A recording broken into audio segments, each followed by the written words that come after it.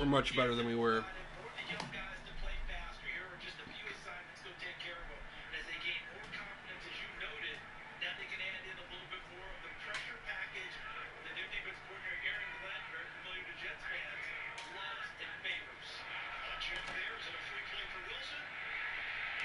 Damn it, Lions. Alright, so where we left off, I won 2 straight. I ain't played in a while.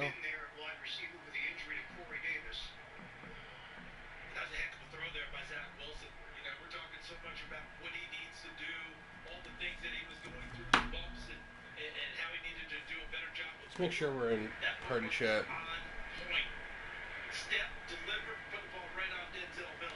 Yep. Alright, let's talk about my parlays. 13-yard pass play for New York. Athletic training staff is out checking on Mims.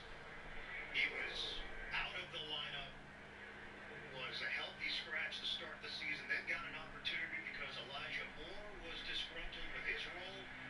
Mims showed enough in practice, enough in the games for the Jets to gain some trust in him. And he's up on his feet and walking off to the sideline. So I need Derrick Henry, Austin Eckler,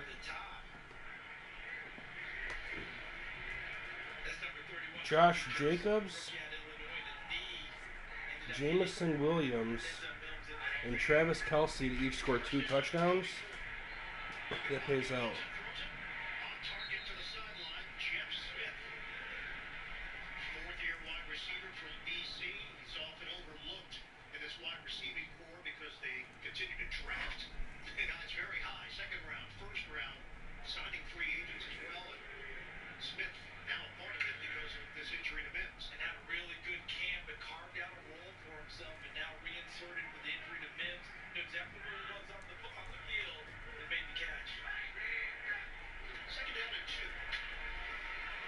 They didn't get it.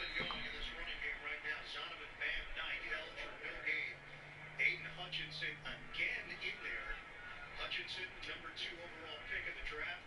We talked to him about the development in his rookie year. He said, man, every single week has been a learning experience. I feel like I've progressed dramatically. My instincts are kicking in, less tunnel vision in what I'm doing. And he also talked about being able to play teams twice, where you can see your development from the first time you played them to the second time, something you don't get in college football as a general rule unless you end up playing them in a bowl game. It's the NFL on EA Sports as we are in the inner harbor of Baltimore at M&T Bank Stadium. The two teams Wilson goes down. James Houston. Baltimore crowd, they're all set as their Ravens will match up. How good is this guy? The New Orleans Saints. Here's Will Lutz ready to get this one started. And off we go from M&T Bank Stadium. And that'll carry over the back line of the end zone for a touchback. James Houston happily, gleefully collects Zach Wilson in his arms and dumps him. Rookie out of Jackson State with 5 sacks this season. Via the University of Florida, transferred into the Jackson State out of last year's season before the Lions drafted him. No rush, great man, puts it high in the air. The ball will Nice, good coverage there on the front. Fake here on first down. Couldn't do it. 54-yard punt. A net of 34. The Lions get the football back. They've got a 7-0 lead. That's going to be knocked away and incomplete. The linebacker, Demario Davis, got a hand in to break that one up. But that certainly looked like something that they discussed all week in practice, getting ready for this one. Take the big shot right out of the gate. At worst, you'll open up the defense a little bit, loosen them up, have them back on their heels. All right.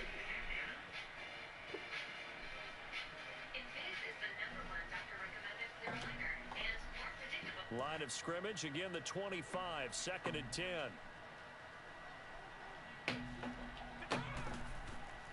Again on 2nd and 10, it's Jackson. Escaping the pressure right. He's going. Oh, this is taken in. It's complete. First down. We didn't even do our pregame shot. Let's get that going. It's all said and done. I didn't know how long it was going to take to find a game, so I didn't want to hesitate. I didn't want to hesitate.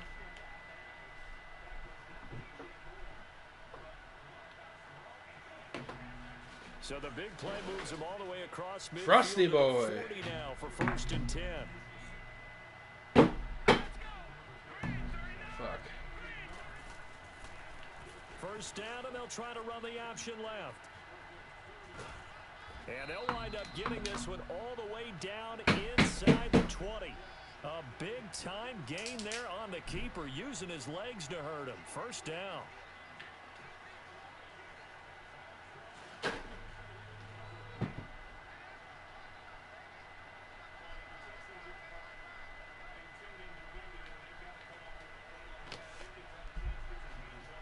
First red zone chance now for the Ravens. They come up 1st and 10 at the 16.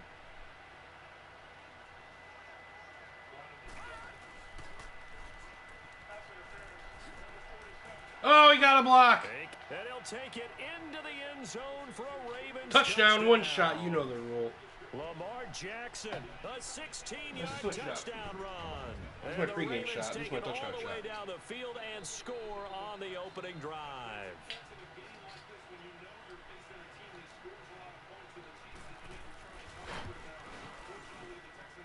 Tucker with the extra point, and that makes the score 7-0.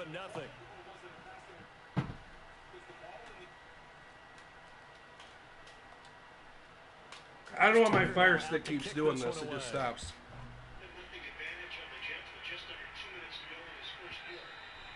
And this will be a touchback as that sails over the end line.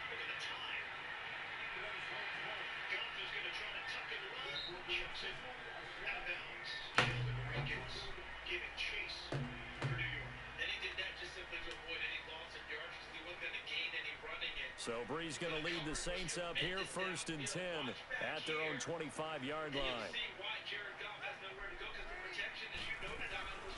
The first carry now. This is Alvin Kamara. And he'll wind up with about 6 up past the 30 to the 31. All right, Brand, I know we're in the early going here, but those kind of runs, they're going to open up a world of opportunities for this offense going forward. They'll come up now 2nd and 4 from the 31. On 2nd down, Kamara. And he'll be brought down right around the 37. Well, too much window. It's a pickup of 6 and good enough to move the chains. Boy, he does it at a high level, doesn't he? Because when I watch him, I think of his vision. Straight ahead, peripheral. Also has that sense of what the fuck is he even do this? before they actually open. I think that helps set him apart from many of the other backs in the league. Now a first down carry. It's Kamara. And hard running's going to get him over the 40 to the 42. Marlon Humphrey with the tackle defensively. I call that play a success. A nice inside run sets up a very manageable 2nd down. A very solid gain on that play. They'll run it now out of the gun. And he stopped immediately there. They'll say no gain on the play there. Now it'll be 3rd down. Off the corner. Where'd he come from? Well, I guess he came off the corner, but really nice play. I like when you're able to pose a question and answer it at the same time. That's exactly where he came from. But he coughed it up. And they'll set up shop in enemy territory at the 45-yard line. Well, he did what he's known for. He made the catch. That Glances off the hands of the intended receivers. He was trying to hit DeAndre Swift. C.J. Mosley over there defensively. It's now 3rd and 6. But DeAndre Swift was feeling C.J. Mosley in the coverage because the ball's there. Maybe just a little bit on the hot side, but it's one that he's caught before. But Mosley in good shape on the coverage would have made a play as the ball was being caught. So where's Ahmad Ross St. Brown, number 14? He is his most trusted receiver on 3rd downs. And I think he just moved into the slot. Swift shifting to the backfield. 3rd down and 6. Play is whistled then. And a timeout called by Detroit. Charge timeout. Detroit. Timeout taken by the Lions. We'll be back in 30 seconds after this. My bets. The winter play was really coming together. Until disaster struck. Tensions.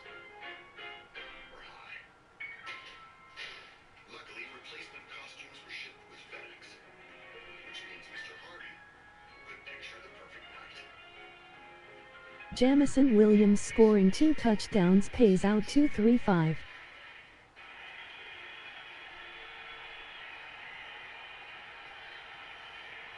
Four receivers set on 3rd and 6 for the Lions. 27 seconds to go in this first quarter. Out of the gun, Goff, step, little flip, and it's dropped by Jackson. Penalty marker thrown at the end of the play, back at the 23. Incomplete for Detroit. Greg Rolstad has been busy early. He's trying to stay warm out there. You know, He's not that bad. Offense, number 58. The penalty decline. Result of the play. Jamison Williams scoring 1 touchdown and Travis Kelce scoring 2 touchdowns pays out 1165. look at the grab there, and that's Bryce Huff, number 47, who doesn't get a ton of snaps, but when he's on the field, he is so productive as a pass rusher, Bryce Huff. The get off time on the line of scrimmage at the snap, makes plays in the backfield, had the big strip sack of Josh Allen in the big win against Buffalo. He's on the field, things happen positively for the Jets. No doubt, he's become a true pass rush specialist for New York. John Fox, no rush. Barrio steps forward. Fair catch called for. He brings it in at the 22-yard line. That's a 43-yard kick. 15 seconds left in this first quarter. We'll come back in 30 seconds after this from Progressive Insurance. Would someone please pass me the sweet potatoes? Sorry, girl, we don't have sweet potatoes. Oh, what do you mean we don't have sweet potatoes? I told you to get some. But no, you didn't. You gave me a whole list of things, and I got them all. There's not a list. It doesn't have sweet potatoes on it. Should I look at the replay? Oh, please. Derrick Henry, Austin Eckler, Josh Jacobs, Jamison Williams, and Travis Kelce to all score 2 touchdowns pays out 125-34963. There we go. Lions 7, Jets nothing. Final 15 seconds of the first. Jets are yet to get anything going offensively with Zach Wilson back in the starting quarterback position. His 8th start of the season. Jets are 5-2 in Wilson's 7 starts prior. The way the Lions are stacking the line of scrimmage, you want to throw the ball, not throwing the early downs here for the Jets. Handoff. Knight rips through that first wing, and he's tackled out near the sideline. Good block from Laken Tomlinson on that side. 5-yard pickup as time It's the runs out. NFL on EA Sports as you get a look inside Gillette Stadium here in Foxborough. All the success in New England over the last few decades, and this crowd has never been more enthusiastic. A moment ago, the Pats emerged from their locker room. They are set as they'll square off with the Baltimore Ravens.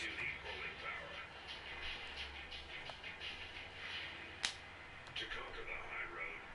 Stephen Gostkowski now has this one teed up, and we are underway from Gillette Stadium. And they will not get a chance to return this one as it's through the end zone for a touchback.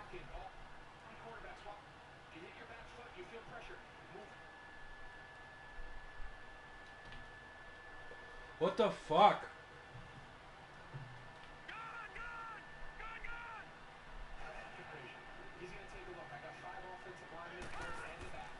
They go play action here on first down. Oh, he's going to take a shot right away. Oh, wide open, complete. A juke. And they do finally get him, but he takes it to the 25. A big play there on the first play of the game, and even 50 yards.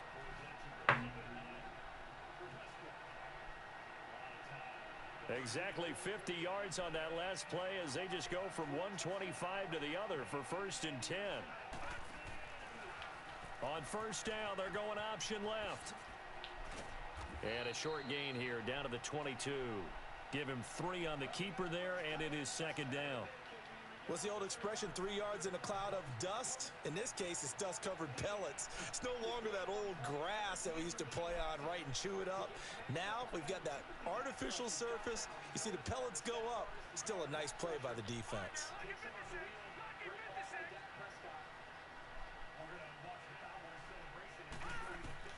On 2nd down, Jackson. Man open left side is Brown. And he is into the end zone for a Baltimore touchdown. John Brown, a 22-yard touchdown grab. And the Ravens take it all the way down the field and score on the opening drive. Tucker able to connect on the extra point, and it's now a 7-0 game.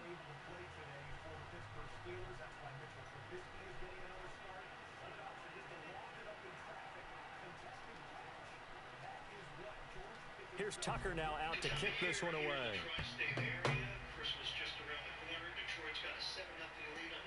That's fielded in the end zone. And he's able to get it across the 20, but not by much, as he's marked down at the 21-yard line. Get it. Touchdown shot. So Brady and the Pats take over 1st and 10 at their own 21.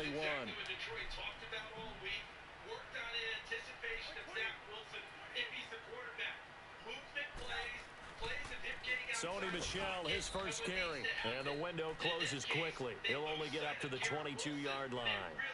Just a yard on the pickup there, and it'll bring up a 2nd and 9.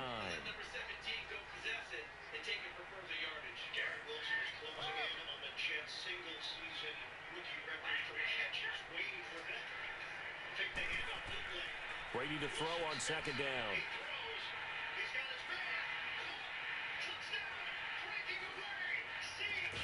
And a first hookup with his Come on, Lions. Rob Gronkowski. Brady to Gronkowski for the Patriot first down. Now, Charles, what's the mindset here offensively? You gave up the touchdown pretty quickly. Would it have changed if you had gotten a stop and it would be 0-0 right now, or no? I wouldn't think so. I think in most cases, just down a touchdown, you know, I mean, we're just getting started here. It should be a long way to go. You think to yourself, stick with the game plan, all the things you worked on in practice. But you have some teams that when they get down, their natural tendency is to aggressively strike back. And let's see if they want to get outside of the game plan we expect and try and be aggressive on their first series.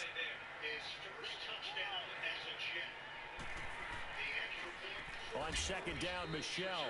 Absolutely nobody fooled there. He's going nowhere fast as he stopped behind the line of scrimmage. They'll wind up losing 3 yards here. And it'll be 3rd and 10.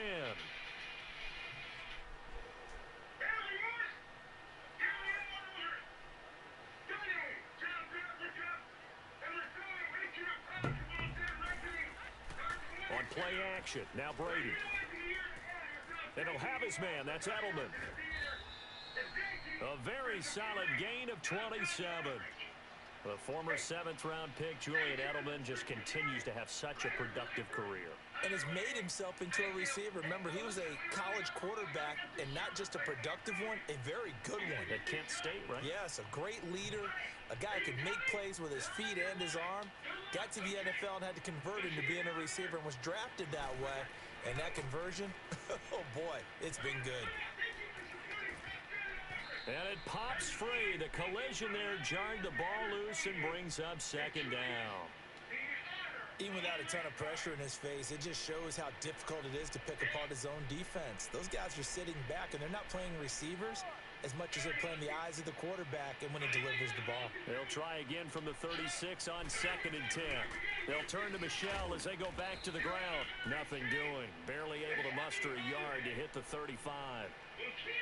I know the scouting report on him is that he doesn't possess the eye discipline to be an elite linebacker. And what that means is his ability to read, react, and make a play. But on that one, he looked like one of those guys. Now a play fake. Brady. Open man, it's Allen. And down he goes, taking it inside the 10, just shy of the 5 at the 6. They're able to convert on 3rd down, and that sets up a 1st and goal. So they're piecing together a nice drive to start this one. Seems pretty scripted and pretty successful so far. And I think they did it without our help. Because you remember when we sat in the production meeting with them to talk about this, and hey, you know, how you guys going to come out of the gate? I know I offered my help with a few plays, and they didn't seem to want it. I didn't offer mine. You were the smart one. Whatever they're doing, though, it's working really well.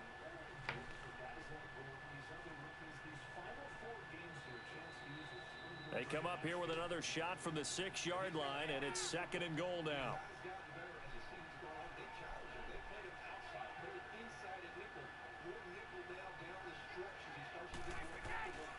He'll get it up the middle.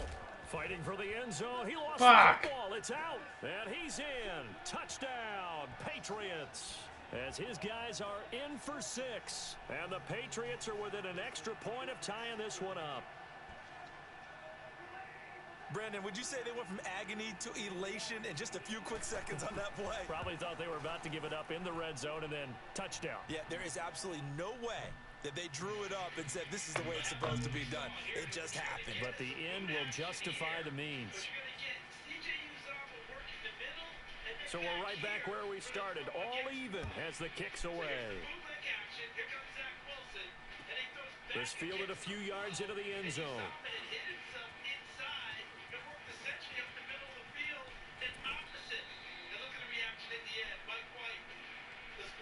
And the Ravens taking the field. And they had to wait a long time to get the football back. Probably not what you were hoping for when you got an offense that's humming. Agreed. What you were looking for is the defense getting the ball back pretty quickly, right? Hoping for a 3 and out. So that didn't happen. You can't yell at your D for that. They've got to take care of their own business and reestablish themselves now that they're back on the field. Now the first play of the drive there is incomplete. And that's one he's got to be happy to have back. There wasn't a hole open in the zone. You'd have to think on early downs like that first down there, need to be a little bit more careful. Yeah, fortunately for him, got a couple more downs to play with. After the incomplete pass, here now is 2nd and 10. To throw again, Jackson over the middle here to Brown. Brown with his stick skills. And they've got it well across midfield down to the 40 before it's all said and done. A really good pickup of 28 yards. Short of the line to gain. James Mitchell goes down to give it. It's going to set up 3rd down and short 5-yard pickup through the air. This is a Detroit team that has scored 30 points or more 7 times this season. That's the most in the NFL. So into Pat's territory now. Here's 1st and 10 right at the 40. We really believed we were close. It was hard to see it from the outside, but we believed it within the building. When you're doing your prep and you saw those numbers, you're like, if I know Kansas City, that's what it felt like when you're... Another nice gain, 13 yards that time, and another 1st down. And that was a nice strong run by the guy they call the field general. 3-yard pickup, Franklin Myers in there defensively. Clock running, under 4 to play now as they come up on 1st and 10. And this time, Jackson will throw it. This is caught. And he'll take it into the end zone for a Ravens touchdown. Willie Snead, 26 yards. And the Ravens are in for 6. There we go. Extra point, and that makes the score 14-7. It's DJ Shark. Make that DJ Shark who gets the grab. DJ Reed on the chase down. That's a DJ Shark, DJ Shark, DJ Shark. Here's Tucker now out to kick this one away.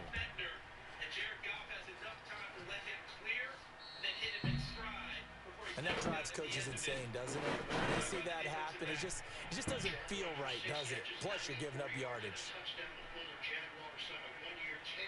Good starting field position for them here as they come up 1st and 10.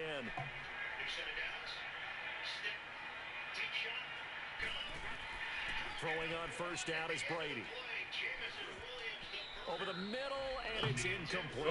The linebacker, C.J. Mosley, there in coverage. But one thing that I've liked defensively is that they've shown them a lot of different looks here in the first half. They've come after them. They've sat back. I think that's what you need to do to keep an offense guessing. And they certainly have kept them on their toes. That's why they haven't had much success on the scoreboard. They fake the handoff. Now Brady. Got a man complete. It's Chris Hogan. And he's going to get this all the way down inside the 35. A very solid gain of 27. Look at that fat-ass fucking stogie. Make sure I ain't no cigar, pal. That's the real deal. That we make it routine. How about that throw right there? Another great completion. And you know one area where he honed his throwing? He was a catcher in high school. He was actually drafted by the Expos in 1995 in the 18th round. Wow, that would have been something to see him behind the dish. Think he gunned down a few guys? Gunned down a few guys trying to steal second. That would have been fun to watch. 15 more there, and they're on a roll. It's another first down. A big reason, the bookend offensive tackles he has now. Panay Sewell, right tackle, number 58. Into the red zone, it's Brady. Into heavy traffic, and it's intercepted. Picked off by Marlon Humphrey. And he'll take it all the way up near the 30-yard line. Edelman, the intended receiver that time. Brandon, this is why golfers do their best to never count a score in their head before the ball goes in the cup. This looked like a slam dunk for points on this drive, didn't it? Instead, they throw an interception, and they're going to come away empty. And he's going to lose yards. They take him down at the 26. It's a loss of 4 there, bringing up second down.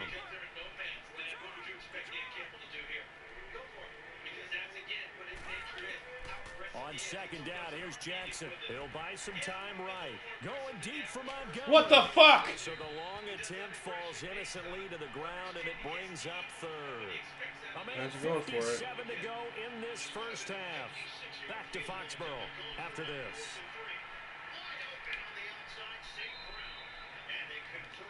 An incomplete pass on that last play, and that means they'll need to come up with something here on third down.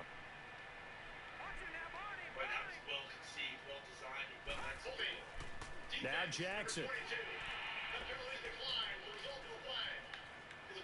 Flushed out right. Now he'll let it go deep over the middle. What the fuck? Shot taken on third down, unsuccessful. Fourth down now. Not only was the call spot on, how about the execution of that defense right there? The zone was absolutely locked up tight.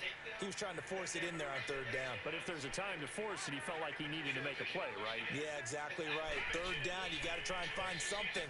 There's nothing available there for him. And he's taken down, trying to do a little too much, getting outside of the pocket, and it results in a sack. A surprising move to go for it, predictably, somewhat predictably, it doesn't pay off. Some bullshit right there. Boy, possession here turns over with the football already being in the red zone. So after the INT, it's Brady. Over the middle, that's caught by Hogan. And he'll go down here at the 12-yard line. 7 yards, the pickup on the pitch and catch. Nothing fancy on first down, but a very consistent type of a play. Hit that slant. A lot of people call it an extension of the running game, and it can be if that pass is completed, because you hit a guy on the run like that, he often can go for big yardage. Sets him up nicely for second down, staying ahead of schedule. Well, we just saw a great example of what we talked about with his coach prior to the game. He's definitely one of the better linebackers at reading a play and flowing to make the stop before it turns into something big.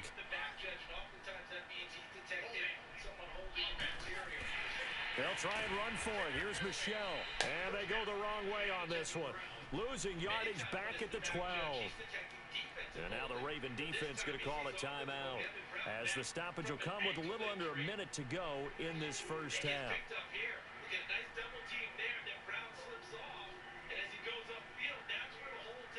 That's a hold.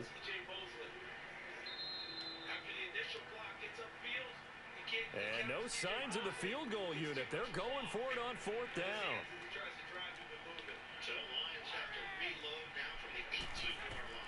They'll go for it. It's Brady. And this is caught. It's pulled in by Gronkowski. And he's going to get into the end zone. So cue up the Gronk spike. It's a Patriot touchdown. No, he never stepped out. A 12-yard touchdown grab. And the Patriots are an extra point away from going out in front. So a tie ball game here as the kick's away. This fielded a few yards into the end zone.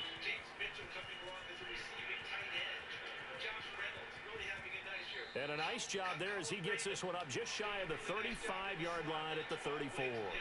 The Ravens offense now, they get set to head back on the field. And last time out, went for it on 4th down, turned it over, gave them great field position, turned into 6 points, so they've got to recover here, Charles. It's amazing what one decision can do in the chain of events, right?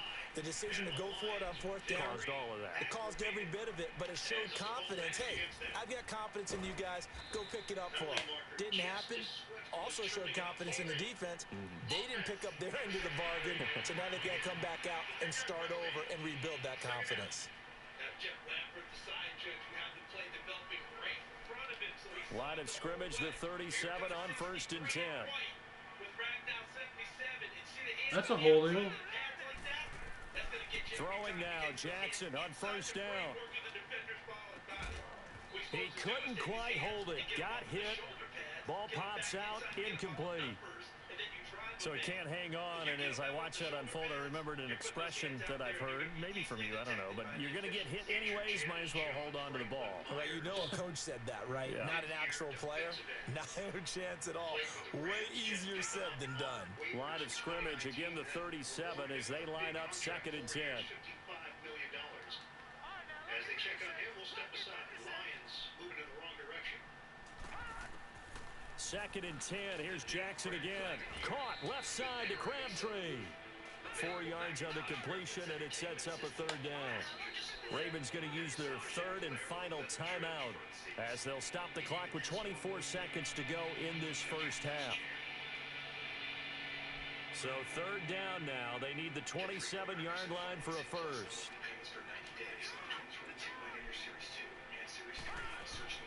Jackson will throw again.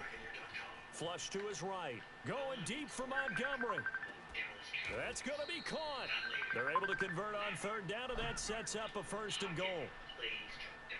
Hey, What? can you go outside and dash? It's gone. Final play It's of the out. half here. It's Jackson. I put it up. This is caught. I didn't know you were doing it the other day. Don't give me a hard time.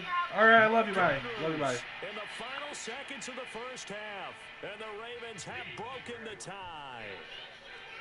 And remember, partner, that's a rookie quarterback back there. Apparently, he's getting the hang of this NFL thing pretty quickly. Have 3 touchdown passes. You're right, he looks comfortable. What are they doing? Anything in particular? Well, they keep talking about making sure they're giving him plays that fit his talents and also maybe shrinking the playbook a little bit. They did tell us that. Bottom line, he's really good. And this will not be returnable. It's out of the back of the end zone for a touchback. The Patriots offense now, they work their way back onto the field. And from this spot in the field with the clock where it's at, you think we're just going to see a knee and that's it? And I think in this situation, that's the proper play. But we do know there's some risk takers out there that may want to take one more shot before the clock runs out. This drive starts out on the ground with Michel. And he's taken down but able to slip across the 35. So we've hit intermission. It's halftime. This is the NFL, and it's a presentation of EA Sports. Both teams appear ready for the fight ahead, and we resume action here in quarter number 3. And that'll carry over the back line of the end zone for a touchback. Now the Patriot offense set to take over again. They're down here, but very much in this game. What's the tonality of a coach's talk when a game is within striking distance like this at intermission? Typically, what they're doing is emphasizing the things that went well in the first half and wanting more of that. Sure, you've got to go over some of the errors and clean up some things because there's a reason you're down. But overall, I think they want to stay positive, stay up with this team. We're just starting the second half, and we've got the football. Let's go ahead and punch it in, and then we'll take it from there. See how that recipe works. We mentioned it. Detroit started the season 1-6. You go through NFL. They'll break the huddle, come up on 2nd and 8 at the 27-yard line. That's it. On 2nd down, here's Brady. And the hit jarred it loose. It's incomplete. I know at times people think we use it too often, but you've got to be able to throw guys open. And when you read zone, you've got to stick it in there before your receiver gets to the next guy in the zone. Otherwise, you bring him into the play. And that's precisely what allowed that defense to disrupt the pass. Brady going to throw. And he's got room. And he will score. Touchdown, Baltimore. So a dangerous pass over the middle into zone coverage, and it bit him hard. And what's really difficult when you throw it in that direction and versus that zone, that means the linebackers have gotten to their spot, gotten their heads back around, and they can see the quarterback and everything in front of them. And they took big advantage of it, went the other direction, excellent blocking, and picked up a touchdown. So they throw the pick six. They'll get another shot at it now as this one's in the air. Especially when it comes to getting the perfect gift. And this will be a touchback as that sails over the end line. Out comes the New England offense to see what they can do this time. And they gave up the pick six, and now they'll be looking to right the ship here. Now, as a quarterback, are you a little more cautious this go-around? You should be, just because after what you gave up, but you can't be so cautious as to just really take things in, and now you're not going to play loose enough to give your team a chance to score. But you still have to be careful, because those defensive guys, I know the reputation defense guys can't catch. All evidence to the contrary on that last possession, though. Brady again here on 2nd and 10. Right side, that's complete to Gronkowski. And they work this well upfield across the 45. And a nice gain of 21 yards. I'm guessing, partner, that if we're in the huddle with the Patriots right now, there's not a single guy that thinks they have any chance of coming back in this one, especially not with Tom Brady. Yeah, who's Tom Brady? What's he done in the past as far as comebacks are concerned? They're down right now, but that can evaporate quickly with him in the huddle. And across midfield he goes into Raven territory. He'll get a nice chunk there on the first down run, and it's 2nd and 4.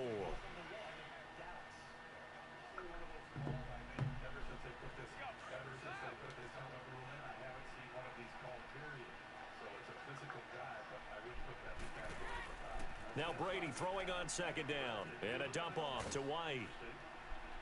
And they'll get him down as he's inside the 40. The Patriot passing game is rolling. They've got another first down. And we see another pitch and catch there to the running back. This position just continues to evolve. They become just as critical to the passing attack as a lot of receivers, tight ends, because their ability to make people miss in the open field can really generate big plays for an offense. The former Charger All-Pro Eric Weddle on the stop. Here's Brady to throw. He's going to look deep down the field, and he can't hang on. That's definitely going to be one he wishes he had back. Incomplete in the end zone. The beauty of being able to play a zone defense when you can sit back and see the ball coming out of the quarterback's hands, guess what? Creates a lot of confusion, kind of a muddle in the middle of the field where you can go make a play on the football. Brady now to throw. And Brady going to be intercepted a third time. Picked off by Marlon Humphrey. And his guys are going to take over at the 31-yard line. First position.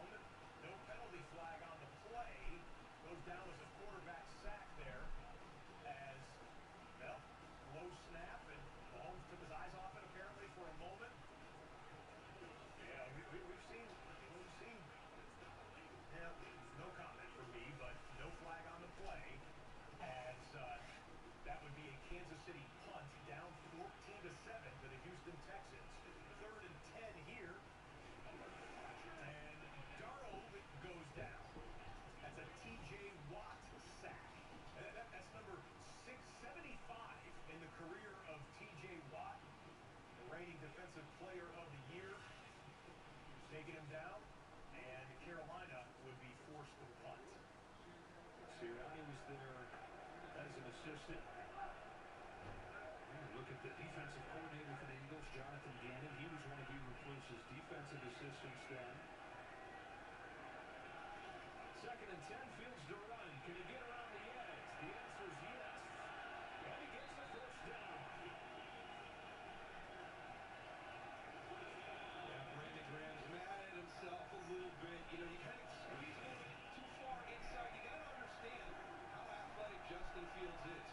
So you may be able to squeeze in a little bit against most people. You see that little stutter. But that is the difference of whether you get to him and make a tackle for a loss, or he turns that corner on you and gets a big gain.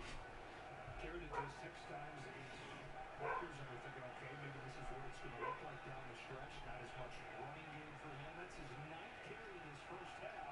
Trusting him, you're able to get it, but that's the best you can say about that one.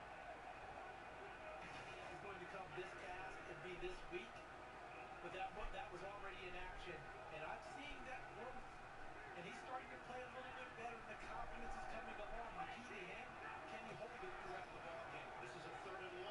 He's going to hold it and do it himself for the first down. And option one. Up at the last 2 games, 3 snaps, no touches for him. 2nd and 16, Henry leaves. Montgomery comes back in. Justin Fields looks to throw. Steps into pressure. Had his arm hit by Hassan Reddick, who's tormenting him so far. The Saints-Falcons update. 2nd and 6. It's Taysom Hill back at quarterback. This one's just going to be student body right. Quarterback sweep. And it goes for 13 yards. Taysom's having a first half. He threw the 1 touchdown pass. Picks up 13 on it. There, he's got 19 yards rushing in the first 5-yard pickup. Guys, also important to note, despite the hope that Mike White would be available for this game, Zach Wilson, according to Robert Saleh, got majority of the reps, the first team reps this week. So White was limited, got some reps, did some things, but it was pretty much Zach's show all week with the ones. Yeah, real quick, guys, the next game is a Thursday nighter coming up. So I think it's very, very difficult to think that Mike White, even if he wants to, comes back and makes a go of it on Thursday night. This could be a 2-game trial here for Zach Wilson at a minimum. 2nd down and 5. It's on the last. It's been all night. To the 36 to Sean Elliott with the tackle. It's a 4-yard pickup. Keep in mind with White, you can't just brush off the fact that he went to the hospital with a rib injury. Now, we get programs sometimes think, these guys are tough. They can just bounce back. He has a fractured rib. Yeah, the Jets made the decision. The doctors made the decision. He was not going to play. No matter 2nd opinion, 3rd opinion, 10 opinions. Which is what Evan talked about in pregame. He went to almost 10 doctors to see, and all the doctors said no. They concurred, and finally they just shut this down and said, Mike, not this week. Let's see you heal up first. They're down to 2. A little trickery. Elijah Moore gets to the outside. First down. So what has this changed for Mike LaFleur, the offensive coordinator, in how to attack Detroit with Wilson at quarterback compared to White? But when you're attacking with Mike White, you're playing much more of a pocket. My bets. Jamison Williams scoring 2 touchdowns pays out 235. Jamison Williams scoring 1 touchdown and Travis Kelce scoring 2 touchdowns pays out 1165. Derrick Henry, Austin Ekeler, Josh Jacobs, Jamison Williams, and Travis Kelce to all score 2 touchdowns pays out 125344963. That's intentional grounding. Clutch on that sidearm delivery. Thought about it, then decided to toss it. They got to talk about what That's intentional grounding. It's the NFL on EA Sports as we are in the inner harbor of Baltimore at M&T Bank Stadium. Here's a scene a short time ago. The Ravens introduced to this sellout crowd, and through a sea of pyrotechnics, out they came from the tunnel. We're set to go as the Ravens get ready to match up with the New England Patriots. And the receiver then where he grounded it was much more towards the numbers. Where he grounded it, I thought, much more towards the hash marks.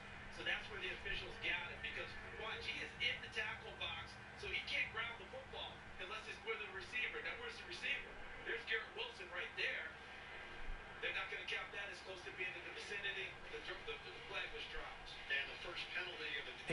Ryan Gostkowski now to kick this one off. And off we go from M&T Bank Stadium.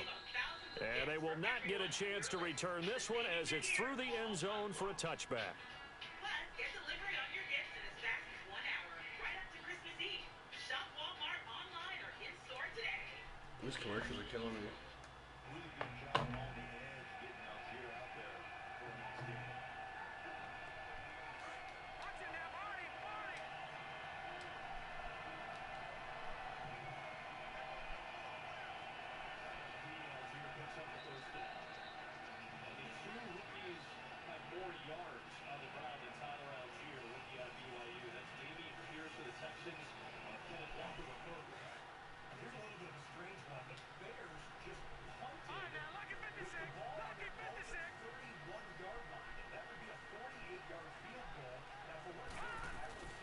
A first carry here for Ty Montgomery.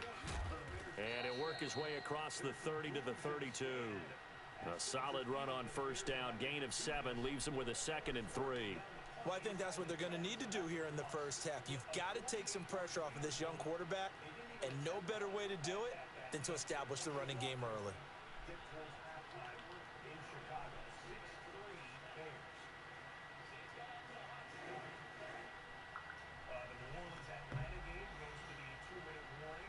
They'll operate from the 32-yard line here, 2nd and 3.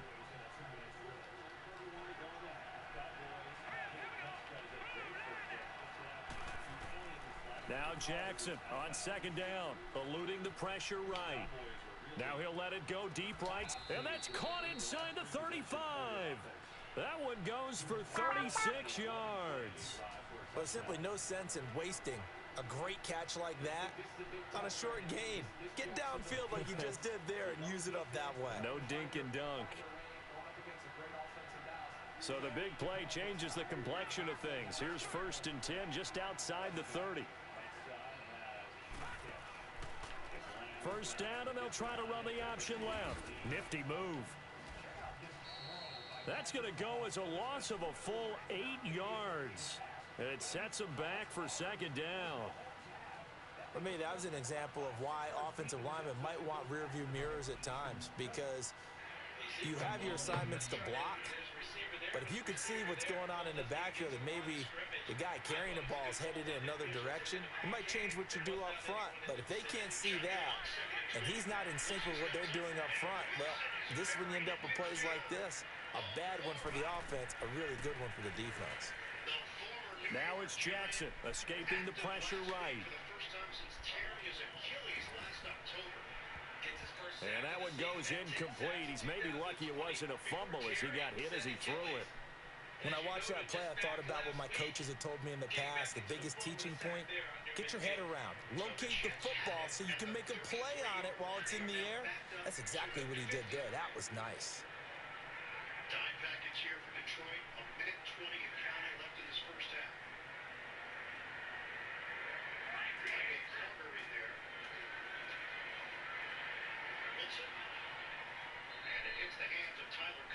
An incomplete pass on that last play, and that means they'll need to come up with something here on 3rd down.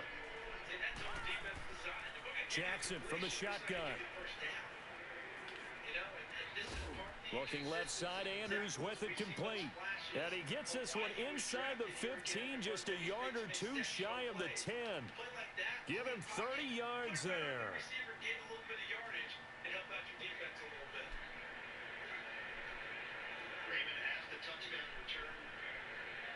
So how about this for field position after the big play? Inside the 15 now as they come up on 1st and 10. Throwing on 1st down, it's Jackson. That's complete right around the 8. And he's going to be brought down just shy of the 5 at the 6. 5 yards on the catch there, brings up 2nd down. To throw again is Jackson. He was in the end zone. It's coming out to the 20. And he rifles one incomplete. Trying to get it to Willie Snead there. And it's 3rd and 5. Right there. They may be snapping the ball near the goal line, but all you're thinking defensively, keep them out of the end zone. Force the incompletion, force them into going for 3, and not giving up 6. Jackson steps away to his left.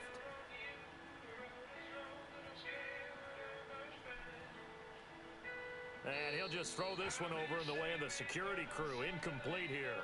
Now, they've got to be a little frustrated here to not complete that on third down after having such a long drive going. Hey, you're talking about going over 70 yards on the drive. Yeah, did you say a little frustrated? Very frustrated. Yeah, I'm with you on that. Very frustrated. There's no doubt about it. They thought they were going to have a chance to cash in the end zone. Now it looks like it's likely a field goal attempt. So a pretty good opening drive. That'll make the home fans somewhat happy. They wanted 6, but they got 3 in the early lead. And they should be happy. The guys look good getting down the field. That's got to give them a little bit of hope that good things are in store here today for them. Tucker now following the made field goal, set to kick it away. This will be taken to the back of the end zone. And no run back here. This will be a touchback, and it comes out to the 25-yard line.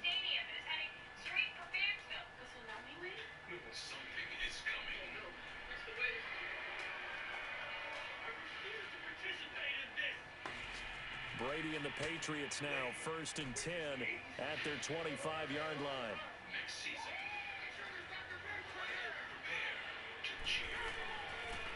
They'll run for the first time with Sony Michel. And he goes nowhere. He'll lose yardage back at the 17. It's a loss of 8 there on the first down play. Well, so much for all the time that you spend in practice, because for offensive linemen and running backs to get in sync, that requires a ton of practice time, a ton of watching tape together, a ton of really getting to where you're thinking with one mind on every single play that's called, every single run, because you want to know how you guys are going to block it. They want to know how he's going to run it, what kind of cuts he's going to make, and it's really anticipatory. And when you're really locked in together, you know what he's going to do before he actually does it. On this play, that didn't happen at all, and that turned into a big loss.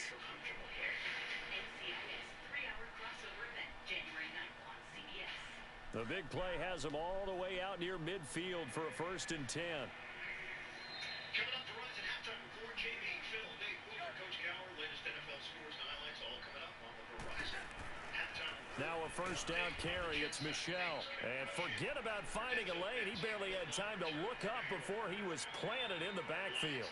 It'll wind up being a loss of 2. And it'll be 2nd and 12.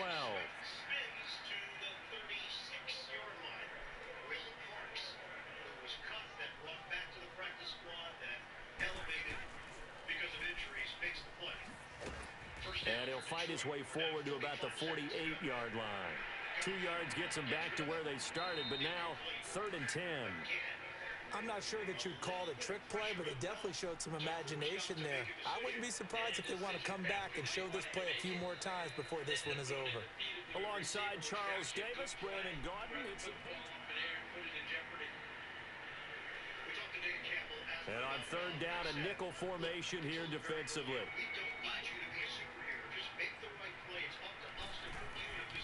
Shotgun now for Brady. Into double coverage, and it's intercepted. Picked off by the safety, Eric Weddle. And they're going to set up shop at the 27-yard line. Well, they didn't exactly show patience there, did they? Just down a score, they come out firing right away and compound things by throwing an interception. They put their defense in a really tough spot. Dan Campbell showed the rank and said, oh, it doesn't surprise me what Detroit is doing. He brings a lot of juice. Not shocked at all about the personality and approach that is rubbed off on this Lions team. Yeah, he sees it. It's a reflection of Dan Campbell, but back-to-back plays for this Jets defense, putting the pressure on Goff and forcing incompletions. Watch Huff in the middle, 47, really good rusher. 3rd and 10. Huff trying to get home for Goff. Tosses underneath to Zylstra, who is tackled after a gain of 4. Zylstra trying to break away from that tackler just to hand the football to the official. We have 29 seconds left in this first half, and it's 4th down. Timeout called by the Jets on the game clock. Thank you. You're welcome. Don't forget the RedZone halftime report. JB, Phil, Nate, Booler, Coach Gower, scores, highlights all coming up for RedZone halftime report. Talk to Jared Goff about his even-keeled nature. And he said, it's just the way I was raised. Don't try to make things bigger than they are. His dad was a professional baseball player. Jared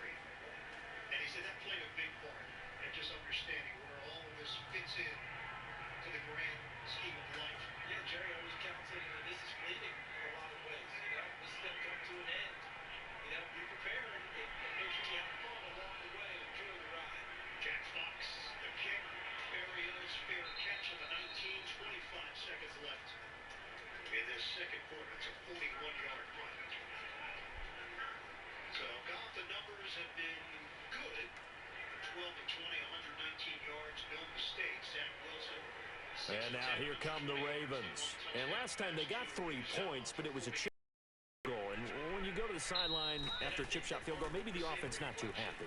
It's a balancing act, isn't it? Because you're exactly right. They're none too pleased that they didn't punch it in for 6 points. But they also have to remember they did put points on the board. 3 points is 3 points. And in this league, you take points when you can get them. Not easily done. Now we're going to get a timeout here called by the Patriots. They'll have 2 remaining as we step aside here in this second quarter.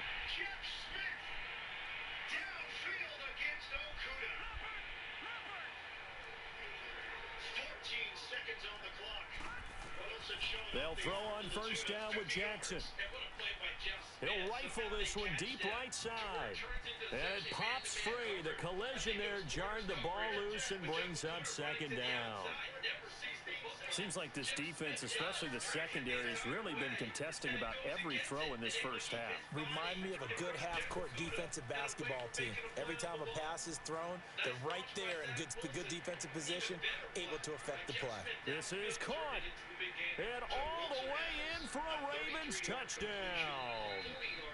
Mark Andrews. That's a good throw. I put the right amount of touch, air, with a little bit of heat. Tucker able to connect on the extra point, and the lead grows to 10. It's a compliment. Hit play loose and free. What did his coaches tell him to go into this ball game to do? Have some fun. It's just football, Zach. Here's Tucker now out to kick this one away. He seems to be doing more of that in the first half than he has in the past. And Charles on the 19-yard line. And this will not be returnable. It's out of the back of the end zone for a touchback. The Patriot offense now set to come back out onto the field. And following the interception, just any interception, are you a little bit more cautious when you start that next drive, or no, you just throw that out the window? I think you are. I don't think that there's any way you can run back out. Let's just go ahead and be loose with the football again. You're going to take care of it, but you have to be careful about being too cautious because now you can't run any offense at all. Still want to attack. We'll see how they attack.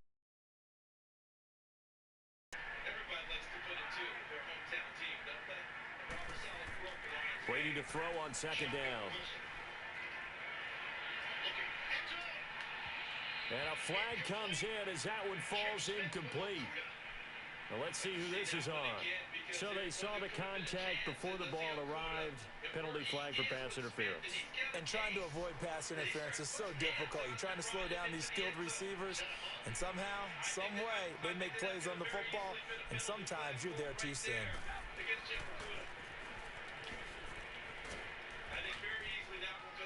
And able to push his way forward here for a good little gain. 5 yards is the tally on first down. That brings up 2nd and 5.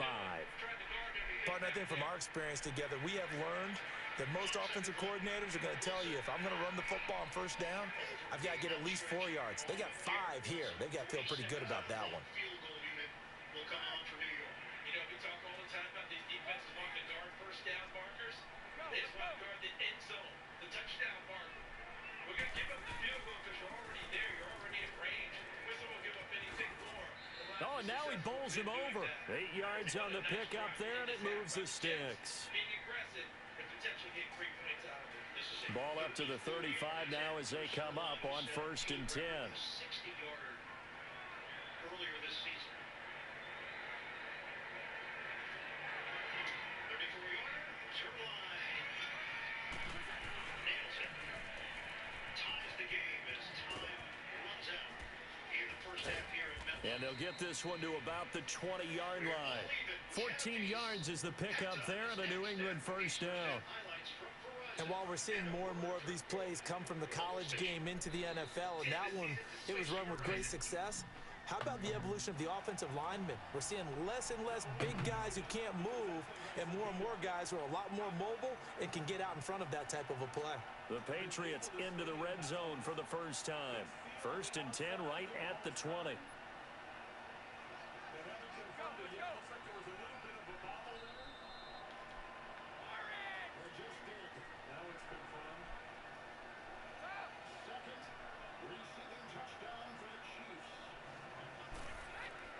Throwing on first down is Brady. Caught on the right side by Dorsett. And he'll be out of bounds, taking it just shy of the 10 at the 11 or the 12. Give him 9 there on the first down completion. That last catch short of the marker by just a yard leaves him with a very manageable 2nd and 1. Why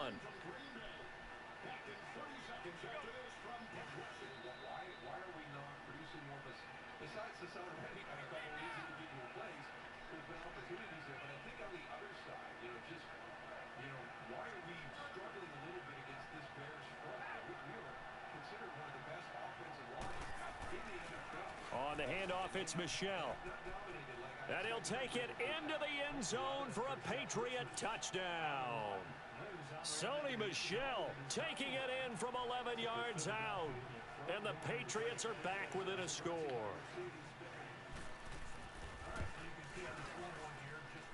Gostkowski the extra point, and that'll cut it to 3 at 10-7.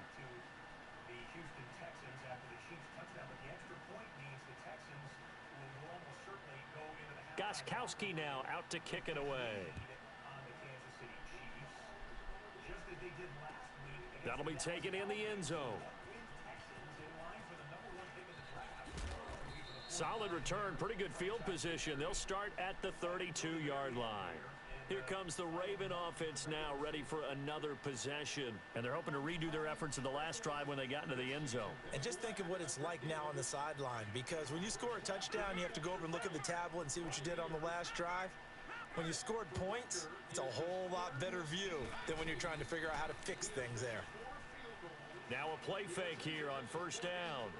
He uncorks it for Snead. And it drops down incomplete. Thought he might have had it. Instead, second down. They decided to take a shot and right down the middle of the field, and really, they didn't give it as much time to develop, did they? They want to take that shot somewhere around the 15-yard mark. And the defense able to recover, bat it free. Again on 2nd and 10, it's Jackson. Buying time to his left. Now he's going to throw deep back over. This is caught at the 20. And he gets this deep into Patriot territory. It's a big play there for Baltimore. 55 yards.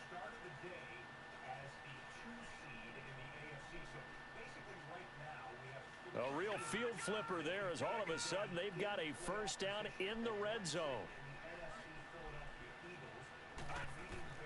From the red zone now, here's Jackson on first down. Flushed out right. He'll wind up getting 9 after tucking it and running, so it'll leave him with 2nd and a yard. Now, that was not a bad scramble there on first down. He didn't force it, nor did he throw it away. He was able to take off, and now he made it a very manageable 2nd and short. Here's the option going left on second down. And he'll get in. Touchdown, Baltimore. Lamar Jackson with his 2nd touchdown here in this first half. And the Ravens will extend their lead.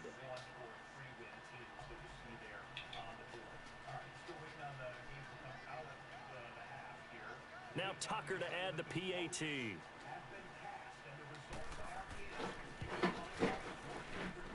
Tucker with the extra point, and his guys will take a 10-point lead.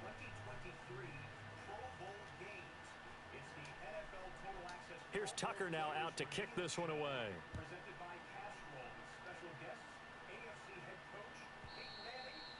And that'll carry over the back line of the end zone for a touchback.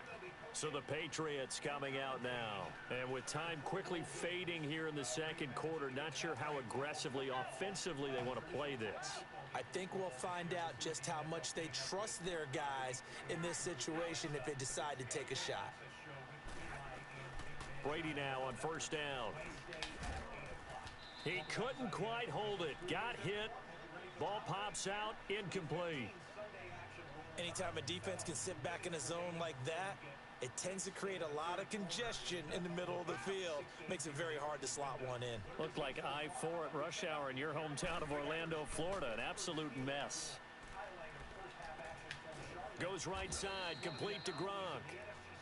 Now hold everything here. We're going to get a timeout by the offense, as they'll stop it with 13 seconds to play in half number 1. So the big play gets him across midfield now for 1st and 10. The scoring was opened up by Pittsburgh on the short Najee touchdown run, 7-0. Sam Darnold tries to answer back, 3rd and goal. Darnold scrambles. DJ Moore squeezes in just inside of the pylon there. And Darnold ties this game up at 7.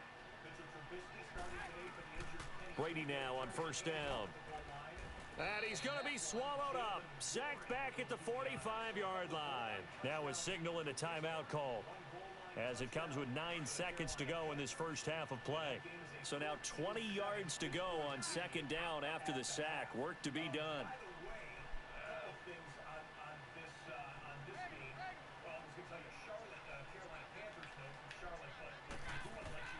Working from the gun, it's Brady. Goes underneath here to White. And he's going to be out of bounds, but not before he takes it inside the 40. They get 16 out of that one, but they'll still need to convert on 3rd. So 3 seconds here remain in the half. On is the field goal unit to see about getting 3 points. This from 54 yards away.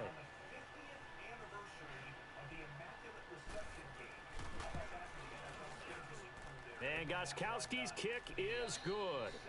We have hit halftime. Still 2 more quarters to go. We'll take a timeout. We'll be back after this. You're watching the NFL, and it's on EA Sports. It's in the game. Here's Tucker now out to kick this one away.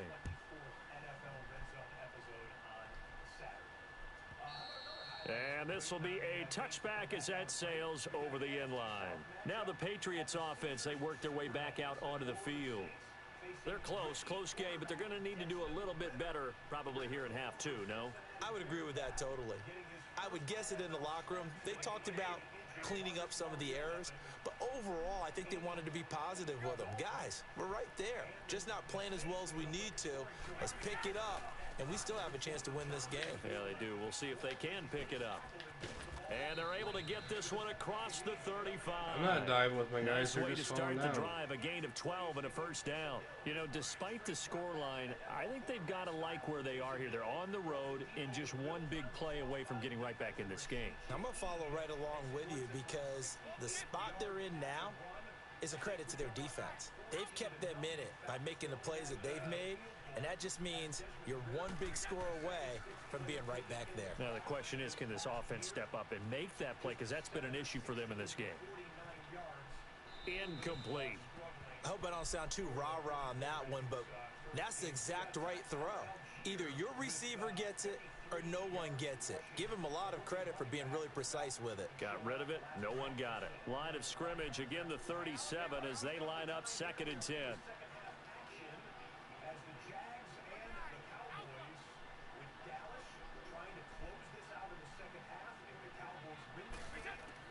Looking back to the air on 2nd down, it's Brady. Left side, it's Dorsett. 17 yards there for the Patriots as they've got themselves a 1st down. The goal for any offense versus his own defense, find the holes where guys are available and put the ball on the receiver before any defender can step up and fill it. They did it well there. Perfectly executed crossing route.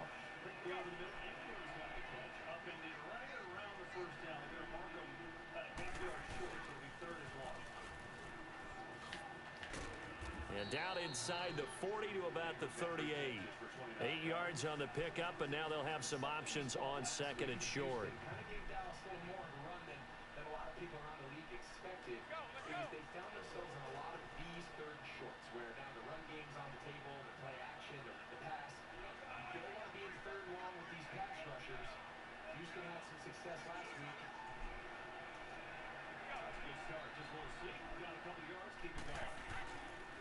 A give. This is Michelle.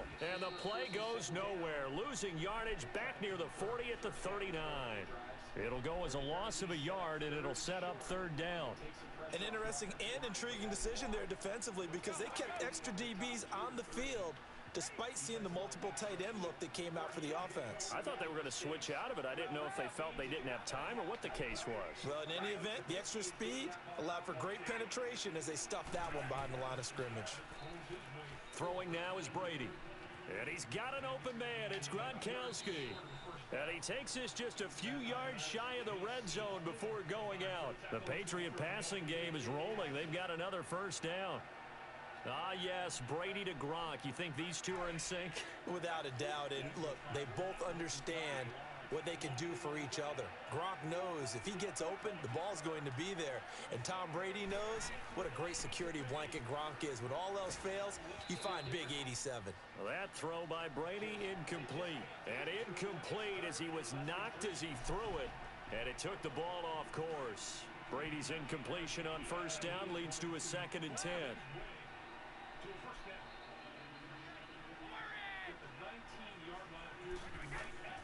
Throwing again. Brady. Nowhere to escape, and he goes down. Well, enough takes a start to have a good drive. Quite like a big loss on a sack, does it? Now they're looking at a 3rd and long, and suddenly the momentum shifted to the other side of the football. And old Mo is a very, very fickle man. And that issue is wrong, so that's concerning for Dallas. Here's ETN, left side, and I see ETN's got Tough spot for the Pats now after the sack as Brady will lead them up 3rd and long. See how Pittsburgh has controlled things so far, although they're only ahead by a touchdown. Here's Harris going to try to right side. Along with Brandon No gain there on the play, and that's going to leave them with a 4th down. Nice job there defensively to clamp down because really they've been on their heels this drive. Agreed, and they really needed that one for confidence, just to feel a little bit better. But I don't know if I would be daunted by them stopping me on one run. This drive has gone pretty well. I could come right back at them.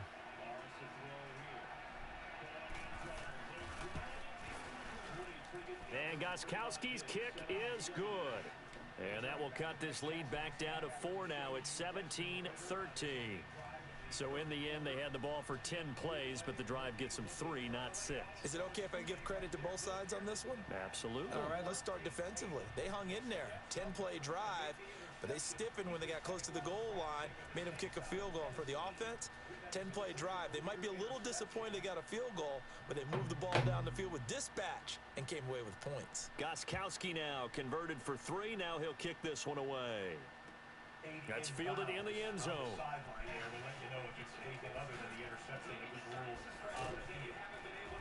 And a good return as he'll be stopped just shy of the 30-yard line. The Ravens offense getting ready now for their first possession of the second half.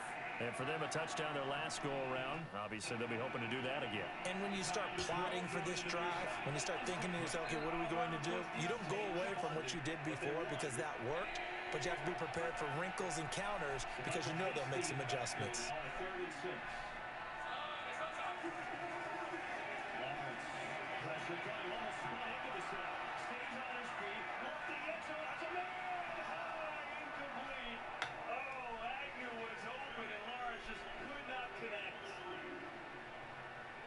Yeah, he kind of lost his footing. You mentioned it. He kind of spun out from the pocket, but he almost spun into where the pressure was coming off his edge. On the penalties, we'd love to see a takeaway here in the second half. They've had one in the last 6 games. That's for Robert Saleh. Really liking how aggressive Zach Wilson is playing in this offense as a whole. But defensively, his number 1 priority, pressure on Goff, 0 sacks in that first half. And no running attack, tangible running attack to speak of for the New York Jets. Held to 21 yards in the first half on the ground. Wilson pumps it in there, bounced off the hand of Garrett Wilson, and it's incomplete. So we mentioned the Goff numbers. Wilson finished up 8 of 14, 185 yards. The touchdown to Usama. He absorbed 2 sacks in that first half. And people coming into it probably thought, okay, Zach Wilson, Jared Goff, decided quarterback advantage for Detroit. Didn't turn out that way in the first half. Zach Wilson really played better and better as time went on. What did Jared Goff play poorly? Just the numbers reflected there. Zach Wilson showing his potential in the first half of the Jets. 2 tight ends in this formation. They will run it. Knight slashing short of the 30-yard line. Picks up 5 yards on the play. Look at the numbers this season for Robert Saleh's squad. 8 games with over 90 yards rushing. They've gone 7-1 in those games. 5 games under 90 yards. They are 0-5. And remember, Brees Hall getting hurt has hurt those numbers. Big Michael Carter having an ankle injury.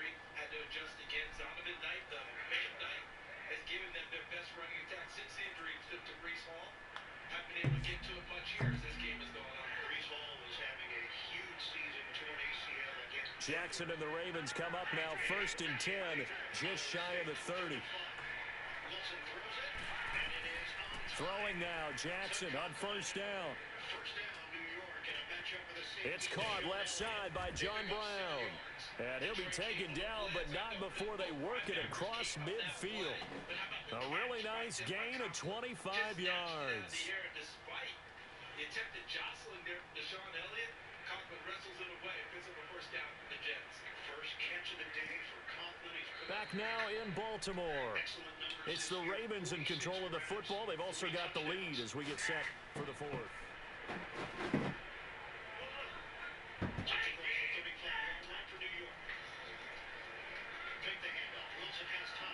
So into Pat's territory now. Here's picked 1st off and 10 at the 46. From the gun, it's Jackson. And an alley to run. And avoids the contact by sliding. He'll get 8 on the scramble there. It'll be 2nd and a couple. Partner, he was going through his progressions. Not there, not there. After about the 3rd one, he decided he better pull it down and run for it. And he slides down and avoids the hit for good measure. Coverage at all, and sticks with his receiver the entire way. And Jerry Jacobs sees that and gets his first interception of the season. In fact, this week, he was talking about how the Lions have become more aggressive with takeaways. On 2nd down, here's Jackson. He said, I'm hungry. I want to Flush to his right. He gets his first big bite right there. Oh, no, he lost the football. But this will get out of bounds, so possession will stay the same. Maybe not exactly what they had in mind, but that scramble good for 6 and a 1st down. So the line of scrimmage is the 15. Goff will toss it to the outside. Catch made by Swift. And adjusts to try to get around Quan Alexander for no gain. From the 32 now, here's 1st and 10. Part of the game, and you mentioned how when we talked to Jared Goff and you asked about the offensive line, he's On 1st and 10, it's Jackson being chased out left. And he'll avoid the tackle there with a slide. He'll get 8 on the scramble there. It'll be 2nd and a couple. Well, he did a nice job keeping his eyes downfield, waiting for someone to get open. But once the pressure forced his eyes down to see the rush, it was time to make a break for it. Jets were ready. Jamal Williams gets hit by Will Parks. More playing time for Parks. The injury to LaMarcus Joyner. Loss of 1 on the play. And how about this? Parks filling in for LaMarcus Joyner. Watch him coming in and approaching. There's a rundown in terms of defense. You're not really playing the pass, but you're sending the pressure up front in order to stack up the run. And that's what Will Parks did. Got it all stacked up and then let him finish. And the play clock is going to run out here. They're in no hurry to get a play off. And that'll set them back 5. So the delay of game penalty backs them up. It's now 2nd and 7. And now Jackson will look to throw it. And he almost had it defensively. Could have been a game changer there in this 2nd half. Instead, it's 3rd down. I think he's taking an awful chance with the football right there. You've got to lead, you've got to protect it, and he's taking chances putting it out there in a little bit of jeopardy. Especially in a spot like this, 4th quarter, as you said, trying to cling to that advantage. Yeah, that one probably should have been picked, huh? And he's got Snead. And he gets it all the way down inside the 10 and mark him at the 5. They're able to convert on 3rd down, and that sets up a 1st and goal. 11:55 to go. So 1st and goal, 6 points here would go a long way toward wrapping this one up. Offering savings for over 85 years. That's not been in a profit to be around. Play action. It's Jackson.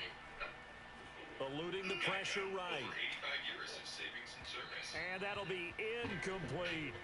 Down this close to the goal line, 1st down. Surprised that wasn't a run? I am, and you know I'm old school. I want to run the ball on 1st down in this situation because 2nd down, that gives me that option of running play action and maybe throwing it. Line of scrimmage, again the 4-yard line. 2nd and goal. Again, Jackson.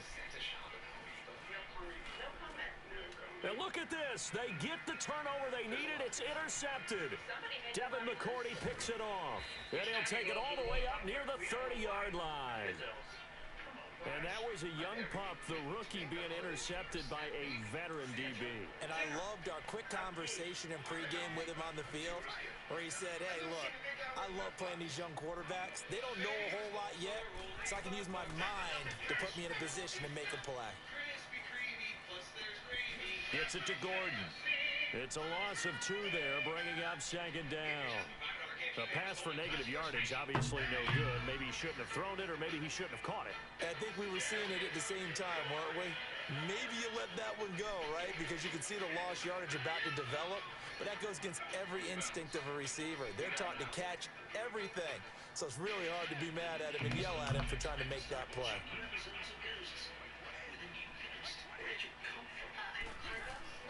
On second down, here's Brady. Going deep here for Allen. He's got a man, complete.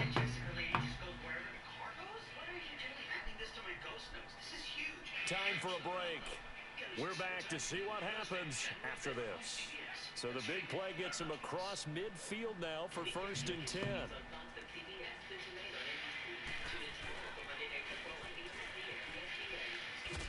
And he's going to take it down to about the 35 here. Just what you want on a 1st down run. Call it 8 yards, and it's 2nd and 2.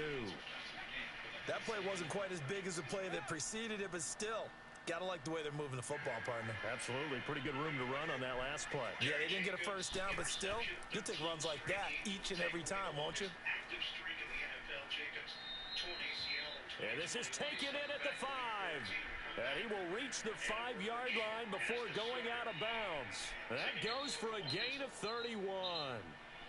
There will always be a place for methodically marching the ball downfield. But when you can pick it up in big chunks and strike like that, have explosive plays, that's often the difference in winning and losing. Those types of plays that can knock a defense off balance, that'll drive a team towards a victory. Holiday spirit. Happy holidays. Next week, games on Christmas Eve, games on Christmas Day. It'll be an NFL bonanza. Can Zach Wilson shake it off and get this offense back in gear? Number 25. Oh, how about this on 1st and goal? And he is out of bounds here. Give him 4 on the carry there at 2nd and goal. A lot can go wrong when you call a play like this down in the red zone, but that's where you appreciate this from your head coach. He's not afraid to trust his guys to do the right thing, and as a player, that means an awful lot. You're thinking sack, you're thinking pass rush, you're thinking pressure. Hutchinson is the total package. You're getting that from Detroit. They'll give it to him up the middle, and he tries to power forward, but he will not get back to the line of scrimmage. It'll be a loss of 1, and that is going to set up 3rd and goal.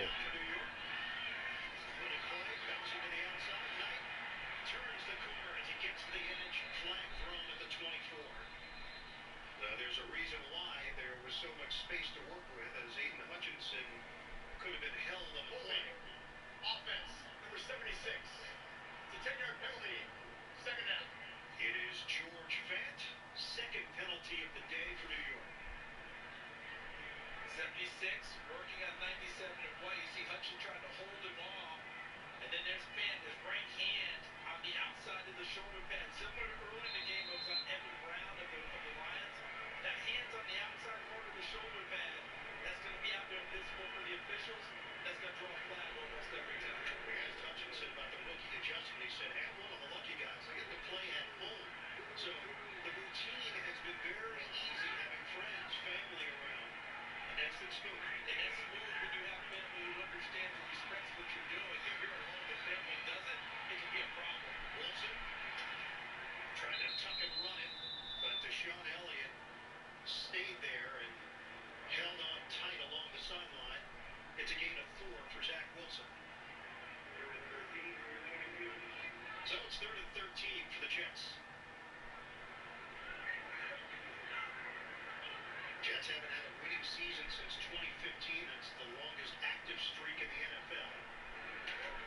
Interaction today at 7-6. They were 6-3. They dropped 3 of their last 4 games. Garrett Wilson's been pretty quiet for him in recent series for the Jets. Number 17 in green. One of the better playmakers. 4 targets today, 1 catch. The ball. Jeff Smith couldn't get away. 4-yard pickup. Will Harris, the tackle the Jets will punt. Almost wonder if the last interception lingered in the mind of Mike LaFleur on that play call there. But Zach Wilson didn't want to force anything downfield, take that sort of a chance, rely on a really good defense now, make sure you don't make the big mistake, and turn it back over to them. So it's Brady Mann, third year from Texas A&M, a Ray Guy Award winner in 2018.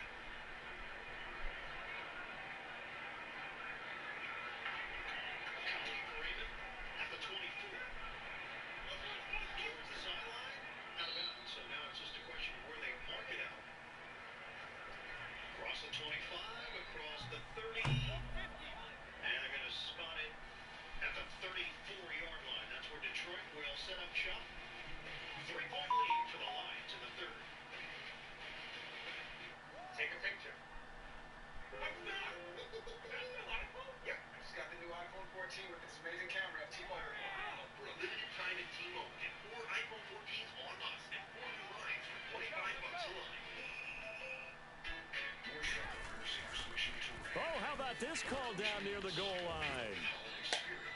What a stand so far defensively, and now that's going to bring up a 4th and goal.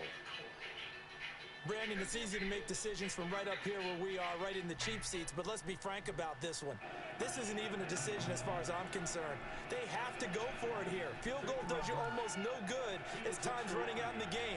If you want to win, you have to be aggressive here. Oh, look at this play call. He takes it across for the touchdown, and they've taken the lead late in the final minute of the 4th. Wow. Wow.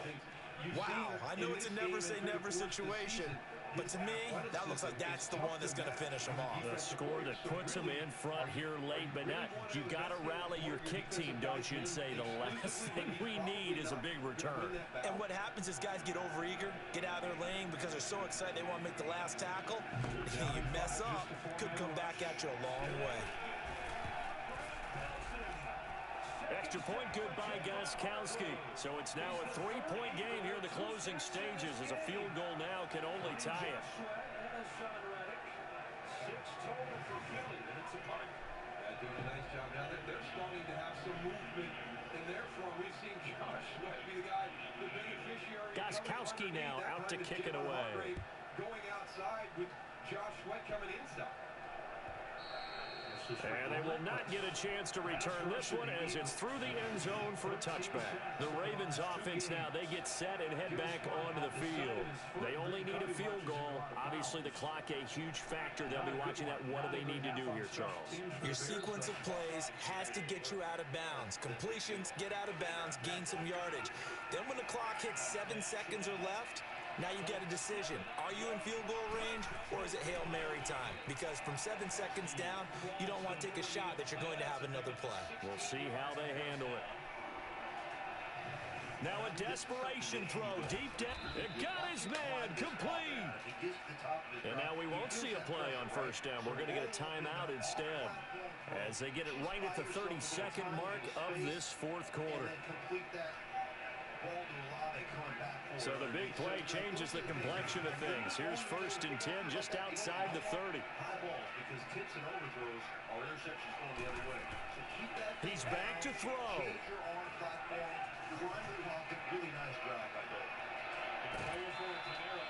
He'll get 3 yards on the scramble there at 2nd down. Looked to me like they adopted what my kindergarten teacher always said. If at first you don't succeed, try again. And finally, able to hold him in check. He'd been carving him up running the ball. That's the first time I think I've seen where the coverage was good downfield and they accounted for him and stopped him for a short pickup. Yeah, I don't think it was a big adjustment, but much more emphasis on making sure they knew where he was when he decided to take off and go. And that will be incomplete with a clock showing 18 seconds now to go.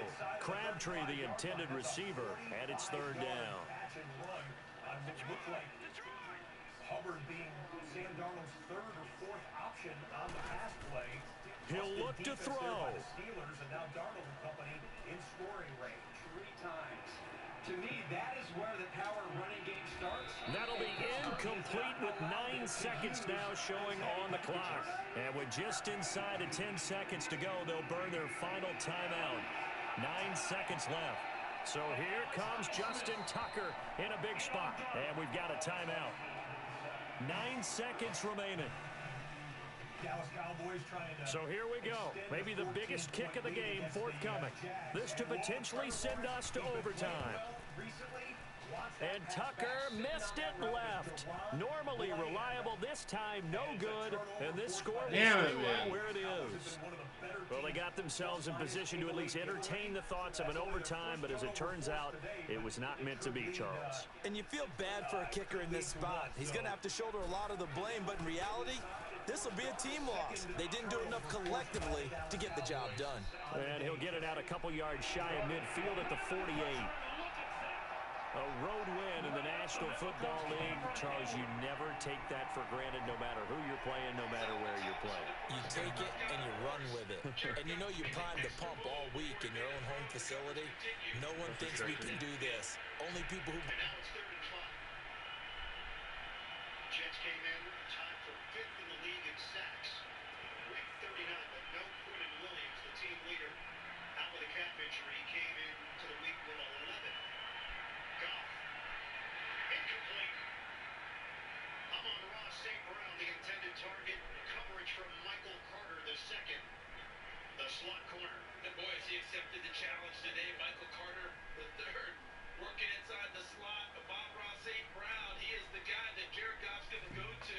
They get tangled up a little bit. No flag on the play. Good coverage there by Carter. Able to stay with it and force the incomplete. Fake it. So Detroit will punt it. Berrios is deep at the 10-yard line for New York. We have 7:22 to go in the 3rd. Jack Fox for review from Rice. This one will roll into the end zone. So a 49-yard punt, but a net of 29. Jets will have it at the 20, trailing the Lions by 3. When we come back. We know y'all can cook real good, but sometimes the fam just wants Popeyes for dinner. And since our 10-piece box packs lots of our juicy mixed signature chicken everyone can enjoy, you want it too. Get it only at Popeyes. COVID-19. Some people get it, and some people can get it bad. And for those who do get it bad, it may be because they have a high risk factor, such as heart disease, diabetes, being overweight, asthma, or smoking. Even if symptoms feel mild, these factors can increase your risk of COVID-19 turning severe. So if you're at high risk and test positive, don't wait. Ask your healthcare provider right away if an authorized oral treatment is right for you.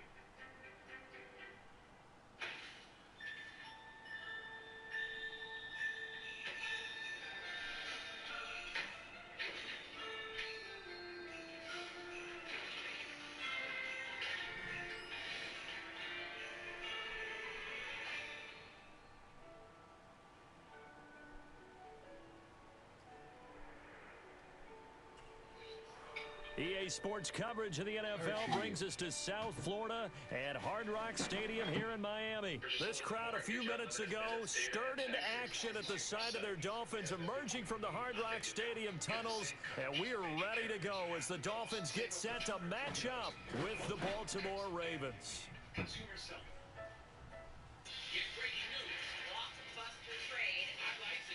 Justin Tucker set to boom this one away, and we are underway from Miami. And this will not be returnable. It's out of the back of the end zone for a touchback.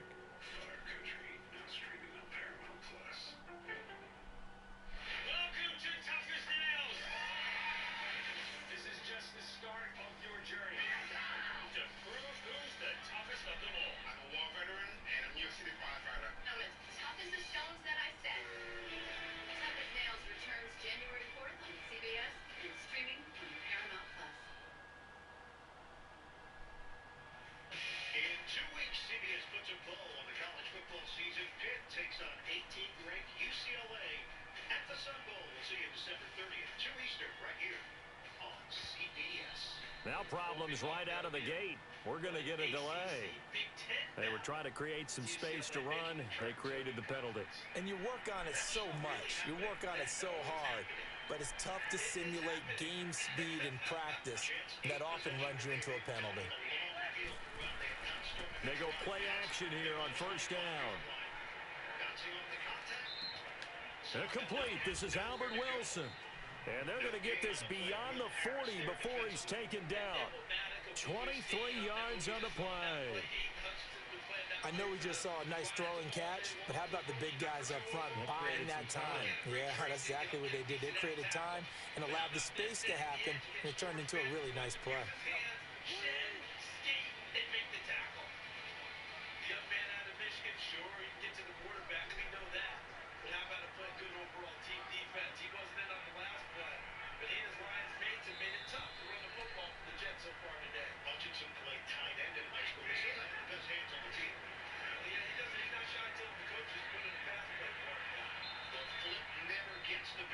So that'll back him up 5. So a little bit of a stiffer challenge now. 1st and 15 following the delay of game. They'll run it now out of the gun. Stop shy of the 45. Showed off a nice little move on the play, though. It's a 5-yard pickup, so essentially they get the penalty yardage back, and it's back to 2nd and 10.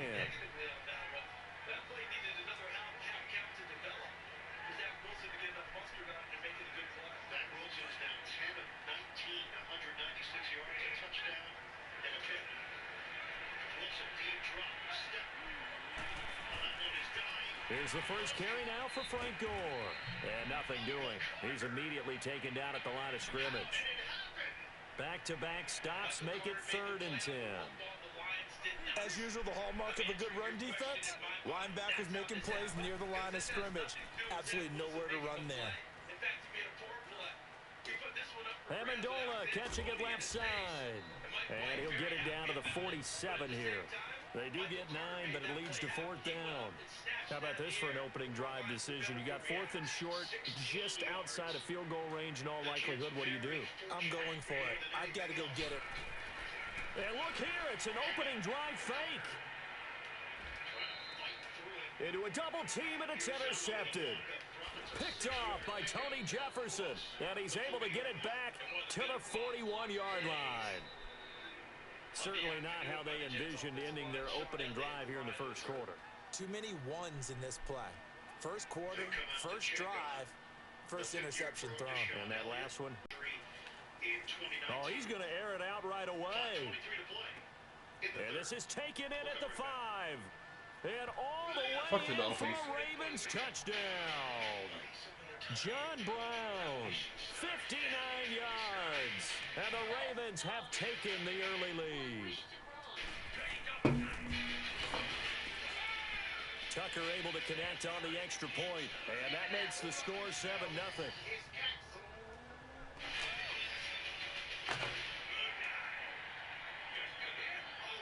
Here's Tucker now out to kick this one away.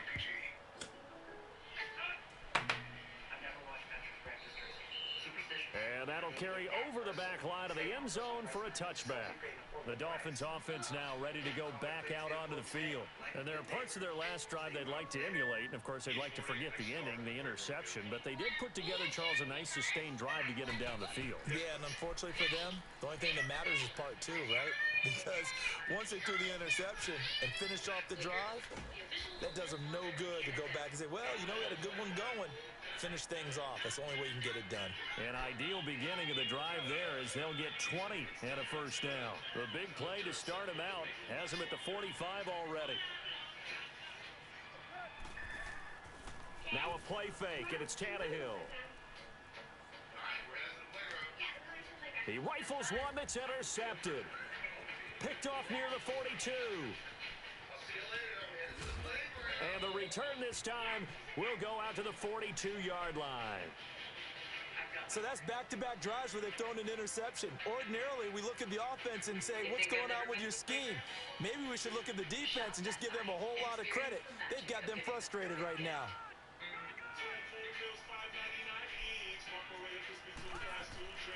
After the interception, here's Jackson. He's going deep for Brown. And he is into the end zone for a Baltimore touchdown. John Brown with his second touchdown in this opening quarter. And the Ravens will add on to their lead. Tucker with the extra point, and it's now 14-0.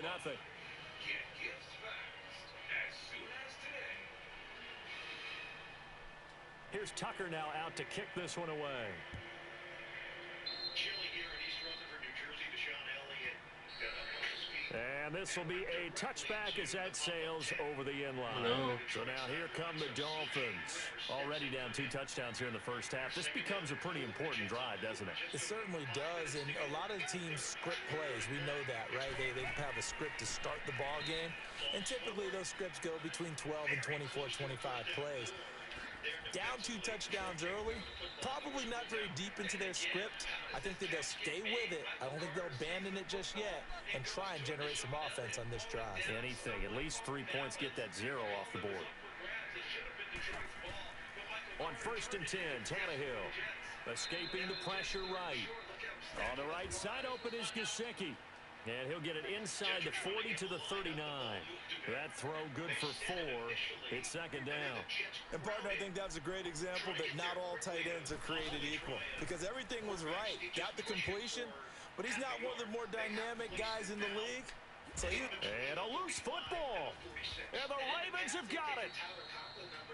Often on fumbles, you look at the guy who coughed it up and say, geez, what did he do? But, hey, let's tip the cap to the defense here. Not a problem at all, my man. I'm not even going to tip it. I'm going to doff my cap to him. Congratulations. Big-time play. Knocking it free and creating something good for your team. After the fumble recovery, it's Jackson. Flushed out right. And he will go down outside of the pocket for a sack. Tried to get away, but could not. Cameron Wake in there to get him for a loss of 5. Got to assume this defense will be charging again here. It's 2nd and 15. Here's Jackson.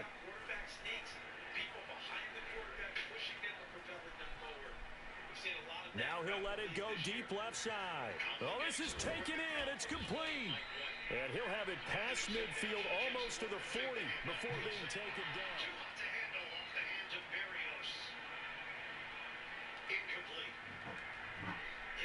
So the big play gets him across midfield now for 1st and 10.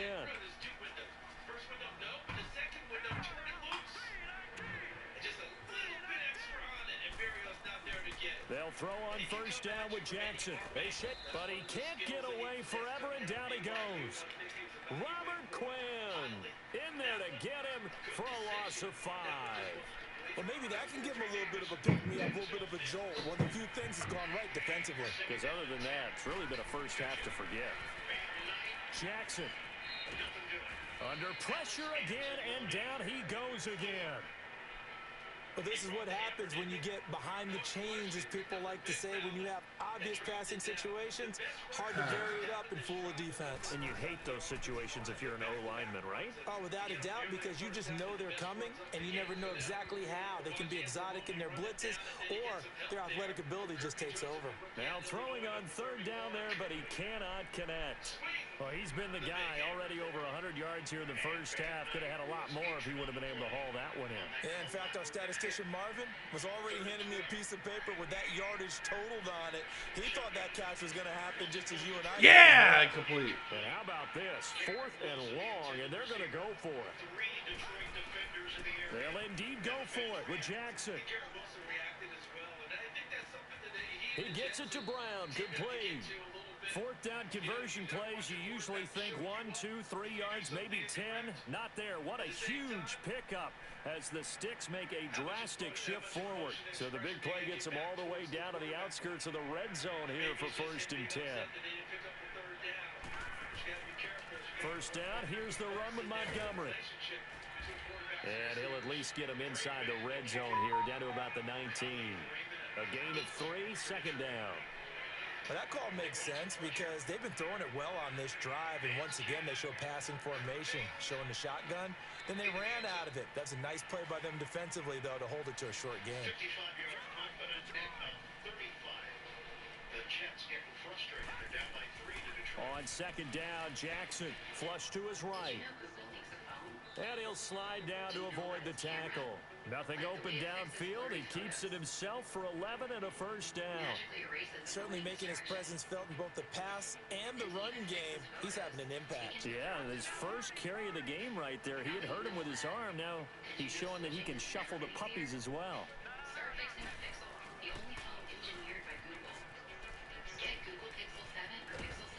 And he's going to fight his way forward here for a modest gain. 6 yards there on the keeper. It's second down. To conquer the high road or the off-road. 2 minutes to play here in the first half. We'll come back to Miami after this. Premium and capable. It's the holidays. You'll find the year's best selection of GMC Sierra heavy-duty pickups in stock and ready for delivery. Collins now the lone man in the backfield, second and goal.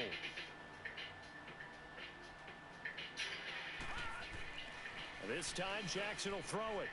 Drops it underneath for Collins. And he'll take it into the end zone for a Ravens touchdown. Alex Collins, a 2-yard touchdown grab. And the Ravens will extend their lead. Just helps you create portable price. Right. I mean, I'm not a that phone guy. Call it quick to get a quote today. Like a good neighbor, State Farm's there. Tucker now to add the point after. Tuesday on CBS, celebrate the season with the Queen of Christmas. Extra point hugged the upright a bit, but he gets it to go. And it's now 21-0. Merry Christmas to all. Tuesday on CBS. #1 Christmas song of all time, correct? Are you looking for validation? Yes, I'm looking because you always have it. You're my guy. Handed off to Jamal Williams. Here's Tucker now out to kick this one away. So, the Jets, what we've seen in the Zach Wilson starts this year, their defense. And they will not get a chance to return this one as it's through the end zone for a touchback. Out comes the Miami offensive unit now. They get set to take over. And some dangerous territory. You're already down 3 scores. A 3-and-out here or an inability to put any points up. This one might be over by half. Yeah, and what you also have to guard against is calling every play for a big shot downfield. You know, thinking you're going to get all these points back on one drive. You're not. And last time I looked, it's still the first half. I'm not saying you have ultimate patience here, but you also don't have to go ahead and force everything either. Now a first down throw, Tannehill eluding the pressure right. And it's a short one here, complete to his tight end. And he'll get to the 29-yard line, brought down there. That throw good for 4. It's second down. Here's Tannehill now on second down. Escaping the pressure right. He's got his tight end on the corner route. It's complete.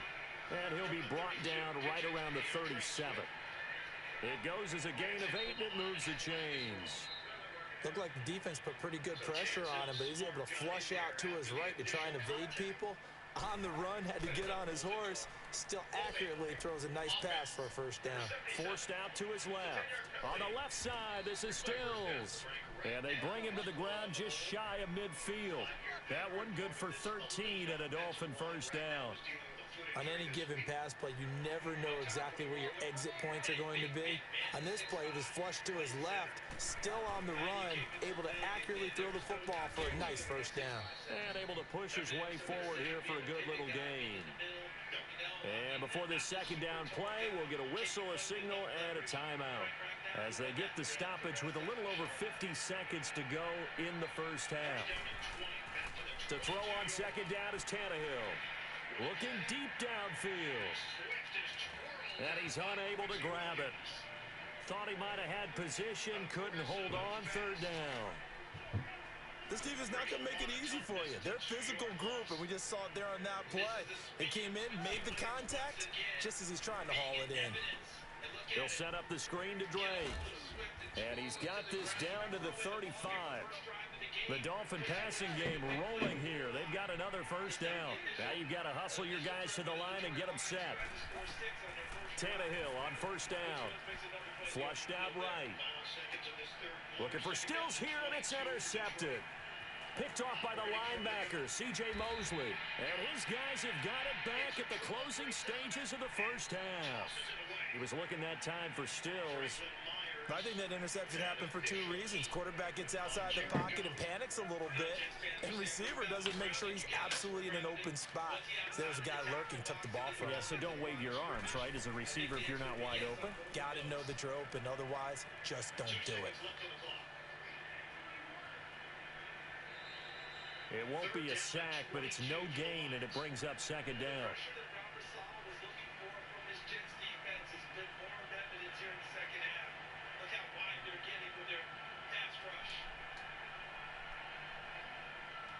Shotgun, Goff.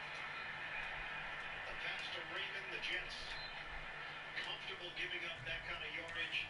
They bring him down to bring up fourth down. DJ Reed with a stop. The fourth quarter is coming up here on second down, here's Jackson. Flush to his right. He's going to let this go deep, back over the middle. This is caught inside the 15. Now whistles and a timeout with 3 seconds left in the first half. So 3 seconds here remain in the half. On is the field goal unit to see about getting 3 points. And now we'll get a late timeout as it comes in the waning moments of quarter number 2.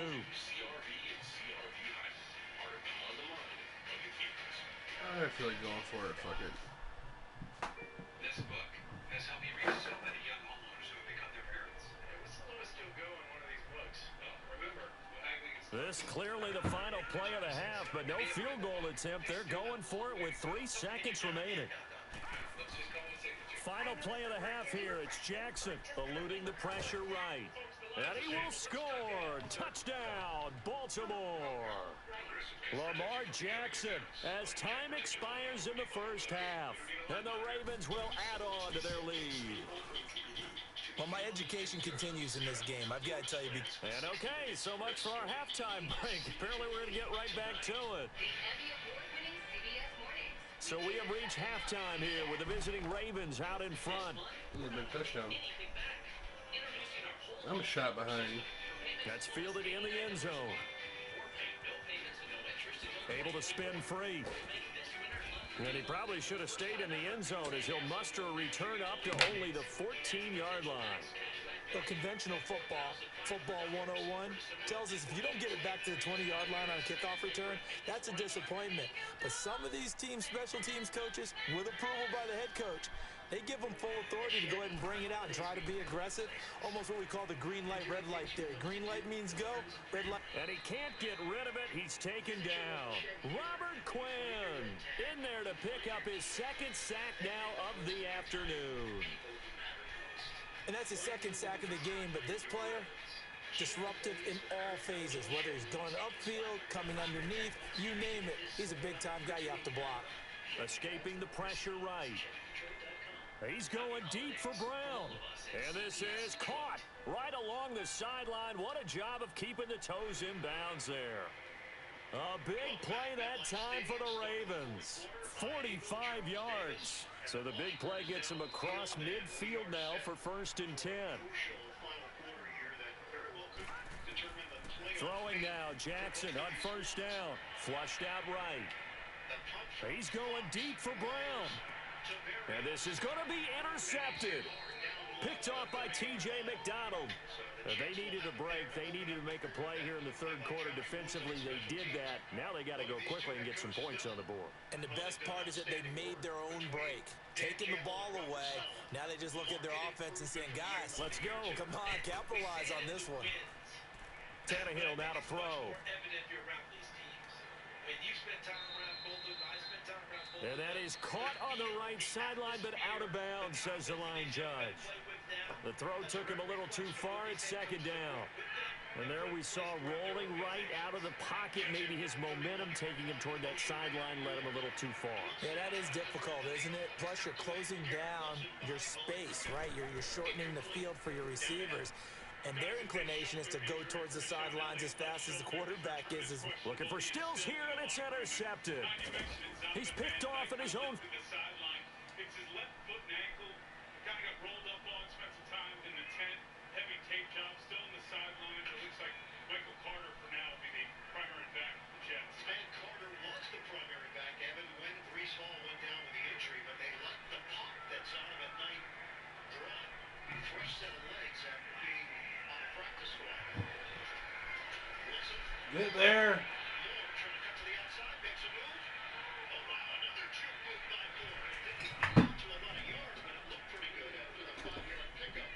Jacobs and Joseph got spun around. NFL Today update. Let's go to New York.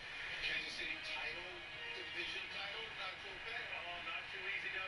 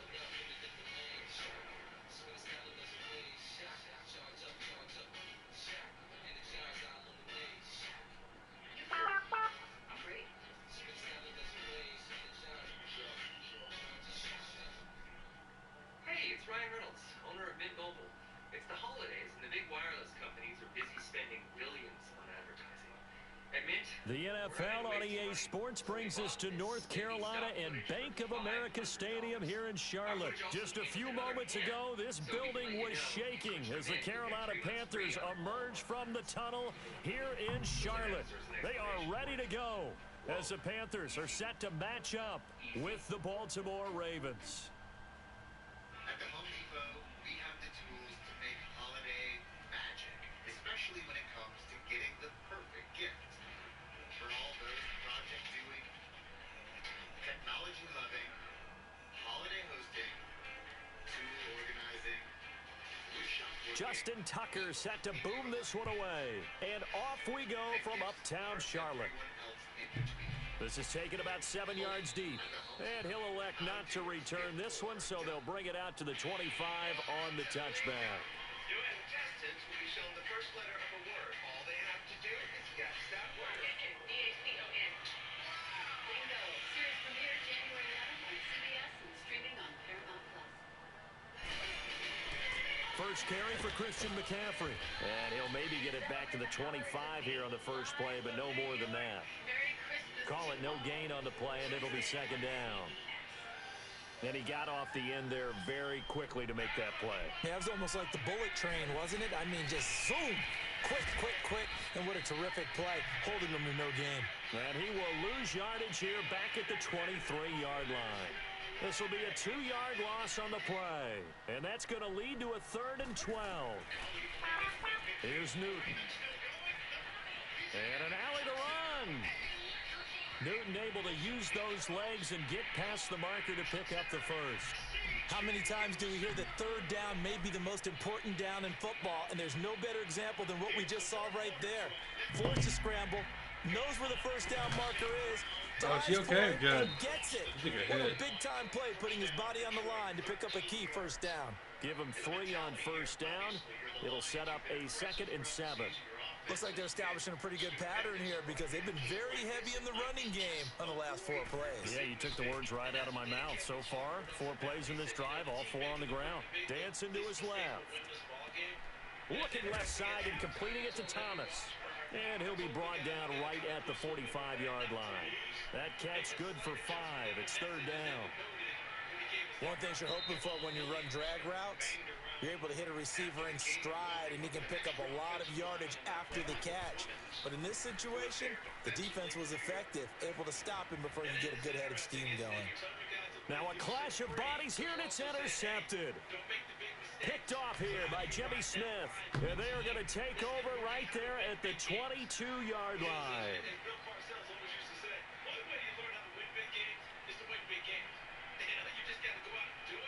Jackson and the Ravens come up now 1st and 10 at their own 22.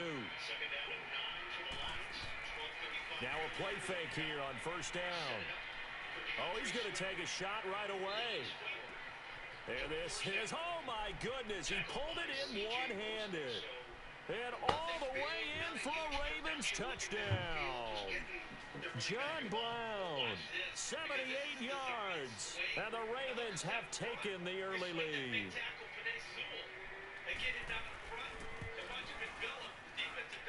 Tucker able to connect on the extra point, and it's now a 7-0 game.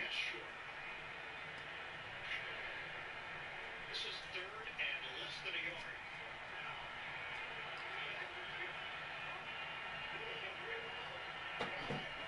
Goff is 6'4", 217 pounds. They were trying to get a chance to jump, and now Detroit decides to use Here's Tucker now out to kick this one away. So it'll be that 3rd down and short to try to keep. That'll be taken in the end zone. Dan Campbell and company. Campbell sat down. And a pretty good return here. He'll be stopped just shy of the 25 at the 24-yard line. Here are the Panthers now as their offense comes back out onto the field. Got an opportunity to be an assistant coach. Needed someone to believe in them. Dan Campbell said, hey, Sean, They go back to the air here after the INT on the last drive. Quick slant caught by Moore. And they're able to get this one across the 35. Solid way to start the drive. 13 yards, picking up the first. And just a small glimpse. 31, biggest play of the game so far. And that's why they lit up a little bit on They're going with the run, and they're going to get it. More than enough. Like his work ethic. You know, this guy's running every route well in the route tree and getting better at it all the time. Really honing his game. They expect a pretty good jump out of him as things continue to move on. They go play action here on first down. Steps away to his left. And I think the ball's out, but this will fortunately wind up out of bounds. The improv on the scramble there gets him 6, and it'll be second down. I don't know about you, but I could hear and feel the sigh of relief all the way up here in our booth. That was palpable. The sideline, the friend there. No doubt about it. Ball goes over the sideline, able to retain possession, no turnover. I know his coaches are screaming, just hang on to the ball, man. Maybe not exactly what they had in mind, but that scramble good for 6 and a first down.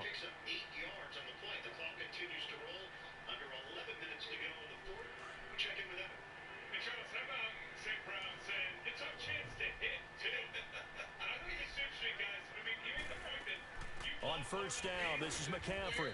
And across midfield he goes into Raven territory. 3 yards on the pickup there, and it'll be second down. They tried a quick hitter inside, but that one was swallowed up because what they're hoping, those big defensive linemen will take the bait and move laterally and open up a crease that they can run through. Didn't happen on that play. And he goes down, but not before getting us inside the 25. With his feet. Yeah, good game down here. Said you're going to cover everybody. You're going to make me run. So Patrick Mahomes does. 5-yard touchdown run. The 2-point conversion was good. Kansas City up 44-21 over Houston. Back to Ian Charles and Evan. Now we got a 3-point game here. Now Newton on first down. Looking left side, that's caught by Moore. And he'll get it down this time to the 17. 7 yards, the pickup on the pitch and catch. This drive, it's been a good mix. 3 passing plays, 3 runs, hitting on all 3 of those passes, and the last one putting him in the red zone. So wouldn't you think play action right here? Because you've got the ability and had the ability to run it and throw it. Go play action and take your shot at the end zone. What a shot. I'm behind you. He's taken down at the 14-yard line.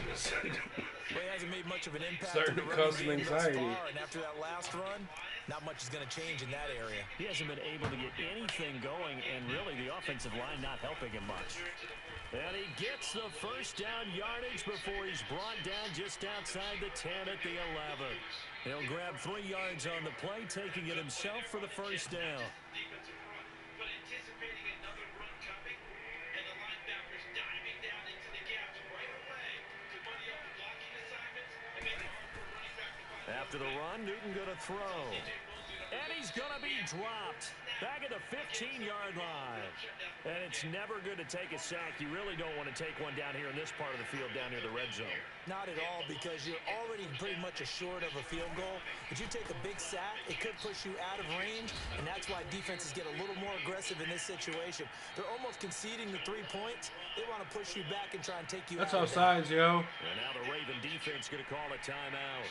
They'll have 2 remaining as we step aside here in this second quarter. Did Carl Lawson jump too soon? Absolutely.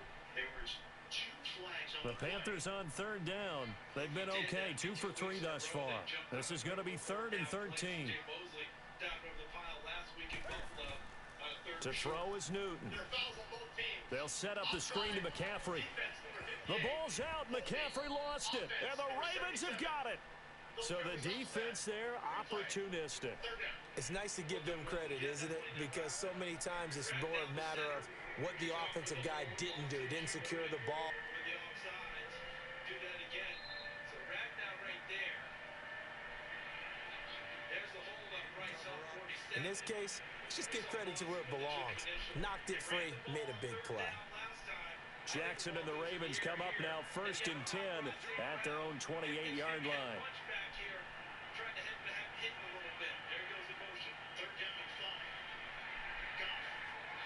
They did the set wrong. After the fumble recovery, it's Jackson. He's going deep for Brown. That's caught inside the 20.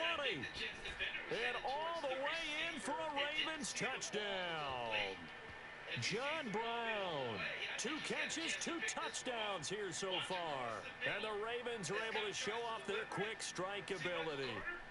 Looks like he made a little bit of a play on it, but I thought he had a bigger chance to take that one away. Tucker with the extra point, and that'll make the score 14-0. You got this, kid. Smoked it. Short. Oh my goodness. You can't miss short. Here's Tucker now out to kick this one away. Wide. You can't miss short. Oh dear God. Michael Badgley knows rooting for you. I was rooting for you. We were all rooting for you. Touchback. Here come the Panthers now, set to take over on offense. And job one here, Charles, just keep possession of the football. 2 drives, 2 turnovers to this point. You're exactly right, Doctor. Hippocratic oath. First, do no harm. And right now, they're harming themselves on offense. I like that. No one is mistaking me for a doctor, though. But thank you, Dr. Davis. Got a man right side. It's McCaffrey. And they'll get this well past midfield before being stopped just before the 35. They'll give him a gain of 38. This offense finding its legs now. Here's another 1st and 10. 2 minutes to go here in the first half. Back with more from Charlotte after this. On 1st down, Newton. And to the tight end, Olsen, right side. A good pickup there. 8 yards on the 1st down completion. Looked like the screen pass was taken away there, and that was a nice job of improvising, but it's not normal. Usually when the screen pass is taken away, you're taught to just throw the ball at the ground at the feet of the receiver so that you don't get it intercepted and just start over, but he ended up finding another receiver. And right with it here over the middle. And he's able to get it down to the 25-yard line. He's got his first catch here before halftime, and it goes for a 1st down. On 1st down, it's Newton. Now they go screen. It's complete. Open space inside the 10. And all the way down to the 5. And now the Ravens are going to take another timeout. And they'll be disappointed to have to burn one there after giving up the 1st down. This is 1st and goal and a golden chance to get a score back here before halftime. Here's Newton. He's got it for a Panther touchdown. A great play there. A 5-yard touchdown. And the Panthers are able to get this back within a touchdown. And he moved left there, Charles. Little danger play. He didn't throw toward that left side, went over the middle. Got the 6, though. Yeah, he seems like the type of guy that when you told him as a kid, don't touch the stove because it might be hot, he touched it anyway. And this one, he got away without getting burned. Extra point try, good by Gano. And that'll make our score 14-7. This is fielded at the goal line. And he'll take it back to about the 19-yard line. Now the Baltimore offense heading back out onto the field. And following that long touchdown pass, a 1-play drive last time. See if the defense, you know they're ready. They don't want that to happen again. And you would have thought they would have been ready the last time. That's what you work on all the time. Make sure that no one gets behind you. That's the cardinal sin of defense, not giving up the long pass. They did. Let's see how they adjust. And they're not able to hook up there. Incomplete. The effort's always going to be there. Everyone's always going to try and make a catch, but underthrown balls, I think, are the toughest ones to come back and get because usually your momentum's going in the opposite direction when you're trying to stop, break, and come back and get it.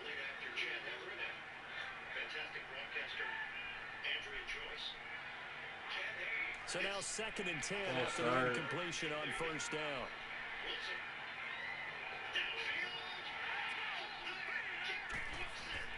Jackson now throwing again. It's complete to Brown, right side. Brown with his stick skills. And now running right through it. And they work this well upfield across the 45. A really good pickup of 28 yards. They go play action with Jackson. Wide open receiver complete. And he is into the end zone for a Baltimore touchdown. John Brown on his way to a monster game. 3 first-half touchdowns. And the Ravens will extend their lead. Tucker able to connect on the extra point, and it's now 21-7. After that initial jump cut on Liam McNeil, the second-year defensive tackle, a rocket. Here's Tucker now out to kick this one away. I'm going back to the Garrett Wilson catch. He and Zach Wilson have never seen a And that'll carry over the back line of the end zone for a touchback. Now the Panthers offense, they get set to come back onto the field. And what do you think goes on here in this situation? If you got the football, you're trailing, you're back in your own territory with just a little time. Do you try something? You're thinking about jump-starting your team, right? You just mentioned it. They're down. They're trying to get... He's got a man, complete. And out across midfield, down to the 45. Give him 30 yards there. Well, partner, I'm not sure how this drive's going to end, but how about the way they flip field position there? A nice attacking play. They picked up a heck of a chunk of yardage. Newton now to throw. Being chased out left. And he takes a shot on the release as this will be incomplete. This defense has been very disruptive early on as they force another one to go awry. Seems to be the front and the back end. Pass rush, they've been able to get home, and they're taking the ball away in coverage as well. I love how you put it together. The front and back working in sync. Get him! Way to play good defense. Forced out to his left. And caught left side, Olsen. And now before this first down play, we're going to get a timeout here, as the clock will stop with 20 seconds to go in the first half. That was a heck of a play. Michael Carter bounces through, pinballs his way, and if Okuda doesn't get a shoulder into him, he finds his way into the end zone. Look at him run right through it. George Fan on first and 10, Newton flush to his right, letting one go deep for the and he's got it. Touchdown Panthers.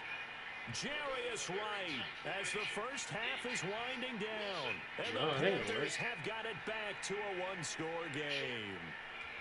Well, this could be a big turnaround. They get the touchdown here in the final moments of the second quarter. And remember, Charles, they're going to get the ball to start quarter number 3 as well. So what you're saying is if they take the ball down to start the second half and score again, it could change the entire complexion of this game, couldn't it? Absolutely.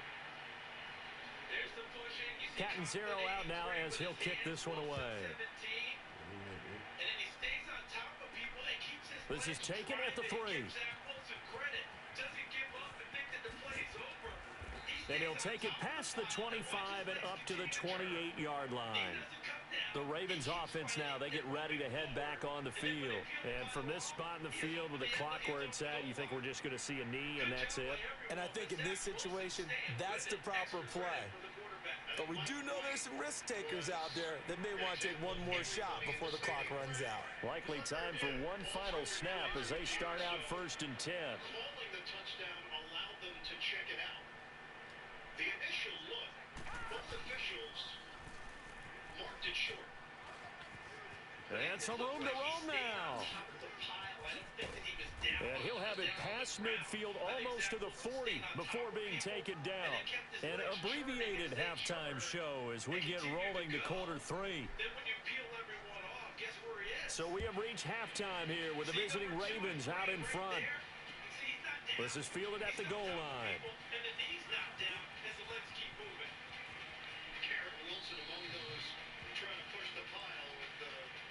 Out come the Ravens now. They'll go on offense first here in this third quarter. They have the lead now. They'll be looking to extend that lead. And this is where I enjoy talking about one of my favorite subjects, tendency breakers, or counters as I also like to call them. You've done things in a certain way in the first half, and they've had ability to see what you've done.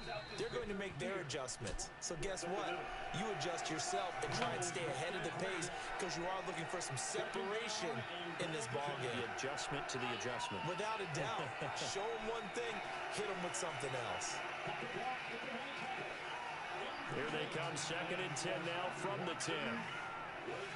Watch this play in the Atlanta-New Orleans game. It's 4th and 5. Gotta have it for the Falcons. Over the middle, Drake London. Jackson now on second and 10, eluding the pressure right.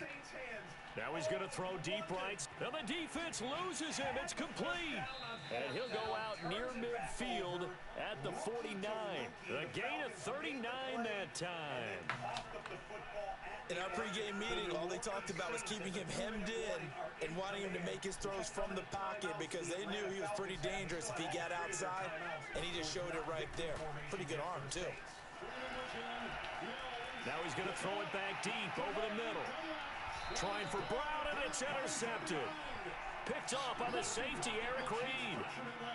Okay, it's real simple to say from here, but we know that sometimes as a quarterback, you've got to know when to say when and just throw it away. Flushed out to the right, tries to make something out of nothing here, and he winds up floating one downfield that gets intercepted. Gets out of the mess, but unfortunately it's all for naught. And here, Fields down at the end of the play. Got tackled. They start on the ground with McCaffrey. And space opens a bit as he gets it across the 15 to the 17-yard line.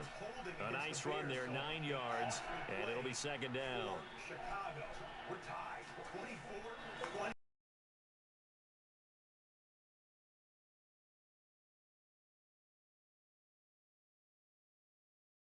Clinch a division title in Houston. On second down, McCaffrey. Oh, good footwork on the spin. And they'll bring him down here up at about the 22-yard line. A gain of 4 that time as the drive continues. Tough first half for him, unable to put up the numbers he's used to producing. But with a guy like him, you and I both know it just takes a couple of explosive touches for him to make an impact on this game and on the stat sheet as well. Waiting on the review of the Zach Wilson touchdown. That felt like it was 10 minutes ago. Now a first down throw for Newton. Escaping the pressure right. And Thomas has it. And they'll bring him down at the 27-yard line. 5 yards on the catch there. Brings up second down. Well, the strategy was evident there. Get it to your tight end and make it a one-on-one play with a cornerback. Who's usually going to win that one? The tight end, but not there. Not in this situation. How about the corner defeating that logic and making a really nice tackle?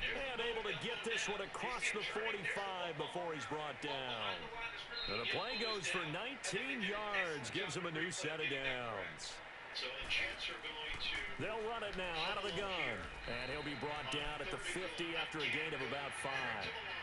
I have to think a major focus of the halftime means had to be figuring out how to create space for the running game to get operating. Well, what you pointed out to me at half seems accurate. That line has struggled to sustain blocks. Yeah, I would agree with that totally. They've got to focus on staying on their double teams at the first level, make sure that block's secured before they slide off and try and chip someone at the second level. He'll wind up getting 4 there on his own, but it will leave him now with a third down situation. The Panthers on third down. They've hit 2 for 4 thus far. They're up against a 3rd and 1 situation. Now it's Newton. And they're going to get him. He's taking it out for a sack. Back at the 47-yard line. Terrell Suggs with a big-time sack on third down. And it'll be a loss of 7. Right down the middle. The Lions' missed field goal gave the Jets outstanding field position. And Cam Newton's not coming off the field. He'll keep the offense out to go for it on 4th. They will go for it. Now Newton. Touchdown percent, 75%. And he finds a man. It's McCaffrey. He's got this to the 30 before being taken down. Not often do 4th down conversions result in 23 yards, but that's the case here. First down. The 4th down run successful. Now they look to pay it off on first down. Newton on first down. And they've got the hook up. This is Olsen. And he was able to shed the tackle, but the reserves come in for the stop. Interception by Wilson, 3 punts from the Jets. And finally, so 2nd and 8 here after the pass play for 2 yards on first down. To Garrett Wilson for 33 yards. Help set things up for New York. A shotgun snap for Newton. That is caught right at the 10-yard line. And they move this all the way down to the 9. A good pickup there of 20 yards. A looming decision to make on the conversion, down 7. But first things first, they need to score as they come up on 1st and goal. Newton now to throw. He's got it for a Panther touchdown. Jarius Wright, his 2nd touchdown of the afternoon. And the Panthers are now an extra point away from tying up this game. Don't don't forget the extra point. It's up and good. And, partner, we've got a tie game here in the fourth. That is today. Second half of the doubleheader, the NFL on CBS. Jets at 7-6, currently in the 9 spot. Top 7 teams make the playoffs.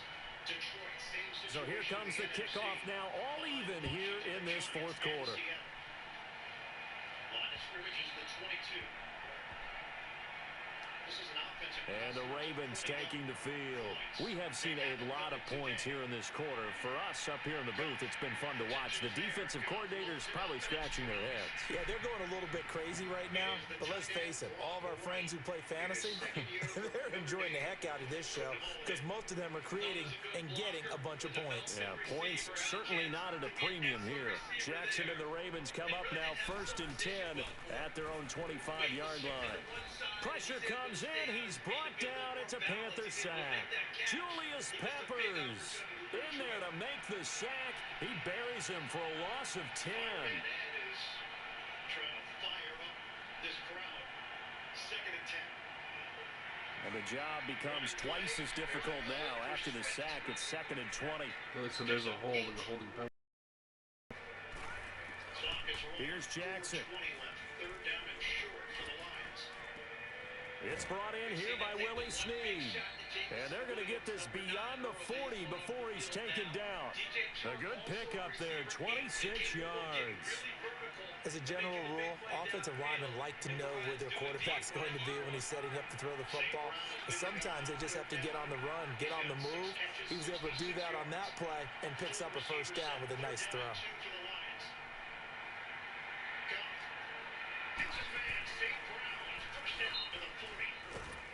And he's going to take this one up only to about the 44-yard line. Give him 3 on the keeper there, and it is 2nd down. Not much happening there on 1st down. I thought there might have been a hole for a split second. Yeah, but it dried up pretty quickly, didn't it? Closed fast. I want that ball bouncing somewhere. May someone else make the play against me? Amon-Ra St. Brown is the guy that Jared Goff wants to go to, needs to go to. This time Jackson will throw it. Sliding out of the pocket. He gets this one to Michael Crabtree.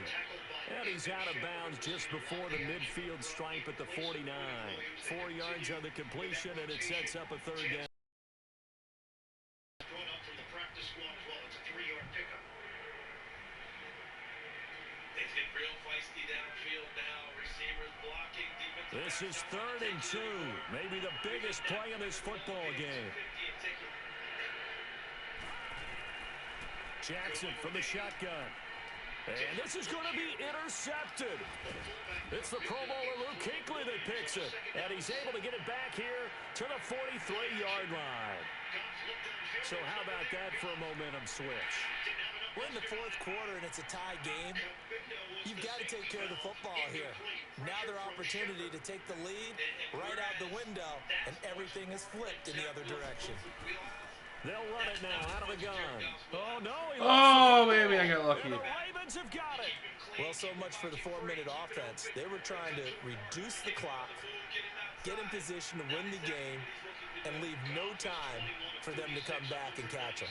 And guess what? They turned the ball over.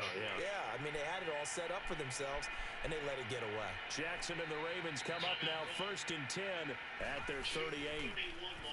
They go back to the air here after the INT on the last drive. They'll wind up getting 9 after tucking it and running, so it'll leave them with 2nd and a yard.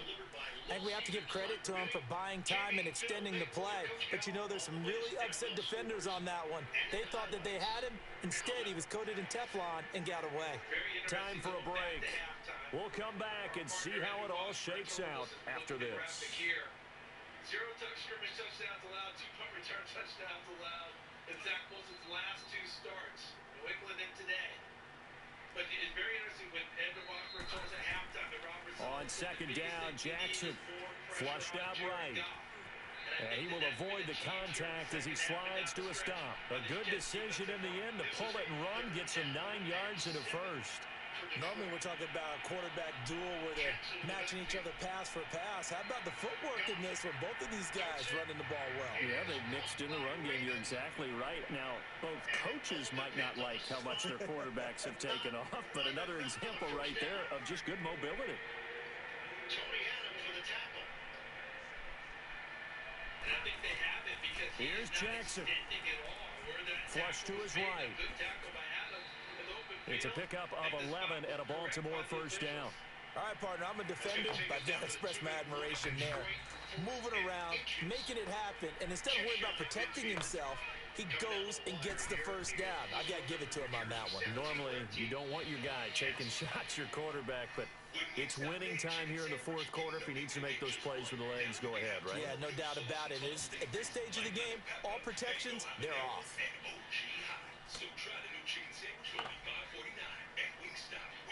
From the 34, they'll come to the line on 2nd and 10. Did you know that Geico could help with your home insurance? Cookies. Now Jackson, eluding the pressure right. And brought down, but not before they're inside the 25. 10 yards there, good enough for a Raven first down. Now the Panthers going to use the first of their timeouts, as the clock will stop with an even 20 seconds left to go.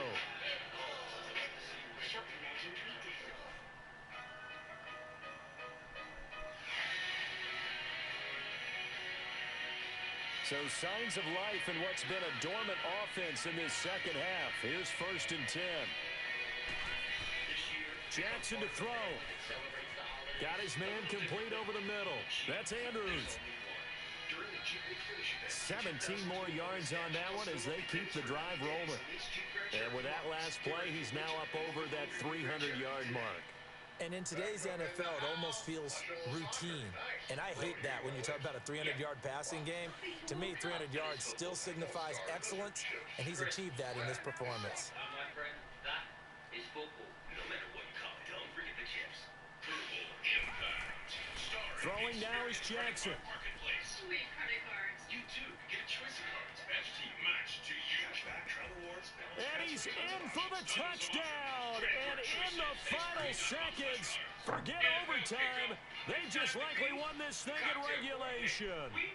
And that score, in this time frame, that's like a big reveal at the end of a great movie, isn't it? Out of nowhere, almost, it appears, they get it done. How about that score? And finishes like this is why we love sports. This is why we love the game of football. So glad that we got to be here to watch this one.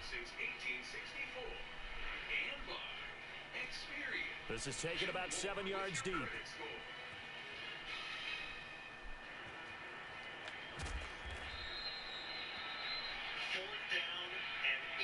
Here's the Carolina offense as they get ready to take over here. They have time here, partner, for just one final heave. And I have to look at from the defense's wide open, got it! They know what they're going to do on offense. The Hail Mary, try and get guys down there and throw it in the end zone, tip it around and catch Yeah! Touchdown, Lions! Woohoo! Are you fucking kidding me? The quarterback as much time as he wants to set up and throw it.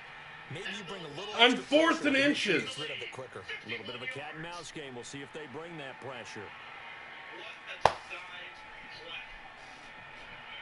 Heart of a champion.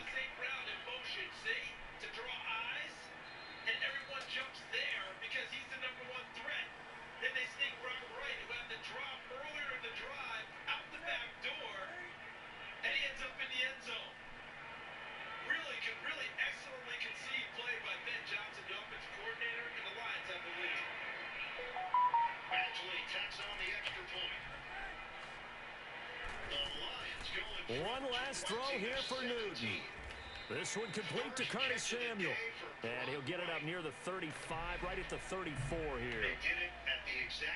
Lions defense got a hole. This game, they knew that they needed some type of a miracle there at the very end, but they couldn't get it done. However, we were treated to really a spectacular affair. Even though they didn't finish it off, you're exactly right. They took us down to the last play. We're still, you're wondering, could it happen? Possibly, even though we both knew it was a long shot. And the Jets jumped on it quite well, and they sneaked Brock right out the back door on the opposite side. That defensive coordinator this week, I talked to him about Ben Johnson.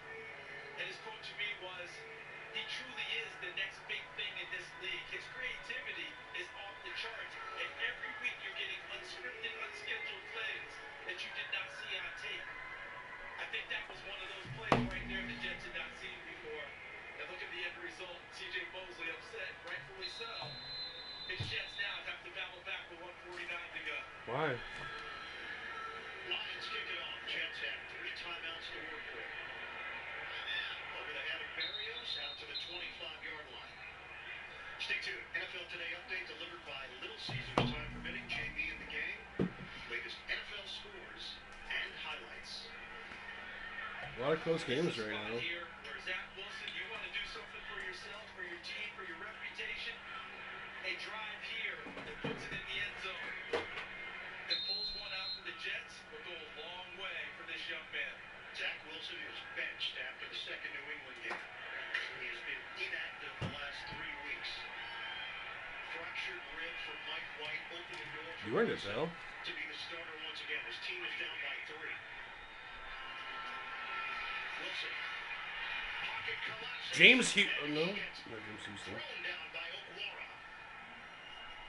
Pressure Hutchinson initially for Detroit. Coverage good, but look Another missed kick by Kansas City. Hutchinson 97 forces it, and when Zach Wilson steps up, right into the arms of This Okwara. one here is going to be where's the ball on the 33-yard line, so make it about a 51-yard. Incomplete. 3rd and 19. And they had a shot because Berrios was actually running behind the secondary, which should not be happening at all if you're the Detroit Lions. You're thinking, how does this happen? Where Berrios somehow comes free enough that on this throw that if it's completed, he's still going. So if you're in the middle of the field as a defensive back, you got to be as deep as the deepest receiver. And if you are not, Wow, Kansas City missed it. Berrios almost turned that into a huge play for the Jets. Another missed kick.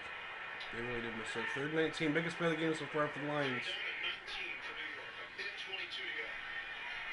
Wilson, protection is there. Wilson connects with Garrett Wilson. They tried to bring pressure, but In a matchup with Okuda. Good for 22 yards and a first down. Rookie? Really? I mean, every time I watch Garrett Wilson, that's a veteran player. drop into some coverage. With rookie status, making plays at crucial times. Under a minute to go. Wilson steps up. Sidearm toss. Bounces in the direction of Berrios. Incomplete. Pressure from C.J. Moore on the play. And Okwara also coming off of the edge. One more time. He's a little fresher than everyone else. Remember I talked about Bam Knight being fresh coming in a couple games ago for the Jets? Okwara, you mentioned it earlier. This is only his second game back. I'm about to go cook dinner after this game, then I'll be back. Jets are going to need somewhere in the range of 22 yards to get into Greg Zuerlein territory. 53 seconds on the clock. Wilson on 2nd and 10.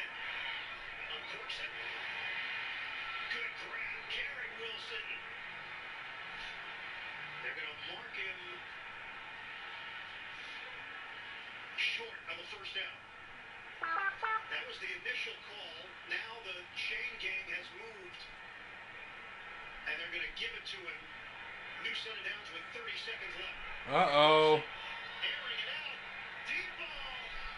Incomplete. He's looking for Berrios with 2 defenders back there. It stops the clock with 25 seconds to go. Similar to what the Jets needed to do with Amon Ross St. Brown. If I'm the Lions, there's no way I'm letting Garrett Wilson, 17 for the Jets, get off the line of scrimmage without at least 2 people going with it. They just stopped the clock on that incompletion. The Jets do have 3 timeouts remaining. There's no reason to press here and force things in terms of your speed. Come on, Lions. Line of scrimmage is the 48. Shotgun. Wilson. Got him! 3-yard line. Now they'll use a timeout with 19 seconds left. Kaminsky gets home for the Lions.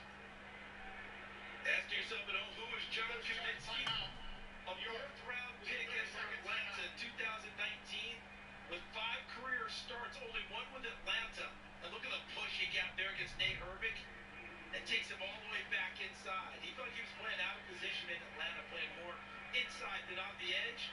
But that inside pass rush there gave him an opportunity. There's Aaron Glenn, the former New York Jet great, now spearheading the defense for the Detroit Lions. Aaron Glenn was a star for the Jets, 8 years, went to 2 Pro Bowls as a member of the Jets, got to another Pro Bowl as a member of the Houston Texans, and this defensive improvement that we've seen from Detroit has put them in a position to possibly get to the 500 mark. The win would put them at 7-7 on the year.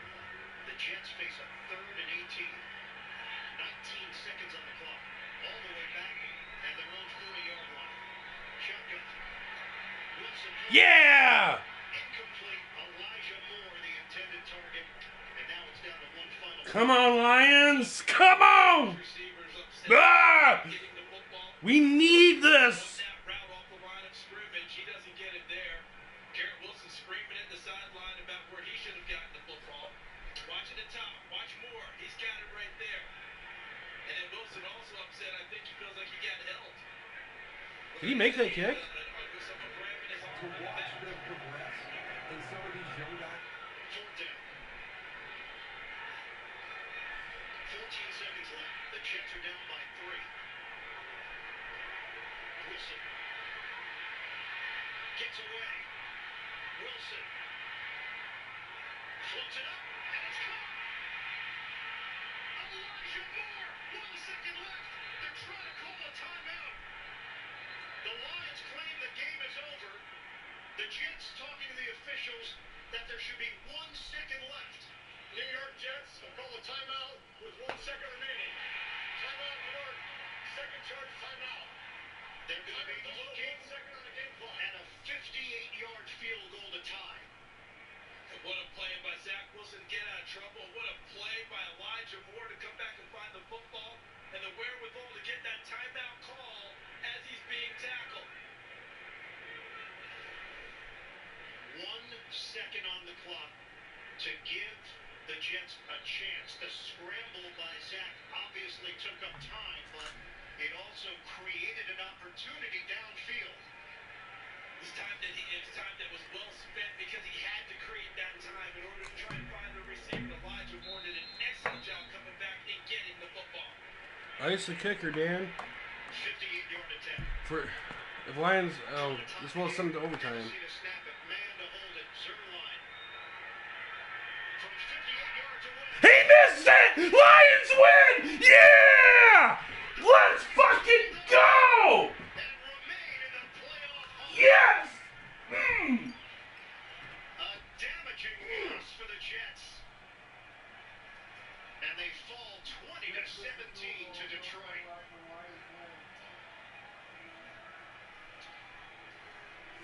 All the mechanics were good. Greg Zerline, who's had a big season for the Jets, has made a bunch of long-distance field goals, but today it was not in the cards for New York. The Lions now 7-7 on the season. They are very much in the hunt in the NFC. Yeah! The Jets fall to 7-7, and now they're going to need a whole lot of help Whew.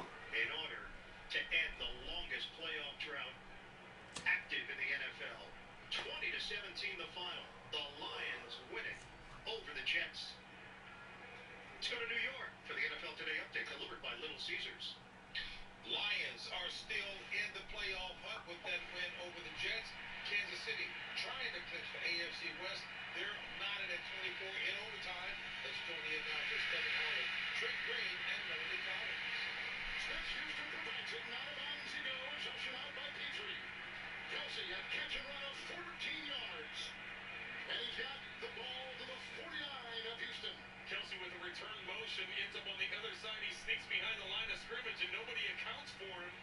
Of all the people on third down, you got to know where Travis Kelsey is. And he sneaks out in that flat for an easy completion and gets it across the 50-yard line. We've got 3 lead changes in this game. Houston led away the first half. It's a 1st and 10. And a McKinnon run with a Brown block. And a tackle made by Stewart. A gain of a couple on the play. If the Chiefs win, for the audience just joining us, they'll capture their 7th consecutive AFC Western Division title. They come in 10-3, having won 8 of 10. The Texans have the worst record in the NFL at 1-11-1. They've lost 8 in a row. But remember, the Texans pushed the Cowboys last week. And the Chiefs had to hold off a game in Denver against the Broncos. 2nd down 8. Mahomes, turning the block. Underneath, it's Kelsey to the 43 on a gain of 4. Kelsey became the 4th all-time leading tight end receiver earlier in the game. Kirksey makes the stop. Well, and the Chiefs, when you see what happened last night with the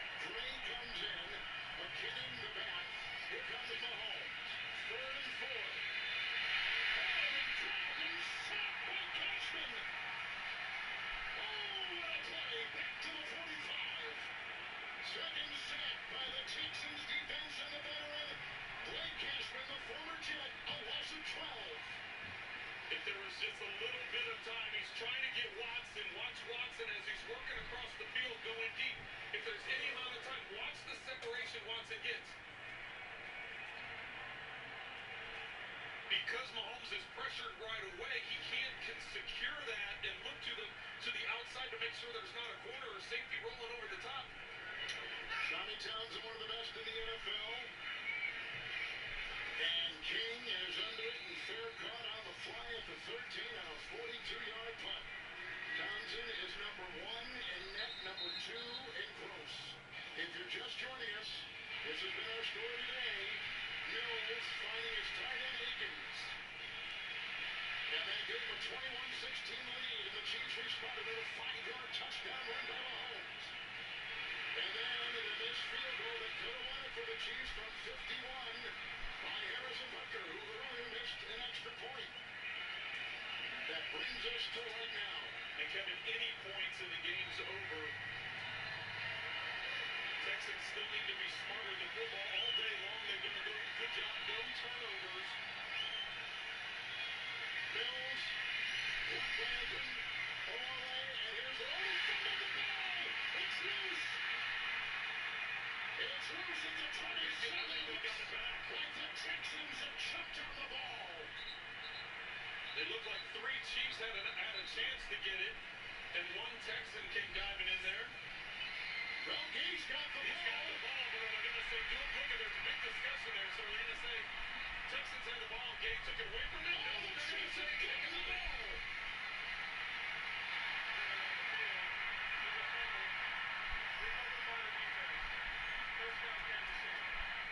The field has ruled it's the Chiefs' ball. Of course, those will be reviewed.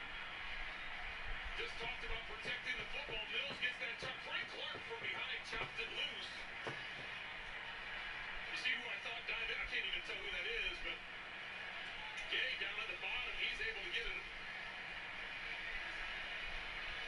Who comes diving in?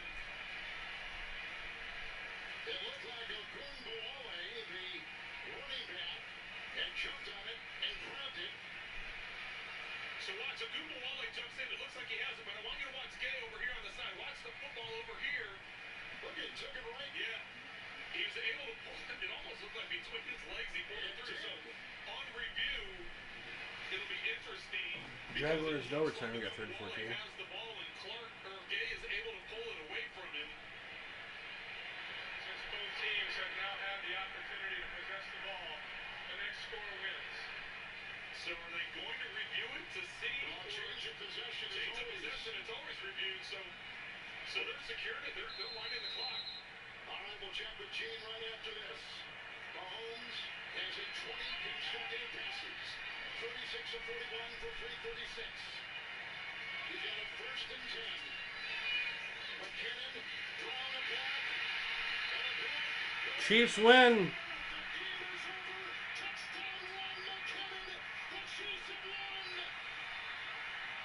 And they win the division.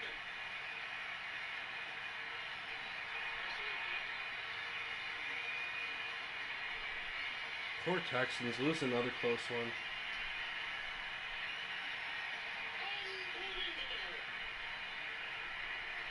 Incredible effort by the Texans all day. The one mistake at the end cost them.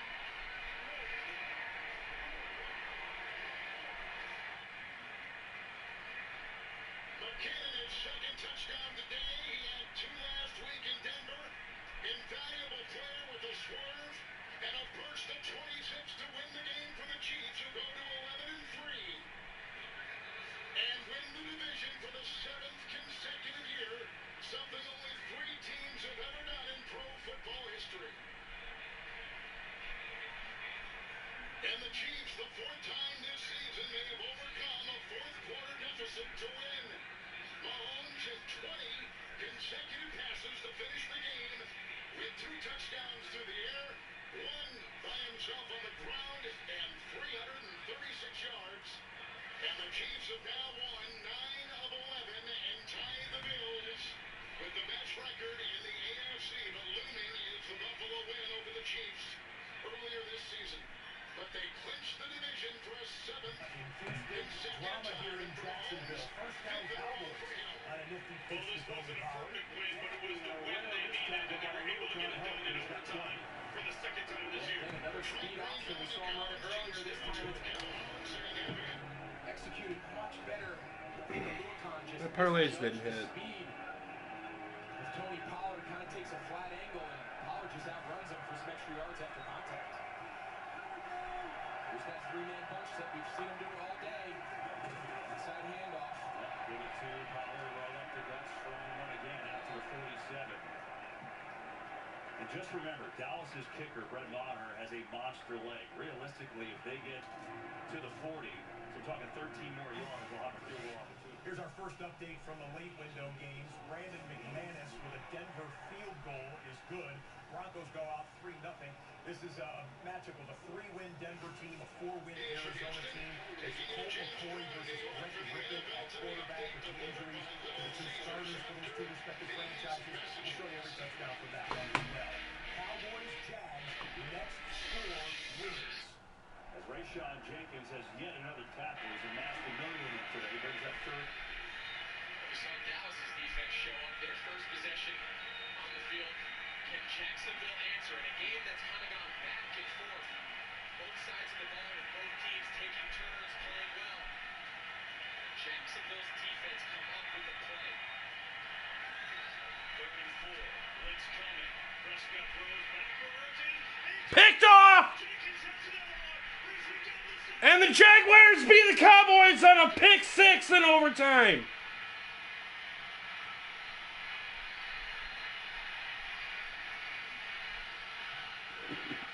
Fuck them Cowboys.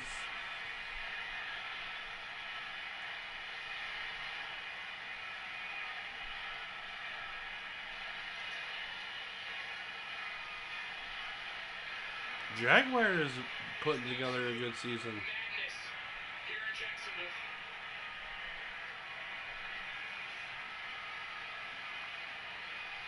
Wow. The ball gets deflected, clearly caught by Rayshon Jenkins, who has had potentially the best game of his entire career. 2 interceptions, 18 tackles. All right. A walk-off touchdown. You see the ball deflect right off Noah Brown. I'll be back in a little bit dinner. Picks it up clean out of the air. We just said, did Jacksonville have one more play in them on defense? And boy, did they ever. So the Cowboys do not clinch a playoff spot, but the Jaguars are well in the playoff mix. A signature win in Doug Peterson's first season, a comeback led by Trevor Lawrence, and the defense, a 52-yard interception touchdown from Rayshon Jenkins. Wow! What a game. In overtime, the Jaguars 40, the Cowboys 34. Back to Jacksonville after this. Oh, if you love dramatic football, I know it's a week away, but it feels like Christmas right now. 2 walk-off overtime touchdowns in Houston and Jacksonville, respectively. The Raiders settled for a field goal in the opening possession of the first quarter for them. It goes 12 plays, just 42 yards. Daniel Carlson from 42 yards away was good. 3-0 Los Angeles in that matchup of the Patriots and the Raiders. The apprentice versus the master there, Bill Belichick and Josh McDaniels, the 2 head coaches in that game. So here's the big look at the scoreboard right now. The 6 games in the early window have all gone final, including twin overtime games involving AFC South teams. The 2 of 4 games in the late window already underway in Denver and Vegas. We showed you the field goals in those ones. 2 more games are kicking off in 6 minutes from now. You'll see those right here on NFL RedZone as well. Final note on the Jags, if we can. Jacksonville has won 4 of 6 games. The Tennessee Titans are one of those teams kicking off in 6 minutes from right now. Tennessee's been stumbling a little bit. They're playing the Chargers, who have been playing hot. So the AFC South still in play for Jacksonville. That would have seemed unthinkable about a month ago, but the Jags doing what they have to do. Cowboys living dangerously the last 2 weeks. Could have easily lost that game to the Texans. Do lose today to the Jaguars. And the Cowboys' playoff berth will have to wait at least another week as we roll on here on NFL RedZone. Down to the 36-yard line. Got a Patriots first down. And look how close this was, Kenny, to getting a pass breakup or an interception. He actually looked like he tipped it. Trayvon Merrick tipped it a little bit. Johnny Smith was still able to hold on to the football. Nice concentration by Johnny Smith. Trayvon Merrick, they've been raving about him as he's done more in his second year. He's done a really good job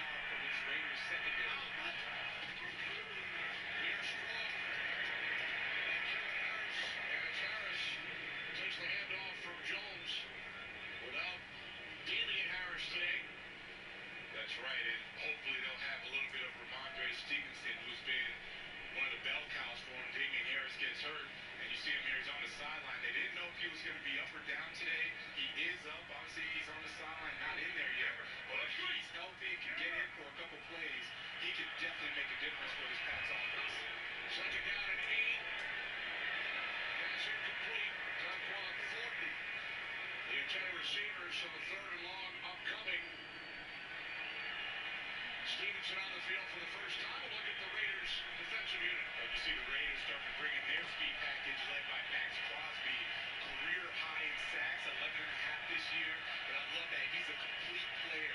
Plays the run, leads the NFL, and tackles for loss. But the energy you see from Max Crosby is infectious. Just watch how hard he plays all game long at that defensive end position.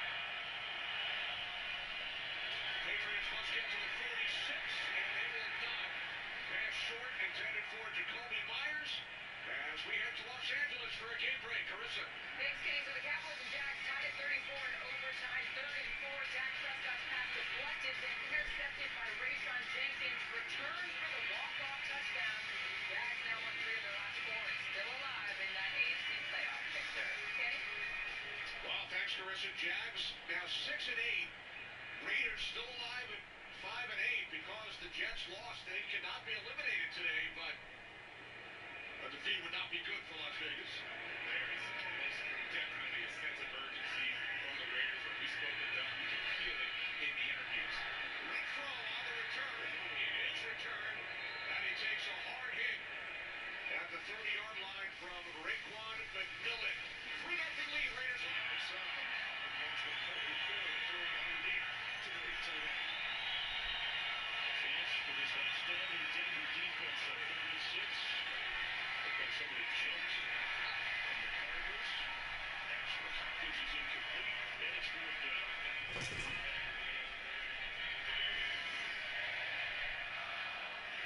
They're expecting Colt McCoy in this Cardinals offense. They have to get rid of the ball quickly, and Colt said that he talked to these guys, said to DeAndre Hopkins and Marquise Brown, hey, that ball is going to be coming out quickly, but it didn't look like DeAndre Hopkins had his head around on that one. You have to be able to expect the ball quickly in a situation like that. Yeah, Hopkins took responsibility for that fumble on Monday night, trying to bring the team back, doing too much.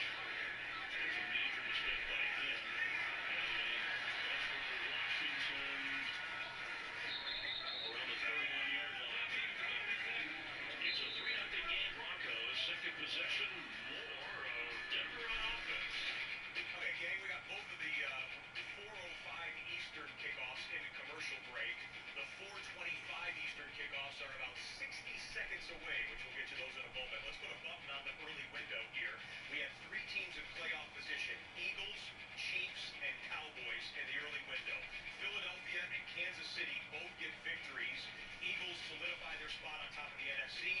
Chiefs clinch the AFC West with their win over the Houston Texans. The Cowboys lose to the Jags. Jacksonville still very much alive in the AFC South. The Cowboys started the day as the 5 seed. Cowboys don't move from the 5 seed. They already had 10 wins in the books, but the Cowboys do not clinch a playoff spot here this afternoon. They'll have to wait for that another time.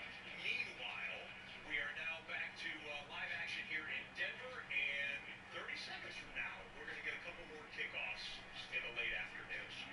National Football League, I think it's up about 56. Have to have a capable backup in the National Football League. Denver 4-yard pickup is Murray again, and Latavius Murray working his way for a first down across the 30. Isaiah Simmons ran out of bounds. We're getting all kinds of different looks. We've seen a lot of runs on the interior. Now they're going to get Latavius Murray out to the edge. As promised, it's 4:25 Eastern, and the kickoffs are happening in Los Angeles and in Tampa as the Buccaneers are hosting the Bengals. Tom Brady versus Joe Burrow for the first time, maybe the last time, who knows. Meanwhile, the Los Angeles Chargers hosting the Tennessee Titans. Both of those teams, Tennessee and Los Angeles, 7 and 6, and trying to get a wild card spot in their respective conferences. A couple of completed passes there in the Raiders and Broncos games. Kick goes into the end zone at Raymond James Stadium in Tampa. Kick goes into the end zone at SoFi Stadium in Inglewood, California. Let's dip in with the quarterback matchup of 2 guys who went to the Super Bowl in their sophomore NFL seasons. Burrow last year and Tom Brady way back when, before the dynasty with the Patriots began. To the Super Bowl a year ago. Look up. 5 wide. Open target. T. Higgins. And he's got 12.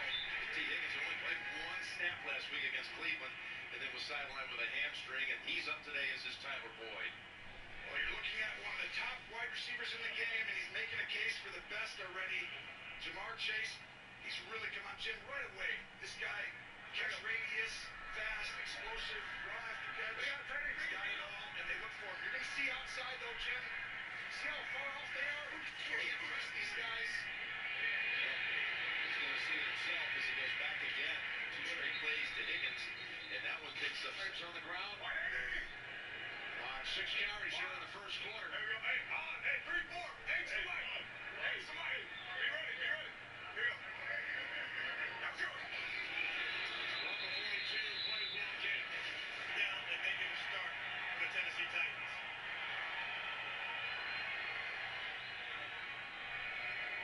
Tannehill's throwing, always hit immediately by Gilbert. Second and 3. They'll run it this time. And it's Mixon picking up the first down at the 49. A gain of 5. They have become a very good running attack here in the second half of the season. This means false starts and miscues. Third penalty committed by the Raiders offense. Easy. Kill. Killing to the run play. Now go. There it is. The game to Jacobs. Cuts to the outside. Across the 45 out of bounds. So now they're running it from the gun. And passing it. And that's made it harder on teams going to the most. Here's a first down snap. Again out of the gun. Over Mixon. Takes it to the front side of the 50, and he's got another first down at the 40. Yeah, that was those precision. Well, so it's Brett Rippon at quarterback for the Broncos, as we told you, his 3rd NFL start. You want to ask your offensive line to please block number 99 if you're a young and experienced quarterback. J.J. Watt comes right through on a stunt, ended up being clean right to Rippon, gets the quarterback sack. That'll force a second and long upcoming in Denver. You'll see one more look at it here. 99 actually wasn't even a stunt. He just comes around the edge and they busted protection by the Broncos O-line. Russell Wilson gives you pay. First and 10. They make the deep right ball is tipped. And there's your man, Carlton Davis, who gets it off the deflection with the interception. This is a defense that had only 3 takeaways in the last 9 games. But they get one on the opening drive. It was Keanu Neal who tipped it. And this is what you wanted to start. We said Davis needed a big game. Neal with the tip. That's huge for the Bucs. Sudden change in the Bucs game and a bad-looking play here for Tennessee. Ryan Tannehill is injured at the end of this play. Scrambling forward, goes down immediately, goes on his back in pain. And watch as they show it. It's Khalil Mack who is in on the tackle against the Titans quarterback, grabbing immediately at that, looks like grabbed around his right calf ankle area. The athletic training staff immediately to Tannehill's side, and that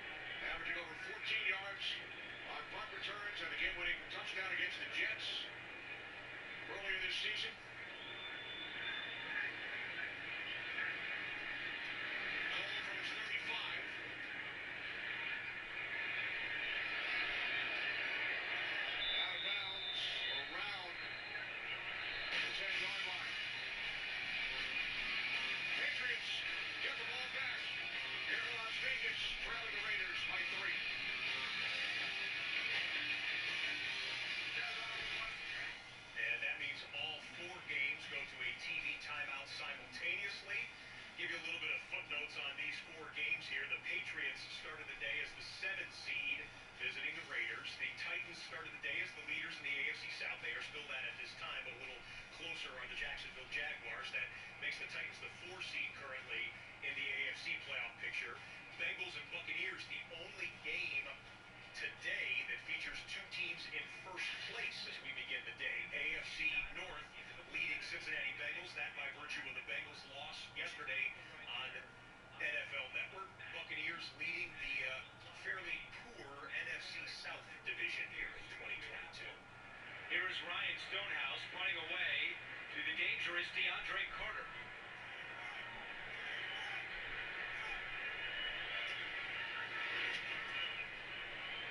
Carter from the 21-yard line. Across the 30, and he's down there. A 57-yard punt. The biggest thing I saw was when they went to the rookie. See the back foot right there, White, 29. Second and 5. They'll pass on the first 2 plays. They go down the field, and it's knocked down by Eli Apple. Well, they went play action, and I'm impressed because they don't do that very often. They don't, most of the time they don't, and you see Evans here. Just slips right at the top and almost giving the ball right back to the Bengals. Lucky, fortunate there not to be, but that was on a rope. It was a good throw. Evans needs to stay on his feet. Tampa Bay is the worst rushing team in the league. They get only 73 yards a game, and they only run it 32% of the time. Yeah, it's really hard. Tom doesn't have a lot of help right now, Jim. It's not like he's playing real poorly. It's just they don't have a lot of things going their way. 35 from the pocket. He can fix it. He fired it in there.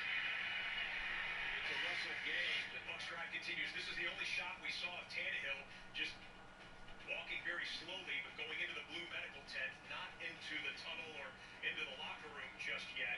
If and when we find out anything about Tannehill, we will pass it along. One more look at the Khalil Mack tackle, which did that go into the books as a quarterback sack for what it's worth for the Chargers defense? It was right around the line of scrimmage on a passing play. It was not a quarterback sack, I'm being told, for Khalil Mack. Here they run it for the first time, and it's White, and that's clogged up. Give him just 1. This Lou Anarumo defense for Cincinnati is a knee injury. Shane Bowen told us last night it's a little bit of gymnastics right now with all the injuries they have on defense. Herbert back to the air. Wide open, and he's got a first down in Tennessee territory. A 17-yard pickup for Barham. In the NFL, they give up just over 3 yards of carry. They almost give up 5 yards of carry, so he's huge and he's healthy. That run again, as we were just talking about, that he's able to meet White again head on. Maybe got a half a yard out of it. Big 3rd and 8 coming up. Well, think about this. The last 2 weeks, That was a great game, back and forth. 3-0 here in Las Vegas.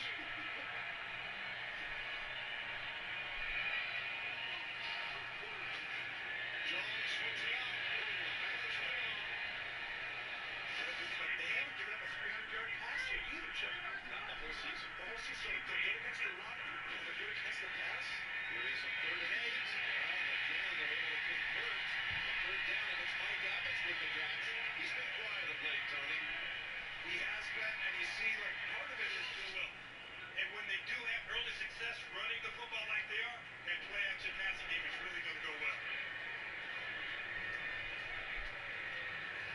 Already 4 plays, 40 yards for the Chargers. Here is Kelly, and Dylan Cole makes the tackle. Meanwhile, over on the Tennessee sideline, Ryan Tannehill. How's that with these one-on-one matchups he keeps playing? He hasn't caught a touchdown in 9 games. The last 9 games. Here's Brady. He's got Otten, the tight end. He's had 10 catches the last 2 weeks, and the rookie from Washington able to get away from Logan Wilson for a moment, and the Bucs are driving. That picks up 21. This is awesome. That's earlier this year. Second down and 7. Herbert pressure coming, and there it is. Finally, a sack for Tennessee, and it's Jeffrey Simmons. They only have 4 sacks in their last 4 games, and Simmons now has 7.5 on the year. Actually, yeah, there goes Tannehill off on a cart. Let's go back live, guys, if we can. Tannehill's being carted in. Tannehill was peeking out of the medical tent about 60 seconds prior to this. Tannehill is now going into the locker room, being carted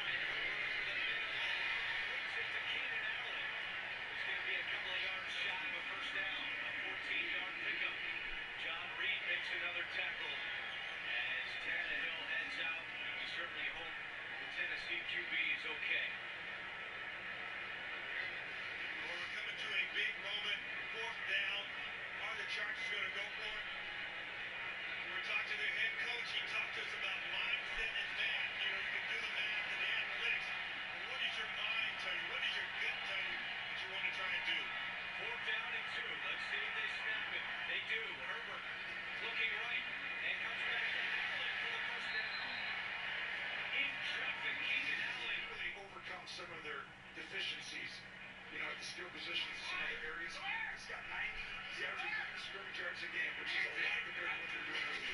Here's first and 10, just outside of the 10. It's White in traffic again, navigating with very little there. Good running by White down to the 4. Just to get through all that traffic at the line of scrimmage. Tennessee has the worst fourth down defense in the NFL, close to 75%.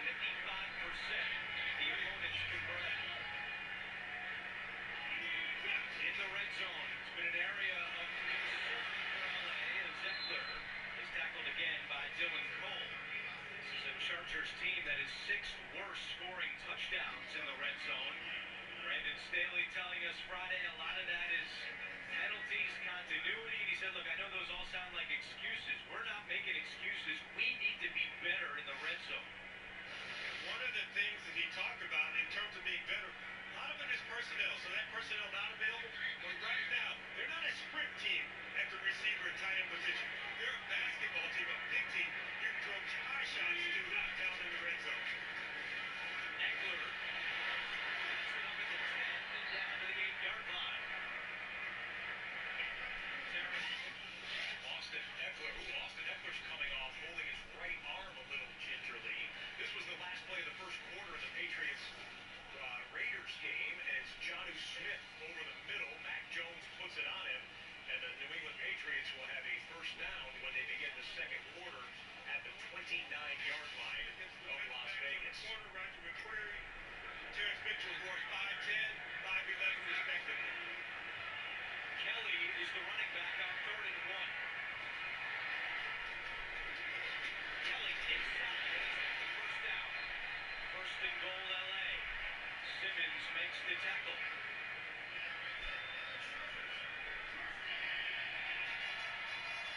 You mentioned basketball team. Those were the words of Brandon Staley, and he said we have to use that to our advantage, especially in this area of the field. They do have some lobs in play. Mike Williams is 6'4", Moran is 6'8". Let's see where they go here on the 12th play of the drive.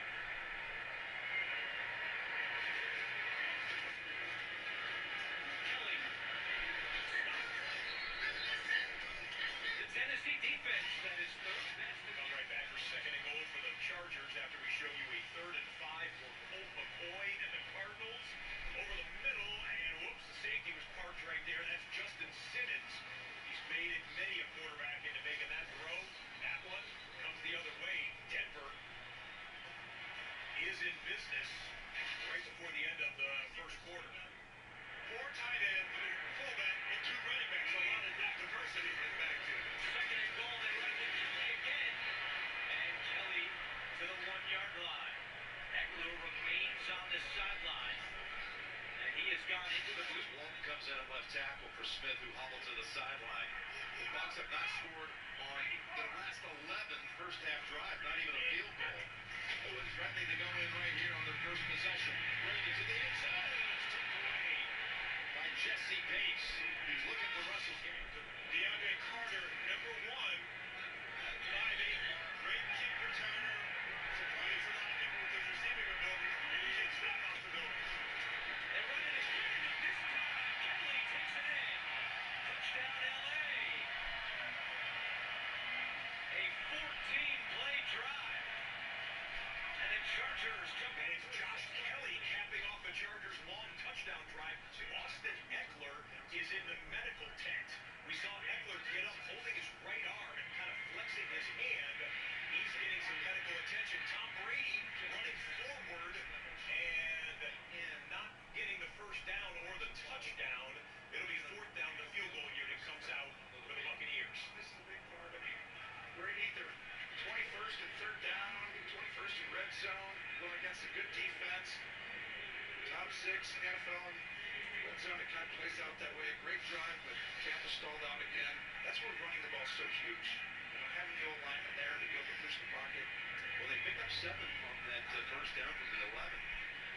And then after that, the incompletion, it could have been picked. And then nothing open. Brady just get back.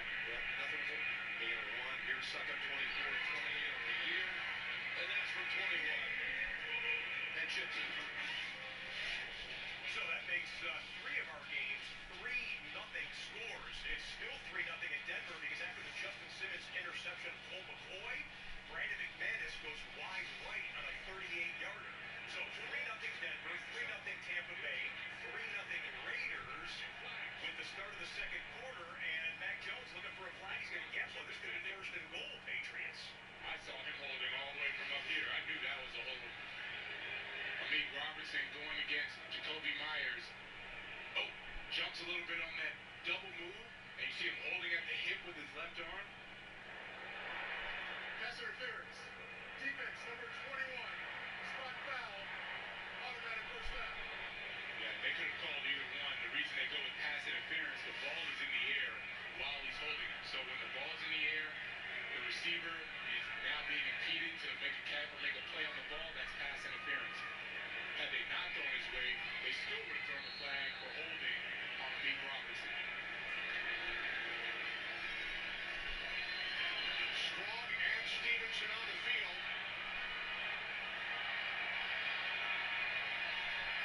First and goal for the Raiders 1.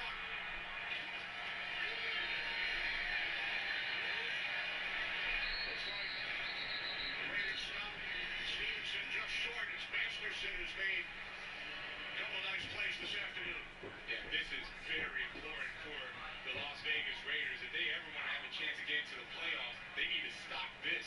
100% TD percentage allowed. 14 straight touchdowns allowed when it's inside the 5-yard line. Like, you cannot call yourself a playoff contender and have that type of performance when you're on the goal line. Marcus Jones in on offense. He's in the backfield. Marcus Jones, Mr. Anything for the Patriots. You can't knock the tree over. Second and goal. Mac Jones to the corner of the end zone, out of the reach of Smith. That's the timing I'm talking about. This is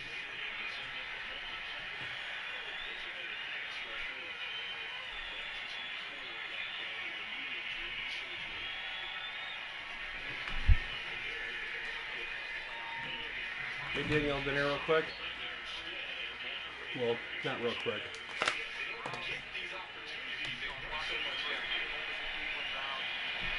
Stevenson in the backfield.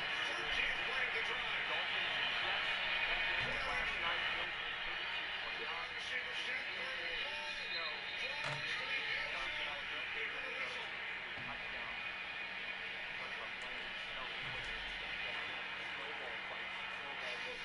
Extra bodies to try and stop DeAndre Hopkins. What a good throw there. 16-yard pickup. That's a good kind of field. James Conner, who gets down around the 50-yard line.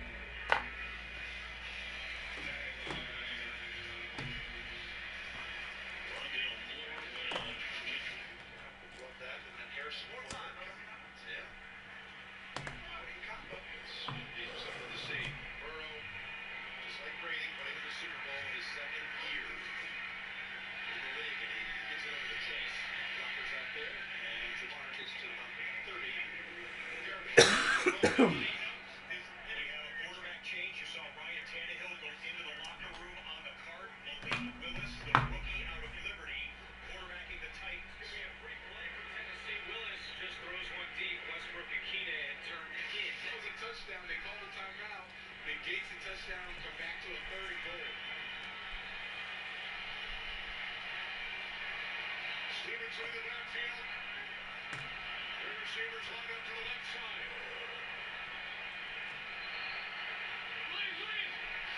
Third and goal. Jones throws. Broken up by Robertson. Aguilar, the intended receiver. Frustration that Mac Jones, he's throwing off the kicking team. But this is great coverage. Big Robinson, nice job. And Nelson Aguilar. Let's see where I don't know what Mac Jones is yelling at to his receiver or not, but I know that he kind of shunned away the kicking team and going for it on fourth down. Marcus Jones back out on the field, replacing Stevenson. Now they have to use another timeout. With the play clock winding down.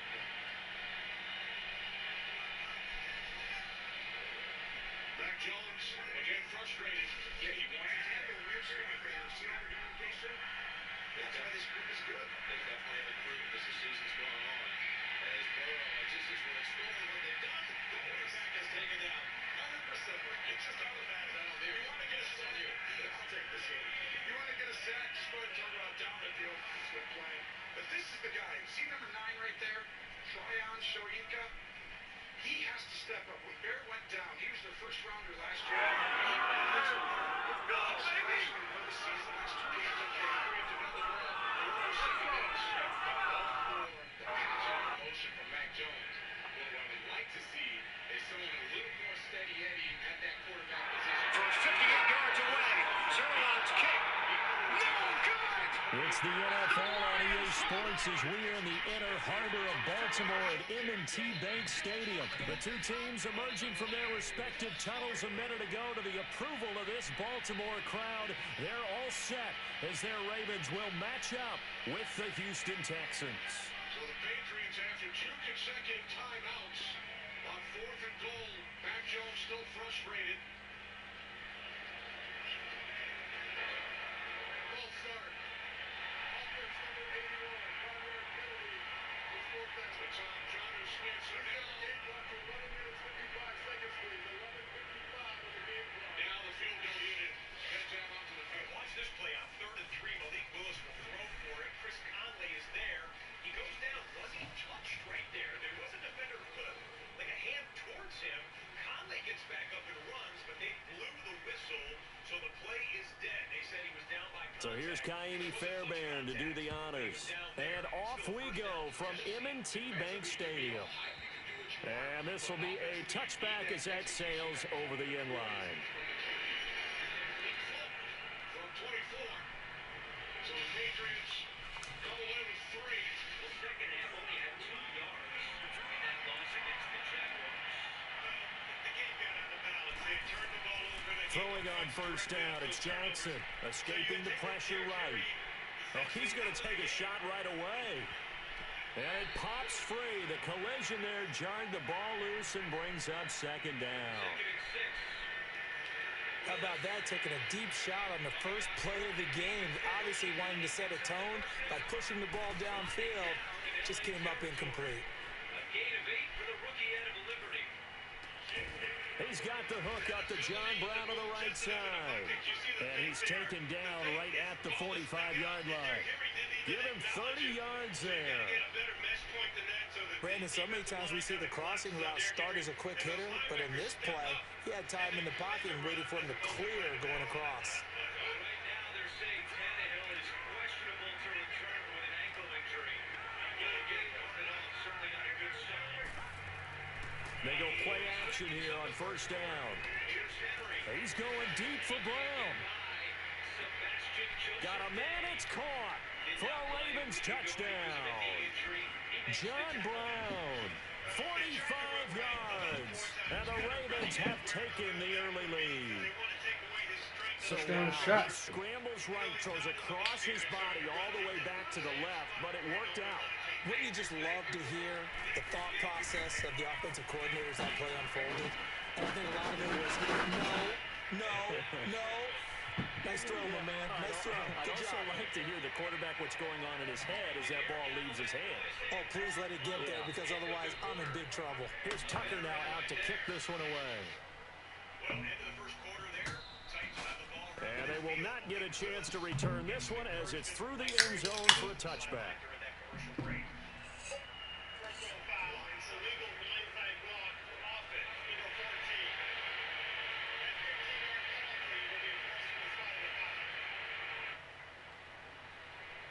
Watson will bring up the Texans here, 1st and 10 at their 25-yard line.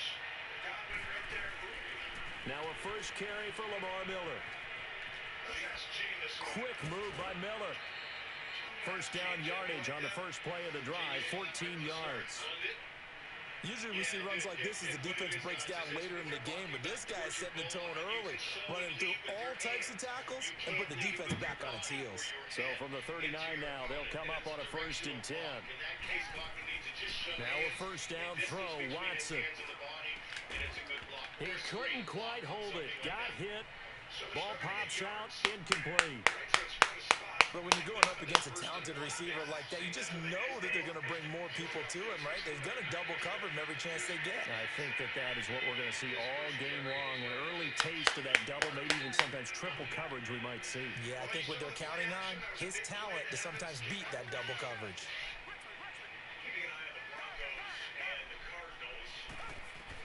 Back to the air, Watson on second down. And that's going to be incomplete. So many...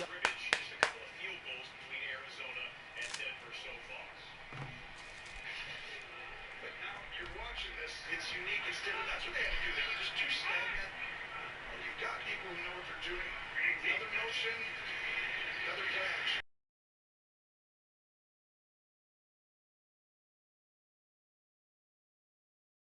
Carr, again under pressure, throws. And the catch is made by Monte Adams with Marcus Jones defending, gain of 9. Here's Devontae Adams running around it. Get their running backs into their passing offense and be able to swing the ball out or check it down to them. But sometimes those guys are just not as comfortable catching the ball as they are running it.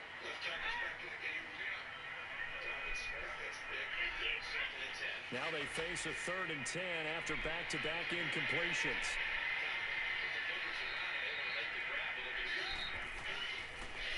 Watson hands to Miller on the draw. And he'll be brought down just shy of midfield at the 49-yard line. A pretty good effort there, 9 yards, but not enough. We'll likely see the punt team now on 4th down. He's coming to play. Records yards. That'll force eventually a punt by Denver back to the Cards. And how about this one now? In their own territory, a gutsy call. They're going to go for this on 4th and a yard. They're going for it. It's Watson. He's going to float this one deep right side. And this is taken in at the 5. Touchdown, Houston. Will Fuller, 51 yards. And the Texans are an extra point away from tying this football game. Fairbairn with the extra point. And we are tied at 7. So we're right back where we started, all even as the kick's away. And this will not be returnable. It's out of the back of the end zone for a touchback. The Ravens offense now, they get set to head back on the field. And that recipe on their last drive that resulted in the touchdown. The Lions won. So hoping to do that once more. And it takes me back to when we sat with the offensive coordinator and the head coach. They felt pretty good about their game plan and thought there were some holes in the defense, and they exploited them the last time out. Let's see if they can come back and put together a similar drive. And we'll see if they can do just that. Jackson dancing to his left. Brought in left side by Snead. And out across midfield down to the 45. Give him 30 yards there. Sometimes it's designed, and sometimes you just have to know when to leave the pocket and move and make something happen. And on that play, he was able to get on the run and was still accurate throwing the football.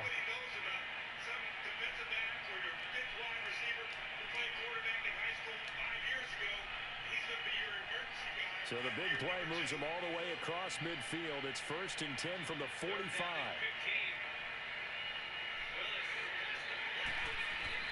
Now Jackson on 1st down.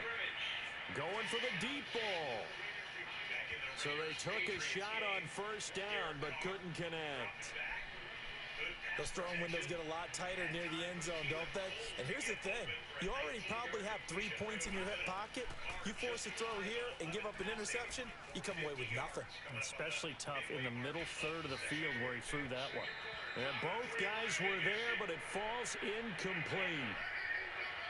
When offenses dial up big shots downfield, they're not always for the guys out wide. Sometimes they want to go to their big target.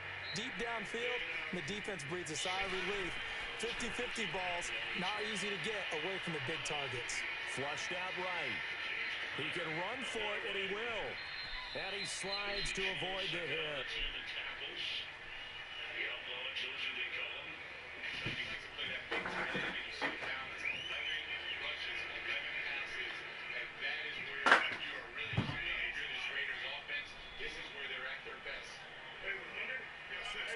yards on that one and a Raven first.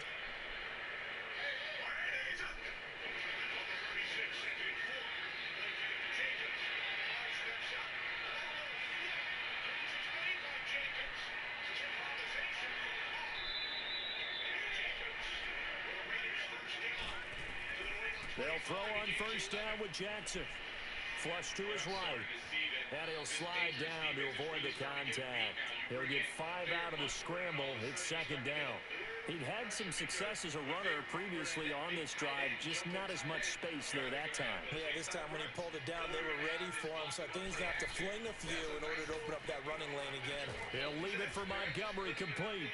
And they'll work it inside the 15-yard line before it's all said and done. The Raven passing game getting in sync. Another first down. First red zone chance now for the Ravens. It's 1st and 10 at the 14. Throwing is Jackson.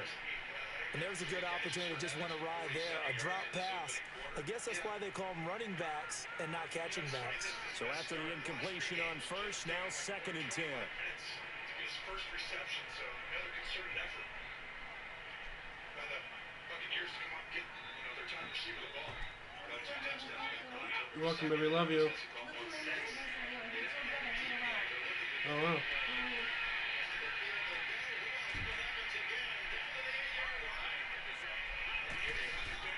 Jackson going to throw again. That's going to be caught at the 10-yard line.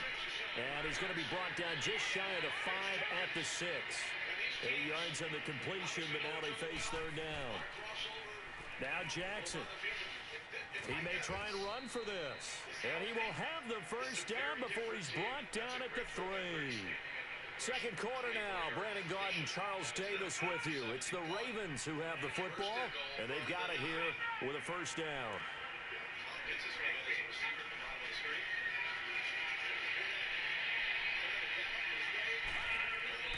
Now it's Jackson. Into heavy traffic, and it's intercepted. It's the Honey Badger, Tyrann Mathieu. And a big turnover there as his guys will get the football back. As much football as we watch, we've seen this work many times. In the red zone, first down, take a shot at the end zone, and points result. In this case, though, give credit to the defense. They outguessed them, were prepared, and intercepted the pass. We were just talking about Joshua Jonathan, and it seems like we'll have to snap it here before the end of the quarter. 2nd and goal. Motion again, Jim. Off to Godwin. Drive this out. He may have thrown a legal block. Time expires in quarter 1. They'll start out on the ground. It's Lamar Miller. And he'll find a little space. He gets us up near the 10. It's a 6-yard pickup, and it gets him to 2nd and 4. I think they're ahead of schedule now after that run. They might be bold with this 2nd down call after that type of a game.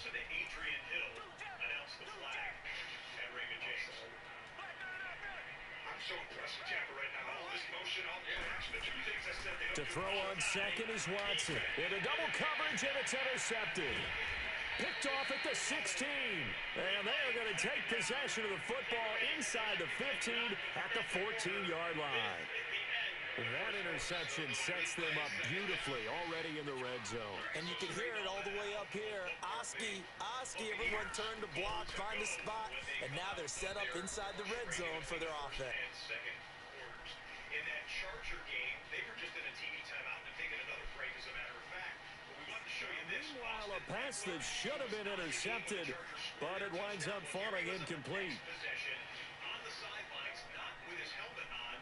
He's holding, you can't see it in the frame, but he's holding his helmet in his left hand. They have not given us an injury update in terms of the nature. An incomplete pass on first down. That leads to a 2nd and 10. Back in the backfield as the Chargers are ready to start their next drive. Here's Jackson to throw again. And he'll take it into the end zone. And I know Justin Simmons just, again, part of the great community work done by NFL players, spent some time with Boys and Girls Club, young people there talking about social justice and how to create positive change in the community. Fucking clown.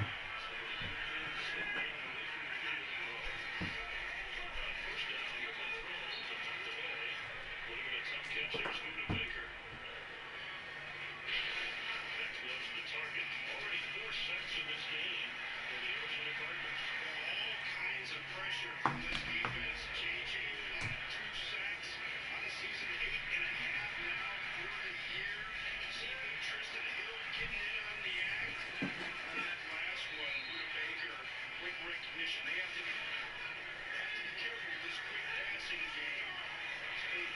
interception made it happen. Another awkward play as Watt gets in on a drop ball and then a handoff to Farm also committed the penalty, forcing Las Vegas back to the 25-yard line. Look for Waller. They used to love Waller on the seam routes. Right here in the red zone. See if he still has that speed to get downfield. First down and 20. Carr under pressure, and he throws it away. It was Jawan Bentley, who's had a strong game. lineup as if there's three rushers, but here comes five on the looking for his own end zone. Throwing and caught. Very solid, but well short. EA Sports coverage of the NFL is in Houston, in the Space City at NRG Stadium. The scene from a few moments ago, this crowd enthusiastically cheering on their Texans as they emerge from the locker room. And we're just about ready for football as the Texans get set to match up with the Baltimore Ravens. The tailback. Motion chip. Zone, call the play, some coverage. Here's the former UCLA Bruin, Kaimi Fairbairn, to get this one started. And in front of a raucous crowd, this one is underway. 15 minutes. Please reset the clock. During the quarter change, Tracy spoke to Todd Bowles. Coach, a good start on both sides of the ball. Offensively, what do you like that you've seen so far? Well, we're getting some chunk plays down the field, so that's important for us. Our best defense is to keep their offense off the field. They're doing a good job at controlling the clock. 2nd and 2 at the 2. What do you need to do to punch it in here? We got to punch it in, man. Run or pass. We got to get 7 points. You don't want to get free against a team like this. They're going to try to punch it across. Fournette trying to triangle his legs. Now a play fake here on first down, eluding the pressure right. Oh, he's going to air it out right away. Into a double team, and it's intercepted. Picked off by Kareem Jackson. That's an experienced DB picking off a rookie, and you know sometimes those experienced DBs, they love going against the young pups, don't they? And I go back to the offseason, have a quick conversation with him about, hey, when you play younger quarterbacks, what's it like for you? And he says it's like being a boxer. I give him a lot of different angles, a lot of different looks, and a lot of times I just bait the young guy. And there he baited him right into the interception. Lamar Miller. And he'll power his way up near the 25. It's a 6-yard gain on the ground, and that'll make it 2nd and 4. A quick burst there, and he nicely bit off a pretty decent gain. Brady and Evans early when you come. Makes it really hard on the quarterback there. Well, you heard what Todd Bowles said. We need 7, not 3, so they're going for it. On 2nd down, here's Miller. And he's able to plow forward up to about the 29, just shy of the 30. They give him about 4 on the play, but he's marked short, so it'll be 3rd and about the length of the football.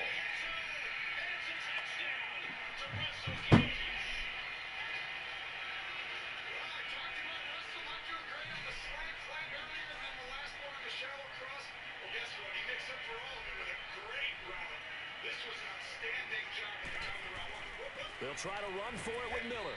And he's going to get to the 31, enough for the first down. Just a gain of a couple, but good enough to keep the drive rolling. Well, after an interception, last thing you want to do is go 3 and out, give the ball right back. They avoided that. Yeah, you definitely do not want to do that. I remember in college I played with a really big-time player on defense. We ended up getting an interception as we passed the offense coming out.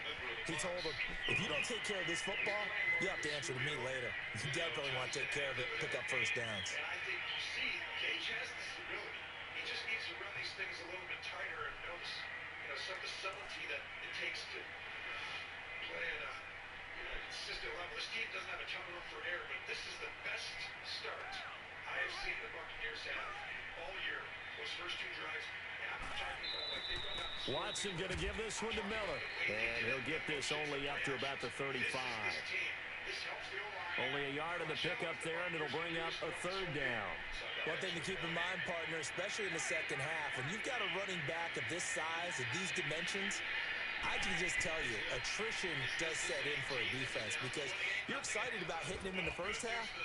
Maybe not so much in the second half, and some of these shorter gains turn into bigger runs later. He gets 7 out of it, and he also gets a first. So 2 first downs, and that moves the ball to the 42 now, 1st and 10. A first down carry now for Miller. And very little daylight there. He'll get a couple up to the 44. They tried a quick hitter inside, but that one was swallowed up because what they're hoping, those big defensive linemen will take the bait and move laterally and open up a crease that they can run through. Didn't happen on that play. Trying to bounce it outside, but he's only able to get it back to the line of scrimmage. Officially no gain on the play, and they're left with a 3rd and 8.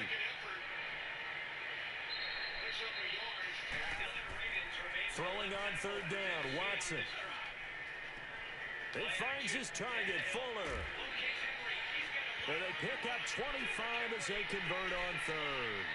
Really been an ideal start for them. They get the turnover on the opening possession. Now here they are moving the ball straight down the field on their first drive.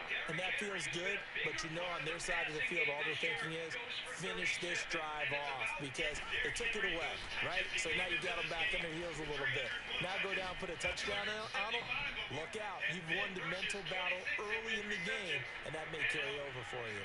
Give him 5 on the carry there, and it'll be 2nd down.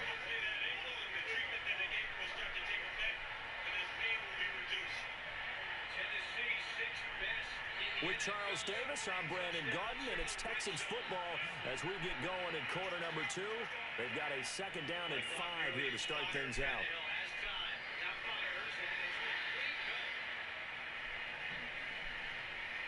Let's look again to the Tom Brady, Bill Belichick days. The best thing that they ever did, most telling stat, was a turnover margin. They keep it on the ground. This time it's Miller. And he's able to get it to the edge of the red zone at the 20-yard line. They get 6 on the pickup there as the drive will continue. And that's a nice pickup of a 1st down on that 2nd down run. And at that yardage gained, they can run that play on any down. The Texans with the first opportunity now from the red zone. 1st and 10 right at the 20.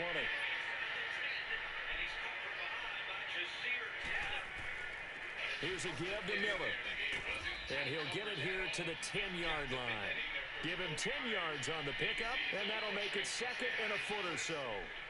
Now, that was an excellent run. And when you see that happen, that's when you're seeing guys doing their job and then some people doing a little bit more. Offensive linemen and tight ends, they're expected to block. But the wide receivers, all they want to do is catch passes. So when they block on a big-time running play and create extra space, you've kind of hit the jackpot there. Just a gain of a yard, but it's going to set him up with a 1st and goal. They'll try and run for it with Miller. And he's going to fight his way forward here for a modest gain. It'll be a pickup of 4, and it brings up 2nd and goal. So that run gets him about halfway home. Yes, now 2nd and goal. The end zone beckons. It looms. They can do whatever they want. Full playbook. Run it again, or they can go play action and try and put it in that way. His path became similar to almost running a stretch play, didn't it? Trying to find a crease, anywhere to put his foot in the ground and cut back. It just never materialized.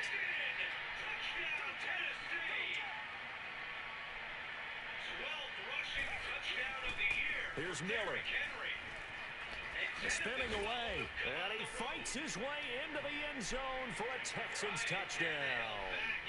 Lamar Miller, a 5-yard touchdown run, and the Texans are in for 6. Able to punch it in on 3rd down makes it easier for those guys on the sideline. They didn't have a 4th down decision to make. Yeah, could you feel the exhale? Because they were already thinking ahead as all the good coaching staffs do. What's up? Anticipating, will we have to make the call? All right, I'll do it. I can do it after this game. Never even got to it. How much time is left? This is I don't know. I'm in the 2nd quarter. And the decision to bring it out is going to cost him about 7 yards all told as he's taken down back shy of the 20. And now here come the Ravens. And last time, 1 play interceptions. So this offense, they should be fresh. That's a good way of putting it. And I can't wait to see what they decide to do with play calling. Because a 1-play drive where you throw an interception, a lot of people think the very next time out, run the football, don't give them a chance. Maybe play action? I think maybe you go play action, show your quarterback, get a little confidence in him, and let him fling another one. Meanwhile, they take a shot to start the drive, but this is going to wind up incomplete. Those passes out that far wide always make you hold your breath a little bit. Felt like it was in the air for a while. What it does is it allows a defender to gain some ground, come from a long distance, and have a chance to affect the pass. You've got Davis healthy. Let's see you flying out there. Joe Burrow is getting some medical attention on the right pinky. Being a dress wearer. That's not Yeah, After the incomplete pass, here now is 2nd and 10. But, yeah, Joe Burrow, something to monitor there as that pass went in. To throw again, Jackson steps away to his left. Now he'll throw deep left side. And he fires one that's intercepted. It's the Honey Badger, Tyrann Mathieu.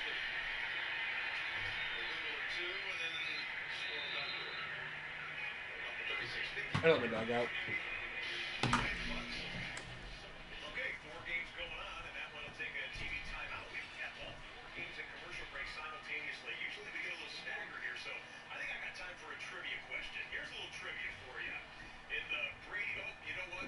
Las Vegas just came out of commercial break, so trivia on hold, but stand by. It's a long afternoon here.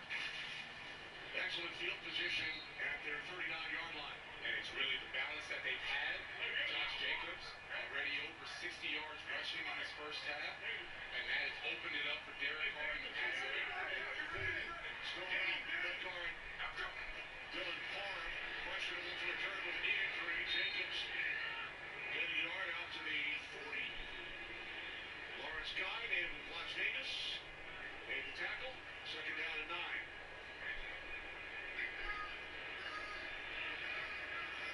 Down to 3.5 remaining. Second quarter, Patriots will get the ball first following halftime. And it's just interesting. I'm watching the Patriots defense. They're doing like full-on NASCAR wholesale changes, bringing in 4 or 5 different guys in these different packages. Judon and Uche both on the field here at various end spots along the line. There's Jacobs. Only a yard once again, so 3rd down and 8. Coming up for the Raiders.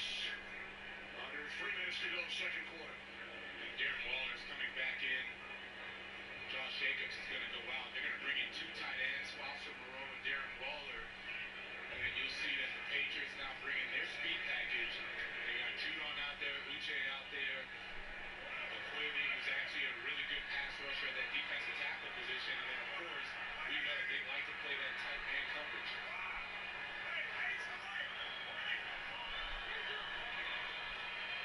The clock at 2. Raiders must get to the 49 for a first down. Judon with the pressure. And Carr throws it away. Nice changeup. Academy program. Eckler is back in. On first down, they flip it. Carter is tripped up. Joshua Kalu makes the play. This Tennessee defense playing with some passion, which is something Shane Bowen said he talked to them about on Monday. They do a nice D-line game with them, and he gets the pressure on Derek Carr. So both guys really understanding how to play complementary defense, and they do a good job. They get the force and sure. The tackle, and now it's 3rd down. 3rd down and a big 9. So what will Shane Bowen, the defensive coordinator, do? He talked about, like I said, bringing more than 4, bringing 5, even 6, overloading, trying to make Justin Herbert get the ball out of his hands quickly. On the last drive when they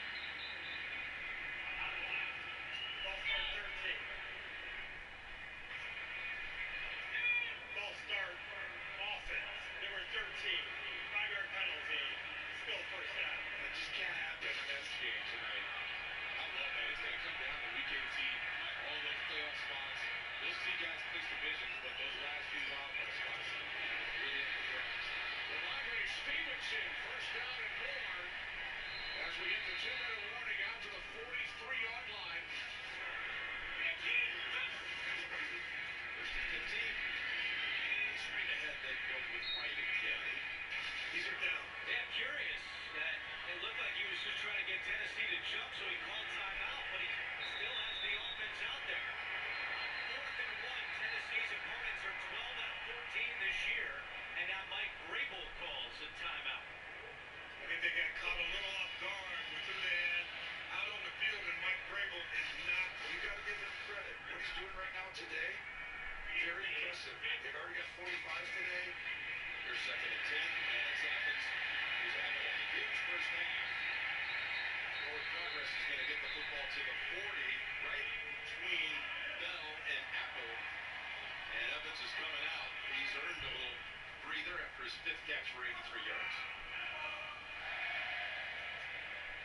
Take a look at this. See the running back moving? Well, that creates the window. Team up in the booth. And what they've decided to do on this edition of the 4th down play, the 3rd one for the same play, Joe Lombardi has brought in Will Clapp, number 76, as a gentleman person coming into the line. Herbert trying to do it himself, and he does.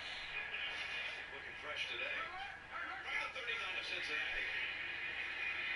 This way. Into a wall, and then finds a little opening to salvage 3 out of it. It's one thing people have talked a lot about, too, with this offense, is they've just kind of Securing that ball would be able, because you don't really want to stick the ball out, because if you're not on the ground and you're not down, those defensive players will swat at it, but he had that ball tucked away and had plenty of room for the first down. With 7.5 to go in the first.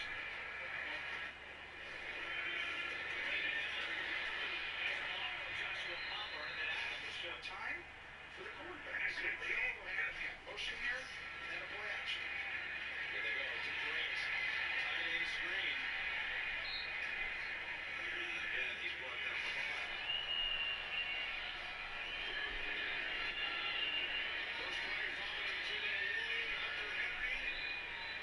Down to the 47. You still have Keenan by about 5,000 yards, so you got that going for you. Those yards were all uphill into the wind. 2nd and 6. Eckler. And Simmons finishes the ball. Oh, a good game. It really is a pressure goes down the street. 3rd and 3.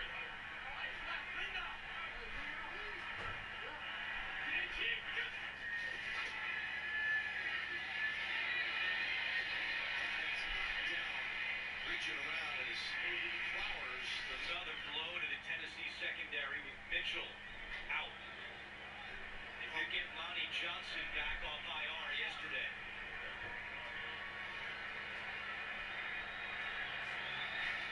Third down and 3. Herbert to the middle. Allen has it.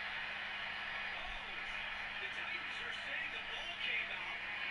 One official said catch, the other one said no catch, and they're calling it incomplete. Press man coverage. That Patrick Graham likes to run. Again, Mac Jones getting impatient, calling for the football. And then a false start with the play clock winding down. We had only 4 field goal attempts in the last 4 games. He's already made one today from 21. This from 50. No good. It's wide of the mark. And the Bengals will have their best starting point at the 40-yard line. Finish off the half with just one time. Stanley looking at it on the big board, but it looks like he's going to keep this flag in his pocket. Fans wanted him to throw the challenge. He does not. Kinsey with a fair catch at the 17. A 40-yard punt, 6:06 to go in the My Lions won the day. tied at 7. Third down and 11. Patriots must get to the Raiders. 47. As Jones strings it out. And Henry will not get there. That game to the final minute of the first half. This game with 45 seconds remaining in the second quarter. And Brett Rippon, he's been seeing J.J. Watt a whole lot. This was just a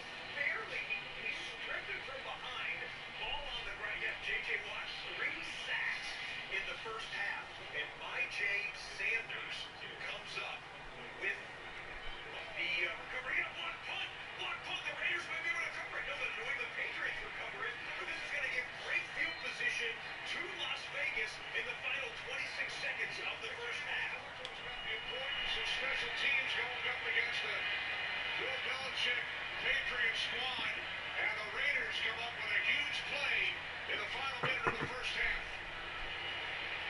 It looked like they really just did not account for Market for him off the edge. Cousins keeps going, and Jabril Peppers is supposed to block him. Have no idea what he's doing, and that's why Jabril Peppers was able to get the ball so quickly. He busts the coverage on special teams. You don't see that from the Patriots. It's Matt Patricia's fault. And there's the frustration. I know who he's yelling at. He's like, what are you doing? And Coach, nice job capitalizing on that mistake. First game punt since 2014 by the Raiders. What an opportunity. But now a false start committed by Las Vegas. Wilson at the snap. Very familiar coverage there. McCoy. Over the tail, probably the second time he's missed on that. J-Long Williams back there. And that's 39. Everything going your way in this second quarter. 27 seconds right now in field goal range. You still have your timeouts available. You can do whatever you want. Well, not everything, but you got time, all right? You got the timeouts, you can still use it. 3 timeouts, 27 seconds. Clock's caught by Collins. Takes it down to the 14-yard line. You can see those balls quickly.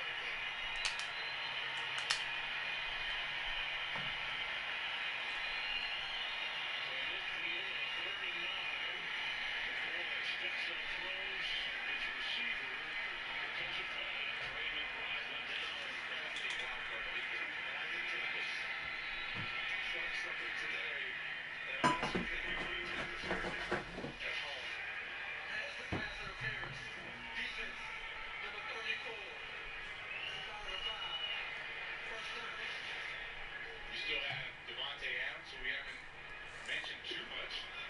He's really good on the outside, running those one-on-one routes against whether it's Jonathan Jones. This time it's going to be Marcus Jones, who he's matched up with. 3 catches for Adams. Renfro's on the field. So they put Waller down at the bottom. He's going to be matched up against the safety. You know, heart's racing after that missed field goal to win it. But let's go back to 2 minutes to go, and it's 4th and inches. We're all thinking you guys are just going to run it up the gut, and then Brock Wright gets it and takes it to the end zone. Walk us through that play. Yeah, it was a great play called by Ben. You know, he's the second read on that. We've kind of had it up all year, and finally got back to him. He was uncovered, and he's a fast guy. People don't give him enough credit, but he made the play after the catch there. It was a great play. EA Sports coverage of the National Football League takes us to the City of Angels, Los Angeles, California. Who said the crowds wouldn't embrace football being back in LA? You certainly couldn't tell that by what we saw a few moments ago. These folks are pumped up as their Rams get set to do battle with the Baltimore Ravens. Of finding a way to win like this, keep your playoff hopes alive when you're not really playing at your best. That's right. Yeah, I think when you can win, making the mistakes we make, making the mistakes I made, guys picking us up and being able to come up with a win against a good team on the road says a lot Justin about who we are, Tucker set to boom this one away, and we are underway here in Los Angeles. Good to see you, Jared. Congrats, man. And that'll carry over the back line of the end zone for a touchback.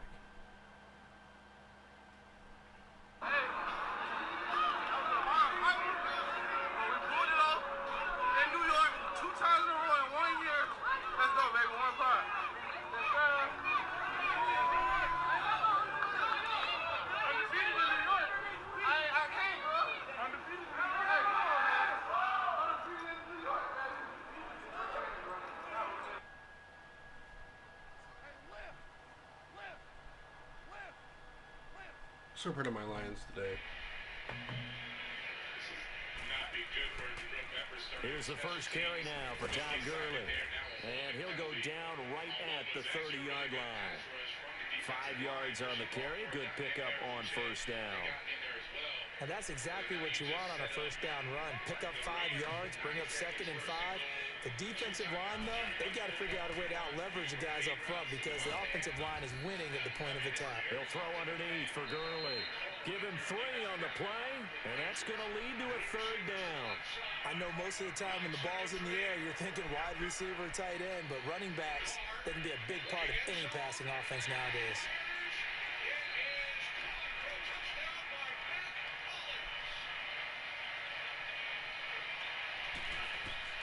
3rd and Goff. That's going to be complete to his tight end, Everett. And he's going to have the first down at about the 38. First catch for him on the afternoon, and it results in a first down. This is great awareness by Derek Carr. He's looking for the matchup. Where is the matchup? Because you put all your best guys on their best. Now a first down throw. Goff. Out left, he's got it to Everett. And he'll go down right around the 47 this time. Give him 9 there on the first down completion. Seeing that play and understand just how tough it is to cover tight ends, especially the ones running around the NFL nowadays, makes me glad I didn't make it in that league. I would have had a really difficult time. But now you get to sit up here with me. Yeah, and that's fun, isn't it? And what a really nice game right there on first down for them. Brings up a nice second down for them.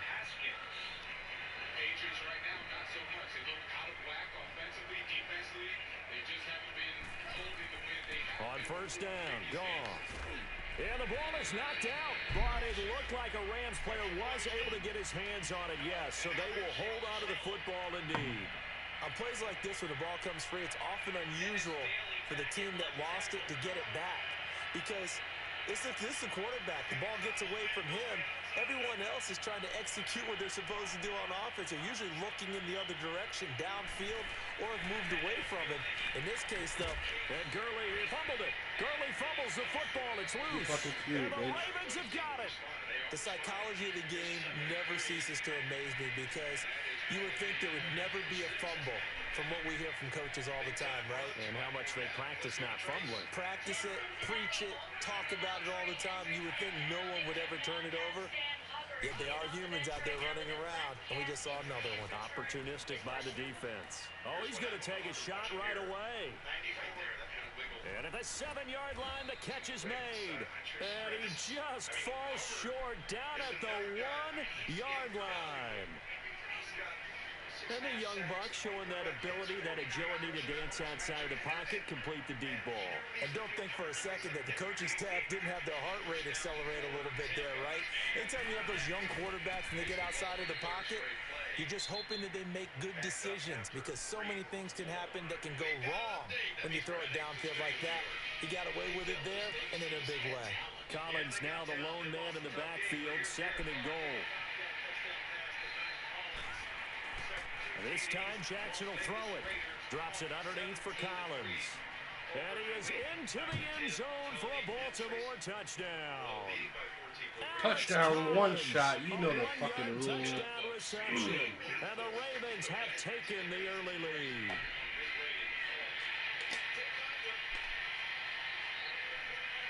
Justin Tucker for the extra point. 4.5 to go, and they're moving it again. The last 12 first downs in this game have all gone. Tucker with the extra point, and that makes the score 7-0. This is who he's got to beat. Only Brady can get this ball, like see that quickly and fire it in before. If he's reached just here's Tucker now out to kick this one away. But the ability to, he didn't know he's throwing through. You have to process that information. And this will be a touchback as that sails over the end line. The Rams offense now, they get set and head back onto the field. And last time the turnover on the fumble, and they were in enemy territory, so that had to be very frustrating. Down on the scoreboard here, can't do it again. You nailed every part of what was frustrating. Down on the scoreboard, had a drive going, had pushed it past the 50-yard line so they thought they were in striking distance, and to come away with nothing, not a good feeling at all, to put it mildly. Now they can't afford to do that again. Yeah, now can they get that bad taste out of their mouth here?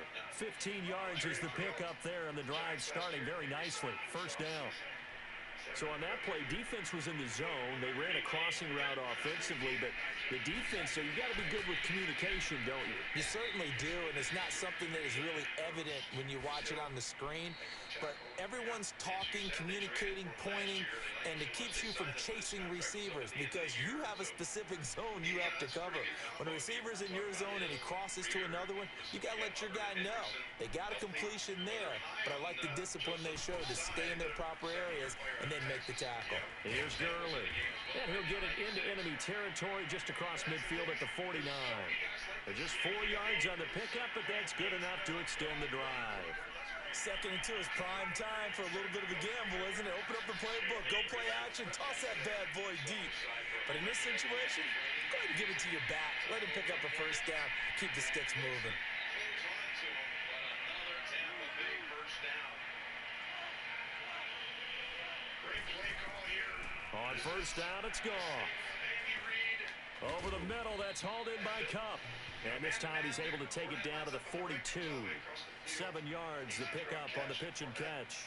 We've seen quite a bit of the short passing game here early on first quarter, haven't we? We have, and I think it works a couple of ways for this team because, number one, you throw the short game until they stop it. And if they're not going to stop it, you keep throwing it, and occasionally you'll break a tackle and turn it into a bigger game. Also, if they start to creep up, start to pressure receivers, now you go over the top, take it deep, and now you get some of those big shots. The 2-minute warning, and they just had a punt that went into the end zone. So, happy holidays, Merry Christmas, everyone. Here comes Justin Herbert with a 2-minute drill. They gained 27 yards. Goff in the offense with a 1st and 10. And he's a perfect 6 for 6 here to start the ball game. It's a 7-yard gain. They have 2 timeouts remaining. And one of the things the Titans do pretty well, come with 4, and you play that back end like an umbrella, keep everybody in front of you. And this one is blown dead. Ball start against Los Angeles. From the gun, here's Goff. They got a man over the middle. It's Woods. And he works it to the 30-yard line here, right at the 30. That throw good for 4. It's second down. Timeout or have 10 seconds run off the clock since the clock was running. Again, Goff. Stepping up. He's going to keep it. 8 yards that time. Able to take off, and the result is a first down. 5-yard penalty. Still second down. By rule, 10 seconds will be subtracted from the clock. Clock operator, please reset to 1:35 and subtract 10 seconds to 1:25. Now a draw as Goff gives to Gurley. And able to break one tackle, but then quickly brought down. The linebacker, C.J. Mosley, in on the stop. That's a strong pickup right there on first down. And as this drive goes on, we're seeing an offensive line and running game imposing its will. The 36-yard line, a gain of 14. Greg Maben has come in at corner to replace the injured Terrence Mitchell. Maben made the tackle. Here's Goff now on second down. And that'll be incomplete. We do have a penalty flag down, however. Let's see what that's about. So he was past the line of scrimmage when he threw it. And as they say, that's a no-no. Got to be able to understand where you are on the field and not cross the line before throwing the ball downfield. And the coaches talked about Carter being able to fill in at each and every spot that receiver for. Here comes a blitz. Throwing on third. Goff escaping the pressure right. That's going to be caught. Come on, man. Brought down after a very nice game. They're able to convert on third down, and that sets up a 1st and goal. And in a lot of ways, that catch is expected. Red zone presence, and that one was realized there. You've got to find your tight end in that situation. They'll try and push it in with Gurley. And he is into the end zone. Touchdown, Los Angeles. Todd Gurley taking it in. And the Rams are an extra point away from tying up this football game. Interesting. Home by Cincinnati, Tony. So a tie ball game here as the kick's away. It was a Chargers timeout, so they have one remaining. Herbert in the half is 12. Here comes the Raven offense now, ready for another possession. And they had to wait a long time to get the football back. Probably not what you were hoping for when you got an offense that's humming. Agreed. What you were looking for is the defense getting the ball back pretty quickly, right? Hoping for a 3-and-out.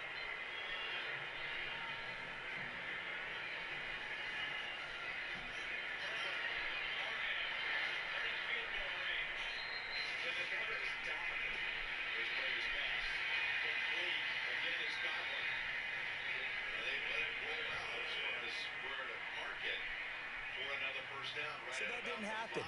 You can't yell at your D for that. They've got to take care of their own business and reestablish themselves now that they're back on the field. This is not going well for Zach Taylor. Timeout called by the Bengals, and we're back in 30 seconds. Jackson and the Ravens come up now 1st and 10 at their own 25-yard line. Jeremiah, when he gets disappointed on NFL media, we love DJ, we love his work for all the... Throwing on 1st down, it's Jackson. He's going to dump that off to his running back, Montgomery. And this one will go to the 28-yard line. It'll be a 3-yard gain, and that'll make this a 2nd down. Here's Jackson. Flushed out right. He's going to let this go deep. Oh, wide open, complete. And all the way in for a Ravens touchdown. Mark Andrews, 72 yards. And the Ravens are able to show off their quick strike ability. Tucker able to connect on the extra point, and that makes the score 14-7.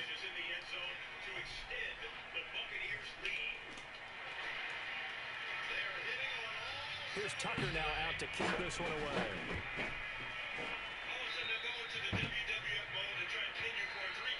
And they will not get a chance to return this one as it's through the end zone for a touchback. And the Rams now coming out on the field. And that last drive, a long drive, but not just that, they had a great air attack going. Do they stick with that? I would think that they would, because if they were confident enough to do it on the last drive, starting backed up in their own territory, why would you change anything? They've got to be confident about what they're presenting and continue to do so. Yeah, because the secondary, they really look clueless. And that was amazing because that drive went and went, no adjustments, and no big plays by the defense to knock the ball away. Oh!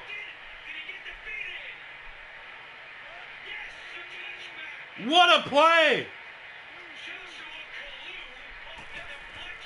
On 2nd and 10, Goff. Throw complete right side to Cooks. And he was going to catch it in bounds. 34 here. They'll get 9 there as that sets him up better for 3rd down.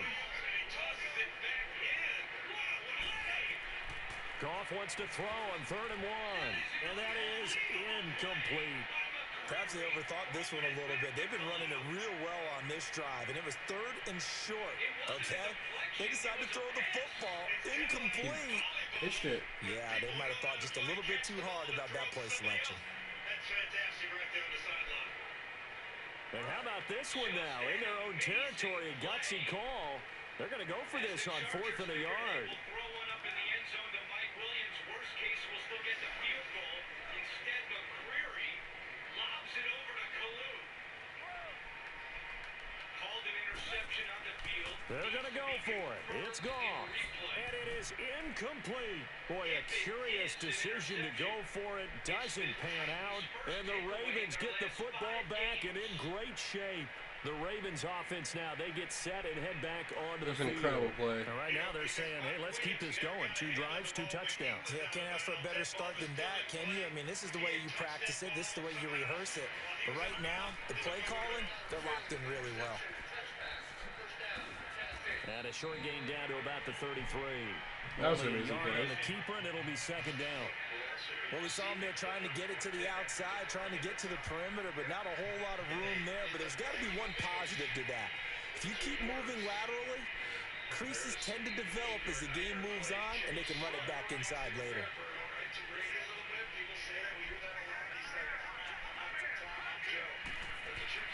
They go play action with Jackson. That is caught at the 7. And down he goes, taking it inside the 10, just shy of the 5 at the 6. A very solid gain of 27.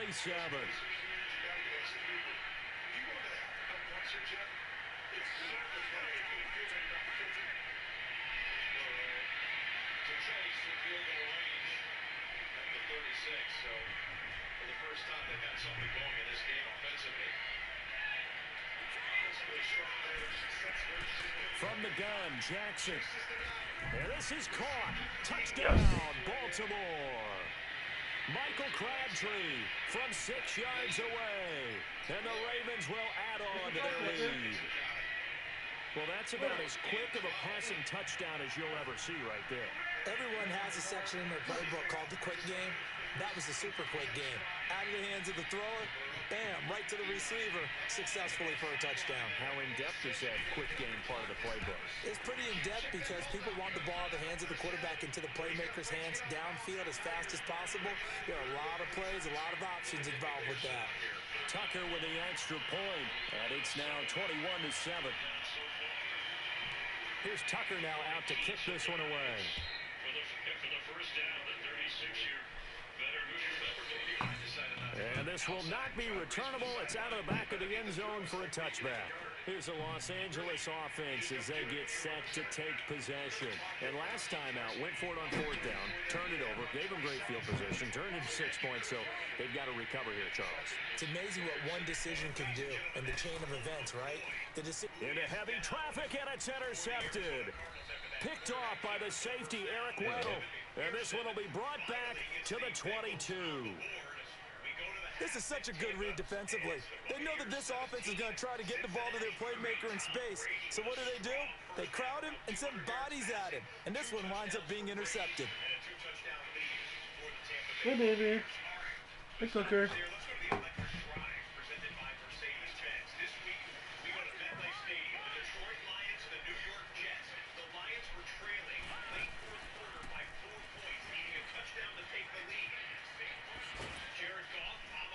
And he's going to get this one down inside the 15.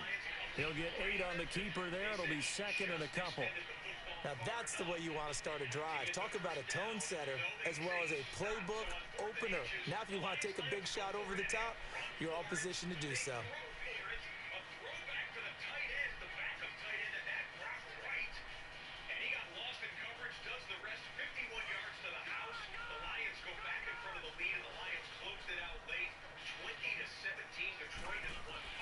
Now this time he'll look to throw.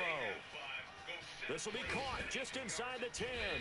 And he couldn't quite get there. Tackled down at the 1. And the Rams are going to go ahead and take another timeout as they'll stop it with just over a minute to go before halftime.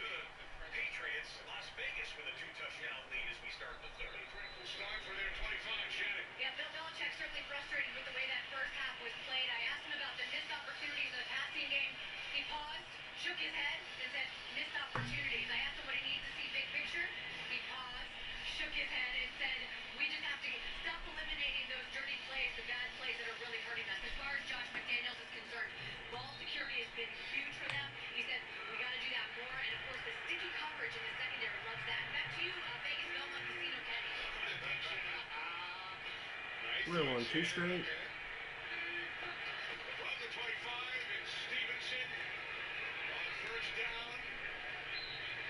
Out to the 32-yard line, gain of 7.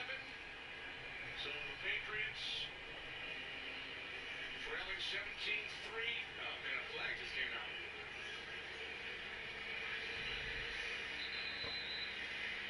McCoy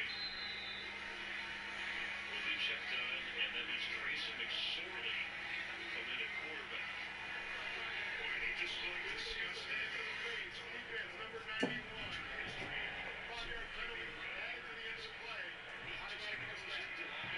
Jonathan Harris's lead here. Sorley at quarterback, Cody Ford comes in for each of Connor carries. Just a little bit on McSorley. We talked about all the quarterbacks being hurt this year. Fourth-year bench DeMondre Stevenson is in there. They got their big personnel. 2 tight ends are in the game.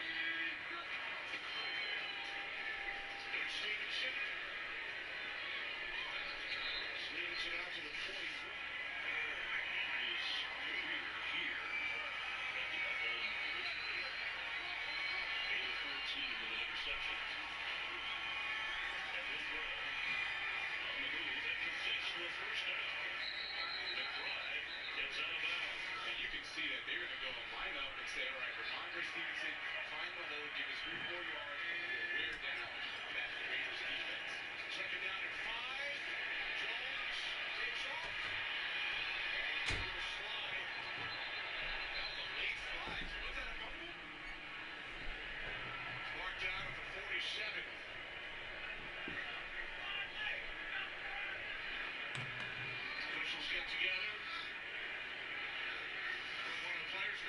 quick slide as well. After the runner gave himself up and slid, it's the first down New England. Yeah, okay. Yeah, that's clear. And then the official had the gray on the other side. But you can see they're going quickly. Like they're picking up the pace. Steals it up the middle. Across midfield. Into Raiders territory. It's the NFL on EA Sports as we are in the inner harbor of Baltimore at M&T Bank Stadium. Here's a scene a short time ago. The Ravens introduced to this sellout crowd, and through a sea of pyrotechnics, out they came from the tunnel. We're set to go as the Ravens get ready to match up with the Kansas City Chiefs. Here's the kicker, Harrison Butker, ready to get this one started. And off we go from M&T Bank Stadium. That'll be taken in the end zone. And the decision to bring it out, a good one, as he's up a yard or two shy of the 30. Another pre-snap penalty and the shuffling on the line, but pass rush. When he has a quarterback that he knows is not going to bounce outside the pocket, he always makes sure to stay level with the quarterback, wait for him to slide up in the pocket. They go play action here on first down. Oh, he's going to take a shot right away. And that is going to be pulled in one-handed. Wow. And all the way in for a Ravens touchdown. John Brown, 72 yards. And the Ravens have taken the early lead. Tucker able to connect on the extra point, and it's now a 7-0 game. Does a tremendous job. He just waits for Jacoby Myers to put his hands up. You do that, now as a defender, you just put your arm in between because that's where you expect. Here's Tucker now out to kick this one away.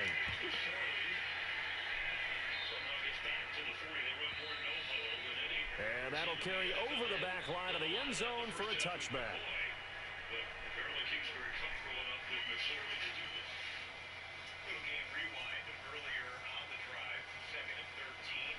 Mahomes will lead the Chiefs up 1st and 10 at their 25-yard line.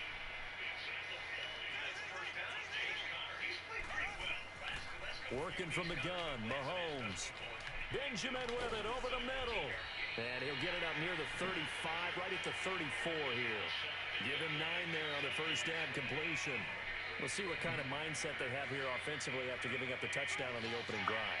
And based on our time with them, prior to this game, I feel like they've got a good mindset going in. In fact, the discussion that we had with the coaching staff was, we may give up some points in this game, so our offense has to be ready each and every time to either equal or try and get us ahead and try and keep us ahead. This is their chance to respond to that first touchdown given up.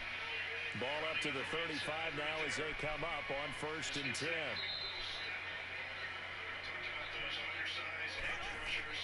Mahomes now on first down. Throw left side, taken in by Hill. And he'll be out of bounds after getting this one across the 40. A gain of 6 there on first. Let's make this one simple. What a catch, especially the finishing part of getting his feet in bounds, toe tapping, and of course, foot dragging. A little tapestry, if you will. Oh, I like it. Now here's Mahomes. Benjamin's got it. And he'll get it out a couple yards shy of midfield at the 48. It's a pickup of 6 and good enough to move the chains. I always laugh when people say, what's the toughest route to defend? And I'm like, any of them, especially if it's a good receiver. That makes things very difficult. But when you're running a drag route, something short, shallow, going through defenders, using guys almost as screens in order to get open, that makes things tougher, guys trying to get to the football. Partner, we know today's NFL is really built around the guy throwing the football. But these short runs, they still pay dividends because they can take their toll on a defense and they can add up as the game goes along. You control the clock, you control the ball, and that way you often control the game. On second down, here's Mahomes. Over the middle, he's got Watkins. And he'll take it down shy of the 45 at the 46. Only 3 yards on the catch. It's third down. One thing we do know, he's going to get his catches. So as they move forward defensively, got to continue to focus on not giving up the big play when he does catch the ball in the secondary. Now the Ravens bring out an extra defensive back here on third down. Could be a blitzer. From the gun, it's Mahomes. And he checks this one down to Williams. And he's going to have the first down at about the 38. It's a 7-yard gain there, and it's good enough to move the chains. Mahomes will bring him up first and 10. And he's a perfect 5 for 5 here to begin the game.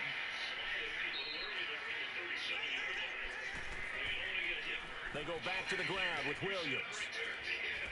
And a solid run down inside the 30. 9 yards is the pickup there, and they'll have a 2nd and 1. Despite the blitz, they're still able to Arizona Cardinals next The sorely. disadvantage of blitzing often alters the normal spacing and run fits and leaves He's a creases like quarterback. they were able to exploit right there.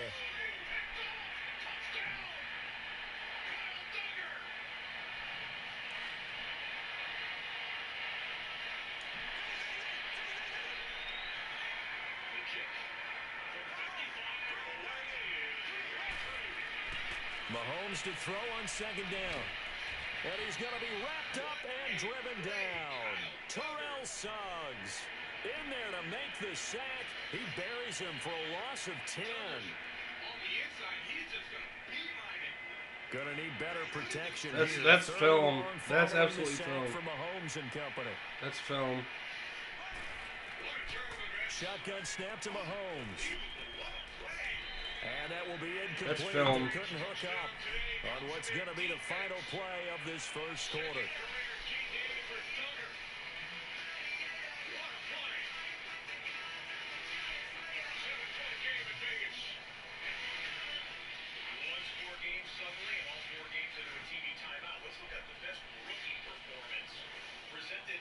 Mahomes and the offense staying out there. They'll go for it on 4th.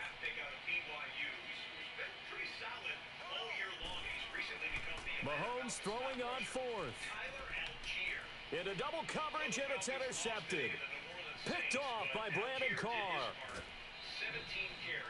You're looking there, the defensive back is maybe a step slower than he was when he came into the league a decade ago. I know I questioned his speed coming into the game, but what he's lost in speed, he's more than made up for it with intellect. And that's a great job of knowing how to position himself to make that interception. After the interception, here's Jackson. He's going deep for Brown. So they took a shot on first down, but couldn't connect. They're going for a receiver there. Already has 1 touchdown in this first half. A second one not to be. I like where their headspace is, though. I mean, I really like the thought process, right? You got a guy who's already scored 1, right? You want to go back to him, continue the hot hand, and make them adjust to you defensively. And he can't find anywhere to go with it, and he goes down. D. Ford able to get in there and drop him for a 2-yard loss. And an extra DB here for the Chiefs on third down. Pass situation. Jackson. Flush to his right. Oh, the pressure too great, and he goes down once more. Allen Bailey in there to drop him, and back-to-back sacks now bring up 4th and long. Now Justin Tucker. He has hit from 61 in his career, so he has the leg for this. They spot it all in midfield stripe, so it is a 60-yard attempt here. And that right there is something we've seen, I don't know, 15 times in NFL history. That will officially go down as a 60-yard field goal. And everything has to be absolutely perfect for this to have any chance. He's got to get it out low and really drive through it. And I tell you, that was one heck of a kick. One heck of a decision on the sideline to even try it as well. That was the emphasis in practice. This week I asked about all the And this will be a touchback as that sails over the end line. Out now the Chiefs offensive unit ready to do battle again. And in enemy territory last time through the interception. We'll see what they do on this drive. Can't wait to see how it alters what they decide to do in play calling.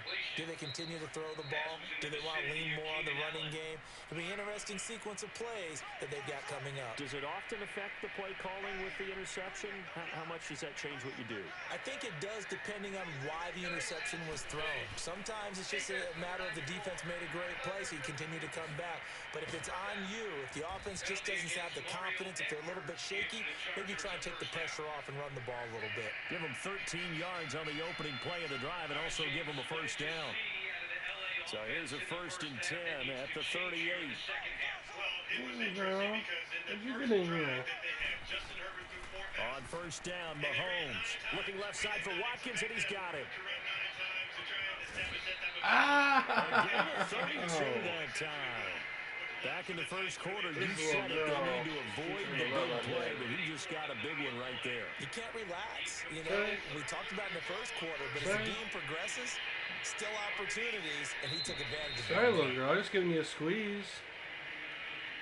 Little girl. So the big play has him all the way down to the 30 now for 1st and 10.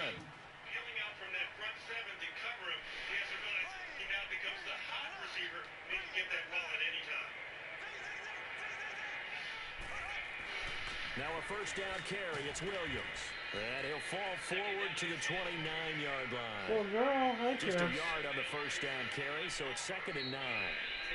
They tried a quick hitter inside, but that one was swallowed up because what they're hoping, those big defensive linemen will take the bait and move laterally and open up a crease that they can run through. Didn't happen on that play.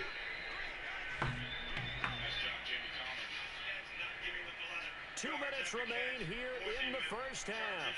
We're back to Baltimore after this.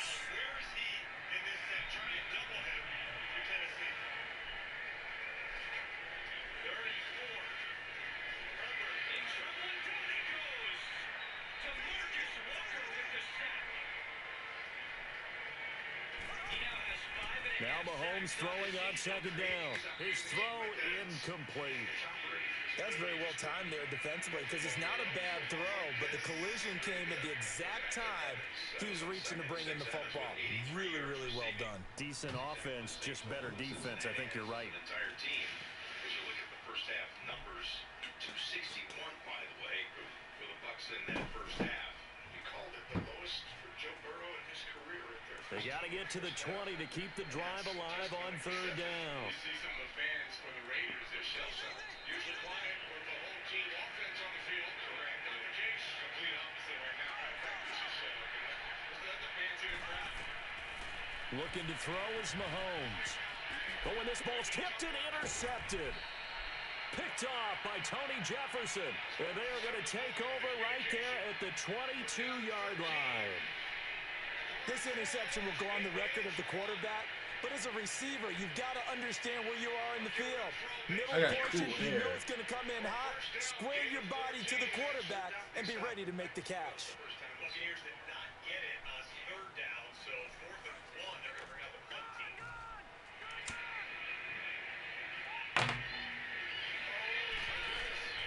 Now a play fake here on 1st down. He's going to loft one deep left side here. It's caught inside the 25. And he finally goes down, but not before reaching the 21. So barely time to catch our breath. Here's 1st and 10 just outside the red zone. Jackson on 1st down. Buying time to his left. Got a man, it's caught for a Ravens touchdown. Willie Snead from 21 yards away. And the Ravens will extend their lead. And partner, they found a gap there on the post pattern, and it was in the middle 3rd of the field. And that's really difficult to do because ordinarily the safeties are back there to prevent that happening. But they found the opening and exploited it.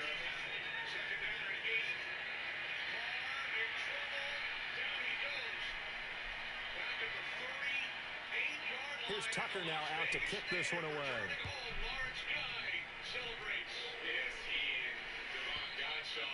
And they will not get a chance to return this one as it's through the end zone for a touchback. And out come the Chiefs now.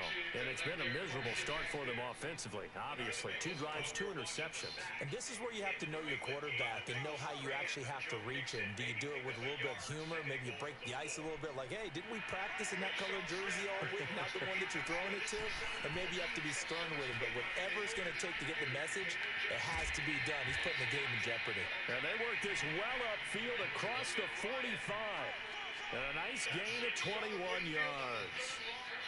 thus far, it hasn't been a real fun half for them, but a play like that may get them off the schneid a little bit, get them loosened up and moving. Kind of seems like they've been sleepwalking and still sitting on 0 points. And it's not always making an adjustment.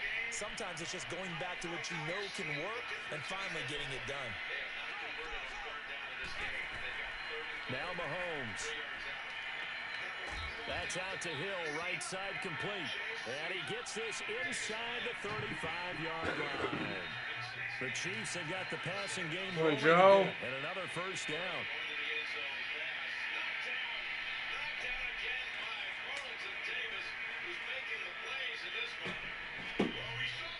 This offense finding its legs now. Here's another 1st and 10. On play action, it's Mahomes. And almost intercepted. It would have been his 2nd pick of the game. Instead, it'll be 2nd down.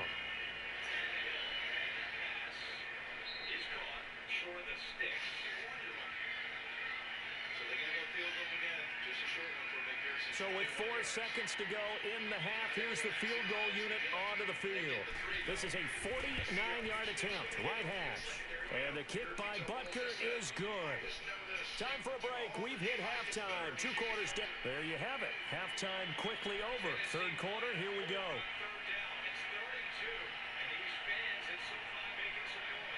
Here's Tucker now out to kick this one away.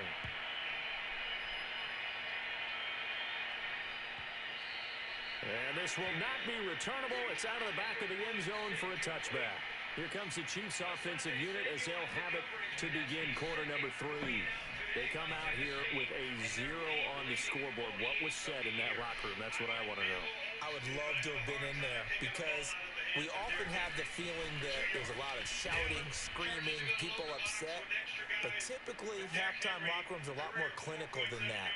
And in this case, are they upset that the plays weren't working because of execution? Or do they think they were just bad plays to call? Yeah. We'll find out pretty quickly here. And for a 3rd time tonight, he's intercepted. Snags it for...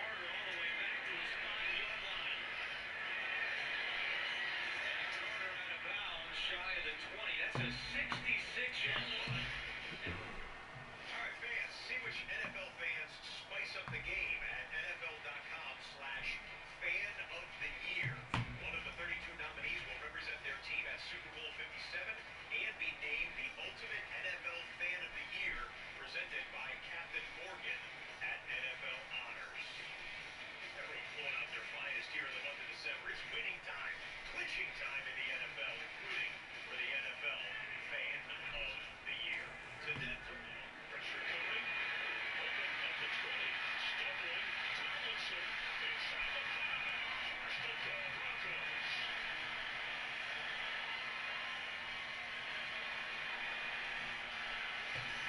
You go with that heavy look up front, but then you go with the play action. Thinking there, a couple of receiver swings there, but he decides to take the shorter throw to Tomlinson. You're a little fucking pain in the ass, bro. Maintains his balance, picks up the nice gain, getting it inside the 5. It's only his 6th catch of the season. He picked up 18. Christian Matthews backing up the corner spot for Arizona. Marlon Mack is into the end zone. That's a touchdown.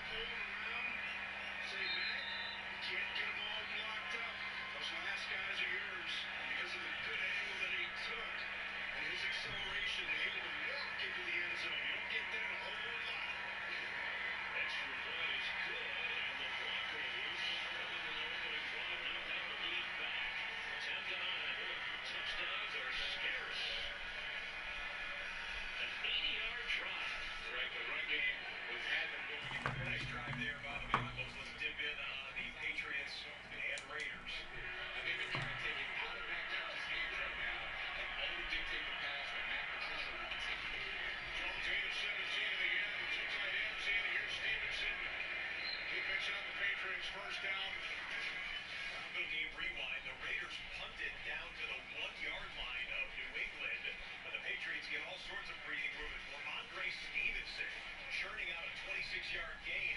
And then there's a lot of business afterwards. Players coming in to try and punch the football out after the echo of the whistle, I would think. And the holiday greetings ensue. Got Kevin Harris now in the game. Jones looking to throw. Fires downfield. And it's Aguilar makes the catch. Beautiful. And you see Mac Jones, they're going quickly. They're like, go, go, go, go, go. Just in case this wasn't a completion. Nelson Aguilar against Amik Robinson one-on-one. Ooh, it looked like he had a nice toe tap and a drag for that completion.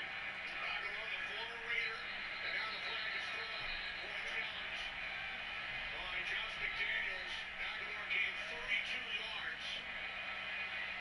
McDaniels wants Ron Tolbert to take a look at it. Now let's take a look forward as the season's winding down to try and get that playoff race. Second down and 3. Herbert. He's got the first down to Mike Williams. His second catch of the day. Greg Maben makes the tackle. Down.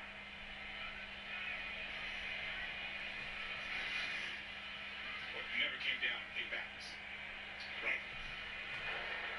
Las Vegas is challenged early on the field and they completed pass. After further review, it is an incomplete pass. Las Vegas will not be charged with a timeout. It'll be second down. That's a quick one by the officials. Nice job. Expedited review. Middle of the division. First and 10. Herbert chased by Dupree. Flag is down. Herbert slides in front of Ballou. Let's see what the penalty marker is back here in the I left. think that they were trying to hurry up. And so he's frustrated because he needed the ball set so that Mac Jones and the offense, who cares, just, spike it, right? They just wanted something to run quickly because when you do that, now you can't throw the challenge flag, and they just didn't set the ball fast enough for him. And I think that's what his frustration is. Belichick looking to win in a 51st different stadium. He already has victories in 15. That's an all-time NFL record. Kenny, have you called a game in every stadium?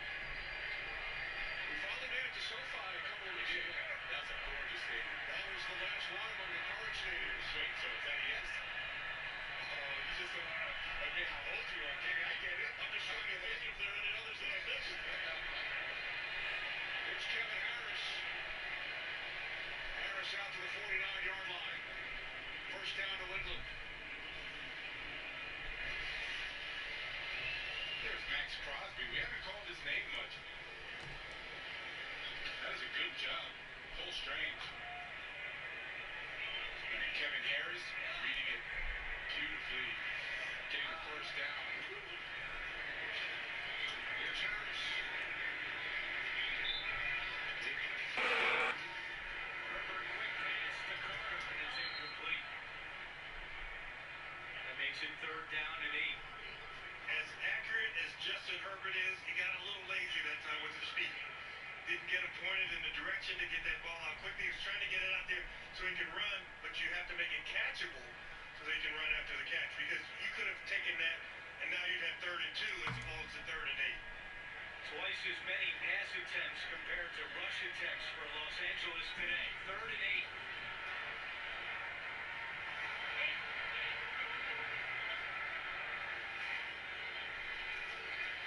Myers coming on a blitz, and the pass is broken up by McCreary.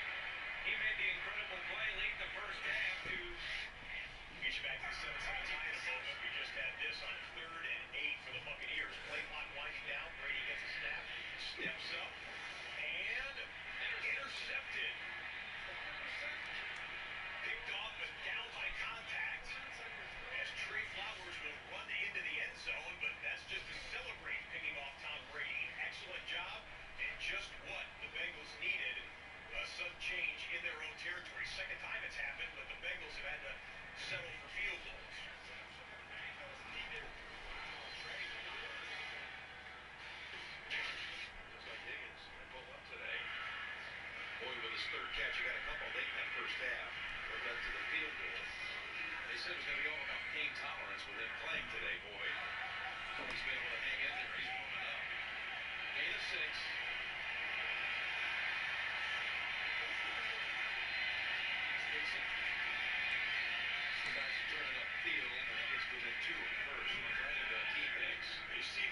right there. We know this team can cover. You're seeing it today. I think you're seeing the best version of the secondary that they've had all year. And Dean is still hurt, the other starter. And so Hicks right there, 96. You put him when Vea comes back. Those are two guys that are over 600. I was going to say 600. I think they're closer to 700 pounds together. So you can slow the run down. You got serious size right there. Tonnage. That's what happened in the Super Bowl run. Sue and other big guys that can just hose the wheel on you. Here's a 3rd and 3. Well, long set to Chase. Incomplete. That was Murphy bunting on the coverage. Chase is right in the face of the official wanting a flag, but doesn't get it. I can't believe you got up and pressed him on 4th and 3. As soon as you get pressed, you're going to throw the go route. That's what Brill does, and Chase, I thought he got a little bit of hold here. I think this was pass interference, yep. I saw a little tongue on the drive on the back of the jersey, and they're going for it here on 4th and 3. It's interesting. You kick a field goal, you got a one-score game. By the way, this is the last in the NFL on 4th down. You just saw it right there. Haven't successfully converted a fourth down since week 2 against Dallas. That is a running back against Davis. That means you got a great matchup inside. Pop up, someone. Here's Burrow in trouble. All the way back to the 47. My goodness, this is a monster sack. Brutal. This is a sack of 26 yards. White and Nelson get to him. There is a flag down at the 18-yard line. Holding defense. Oh!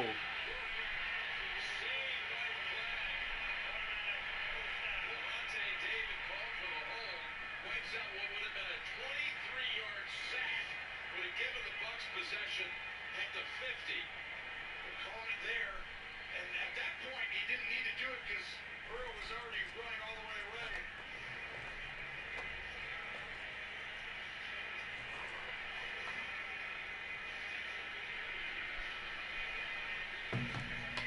So that puts the ball into 19. So defensive holding, Jim, sometimes we're favored to put red runs, right? It's outside the pocket. But defensive holding has nothing to do with it. It's still defensive hold, Tim. First defensive penalty today in Tampa Bay. And how huge was that? Unbelievable turn of events. Toss it. Nixon. Still going to a lack of 15. This is a game-changing defense, though. Tampa Bay, they gave up 209 yards on the ground.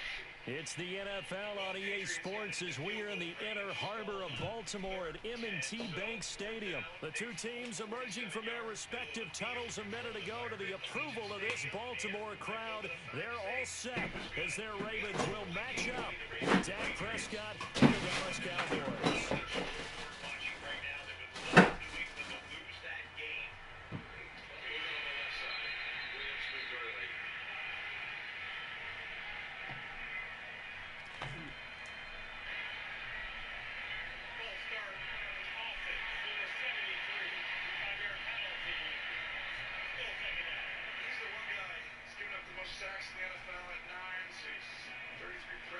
The kickoff team on the field now as they will send this one away. Here's some of the miscues. Big punt, backfire, 6-yard kick return, a pick, and the holding get wiped out. One of the longest sacks you would ever see.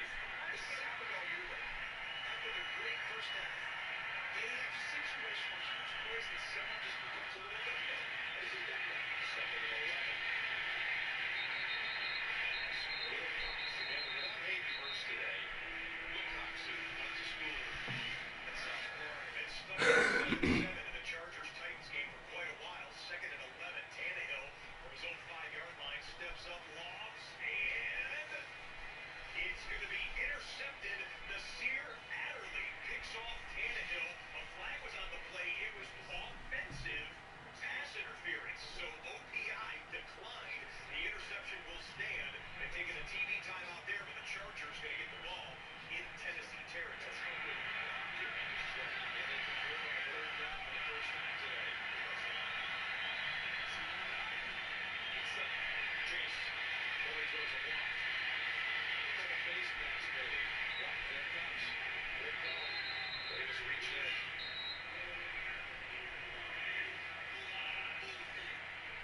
That was Chase. You see how hard And now a timeout called by the Cowboys defense.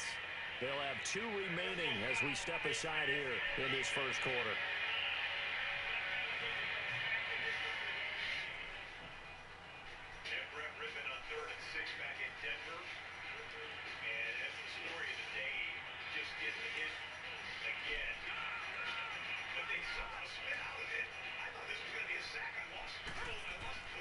They go play action now. Jackson. Oh, he's going to air it out right away. And got his man complete.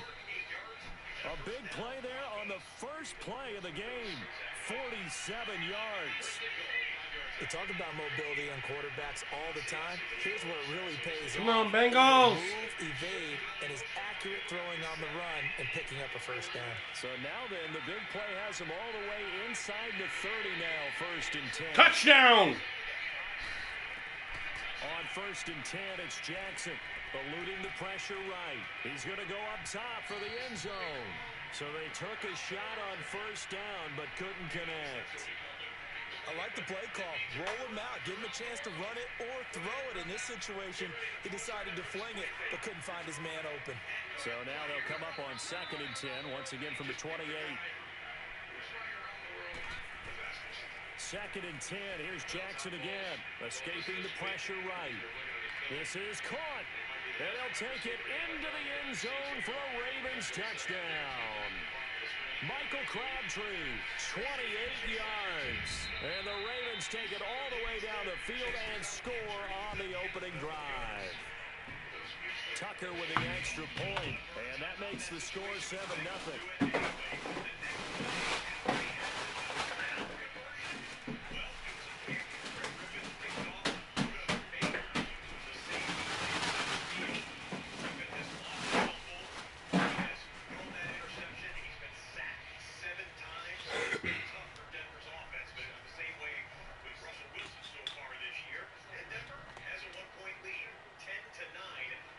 Here's Tucker now out to kick this one away. Over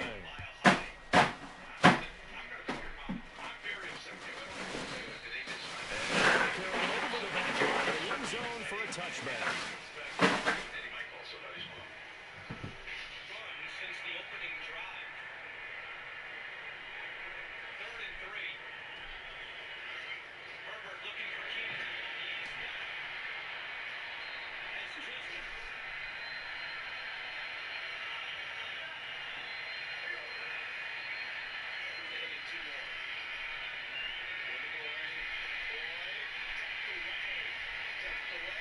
So Prescott and the Cowboys now with a 1st and 10 at their own 25-yard line.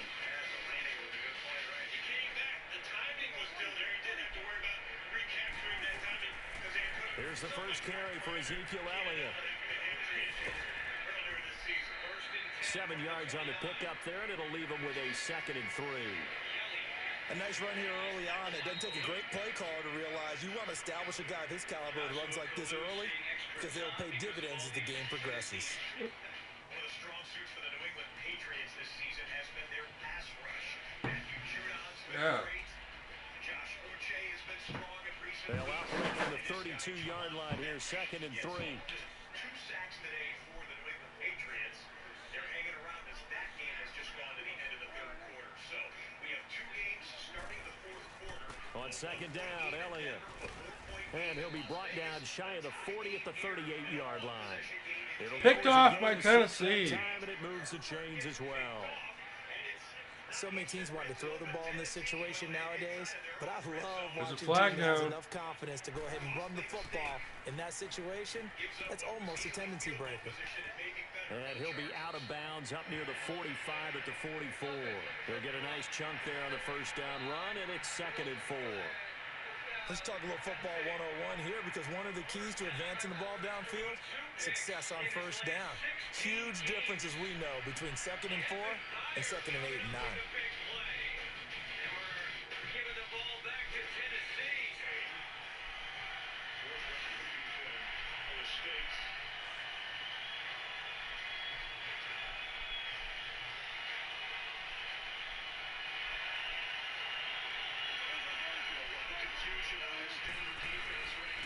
give to Elliott.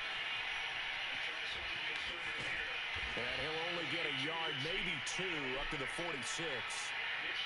Well, that's all about doing the dirty work right there defensively. Second and short yardage, that's all about plugging those gaps, not giving a running back a crease to run through, and that's a nice job to hold him just a couple and force a third down.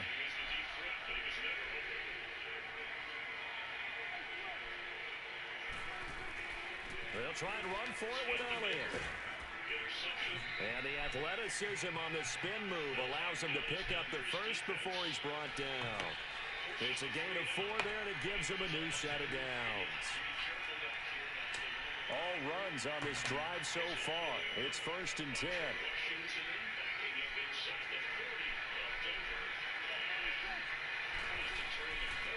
A first down carry for Smith.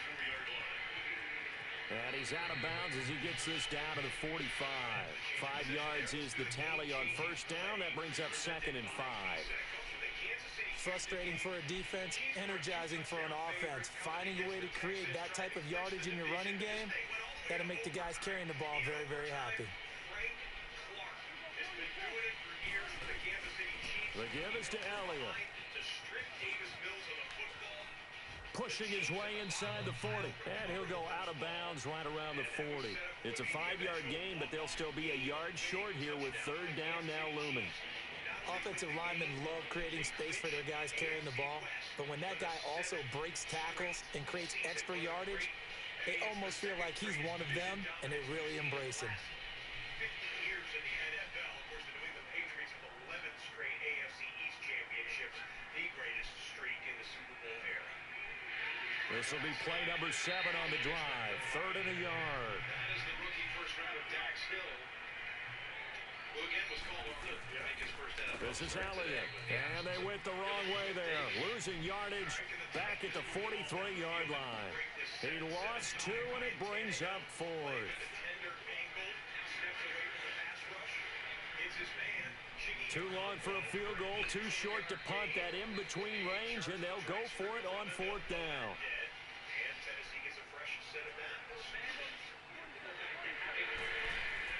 Running with Elliott.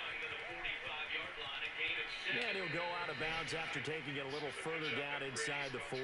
Well, we kind of looked at each other as they decided to go for it, but in the end, great execution, a 6-yard gain, and it all works out. The 4th down run successful. Now they look to pay it off on 1st down.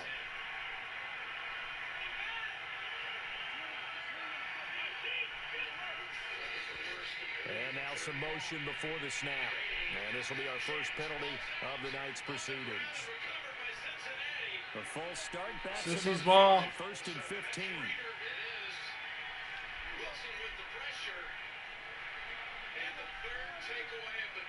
And Brady fumbled. After the penalty, it's Elliott. And able to push his way forward here for a good little gain. Give him 6 on the play, and that'll make it a 2nd down. Hey, when you get good yardage like that on 1st down, it really does a whole lot of good for your entire offense. But I love the way he's finishing those runs. At the end of things, he's making sure he gets just a little bit extra.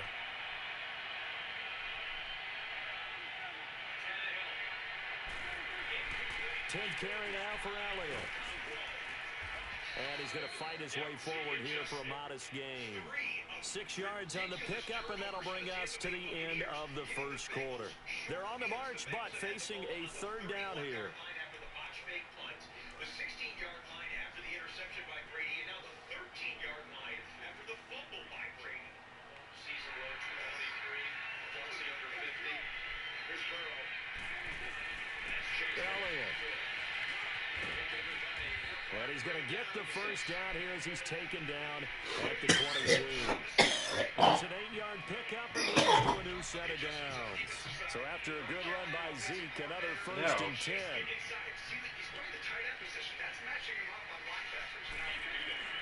A first down carry by Elliott. And they'll get to him just inside the 15. Even after the strong run we just saw, they're able to corral him quickly defensively. A good run there on 1st down, and it'll leave them with a 2nd and 2. Under 4 to go now as the clock runs and they come up on 2nd down.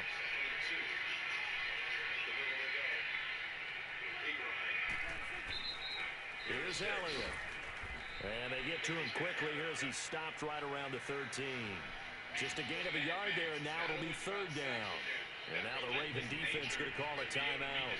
They'll have 2 remaining as we step aside here in this second quarter.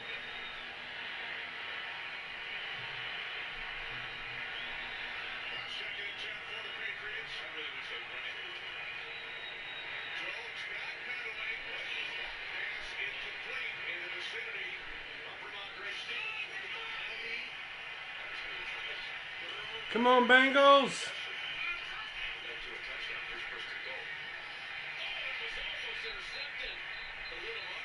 The Cowboys on third down. They've been okay, 2 for 3 thus far. They need just a yard here. It's 3rd and 1. We've seen this. This is Mahomes. You know, special right here, Andy Reid. Yeah, they're going to get 2 yards.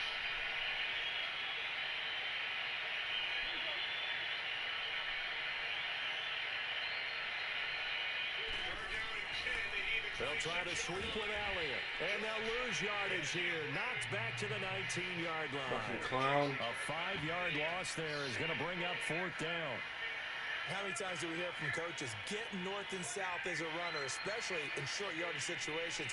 I'd say 3rd and 1 counts. That didn't happen there. Instead, they went backwards. No move to get the offense off the field here. They've converted once on this drive. On 4th, they'll go again and try it once more.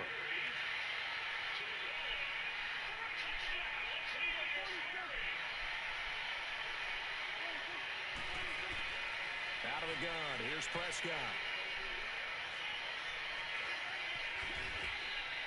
They're able to keep the drive alive, 7 yards that time, and the decision to go for it proves to be a good one. And now the Ravens are going to take another timeout. That's their second, so they'll have 1 remaining. Thrown. Caught. Touchdown, Bengals. Tyler Boyd.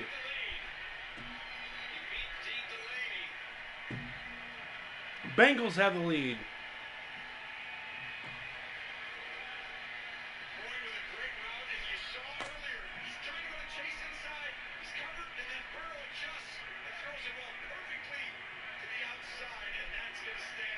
All runs on this drive so far.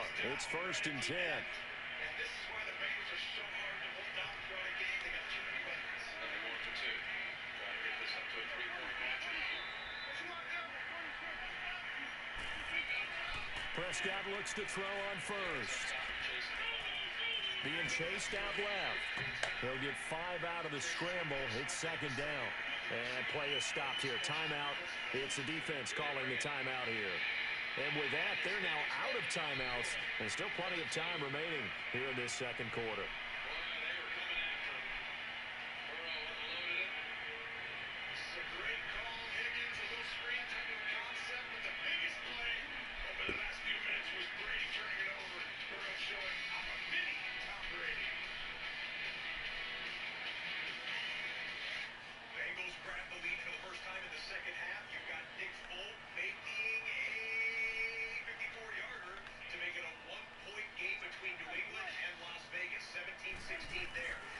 They'll run with Elliott.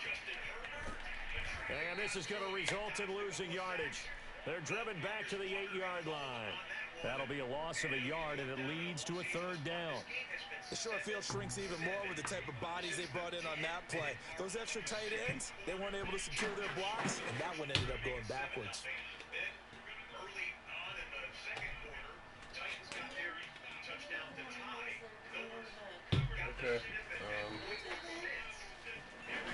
You gotta give me a minute. 2 minutes to play here in the first half. We're back to Baltimore after this. The Cowboys on 3rd down. They've hit 2 for 4 thus far. This will be 3rd and 6.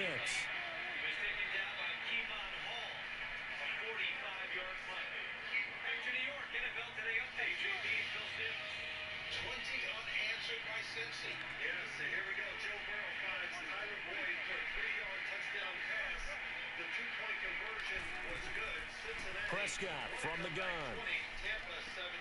His pass caught at the 4.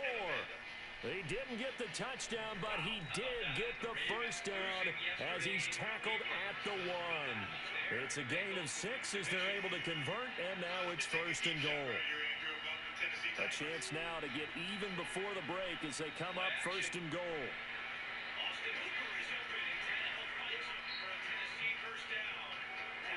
And they will take a knee here.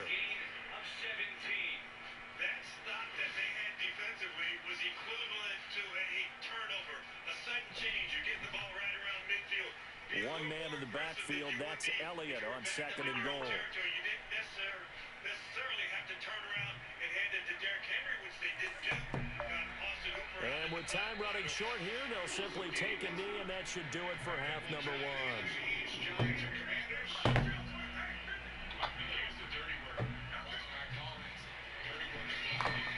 Hey, get the pill and the shooter so I can just come in there real quick. I'm getting it right now. You got it? And a stoppage here, a timeout before this 3rd down play takes place. As they'll stop it with 17 seconds to go in this first half of action. They need to reverse the trend. The last 2 plays have gone backwards. Now it's 3rd and goal.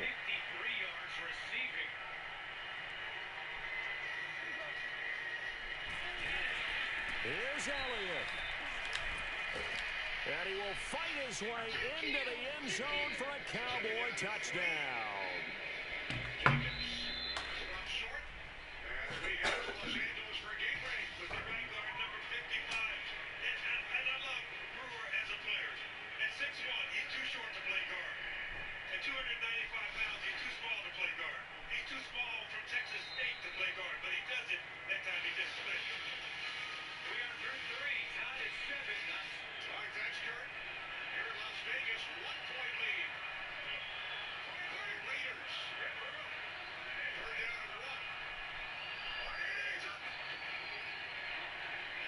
Ezekiel Elliott as the first half is winding down. And the Cowboys are an extra point away from tying the football game.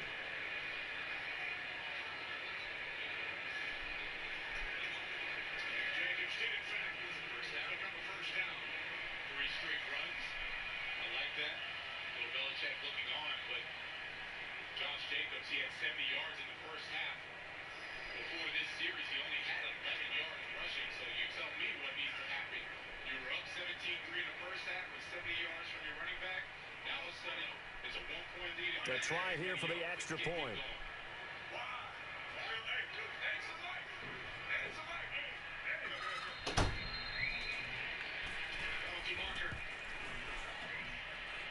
Extra point right down the middle. And that is going to tie our game as we approach halftime.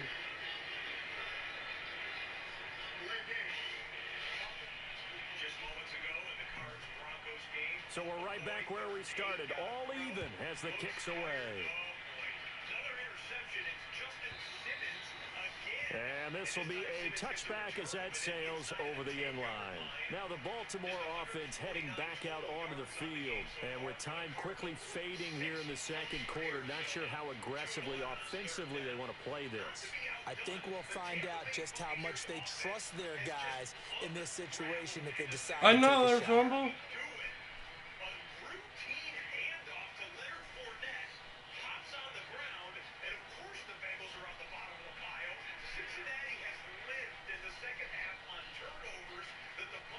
Brady fumbled that.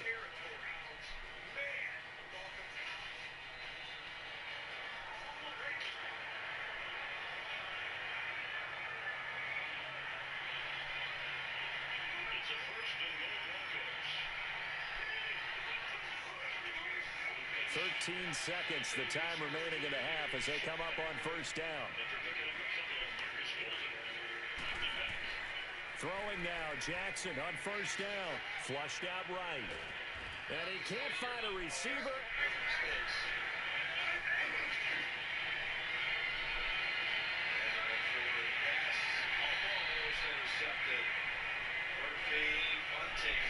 Sometimes it's just a great play made by the defense.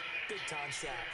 And now due to apparent time constraints, we fast forward to the beginning of the second half. All right, Coach, thank you, and we welcome everyone back for quarter number 3.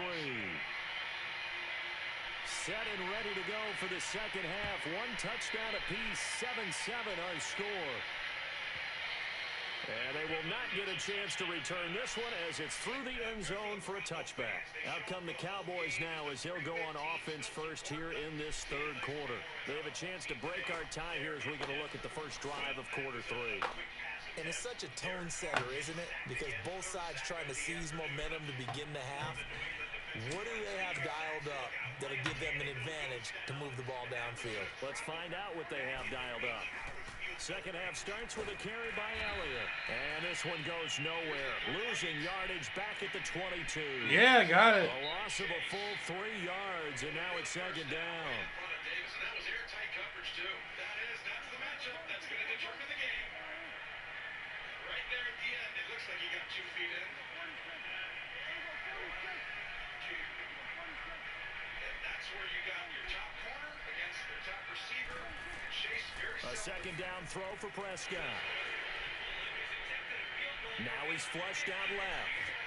And he's taken down, trying to do a little too much, getting outside of the pocket, and it results in a sack. No doubt that's a very good play defensively right there, because you've always got to be aware that he can take off and make a big play with his legs. How about the way they were able to contain him? That also tells me the coverage was excellent downfield. And they'll need a big play here. Will Dak and the Cowboys after the sack. It's 3rd and long.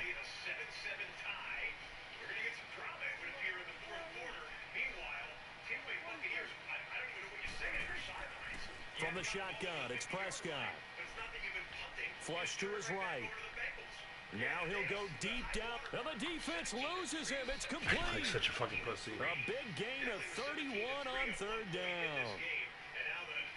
Great patience in the pocket. Of course, it's easy to be patient when the protection's good, and it was. Yeah, you got to pat those guys on the helmet and say thanks, because they gave him plenty of time to stay back there, survey the field, go through the reads that he wanted to, and deliver the ball accurately. That was really well executed.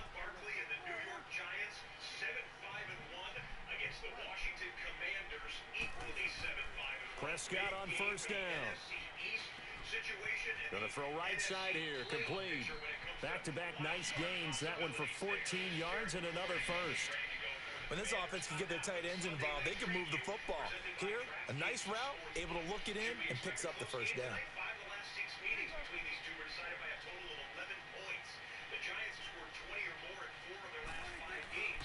Another carry tonight for the workhorse Elliott.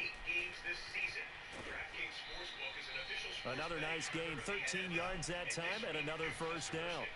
But they're getting ready to go to work now in prime real estate after that last run. Found his spot and picked up nice yardage, didn't he? And now he's got him knocking on the door of the red zone.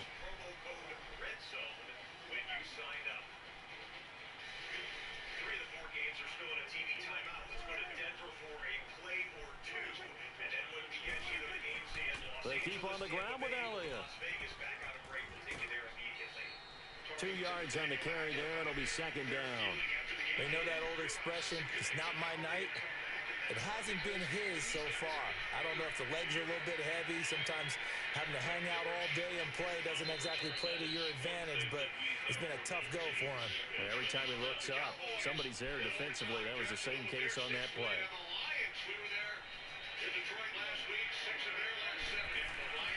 On second down, here's Smith. And he gets it down close to the 10-yard line.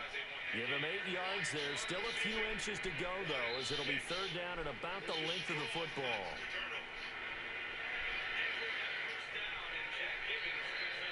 A field goal would get him the lead, but that's not what they're shooting for as they come up on third down.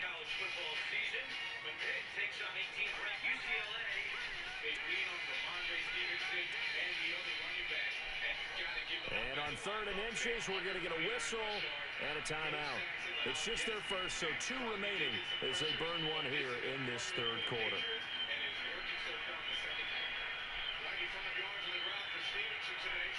The offense on third down tonight, they've been very good, 5 for 7 thus far. They're looking at 3rd in the nose of the football.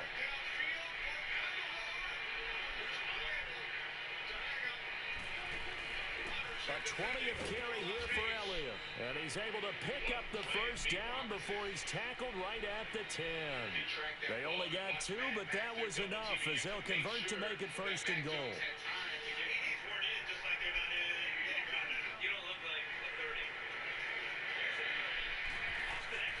Now Elliott. And running room hard to come by here. He gets it down to the 8. Give him 2 yards on that one. Second and goal now. Defensively, pretty good start there with their backs against the wall. That's a win for the stop troops right there. And if I'm them, I get a little bolder now. They won the first battle. Keep coming after them. Put the pressure on them. Here's second and goal, operating from the 8-yard line. Back now in Baltimore. 7-7 is our score. Pretty even matchup so far as we start quarter number 4.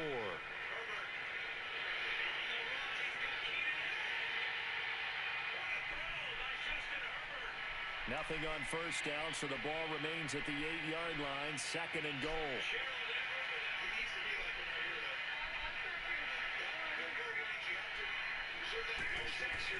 He'll get it up the middle. And he'll work his way closer to the goal line as he's got 5 down to the 3. But a spotlight hit him once already tonight as he got into the end zone. He was trying to make it a double spotlight, wasn't he? But credit the defense, bottling him up, not letting him get in for the second score there. They'll try to run it in with Elliott. And he will take it in for a Cowboy score. Ezekiel Elliott, his second touchdown of the night. And the Cowboys are in for 6.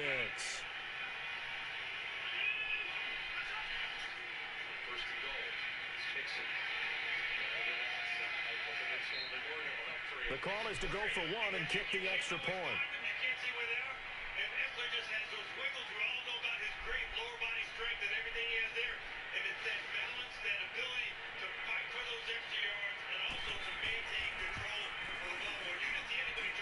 Point after, right down the middle. And that makes the score 14-7.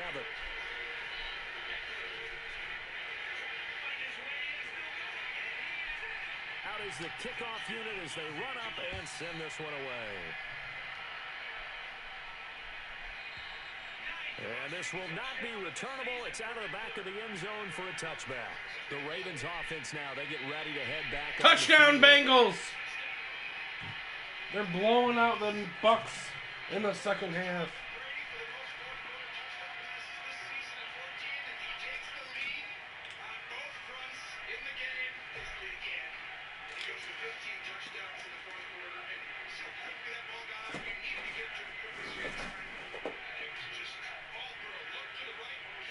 Jackson and the Ravens come up now first and 10 at their 25-yard line. They'll throw on first down with Jackson. Stepping up, he's going to keep it. And avoids the contact by sliding. He'll get 10 there all on his own, but it'll be second down. The extra point is good. Bengals extend their lead. Now Tom Brady yet again has to try a fourth-quarter comeback after all the Buccaneer miscues. Arizona is trying to make this a game, and James Conner goes right through the middle. Under 4 to go now as the clock runs and they come up on second down. Now Jackson on second down, eluding the pressure right. And he's going to lose a yard or 2, taken down behind the line. Randy Gregory able to collapse the pocket and drop him for a loss of a yard. Here we go, 3rd and 1. Gut check time on both sides. Jackson from the shotgun, escaping the pressure right. Now he's going to throw it back deep, and that's caught inside the 30. And all the way down to the 26.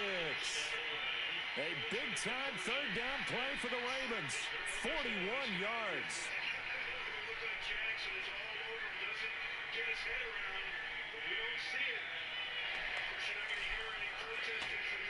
So now then, the big play has him all the way inside the 30 now, 1st and 10. Throwing on first down, it's Jackson. Looking for the end zone. And this is caught. Touchdown, Baltimore. Mark Andrews, 26 yards. And the Ravens are an extra point away from tying the football game. And now a critical extra point attempt here. Don't forget the extra point hits up and good. And we are tied here in the fourth quarter.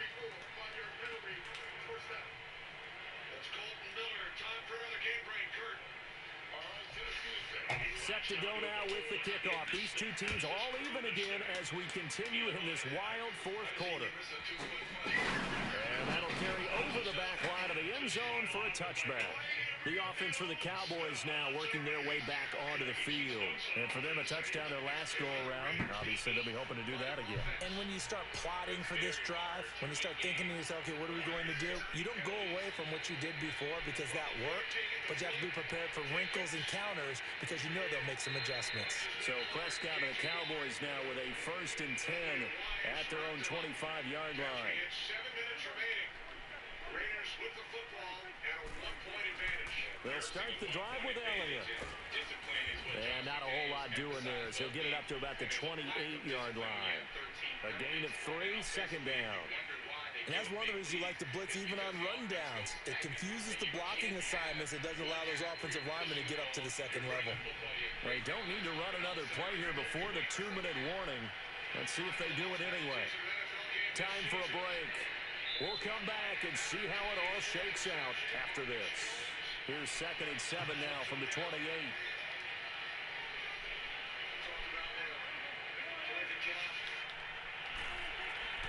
They go to Elliott again. Room here to run. Ezekiel Elliott going to take it the distance. A big run that time by Elliott. 47 yards on the ground. But they picked up a little bit of yardage there, and now, in this situation, should be in no hurry to run a play really fast. Let the clock wind down. Now Elliott. And not much of a hole there as he gets it down to about the 24-yard line. Credit him with a 1-yard gain there to make it 2nd and 9. I like the call there because that was one to take time off the clock and get them closer to getting out of here with a W. In the mind of the play caller, all you want to hear is tick, tick, tick. And they'll go on the ground. A good run as he works his way for 9 that time, and it'll leave him with a 3rd and just a few inches. We can't be totally sure that that was by design, but we do know that a lot of kickers like the ball in the right hash in order to kick the field goal.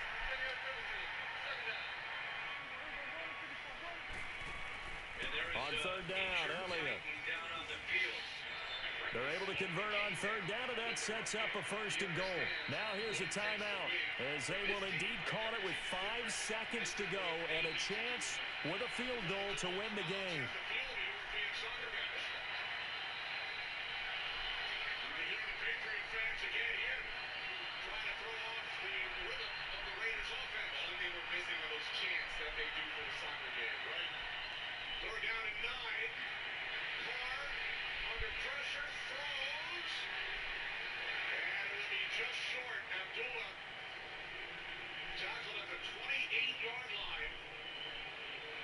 To get to the 29 for a 1st down.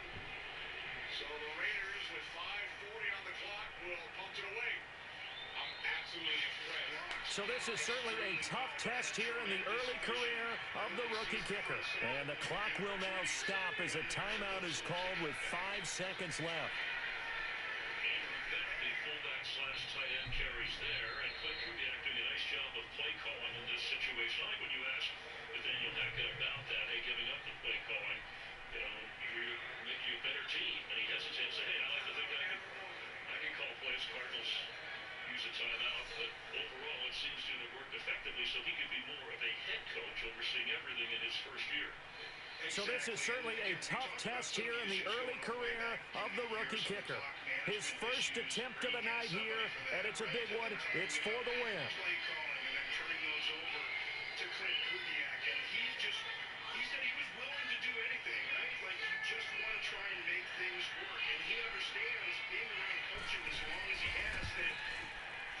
And his kick is right there. It's good. And it's celebration time on that sideline as they have taken the lead in the final seconds. I guess we can call that a welcome to the NFL moment right there. And he came in with open arms and knocked it through. Yeah, how about that? It's almost surely a game winner, right? And, you know, rookie kickers, usually the leash is kind of short, isn't it? I think they went ahead and got that extended model for it now after making that kick. Well, this one, partner, was fun down to the very end. And a timely sack, because this one really knocks Tennessee back, makes it a almost insurmountable third down to the point where they may just screen or hand off and let their punter go out there and try and pin them back a little bit. But right now, you cannot make up a play to try and pick you up 20-plus yards on 3rd and 23. Nicholas Petit-Frere was beat on that sack. They're just going to run it. A lot for the tight end. Just to give him a little bit of breathing room, but now it's 4th down.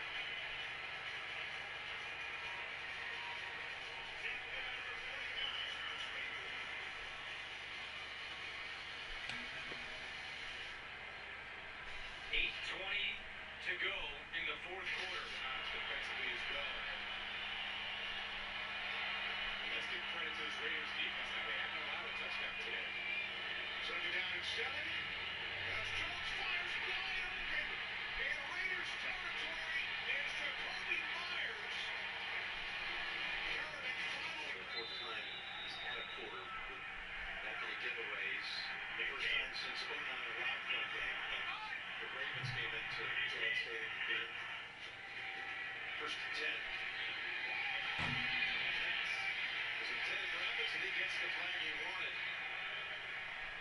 Dax Hill was in the area. There he is with an arm up. This is going deep in. You got George in the game, called up to the practice squad 42, and then you also got Dax Hill 23.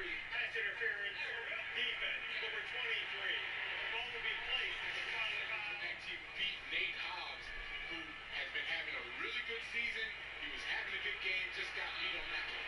First counts for Myers today, and the biggest play of the game on either side. And Stevenson back home in Las Vegas takes it in to give New England the lead, a 34-yard run. Stevenson into the end zone for the Patriots touchdown.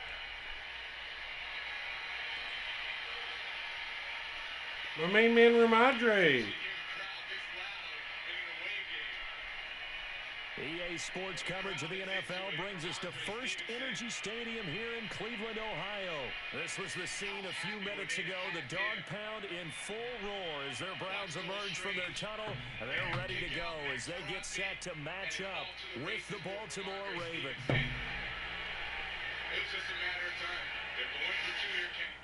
We'll show you the 2-point conversion in a moment. We just had a holding against the Buccaneers. So it's a first and 20 as the top of the game. See, at least you're getting pre-snap decisions that things that help you. Well, he got hit pretty good. And then he bounced off the ground before Pratt got his hands on. Oh, my gosh, we just showed, right? Set now to kick this one away, and off it goes. This is taken about 7 yards deep.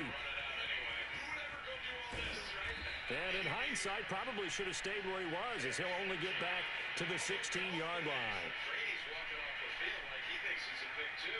I think it was close to. I mean, it looked like it hit his thumb almost. Could it be? It did. That is a pick. It's an interception. It is quick. And they're almost slipped out, but he's touched on the back by Evans. So he'll be down right there. They go play action here on first down. And incomplete to open things up. Oh, I like that right there. Not only was it the right play, throwing it away like that, frankly, I think it was the only play. Yeah, got outside of the pocket, realized he had nothing, just chucked it free. Yeah, live to fight another down, right? So now 2nd and 10 after the incompletion on first down. Jackson now. It's brought in here by Willie Snead. A very nice pickup of 33 yards. They hit that crossing route really well. Excellent timing, puts it right on him, and he keeps running. Yeah, turned it upfield for good yardage. You just want to turn. I mean, I want to win. They just rushed it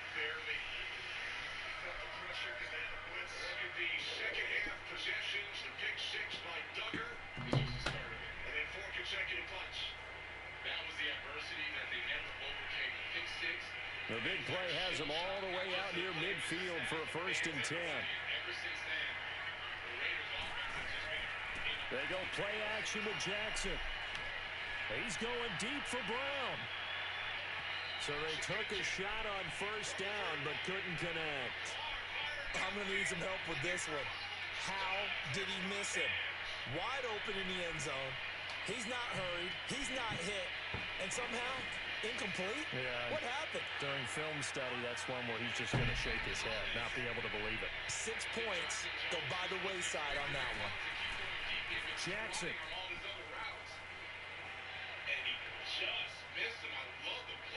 And he's just going to get rid of this thing. To no one here, he throws it away, and now it's 3rd.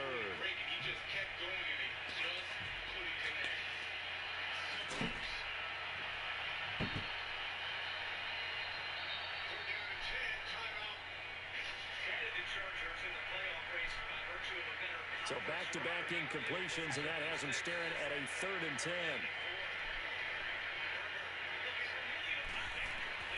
Jackson will throw again. Flushed out right. He gets it to Brown. Complete.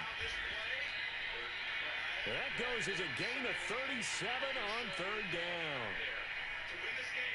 He's such a good route runner. Shows it there on 3rd down. Very proficient and a good pass. And you know what I've observed over the years in the NFL? The better a route runner you are, the more confidence your guy's going to have in you to go to you in important times because he can trust you being in the right spot, and they connected there and picked up a 1st down. Throwing on 1st down, but this one winds up to be incomplete. That one didn't quite make it to the target, but that's not always a function of the strength of the arm of the quarterback, is it? Sometimes there's just too much pressure there. In any case, the ball doesn't arrive. So after the incompletion on 1st, now 2nd and 10.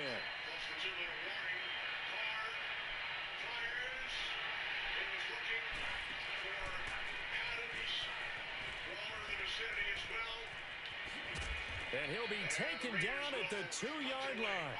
A really nice effort that time. 12 yards on the keeper, picking up the 1st. Some good, strong running right there. Some power and some explosiveness. Just about got him into the end zone. Good start to the drive for Tennessee.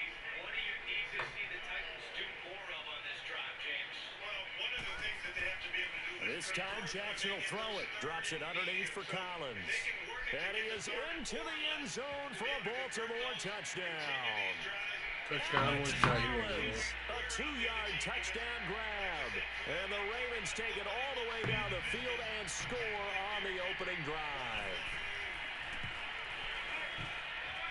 Tucker able to connect on the extra point, and it's now a 7-0 game.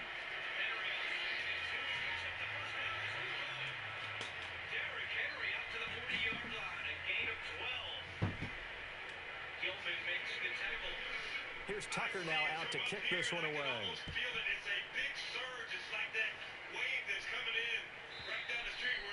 And this will be a touchback as that signals over the end line. This shit's long, yo. Long since ever been, yo.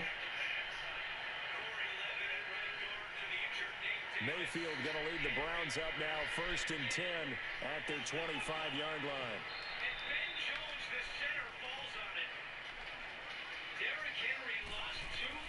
First down, Mayfield. Forced out to his left. Oh, he's going to take a shot right away. And incomplete there, almost picked off. That's one you maybe expect your roaming free safety to come up with. But it's 2nd down. Line of scrimmage, again the 25, 2nd and 10. A 2nd down throw for Mayfield. Flush to his right. And the catch made by Johnson. And they're going to have this across midfield and inside the 45. A gain of 32 that time. And this is why trying to cover the angle route is so difficult. Anyone playing the linebacker position, when they see a running back out of the backfield widen, because he heads towards the flat first, oftentimes you widen too much and overcommit. He cuts up inside, and that's what we saw there. A nice pickup for a 1st down. He gets it left side to Johnson. And he'll be brought down, it looks like right at the 40. Call it a 3-yard gain, and it'll bring up a second down. Possession game between the Chargers and the Titans, a one-possession game between the Raiders and the Patriots, and a 10-point deficit. A first carry now for Nick Chubb, and he gets it down to the 32. 8 yards on the pickup there, and it moves the sticks. They're making it look easy out there. Another first down. So far on this drive, let me do this little bit of math here. 4 plays, 3 first downs. That's a pretty good recipe for success. It's a loss of a yard there, and now second down. I know when I was a kid, I always got real excited when I saw those lateral-type runs. But the best backs that made it happen, they put a foot in the ground and just go. That didn't happen there. That play got swallowed up. Give him 5 on the carry there, and it'll set up a third down.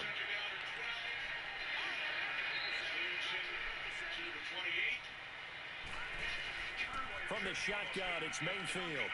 He can run for it, and he will. And he'll avoid the tackle there with a slide. Back with Charles Davis, I'm Brandon Gaudin. The Browns with a football to begin quarter number 2. And they're on the move here. They've got it 1st and 10.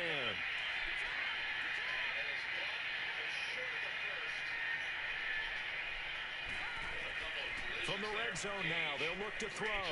And it pops free. The collision there jarred the ball loose and brings up second down. It's a lot of contact going on there, and in the end, unable to keep 2 hands on the football and bring it into his body.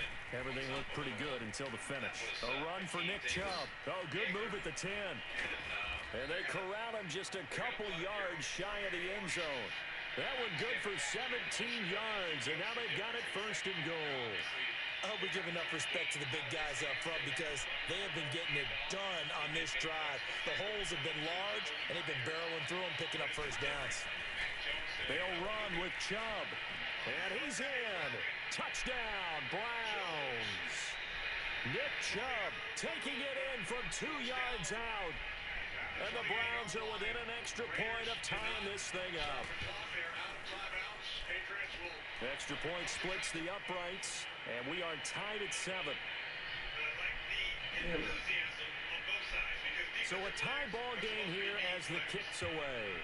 Let's check in with Amanda. You know, that's interesting. Those guys are That's fielded in the end zone. The Chargers have really been emphasizing this team closeness. Recently, they've been trying to... And he's up past the 20 to the 22-yard line. And now Baltimore gets set to take the field. And they're hoping to redo their efforts in the last drive when they got into the end zone. And just think of what it's like now on the sideline, because when you score a touchdown, you have to go over and look at the tablet and see what you did on the last drive. When you scored points, it's a whole lot better view than when you're trying to figure out how to fix things there. Jackson and the Ravens come up now 1st and 10 at their own 22.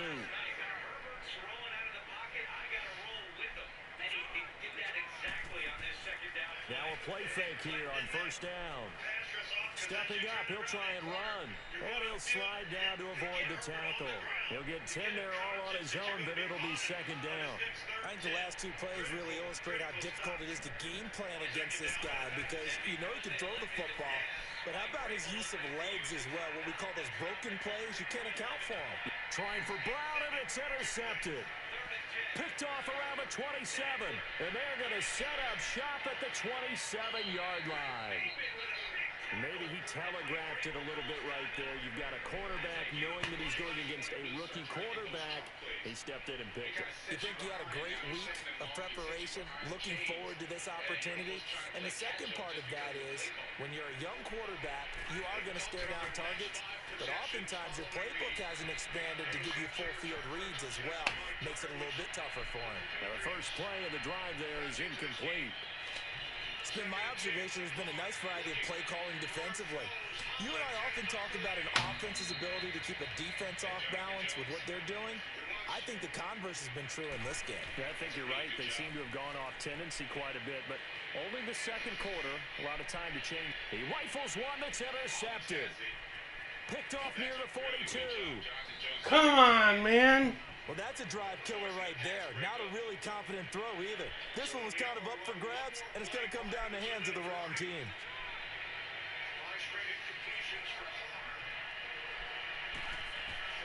After the interception, here's Jackson.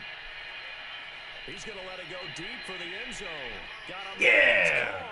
For a Ravens touchdown. John Brown, 26 yards. And the Ravens are in for 6.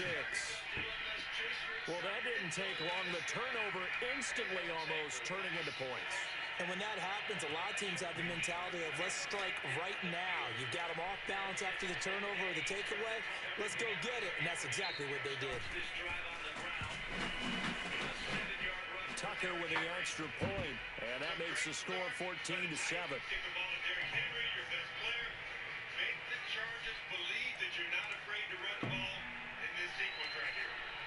Here's Tucker now out to kick this one away.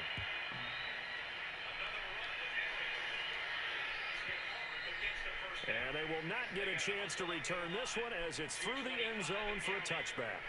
Here comes the Browns offense back onto the field. A tale of two extremes already in this game. A touchdown pass on their opening drive followed by an interception last time out. Now, it sounds like things balance out, right? What's that mythological thing that we do? If you have a candy bar, have a diet soda with it, it balances it out. And we know that's not really true, right? Because the interception, that sting lingers a little bit longer. Got to come out now and put together some nice plays. Nowhere to go that time. Might have gotten a yard up to the 25. So if you've been playing defense in this one, there's a little bit of the good and some bad. Because they did give up the touchdown run to him earlier, but shut it down otherwise. Outside of that, you're exactly right. I would say they've contained him very well. Screenplay, Johnson. And he'll get it up to the 33-yard line. 8 yards on the screen there, not enough. And it'll be 4th down. Instead of throwing it downfield, Charles, they just tried to dump it underneath there. You like the call? I do. I think it's a high percentage play because you get the completion, and what you're counting on is your back to use his legs and his elusiveness to make people miss and pick up the first down. And this...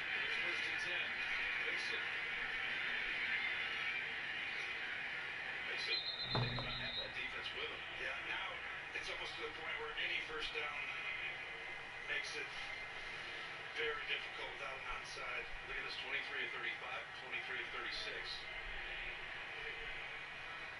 Yeah, the 4 turnovers on the 5 possessions probably didn't help the outcome for the Buccaneers. But you got to give the Bengals credit. They do this a lot. They just figure out ways to get back to games, win games, and they're never out of it. So they're dominating total, 2nd and 8.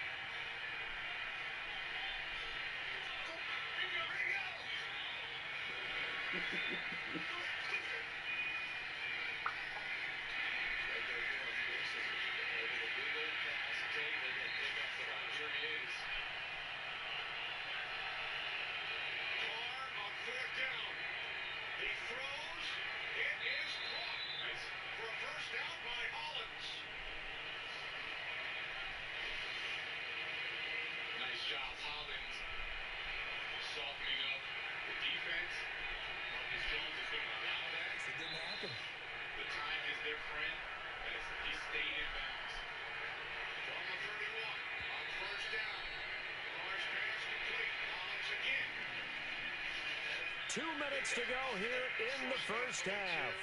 More from Cleveland after this.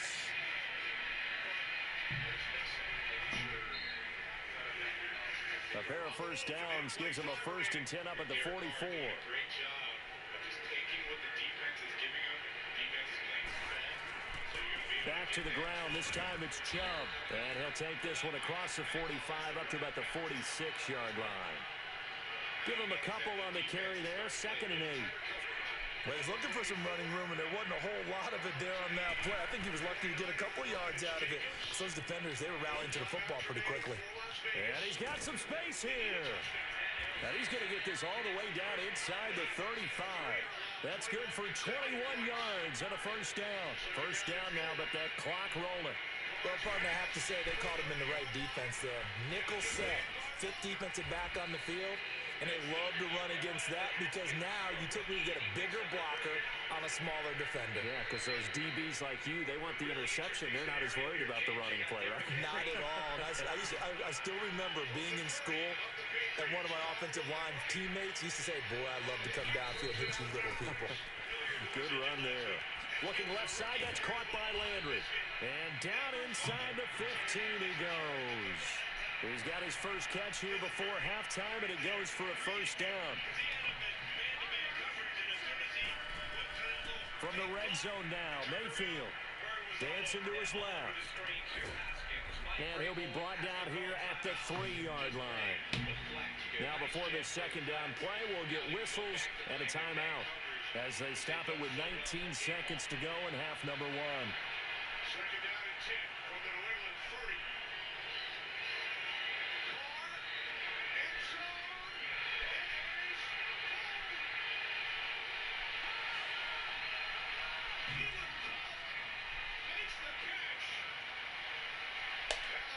Now the Ravens going to use one of their timeouts as they stop it with 19 seconds to go in half number 1. Are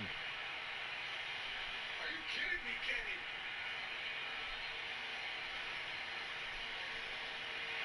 Keelan Cole with a phenomenal catch. Great effort. Let's make sure he's in bounds. Down at 12.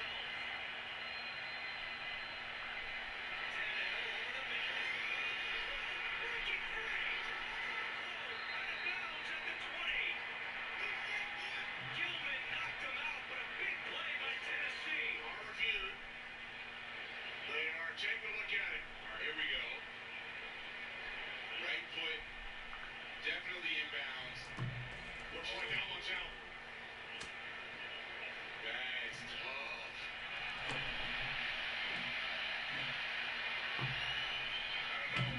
don't know. Still no Henry for Tennessee.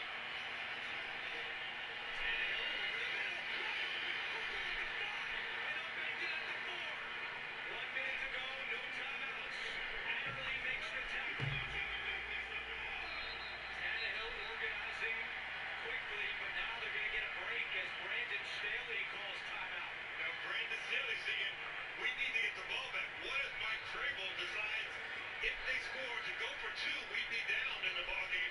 We would need some time on the clock to try and manufacture a field goal to pull the game out.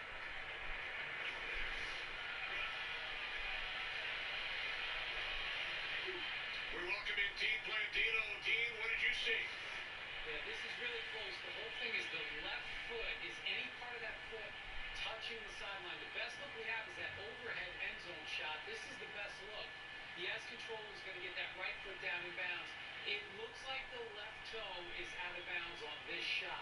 It has to be clear and obvious to overturn. If I'm looking at this, I see it out of bounds. But again, we'll see what New York does in this situation. 9 seconds to go. Henry is back in the game. Next to Tannehill on 1st and goal.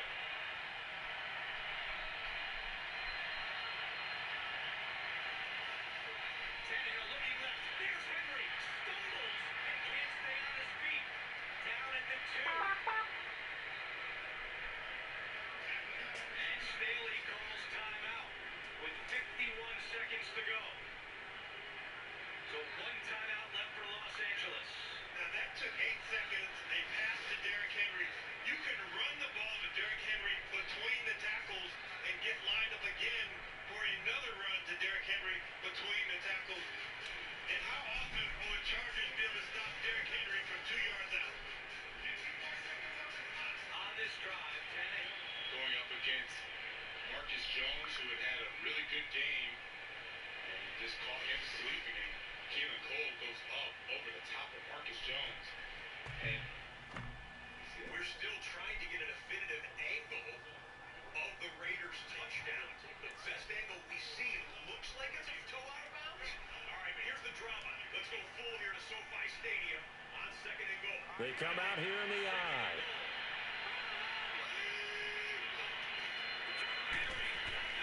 Mayfield now on 2nd down. Out to his left. And he will avoid the contact as he slides to a stop. And now the Ravens are going to take another timeout as they'll stop it with 14 seconds to go in this first half. A chance now to get even before the break as they come up 1st and goal.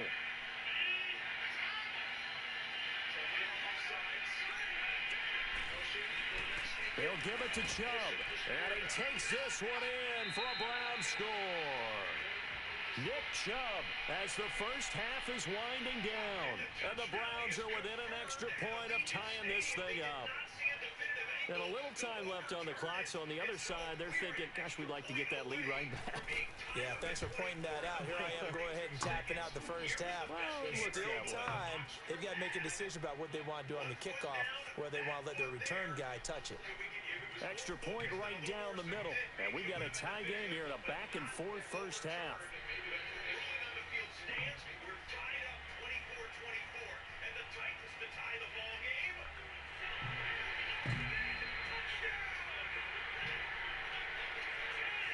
So we're right back where we started, all even as the kick's away. That's fielded in the end zone. And the decision to bring it out is going to cost him about 7 yards all told as he's taken down back shy of the 20. And the Ravens taking the field. And you got to think, if this is anything other than just taking a knee, I'd be very surprised. Yeah, they've got enough to talk about at the half. Why do anything else? Let's get out of there.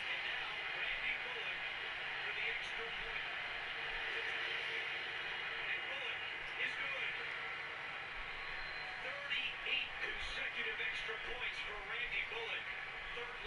9 seconds to play, likely the final snap of the first half as it's 1st and 10. Throwing now, Jackson on first down. Now he's going to let it go deep right side. Oh, this is taken in. It's complete. A big play there just before halftime. And even 40 yards. Now Justin Tucker. He has hit from 61 in his career, so he has the leg for this. This will be spotted just shy of midfield. A 59-yard attempt. On line, but off the crossbar, no good. A long-range effort denying 3 points at the very end.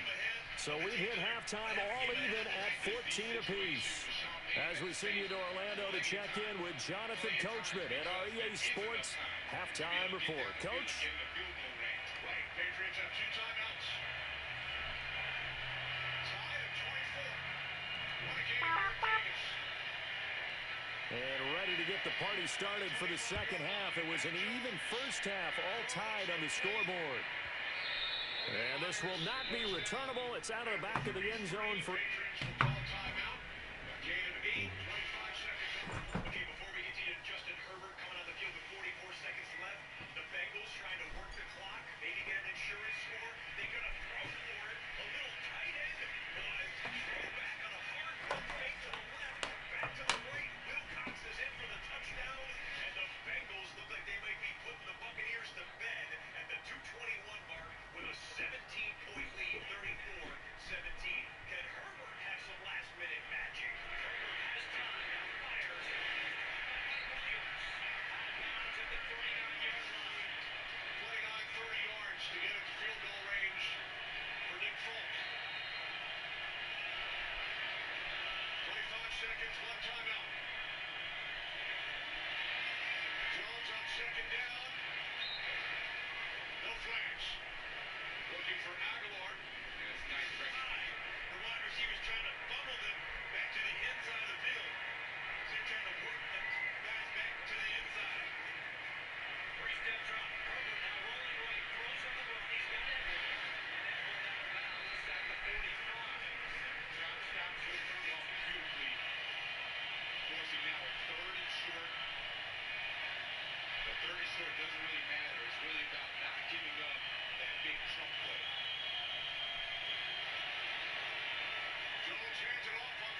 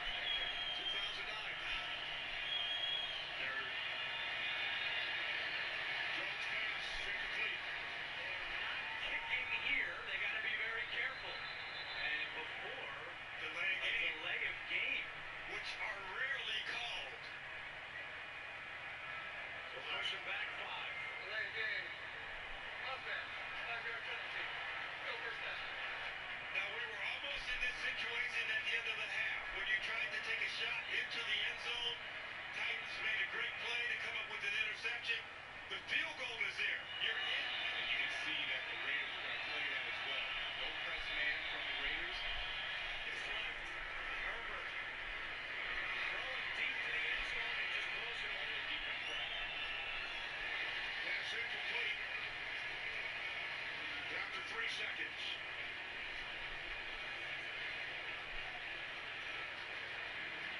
The Raiders have already played 3 overtime games this season, winning 2 of them. They were 4-0 last year in OT. One final play at 25, so you're down to just about 10 seconds in this playoff. 43-yard attempt out of the hole to the punch. Dicker. He's got it. Defense, he's all the way back. And Stevenson sits on the 30, flips it back. Stanford band nowhere in sight. Oh, it's kicked off. Oh no. Oh, wow. Incredible. Chandler Jones takes it in and wins the game for the Raiders.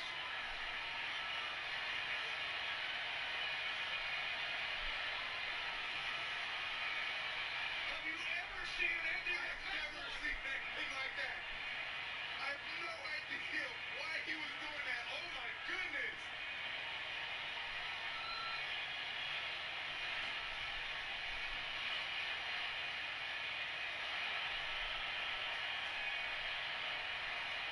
An unbelievable ending here in Las Vegas. I thought I had seen it all, Kenny. We always get the good games. We always get the good games. What just happened in the Raiders game? Unbelievable.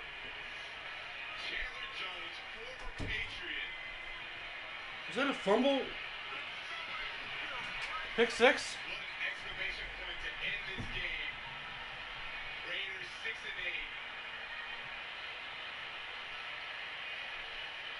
I think the stadium is still in shock the way we are. They're happy, but they still can't believe what just happened. Patriots fans in stunned disbelief. On the final play, it looked like... Oh my goodness. Here's another look. Okay, so everyone is back as expected. The Patriots are really running the ball to get to overtime. And then Ramondre Stevenson decides he's going to lateral it back to Jacoby Myers. And Jacoby Myers, I know that this was not the play call. He decides he's going to throw it to Mac Jones. And Chandler Jones. What an ending. Oh.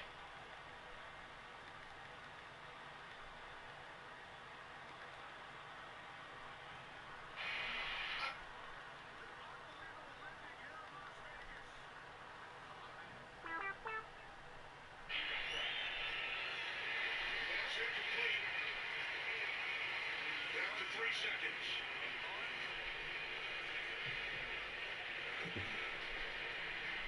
The Raiders have already played Okay, so I wanted to show you this. this season.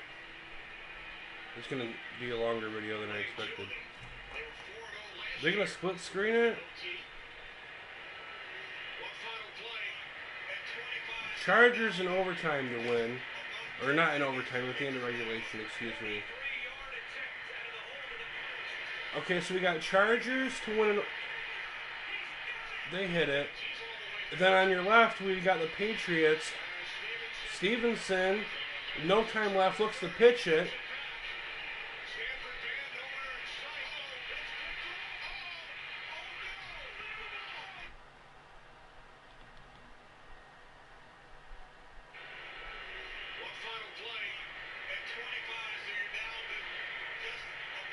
Chargers on the right going for a game-winning field goal. Dicker, the kicker, makes the kick to give the Chargers the win. On the left, we got the Patriots. Ramondre Stevenson, no time left for the Patriots, looking to pitch.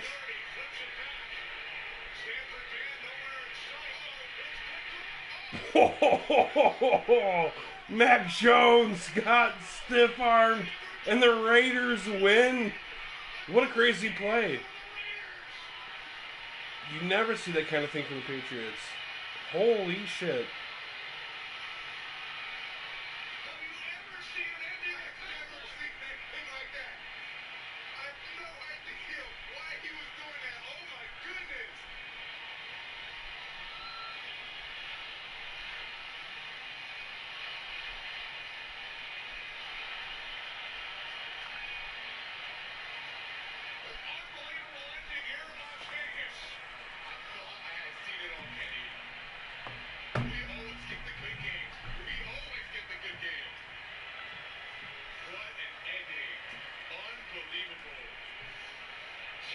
Jones, former Patriot.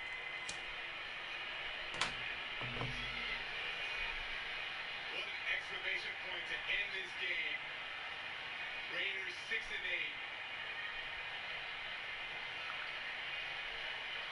I think the stadium is still in shock the way we are. I mean, they're happy, but they still can't believe what just happened. Patriots fans in stunned disbelief. On the final play, looked like we were heading to overtime. There's another look. Okay, so everyone is back as it's and Ramondre Stevenson decides he's going to laugh Jacoby Myers. And Jacoby Myers, I know that this was not the play call. He decides he's going to throw it to Mac Jones, and Chandler Jones takes advantage of the opportunity, stiff boys Mac Jones on his way to a touchdown. I have no idea what Jacoby Myers is doing. Chandler Jones gets Mac Jones with the stiff arm and the touchdown. Friday will be the 50th anniversary of the Immaculate Reception. Disbelief. What are they going to call this one? I don't know, man. I am in disbelief. Chandler Jones, the former Patriot, drafted in the first round by New England in 2012, takes it 48 yards, his third career touchdown. One of the most amazing finishes in NFL history, and I don't believe that's an overstatement.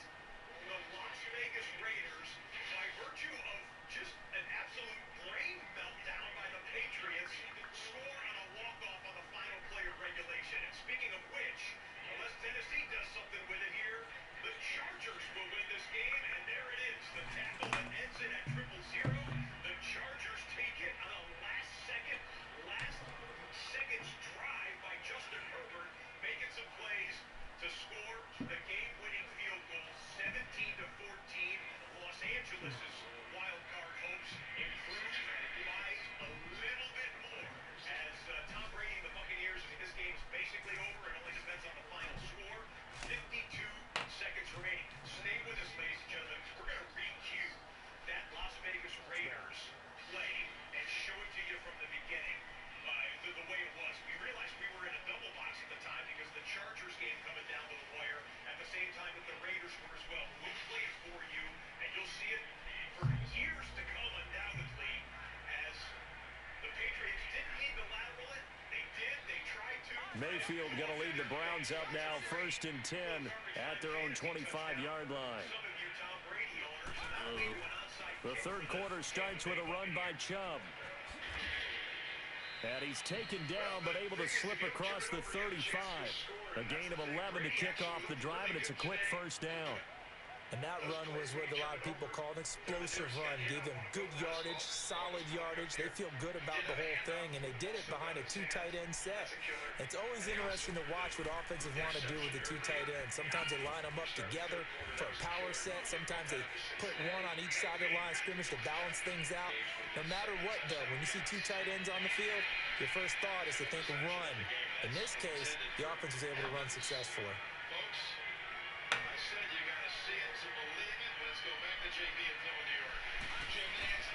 They go with Chubb on 2nd down, and he'll get it out a couple yards shy of midfield at the 48. 2 yards on the pickup there, but it's enough to give him a new set of downs. 2nd and inches is oftentimes an invitation for an offense coordinator to take a big shot downfield because he feels like he can come back on 3rd down and pick up the 1st down. But sometimes you just don't want to break tendency. Stay with what you are, stay with who you know, and go get the 1st down. That's exactly what they did. On 1st down, they'll run with Chubb. So he got free of 1 tackle, but couldn't do a whole lot else. Just a yard on the pickup there, and it'll bring up a 2nd and 9. Whenever we talk about the best strong safeties, one word constantly comes up, and that's instincts. Being able to diagnose run or pass and make the appropriate moves. He crashed down hard there. He was ready for that running play. Call it a gain of 5 that time, and they'll be left with a 3rd and about 4. Oh, my gosh, we got to score. The Jacoby Myers. Keep it going, right? Yeah. Jacoby throws that, but it's tied. Go to overtime. On 3rd down, it's Nick Chubb. And he spins through, and he'll go out of bounds right around the 40. Give him 6 yards, and they do convert on 3rd. Well, someone's been having a good game so far, and you know something? A lot of it's been power running. They decided to turn him loose again on third down, didn't they? They did indeed. He delivered the tough yards. A give. This is Chubb. And little room to maneuver there. He gets it down to about the 39. Just a yard on the first down carry, so it's 2nd and 9. He's had success on this drive, but not on this play. Finally, they bowed up defensively. I think they were determined not to let him take it pretty much all the way down the field. Yeah, it looks like they handled their run responsibilities correctly this time. What we call run fits, everyone was in the right place. 14 yards, and it's a Cleveland first down. Well, that last run makes this a 100-yard night. I've loved the way he's hit the holes. He's been quick, he's been decisive, and he's been a whole lot of fun to watch. All runs on this drive so far. It's 1st and 10.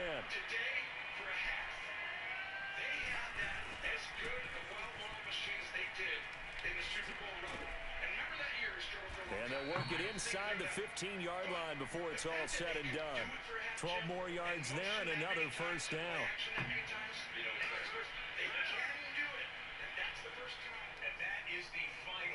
What the fuck is...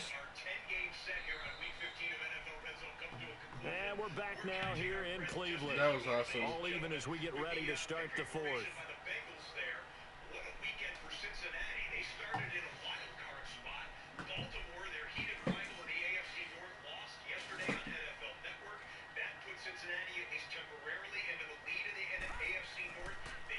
Chubb on the counter.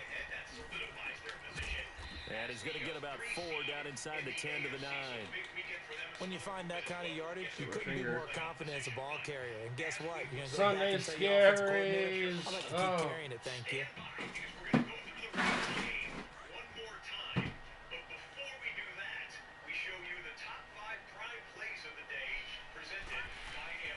And again, it's Chubb. And able to push his way forward here. Lions got to be on here, right? 6 yards on the pickup, and that is going to set up a 3rd and 1. And there's a run to be happy with. Good. And he's in. Touchdown, Browns. Nick Chubb taking it in from 4 yards out. And the Browns have moved out in front. He's got the hat trick now of rushing touchdowns. Also has his team the advantage. And I'm looking at it 2 ways here. Lions going to get 2 on this bitch? I don't care what they do now. I commit as many people as it takes to slowing him down running the football. Even if they want to hit me over the top on play action, I just don't let him beat me that way anymore. And if I'm him, I'm in the huddle calling the plays myself. I don't care what play call comes in. I tell my quarterback, guess what? You're handing it to me again. And if I'm the quarterback, I'm saying, okay, that sounds good, right? Smart quarterback. Jackson and the Ravens come up now 1st and 10 at their own 27. Play action. It's Jackson. Now he's going to let it go deep left side. That's caught inside the 20. And he takes this way down deep into Cleveland territory. It's a big play there for Baltimore. 58 yards. A real field flipper there as all of a sudden they've got a first down in the red zone. From the red zone now, here's Jackson on first down. That's going to be caught at the 10-yard line. A gain of 6 there on first.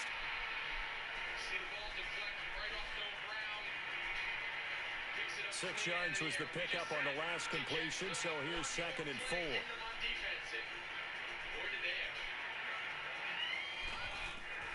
From the gun, it's Jackson. And this is caught. Touchdown, Baltimore. Willie Snead, a 9-yard touchdown grab. And the Ravens are an extra point away from tying the football game.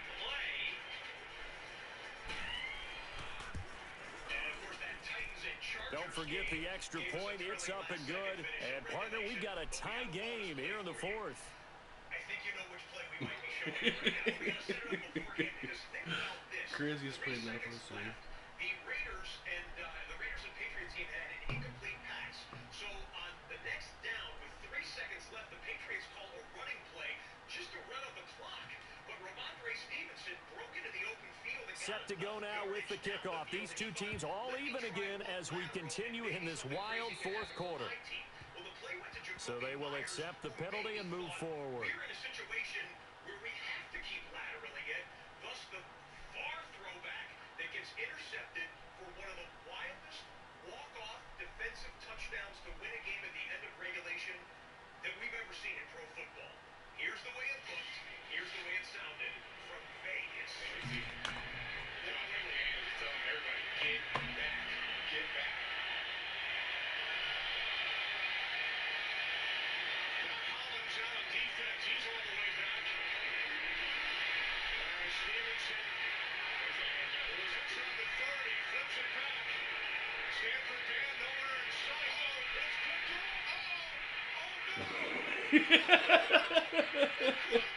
Uh-oh. Uh-oh. Oh, no.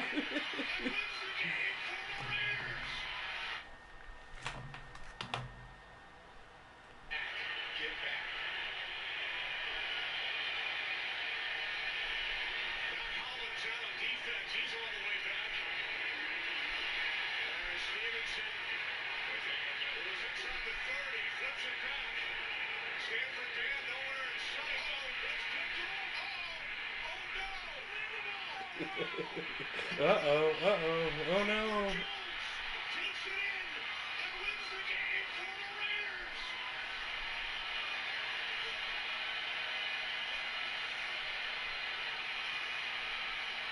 Have you ever seen an ending like that? I've never seen anything like that. I have no idea why he was doing that. Oh my goodness.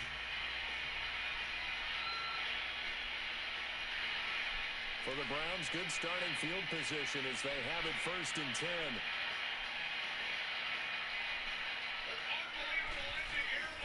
And off comes to Chubb. And he'll be brought down just shy of the 45. Eric Weddle brings him down. I call that play a success. A nice inside run sets up a very manageable 2nd down. A very solid gain on that play. And he'll be tackled right on the midfield logo. After a gain of 5, Everett. they'll wind up being about a length of the football short here on 3rd down. They'll run for it. Here's Chubb. Oh, he shifts past him. And he's got the 1st down yardage as he takes it down to the 49. They only get 2 there, but on 3rd and 1, that's all they needed to keep the drive going. Pitch lateral play, and Kenyon Drake took it to the house and beat Rob Gronkowski to the corner of the end zone because Gronk wasn't a fast enough player to get. They'll run it now out of the gun. And down to the 44, 5 yards that time. And today, here in mid-December, this loss for the Patriots at least temporarily knocks them out of a wild card spot in the AFC playoff picture. My goodness. We still have 3 more episodes to go, ladies and gentlemen. They'll try to throw here. Mayfield eluding the pressure right. And he's going to find his man out of the backfield. That's complete. And they'll wind up getting this one all the way down inside the 20. A good pickup there, 26 yards. I think by now it's been demonstrated quite well in the NFL that mobility is an attribute. But when you couple it with accuracy, you've really got something going. Able to get outside the pocket and complete the pass. And he's able to get this inside the 10 now to the 9. Give him 9 on the carry that time, and they're set up with a 2nd and 1. Clock's under a minute. Still plenty of time, partner. They have all 3 timeouts. That means they have plenty of options in their play calling and where they target on the field. They can throw it downfield, maybe even in the middle, and use their timeouts. Patriots playoff hopes. Same for the Jets today, who lost to the Detroit Lions. Flip it over to the NFC right now. They run it again with Chubb, and maybe a measure of revenge there. He's had his way in this one, but this time they get him behind the line. All right, my man, this is now where it's risk-reward. Because on defense, you've got to crowd the line of scrimmage. You've got to get in all the gaps, get up tight on everyone, and try and force the field goal attempt here. You can't let them break one big, but you know something, when you crowd the line of scrimmage, if they do pop one, it's going to go a long way. Yeah, could take it to the house, but the magnitude of this possible upcoming field goal, every yard counts. They'll run it now out of the gun. And he picks up the 1st as he's able to take it down to the 7-yard line. And they got 3 yards. That's enough. A conversion, and now it's 1st and goal. A game-winning field goal would be a chip shot from here. Let's see how they play it on 1st and goal. And they will take a knee and set up what would be a potential game-winning field goal try. Now they get the timeout. It leads you to wonder, will they kick it here or risk running another play and possibly not getting down in time? We'll see. Week 16 begins on Prime Video. The Jacksonville Jaguars feeling like they could be in contention for a division championship. So this is certainly a tough test here in the early career of the rookie kicker. And with just inside of 10 seconds to go, they'll burn their final timeout. 9 seconds left. Thursday Night Football coverage starts at 7 o'clock Eastern on Prime Video. Want to let you know that the Immaculate Reception 50th year anniversary. It's the time of season for the Immaculate Conception. 50 years ago and nothing on first down, so the ball remains at the 8-yard line, 2nd and goal. And that rematch of the Raiders and Steelers franchises will come your way exclusively. They'll give it to him up the middle. Give him right around 4 on the carry. We'll see if they want to keep pounding here on 3rd and goal. Now here's a timeout, as they will indeed call it with 5 seconds to go and a chance with a field goal to win the game. And his kick is good. And it's celebration time on that sideline as they have taken the lead in the final seconds. So there was a little meat on that ball, a little more than a chip shot considering the circumstances, but he's able to bang it home in what should be the game winner. And the key was getting him into a good position to kick from. I mean, if that's a 52-yarder, you're going to have some anxious moments, but kickers nowadays, you give them anything under 40, and they're automatic. Well, this one, partner, was fun down to the very end. They got the points late, right before the whistle. Then the ensuing kickoff. They were hoping for magic on the other side, but couldn't get that spark. Fun if you won, and fun for us, because we got to watch it and call it. That magic that you were talking about didn't occur at the end, but what a game all the way through. 55 total touchdowns, including 4 on defense and special teams. Of course, one of those being one of the wildest touchdowns in recent NFL. So that'll do it for us. For Charles Davis and all our crew, I'm Brandon Garden. You've been watching the NFL on EA Sports. It's a win for the Browns, and they're happy in the dog pound as we say so long from Cleveland. Brian Nettles, Alan Flowers, back at Roe Francis, for our director, Dustin Stern. I'm Scott Hansen saying thank you so much for watching. We leave you as we always do with one more look at every touchdown from every game presented by Amazon. Good night, and we will see you Saturday, Christmas Eve.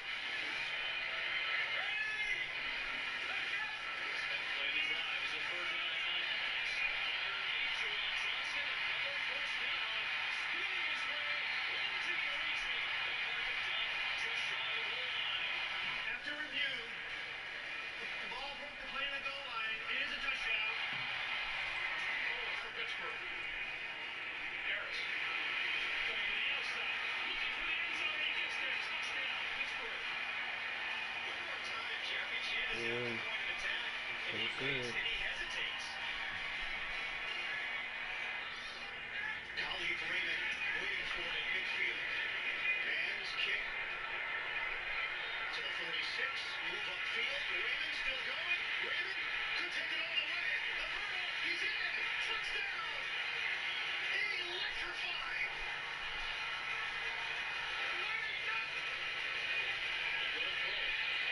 He's going to take a deep shot, and he's going to shoot Shaheed. Taysom Hill to the rookie, touchdown Saints. Rashid Shaheed has become the big play threat.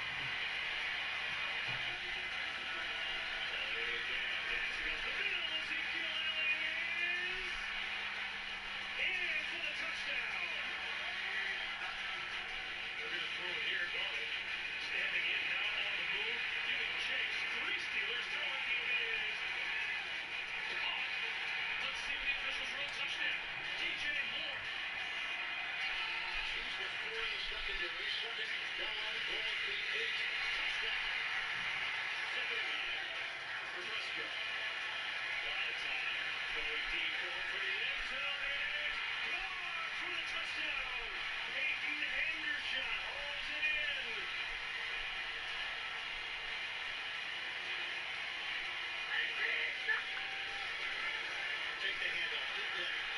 Wilson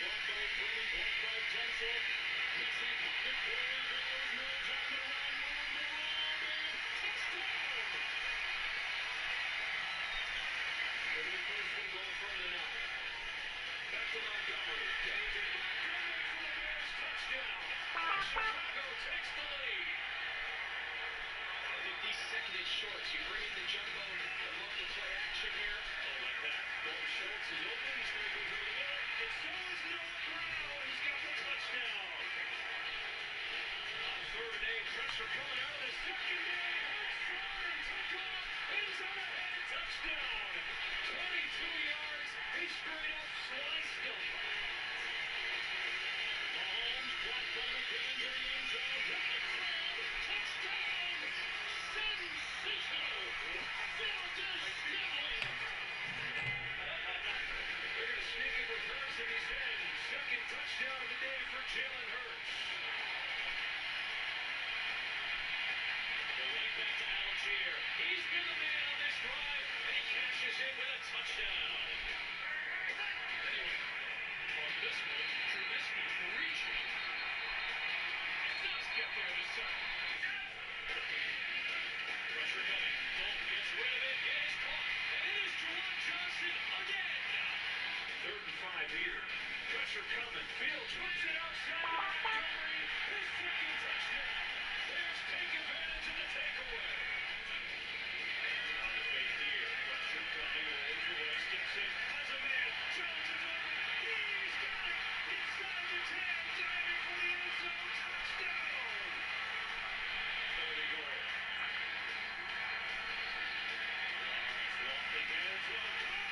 For the touchdown! Marvin Jones! The quarterback is Rivers Mills. Tunsil one. Mills. Flag. Touchdown. Aiken. A 13-yard touchdown pass to take the lead over the Chiefs. Aiken gets his 3rd touchdown reception of the season. Right back to Patterson. On the cut. On the hit. Into the end zone. Touchdown Falcons. Their defense needs to make a stand. One of their stars needs to step up. Lawrence pumps, throws, caught for the touchdown. Zay Jones. Kelsey back in there. Mahomes. Rumbling pocket. Chasing the play by Lopez. The ball in for 6. Touchdown Mahomes. And the Chiefs have recaptured the lead. 3rd down. Prescott spins away, looking to throw on the run. Touchdown! It's caught for the touchdown. Noah Brown. On a 3rd and goal, again goes quick to the line. Extra offensive lineman. Floater. Touchdown. Uzomah. The Jets go in front. It is the sneak, and it's hard searching for him, but a flag down. And it is a touchdown. Flames.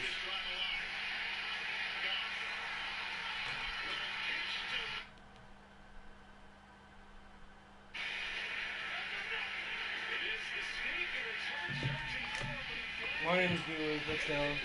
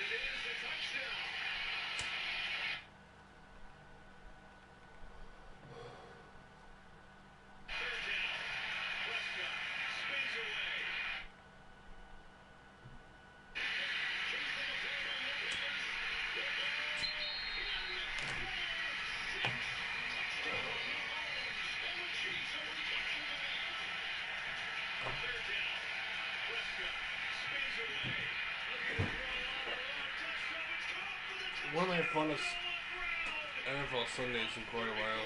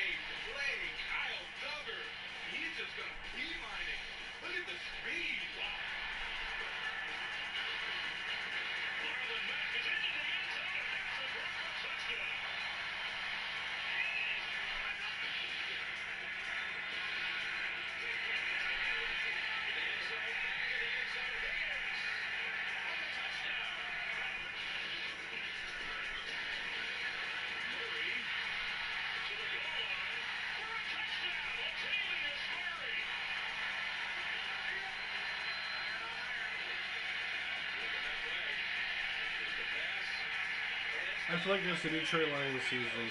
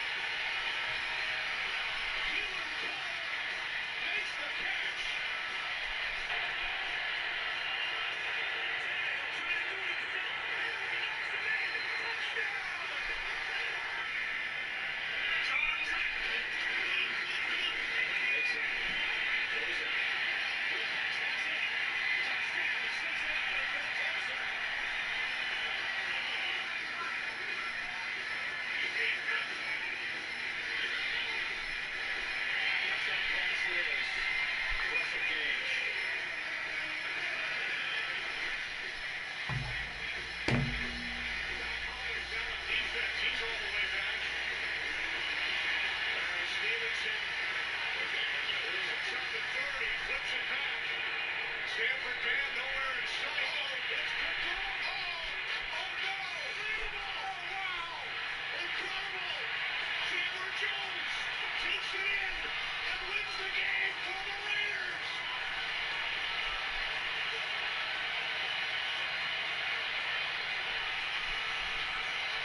Have you ever seen an NBA? I've never seen anything like that.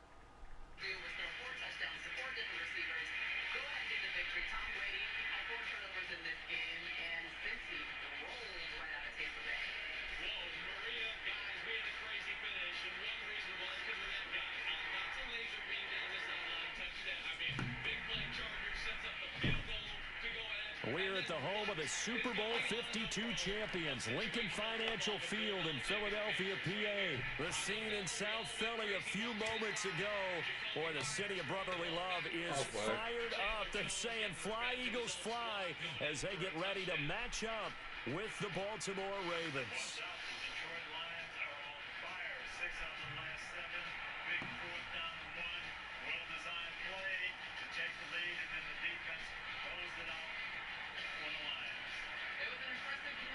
Here's the kicker, Jake Elliott, ready to get this one started. And off we go from Lincoln Financial Field. This will be fielded on the back line of the end zone.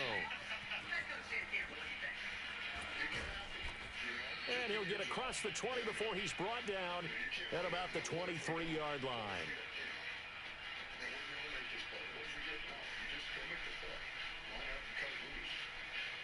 Oh, you've been cutting it loose, Coach Cam, on those Lions. They haven't made the playoffs since 2016, but how dangerous would this team be if they did? I think they'd be very dangerous. They had been cutting it loose. Play action. Now Jackson. But just recently, the defense has picked up the pace. They've got some. Oh, he's going to take a shot right away. He's got a man complete.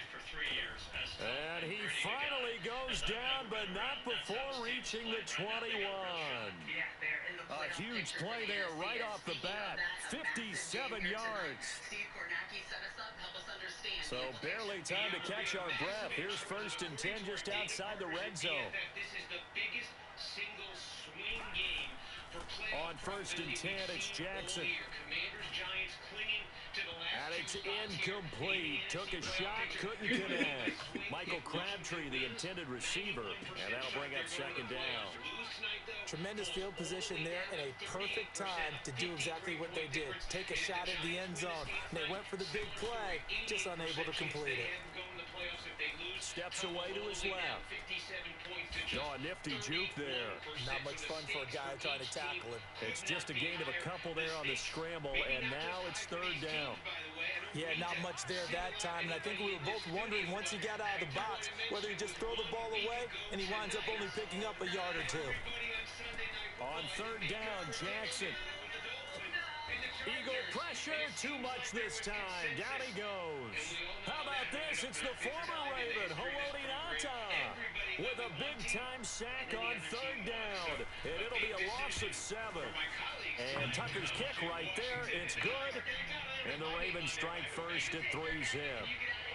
So our initial drive this afternoon results in 3. Not sure that that's a statement necessarily, but getting points on the road, never a bad thing. You're exactly right about that. I love how you framed it, right? Not sure it's a statement, but at the same time, you're putting something out there, aren't you? Letting them know, hey, we came to play today.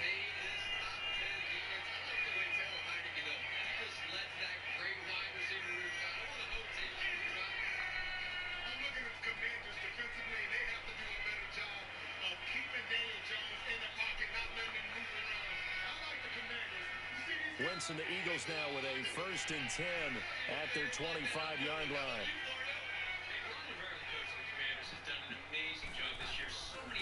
Now it's the Boise State alum, Jay Ajayi. Good move at the 30.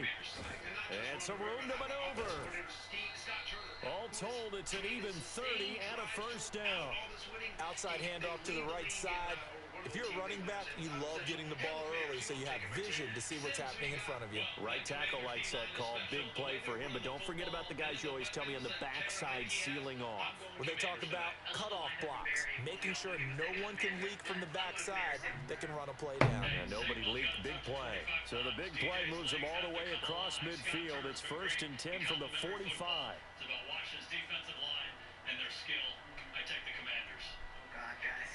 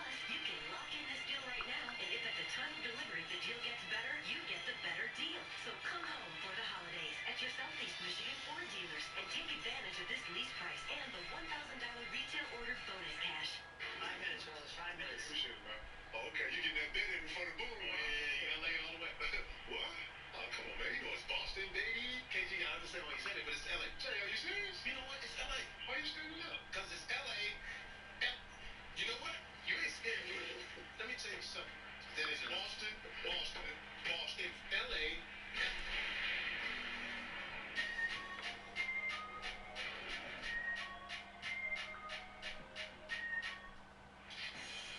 By the time this Lions fan is finished drinking his Pepsi, you'll be 15 seconds closer to game time. Lions watching. Better with Pepsi. Get festive with K&G in men's holiday jackets starting at $79.99. Suits and suit separates starting at $99.99. Dress shirts starting at $24.99 and shoes starting at $49.99. This holiday, Lions, Brock. Right. It's a new Buick. coming in Buick. And there are more dishes inside. Is this a new vision camera? Yes, it is. There's so many gifts in here, I don't even know where to start. What's this, Mom? Alexa, turn on holiday lights. This year, give the gift of technology in every Buick SUV. It's the holidays. GM employees with a current eligible Buick lease get this low mileage lease on this 2023 Buick Enclave Essence for $369 per month. Self-talk what you should be asking yourself. Monday at 5:45 on 4. The Sunday Night Anthem. Presented by Uber Eats.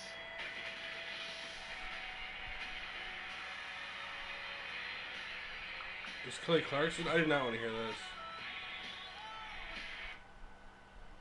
Oh dear God, no.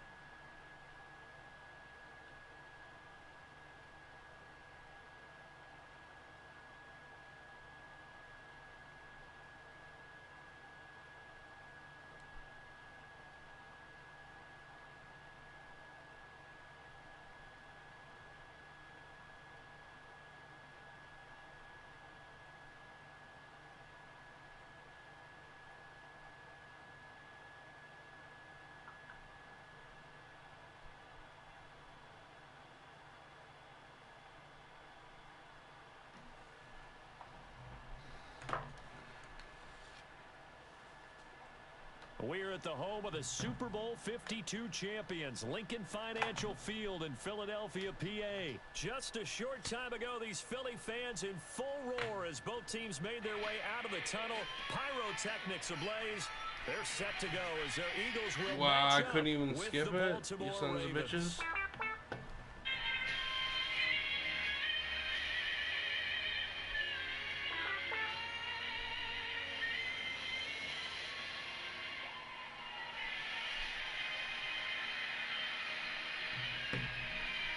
Here's the kicker, Jake Elliott, ready to get this one started. And off we go from Lincoln Financial Field. This will be taken to the back of the end zone. And he'll get it up past the 20 to the 22-yard line.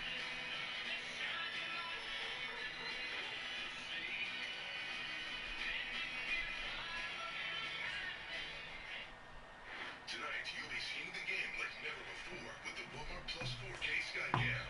Walmart Plus members save with free delivery, video streaming, and more. Peacock's the live streaming home for every week of Sunday Night Football. Plus, go deeper with exclusive post-game breakdowns and one of the hottest games of any fully loaded NFL hub. Because if it's made for Sunday night, it's on Peacock. NBC Sports. Welcome to the following presentation of the National Football League.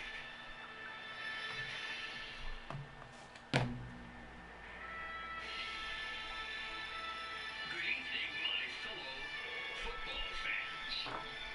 Tonight, in the shadow of our nation's capital, a city truly rooted in history, comes a confrontation with plenty of its own, plenty of personalities, plenty of drama, plenty of disdain. Two sides perpetually locked in a bitter rivalry with decades of dispute. Historic American rivalry. And a direct conflict of interest.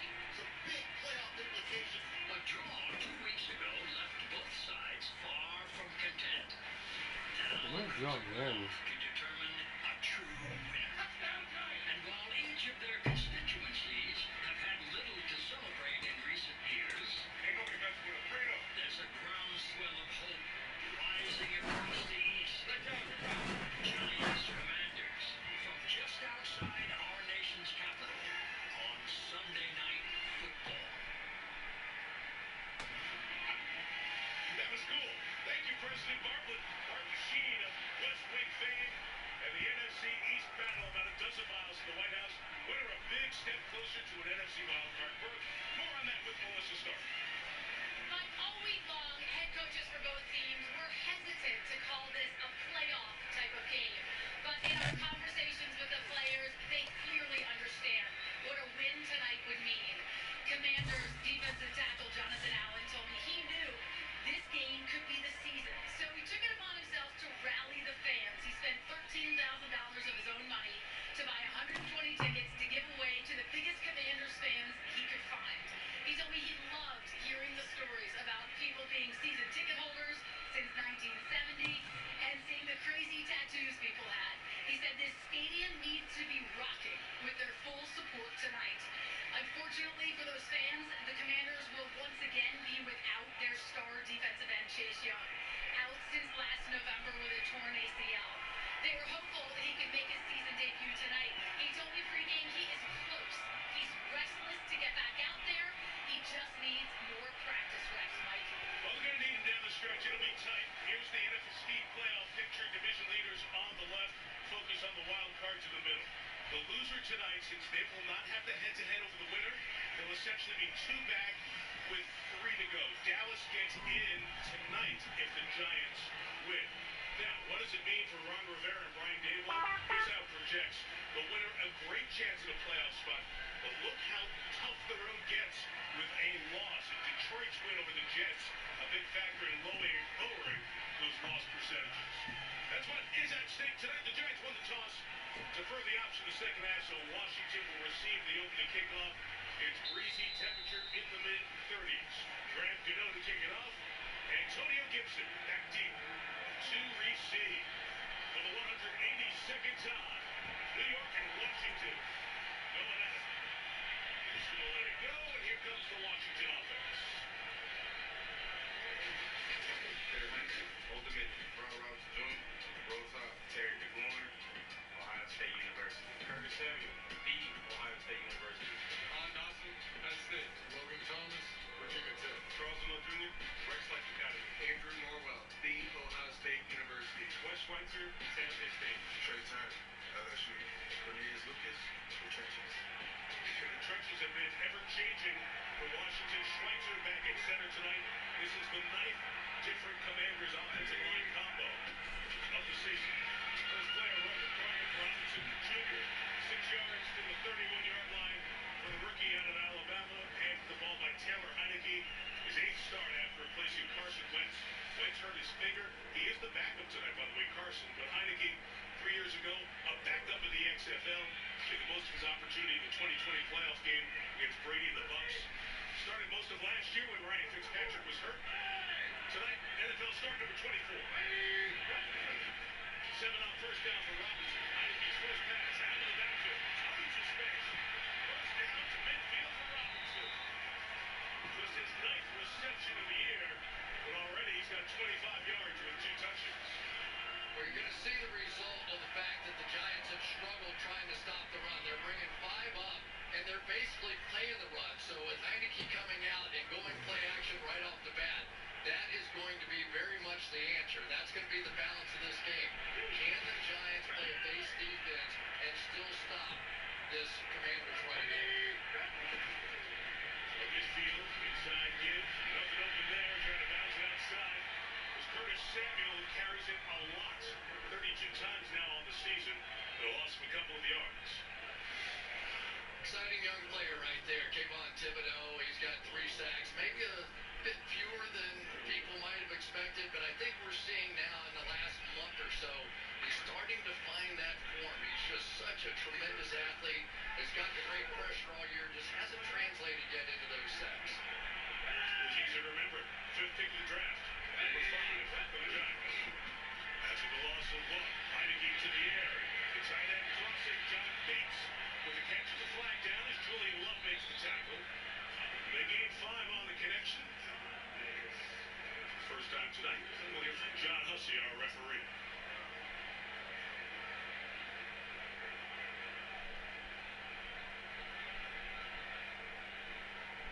Holding. Defense number 30. Now you're bouncing from the previous spot. Automatic. First down. So Darnay Holmes playing in the slot for the Giants. Saquon Barkley. There's a lot of moving pieces. Yeah, they really do. You're going to see they're going to try to get physical with these receivers out there, but that's too far down the field. That is an obvious call. The officials, each one has an eligible receiver, so they're not going to miss that. Backfield for Heineke. From the 46, deep drop shot down the middle. Too tall. He's trying to get it to Bates again. Right, Logan Thomas. Tight end in the middle of the field. Okay, Taylor Heineke is not that guy that has the biggest arm. He's not the guy you look at him in the elevator and you go, oh my gosh, you have to be a professional football player, right? Right. But there is something about him inside the halls of their practice facility that everybody sort of says the same thing. He's the guy. Pass interference. He's the guy. And they really follow him. He is not afraid to take a shot downfield.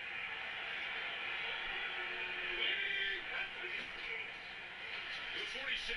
Here's Robinson inside. Love with the tackle. It'll be about 3 for the Giants before 3rd down. Will lead their defense. Kayvon Thibodeau, or Sexy Dexy, Clemson, Leonard Williams, USC. Aziz Ojulari, Georgia. Mike McFadden, Indiana. Jalen Smith, Bishop Lewis High School. Nick McLeod, Slipper Trail Wildcats. Julian Love, Cleveland. Jason John, Jason High School. Darnay Holmes,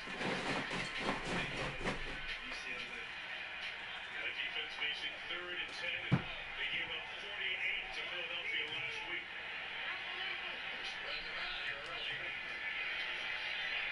Heineke out quick. McLaurin, his best receiver, stopped short of the first down. Jason Pittman, the second-year man out of Pittsburgh, makes the tackle, and Heineke's telling the sideline, I got this. Let's go for fourth down here. All right. It is game on already. With too far for the field goal, and Wayne Martindale, he is known to blitz. He is probably the guy that has that reputation more than any other. 4th and 1. You can expect it here.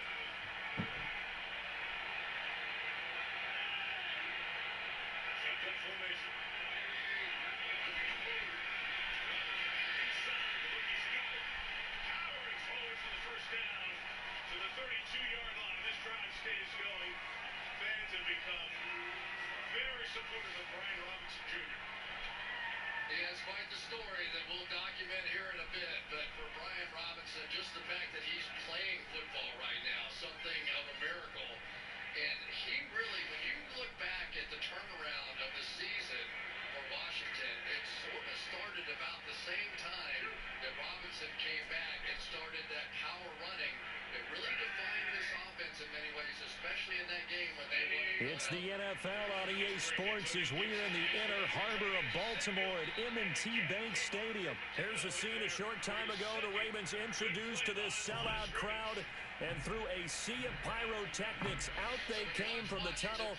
We're set to go as the Ravens get ready to match up with the Detroit Lions. Athletic is Kayvon Thibodeau. He's already demonstrated that if you're going to take your time in the backfield, I'm going to get there. Defensive player of the year coming out of high school. Kicks ballet, goes to Oregon, unanimous All-American. Making an impact here with the Giants. Justin Tucker set to boom this one away. And off we go from M&T Bank Stadium. Gibson closed on quickly by Jalen Smith. The forward Dallas Cowboy will third down again coming up on this opening drive. Yeah, and those first down run stops are going to be the key for the Giants all night long. The Commanders really want to just be able to stay with their run game, but if they can turn this into a drop-back passing game with Taylor Heineke, they feel like they got the great edge. Top receiver Terry McLaurin's up there at the top of the screen.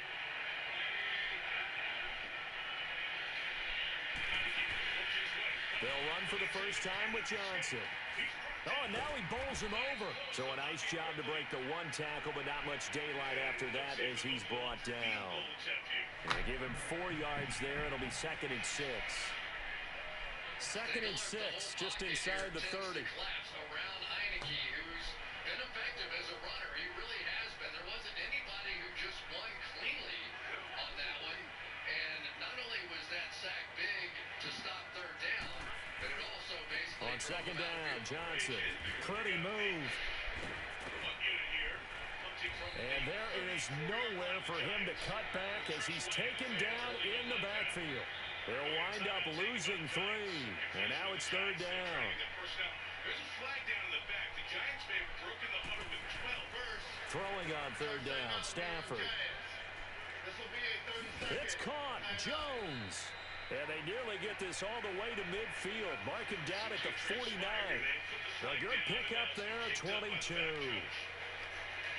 So they're on that play. Offensively, they ran the crossing route. Defense was in zone coverage. So as a former DB, how tough is it to defend that? It's really difficult because your natural inclination is to chase the receiver and maybe leave your zone. So you have to have discipline in order to talk to your other coverage guys and let them know that that receiver's... Isn't it fun, though, to be back in this stadium again with a big... Make sure you have him, and then when the ball is actually thrown, secure the tackle. When they're moving on crossing routes, if you miss a tackle, it usually results in a big play.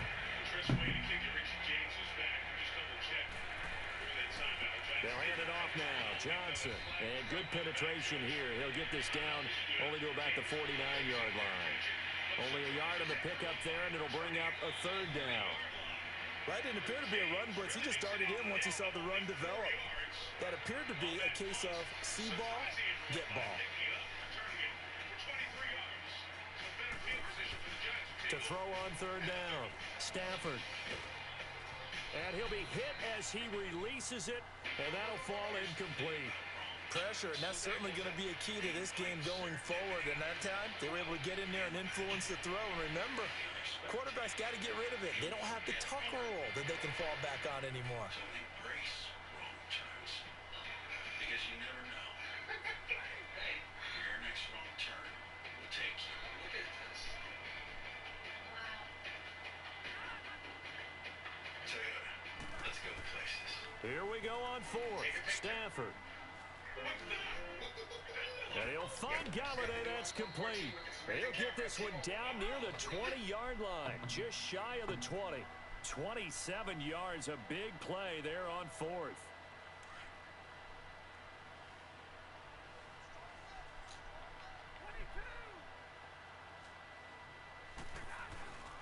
A first down carry here for Johnson. And he's going to fight his way forward here for a modest gain. Give him 5 on the carry there, and it'll be second down. I think we can safely say that those types of plays are the backbone of this offense. We know not every run's going to be a big hitter, but you know they'll take that type of result on each and every attempt. Or do you say, I know they've got to the tough part of their schedule, but they're not going to run the table. They're going to slip up at some point. They can't keep up this. This is not sustainable. At some point, water's going to find its level, and they'll fall shy of a 10-7 record. Because I don't think it takes much. I don't think you have to go out on a limb to say this is that the Lions and able to push his way forward here for a good little gain. Out on a limb to say 5 yards on the pickup, and they'll be faced with a 3rd and inches. I think it makes, after what a luxury to have a guy like this who can not only spell your starter, but can come in and keep drives going. On the edge of saying so before today. 248-539-9797. Let's talk to Steve. This will be play number 9 coming up on this relatively long opening drive as they look to convert on 3rd down. Thanks for calling in. Appreciate it. What you got? So, the 4th and goal. Throwing is Stafford. He finds Roberts complete. And he will have the first down inside the 10 to the 9-yard line. And they got 3 yards. That's enough. A conversion, and now it's 1st and goal. Based on what I've seen, when we like to run that tight end play, just the tight end cross in the red zone, seems to work out as a touchdown half the time, so I don't get why we didn't do that. They'll try and run. This is Johnson. And he'll be taken down as that will take us to the end of the first quarter of play. At the 49-yard line in the 4th quarter, that was play action, a lot of fakes, and so something like that, I think, would have been appreciated by Lions fans. I don't think any Lions fans would question that. Operating from the 8-yard line. Because Jamal Williams has been a touchdown machine, and the Lions have a top 5 offensive line.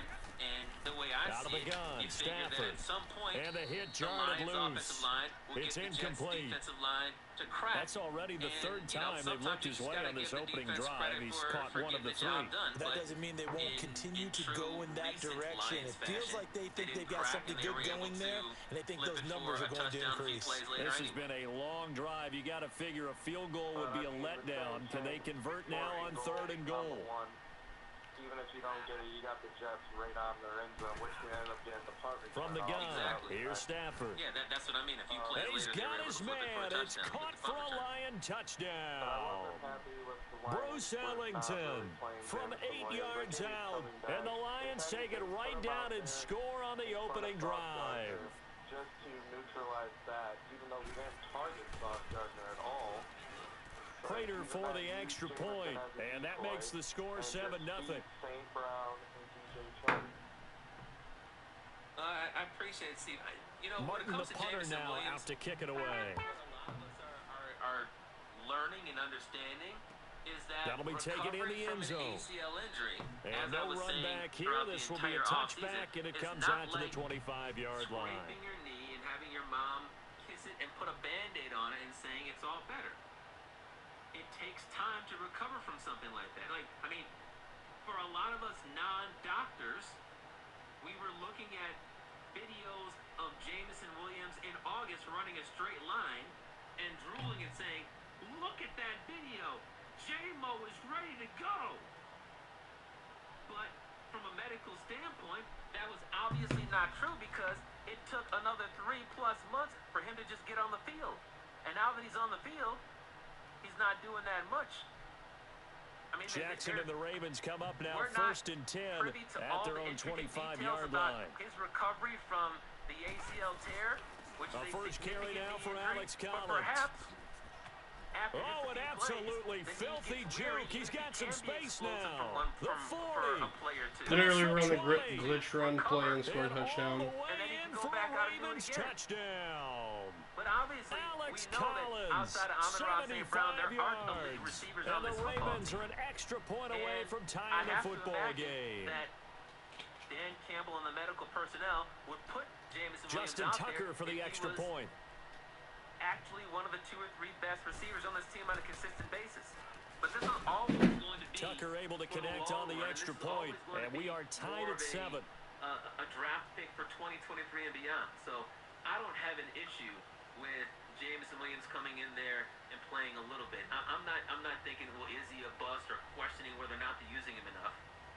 There has to be a reason why. If next year the same situation is occurring, then we can start questioning Dan Campbell and or calling Jameson Williams a bust. So a tie ball game here as the kicks away. Tear less than a year ago. And he's a rookie. And the Lions offense and that'll carry over the back line of the end zone for a touchback. Now the Lions offense, they get ready to head back out there. And they were able to punch it in the end zone last time. They'll be looking to do that again here for the defense. Obviously, they'll be looking to stop them from punching it back in the end zone. It always is punch-counter-punch, isn't it? And which team has the advantage? Well, let's just go back. Last time on offense, they rolled downfield, got into a good rhythm. You can see a little more bounce in and out of the huddle. You can see the sideline really get into the game. So defensively, you're thinking to yourself, how do we take that away from them? How do we get the advantage back? Let's see what they come up with. I think pressure is always the first way to go. You love pressure. I love it. We'll see if they dial it up this drive. And he powers his way up past the 30. It's a 6-yard pickup, and it gets him to 2nd and 4. They'll come up now 2nd and 4 from the 31. On the toss, here's Johnson. And this time he's not going anywhere. They'll get him down right at the line of scrimmage. No gain on the play that time, and they'll look to convert on what will be a 3rd and 4. Somehow, Brian, you analyze this stuff to where the Lions on 3rd down. They've been good, 3 for 4 thus far. This is 3rd and 4. Where our Lions are at today. Right? We're not going to predict the shotgun snap for Stafford.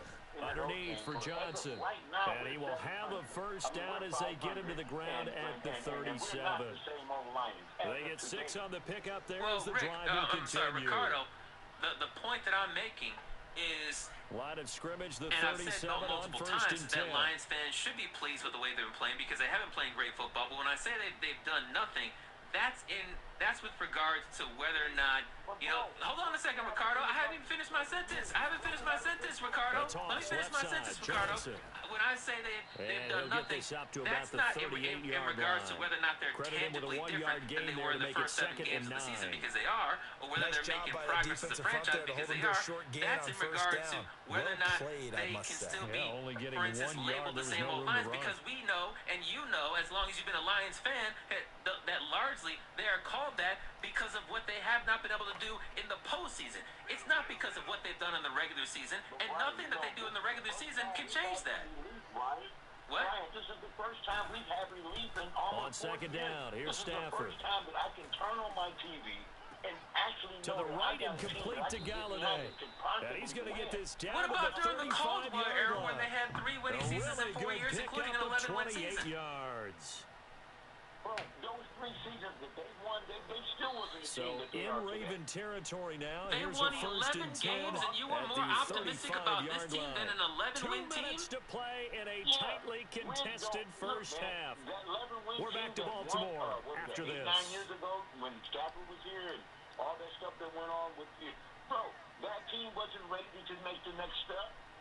So after that 11-win season, you didn't think in Caldwell's second year that they had a shot to do something special? You were pessimistic about the second year of a team that had just won 11 and games? He'll be out of bounds as he gets it down to the 30 there. He'll get 5 out of the scramble. It's 2nd down.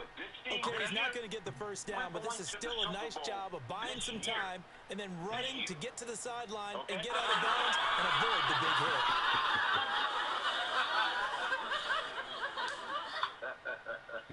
Not even in Madden, Ricardo. I appreciate the phone call, and I think a lot of people appreciate the optimism. But when you take it that far, they're going to the Super Bowl this year. You're thinking, well, Who's buying the tickets? Who's buying Now a the 10th tickets? carry for Johnson. And he'll fall forward to the They're going to the Super 29-yard Bowl line. this year. It'll only You be a agree gain with of a Ricardo? yard, and it sets up a 3rd down And and 4 also, now. what a hypocrite. He said, Absolutely love the we're not effort there. going to talk The about what's ability going to to happen throw in the from next his few inside games. spot and stop And that then one he at says the they're line going of to win the Super scrimmage. Bowl. Nice Well, what I linebacker say is going play. to happen, they're going to lose at least one of their final 3. So he's already predicted they're going to run the table. The Lions on But what do you 3rd think down. about Ricardo's They've been call? here perfect. 4 He for says they're 5 going to to the this Super point. Bowl this This is year. 3rd He's and more 4. optimistic about them now than he was at any point during the Caldwell era. From the gun. Are they running the table or Stafford. not? And what did you think of the fourth quarter? This'll be Did you think caught they were going to inside win the like I 10. did? Or were you And thinking he they were going to lose? doesn't quite I'm so make it, pessimistic taking it even within though I an thought they were going to win the whole eyelash. time. Dropped at the 1. Man. They're able to convert on 3rd down, and Well, that what is sets it up that a I have to 1st do and goal. short of saying they're going to make the playoffs to not be viewed as pessimistic? Not that I hate that label or care about whether I have the label of being a hater or pessimistic, but what is it that I have to do short of saying they're going to make the playoffs for people to say that I'm giving them enough credit? The problem is it varies from slappy to slappy. I am Brian Chapman, 97 won the ticket.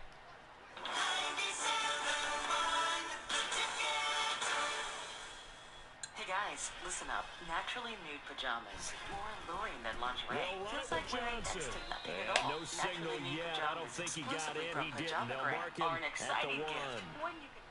And now the Raven defense going to call a timeout as they stop it with 28 seconds to go in the first half of play. Robinson gives him Sheridan like Jones and Dillon in Green Bay. Another shot from the 1 on 2nd and goal.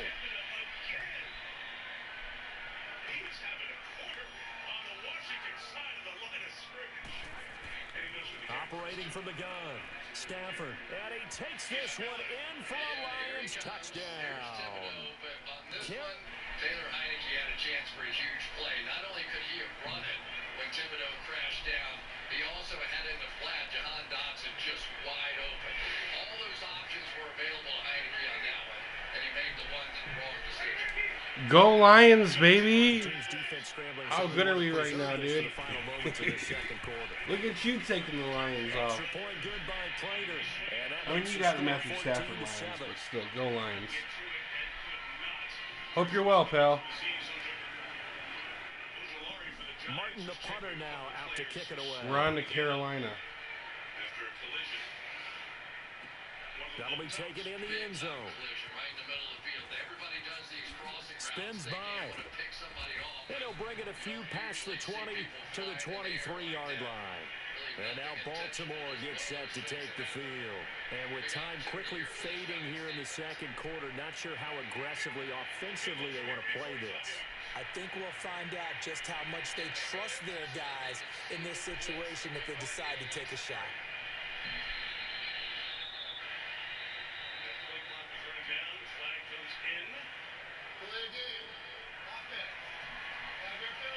Clock at 20 seconds to go in the half as they come up 1st and 10. They'll throw on 1st down with Jackson. Buying time to his left. And the throw left sideline here is caught, but they'll rule it incomplete. Couldn't keep his feet in. 2nd down. That one was intended for John Brown.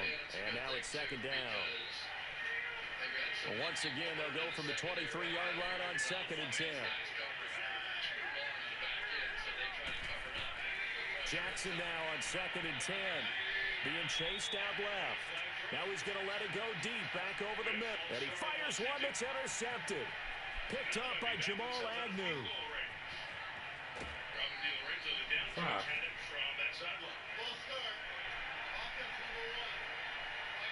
So with 2 ticks left here in the half, on is the field goal unit. And now we'll get a late timeout as it comes in the waning moments of quarter number 2.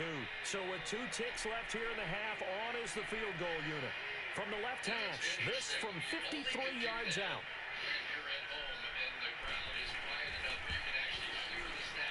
And Prater's kick is on the money. It's good. We have hit halftime. Still 2 more quarters to go. We'll take a timeout. We'll be back after this. You're watching the NFL, and it's on EA Sports. It's in the game. Martin, the punter, now out to kick it away.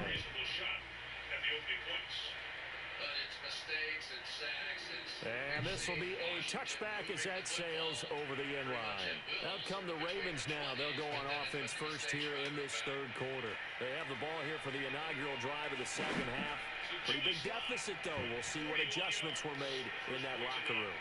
And I never want to make something more important than it actually is, right? I don't want to create more hype than what is there. But this is I'm doing it, though. This is a really important drive. And we often talk about teams scripting plays to start a game. A lot of them script to start the second half, too. And they're scripting something that they expect to get them into the end zone and back into this game. We'll see. What are you doing, pal? Why are you playing so good?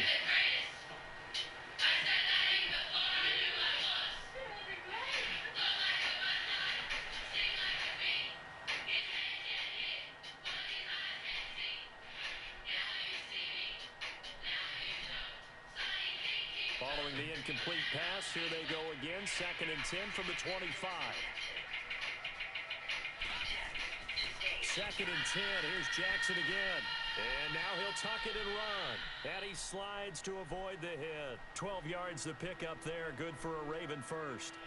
Sometimes guys get locked into such a groove. What do we call it? The game's slowing down. They see everything happening almost in slow motion. They see the lanes develop. I feel like he's right there. Well, and you want this from your leader, right? With this deficit, this stage of the game, second half, no quitting here. 0. Give him a couple on the scramble. It's 2nd down. Now, how about that play? He took a possible negative and turned it into positive yardage and slid down to avoid taking a big shot. Excellent job getting down and avoiding the big hit.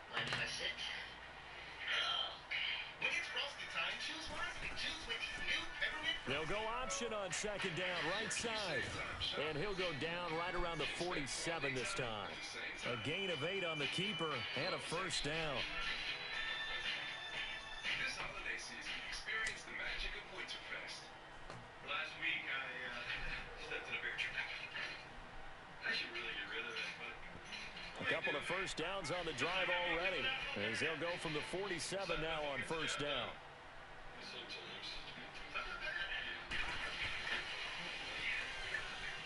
And an alley to run. Room to run inside the 40. And he's free going down the left side. It's a foot race. And all the way in for a Ravens touchdown. Lamar Jackson, 53 yards. And the Ravens draw a bit closer.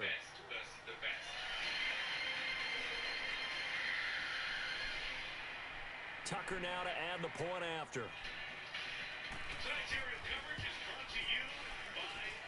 Tucker with the extra point, and the lead's down to a field goal at 17-14.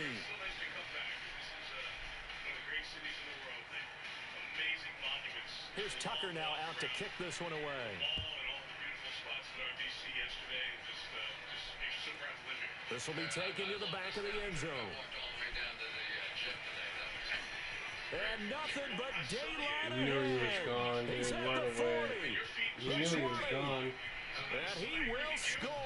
Touchdown, Lions. As his guys are in for 6. And the Lions add on to their lead. And as we've talked to special teams coaches, that theme of being aggressive continues to come through, doesn't it? When they moved the kickoff back to the 35, it was going to cut down on the number of opportunities. But if you've got a special guy, you give him the green light no matter where he fields it in the end zone. And in this case, it paid off handsomely. He fielded it deep in the range of emotions. Maybe you're like, oh, no, don't. And then all of a sudden you see him break it. And you're like, yeah, way to go. Yeah, sometimes you have to remind your head coach that he approved the green light for bringing it out from deep in the end zone. And that's exactly why he did.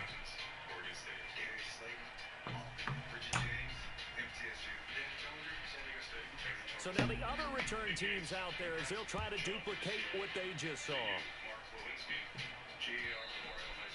And they will not get a chance to return this one as it's through the end zone for a touchback.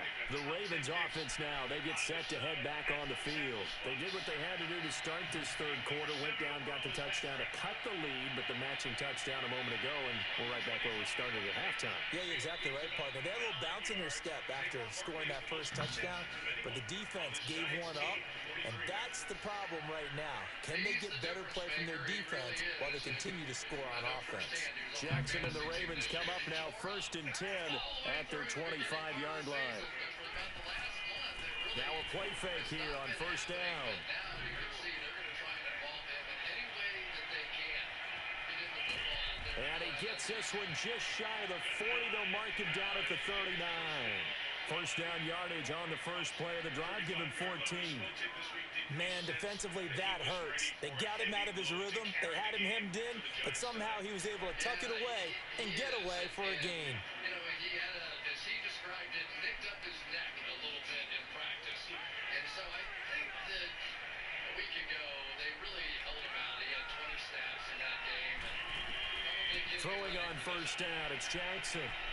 Forced out to his left. Give him a couple on the scramble. It's second down. So many times we talk about having good eye discipline when you're playing defense, making sure your eyes are in the proper place on a given play. Looks like that discipline came to the front there, didn't it? They were able to hold him for a short gain when he took off running. On second down, Jackson. He's going to let this go deep, back over the middle. And it'll be intercepted.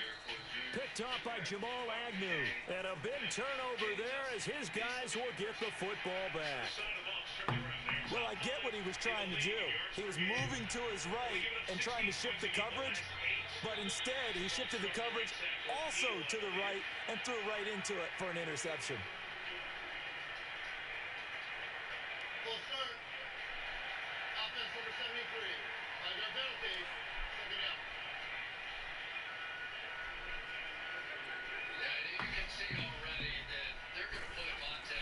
After the interception, here's Stafford. He's going to let this one go deep. So they took a shot on first down, but couldn't connect. And you just know when that play call came in, their eyes lit up, because anytime you get a chance to take a big shot downfield, that's a lot of fun, and they missed an opportunity. Again from the 20 after the incompletion. Here's second and 10. Takes a hard hit from Cam Curl. He goes to the 40-yard line. Daniel Jones over 500 yards rushing this season. Back to the air. Stafford on second down. Catch made right side by Wilson. And he'll get it up here this time to the 21. That catch good for only a yard, and it'll be third down.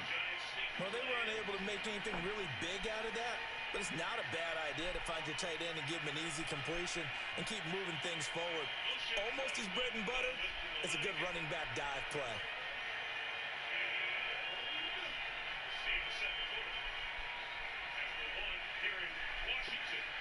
The Lions on third down. They have been superb. 5 for 6 to this point. This is 3rd and 9. All right, thanks, Mike. It's been another absolutely crazy week in the NFL. From the gun, Stafford. Plays, including the unnecessary lateral. He rifles one that's intercepted. Picked off by the safety, Eric Weddle. And they take over. They'll set up shop at the 46-yard line. Eric Weddle's one of my favorite players in the league, Brandon. A guy that always seems to be in the right place at the right time, making a play on the football, and he has excellent hands, as we just saw there. Between the Cowboys and the Jaguars was the defensive play by Rayshon Jenkins in overtime that was the difference. Yeah, they're forced to win against an NFC team that only tried. Detroit Lions getting win against. First down, here's the run with Montgomery. And down inside the 40 to about the 38. 8 yards on the pickup, and now they'll have some options on second and short. They go play action with Jackson. Dancing to his left. How about this, Murray? When they were 1-6 the start of November. Oh, the ball comes out on the hit, but they'll say it's incomplete.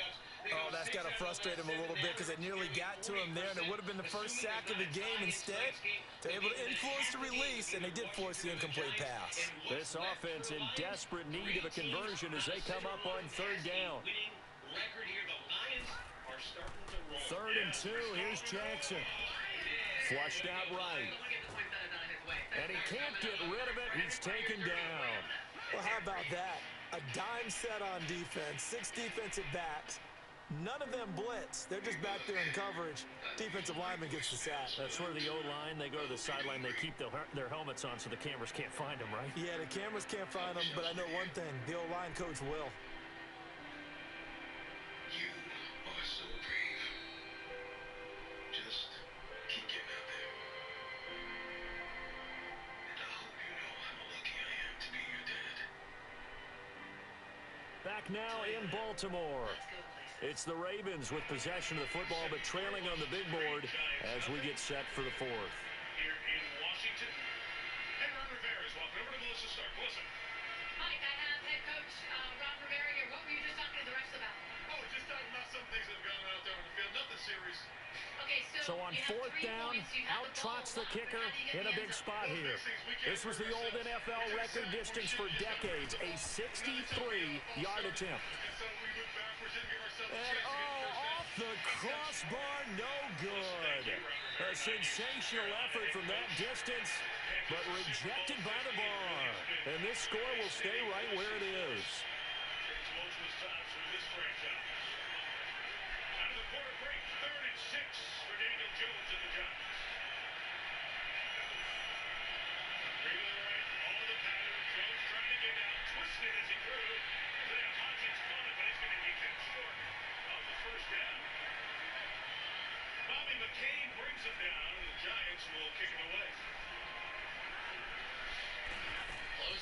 They'll run it now out of the gun. There he goes right side. Touchdown, Detroit. Kerryon Johnson, his second touchdown of the night. And the Lions are able to grow their lead. And on that long run, maybe the defense caught napping a little bit. The concentration level may not have been there. I agree with you on that one, because those types of plays, when they result like that, they're almost like big bolts of lightning, aren't they? Whoosh, and off he goes. Prater for the extra point, and the decision to just kick the extra point winds up successful. That's fielded in the end zone. And in hindsight, probably should have stayed where he was, as he'll only get back to the 16-yard line. And now here come the Ravens. And the last go-around for them, they tried that really, really long field goal, couldn't connect. And in retrospect, I think a lot of people would say, well, why would you try one that long? You hurt yourself in field position. The ball comes out, there. That only helps the other team.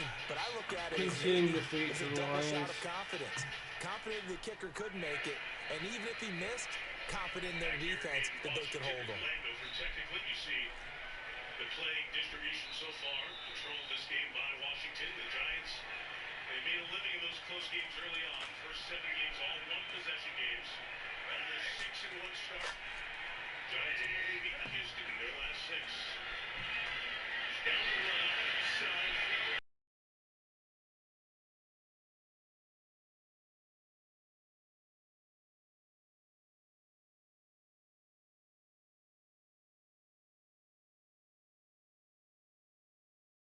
Taylor Heineke, forget about coaching. He was thinking about coaching, so forget about that. You got plenty of time left. Watching that run here.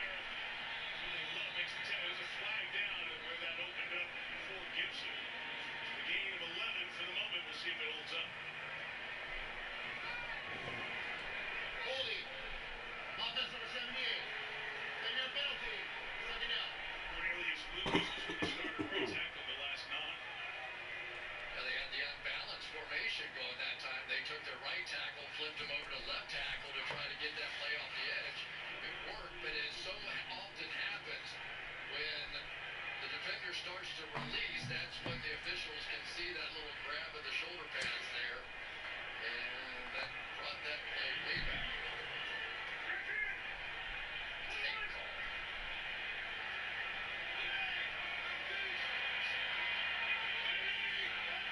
From the 10, second and 18. Thibodeau got there. Got the ball out. Scooped and scored. Touchdown Giants. Thibodeau. What a play around the edge. Got to Heineke's arm.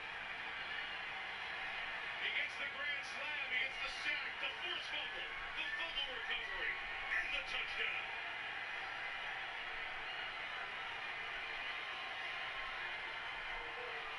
He's having a career in the first half. Check this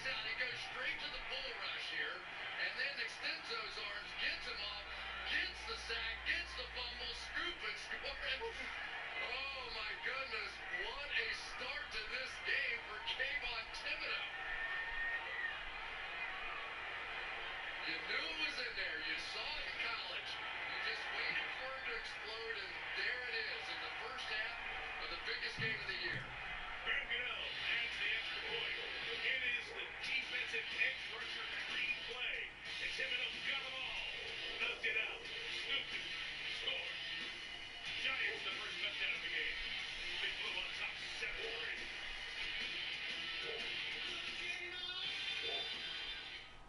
Now it is. I love it. Love it.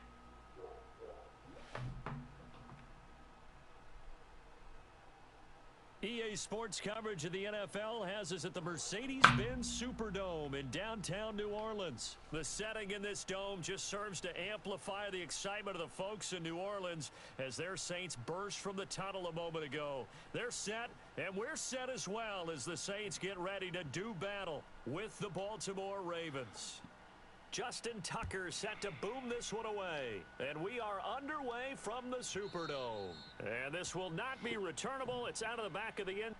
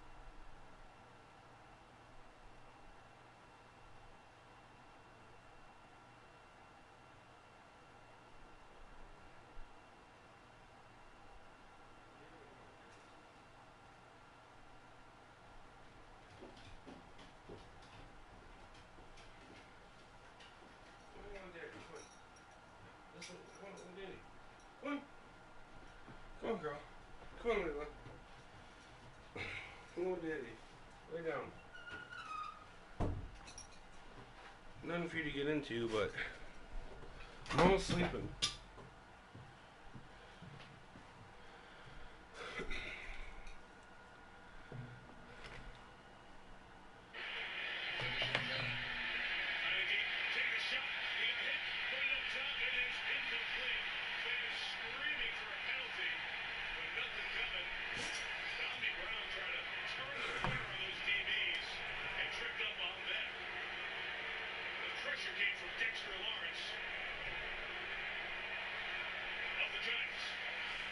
Start right here. Dexter Lawrence, such a key part of this defense, and the defensive line here going to come in here and get the hit. It really just sort of threw Heineke off stride. Was there enough? I didn't see it. Terry?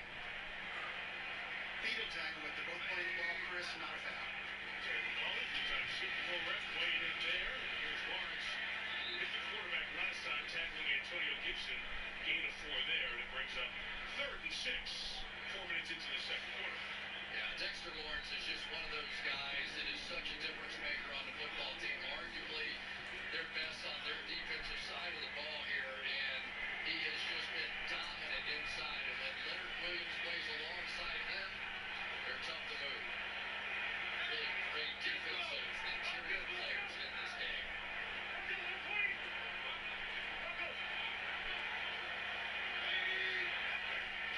6 empty backfield again. Heineke throws. Incomplete.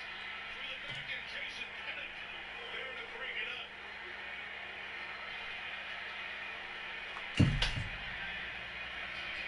Bang, bang play. No flag thrown. Washington will punch it away. They're gone now. I mean, this just feels like one of those old-time games in this division. Little contact, little shove, little shot to the head, all that sort of stuff. With NFC East football. Tress Way drops it nose down. Trying to keep it inside the 10. The bounce is really good. Giant was in the way.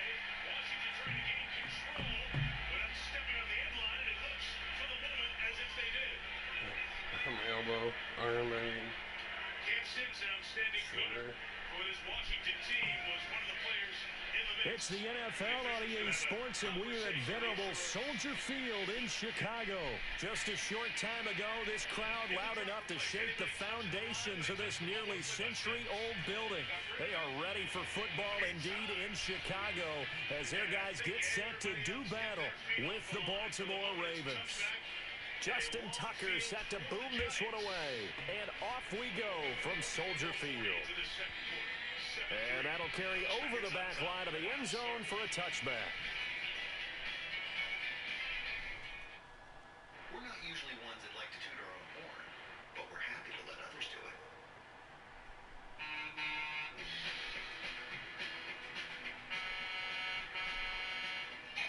Maybe just a few more to drive the message home. The Hyundai Ioniq 5, the first ever all-electric SUV. Now Trubisky on first down. Flush to his right. It's your journey. And his first pass here is going to fall incomplete. Allen Robinson, the intended receiver. And that'll bring up second down. Had an open man that time, but ended up putting a little too much heat on it, don't you think, partner? Absolutely. Just needed a touch more air under it. Instead, he fired an absolute bullet. Line of scrimmage, again, the 25, 2nd and 10.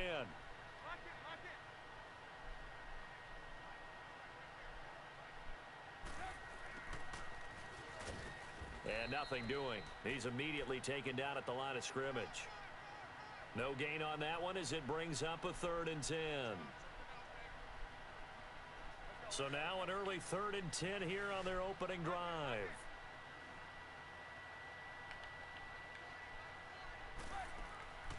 From the shotgun is Trubisky.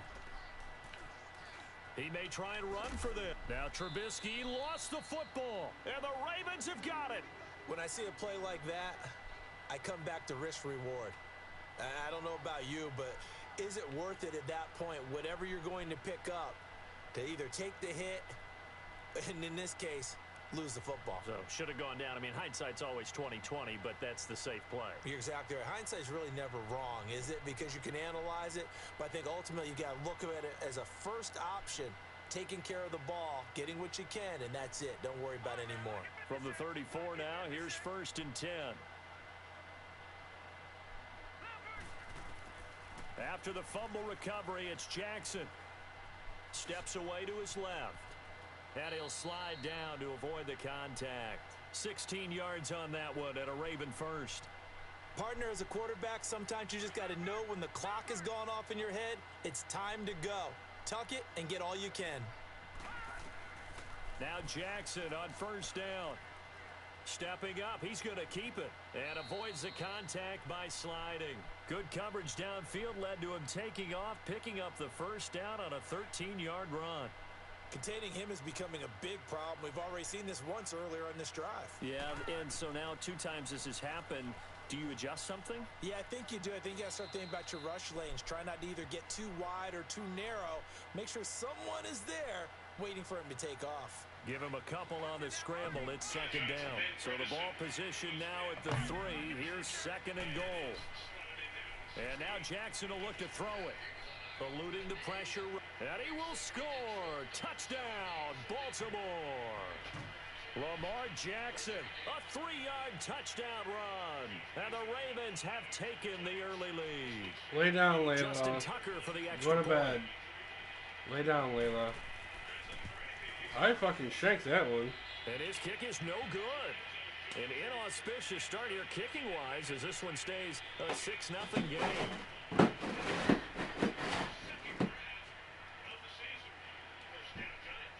Here's Tucker now out to kick this one away.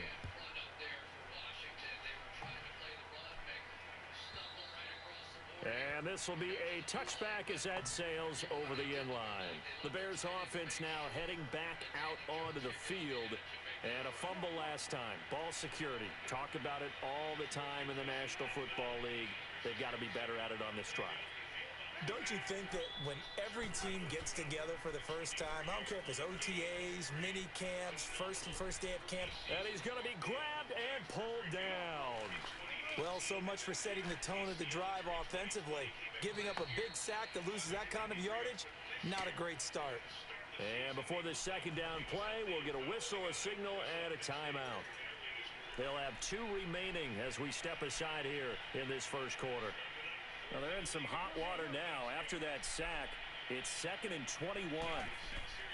Out of the gun, Trubisky. Then the hook up here to Allen Robinson. And he'll get it up here this time to the 21. 6 yards is the pickup, and that'll lead to a 3rd down. I think defensively you're okay with that. Here in the 1st quarter, he's going to get some catches, but they rallied to him quickly. And that's what you count on, and I like what you just said. 1st quarter, can you do it all game long? They catch it, you tackle them, they go down on the spot.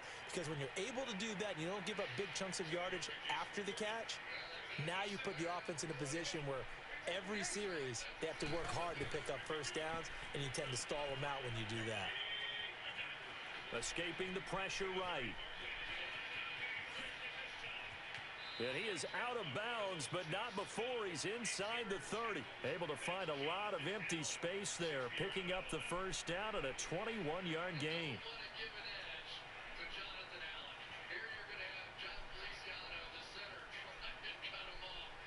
Lay down, baby. What you lay down?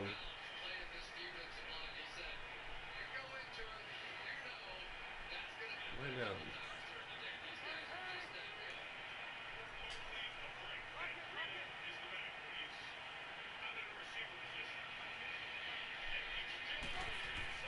They go play action here on 1st down. Flushed out right. And this will be incomplete.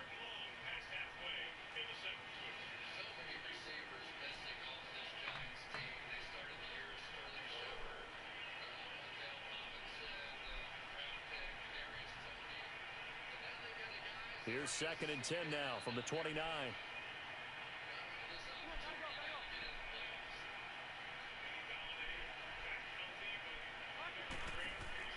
Here's the first carry for Tariq Cohen.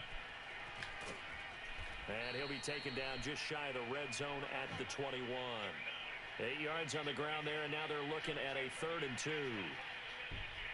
I know the toss play begins with the guy taking the snap and turning around and tossing it to the runner. But where the real intrigue is, can they seal the edge? Whether it's an offensive tackle or a tight end in the direction they want to run the football. If they do that, that's the result that you get, that type of a gain. If they don't, oftentimes it's not a very successful play. A first trip to the red zone for the Bears. They've got a 1st and 10 at the 15. From the red zone now, they'll look to throw. Middle of the field, it's Robinson. And he can't quite get there. Tackled down at the 1. It's a really nice 15-yard pickup, and now it's 1st and goal.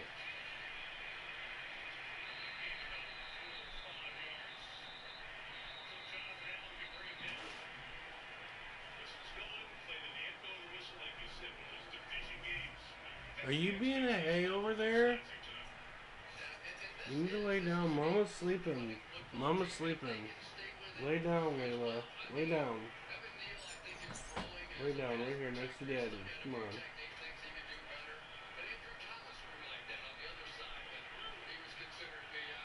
Just gonna see my big ass dog, Layla Louise. Pretty much just the best girl ever.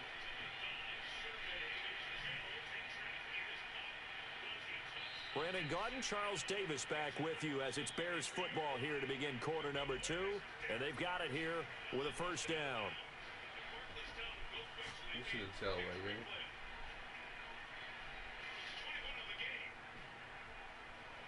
Who's looking for food? I don't know what it is.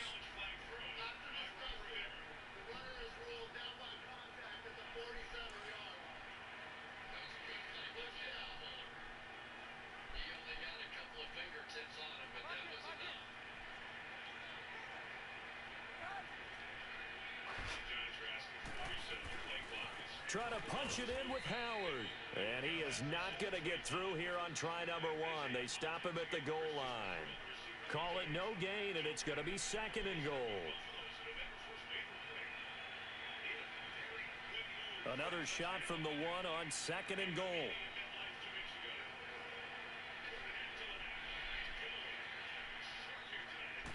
Trubisky keeps it himself. And I don't think he got lay down. Go to bed. Lay down. Lay down, Layla. Officially no gain on the sneak. Lay down. Kind of wasted play Lay there, down. and now it's 3rd down. So now it's 3rd and goal. This Raven defense trying to keep him out of the end zone.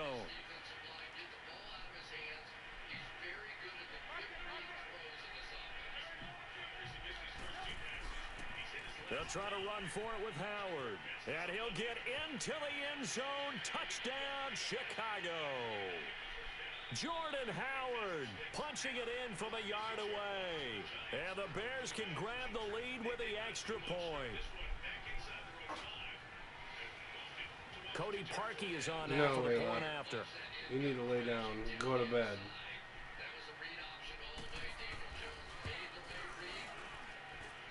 Parkey with the extra point, and they take the lead here at 7-6.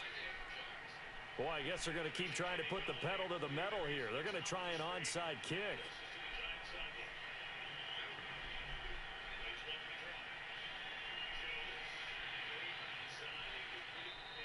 Layla, lay down. Go to bed. And this one recovered by the hands team for the Ravens. Second quarter onside kick there that failed. Is that something that maybe they had dialed up before this game started? It feels like it, doesn't it? That they thought they had the right situation, you know, and the right approach in going after it. Also may signal that they feel like they have the superior team, that they can try these sorts of things and it won't come back and hurt them later.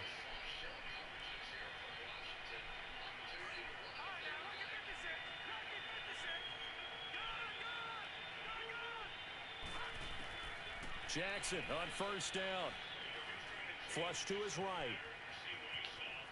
And he'll avoid the tackle there with a slide. That one good for 13 and a Raven first down.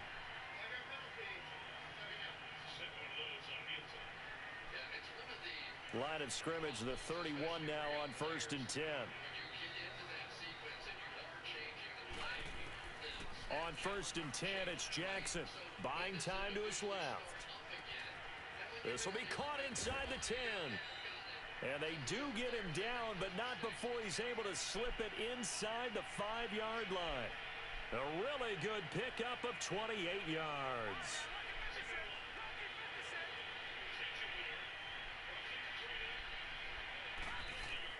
From the gun, Jackson in trouble, and he'll go down back at the 12. And now the Bears going to signal for another timeout. That's their second, so they'll have one remaining here in this second quarter. We'll be right back.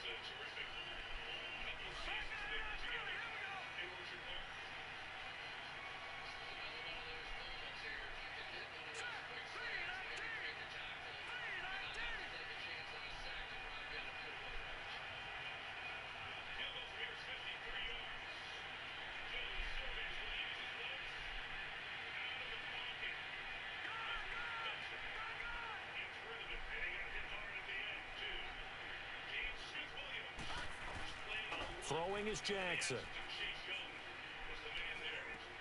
And it's intercepted at the goal line. Picked off by Danny Trevathan.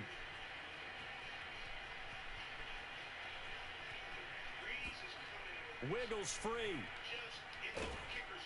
And they will be set up now as he brings this thing all the way back inside the 20. Well, this is a defense that can confuse even the best of quarterbacks with their zone schemes. And here you've got a linebacker that's going to stay at home and just sit down in that zone. And this one basically comes right to him.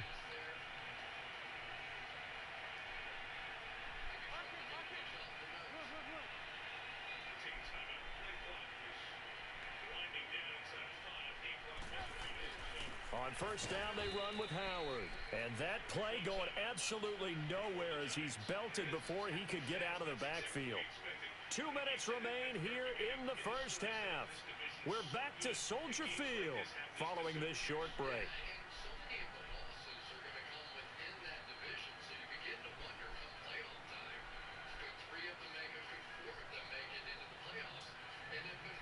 So the opening play of the drive goes backwards. Now they'll come up on 2nd and 12.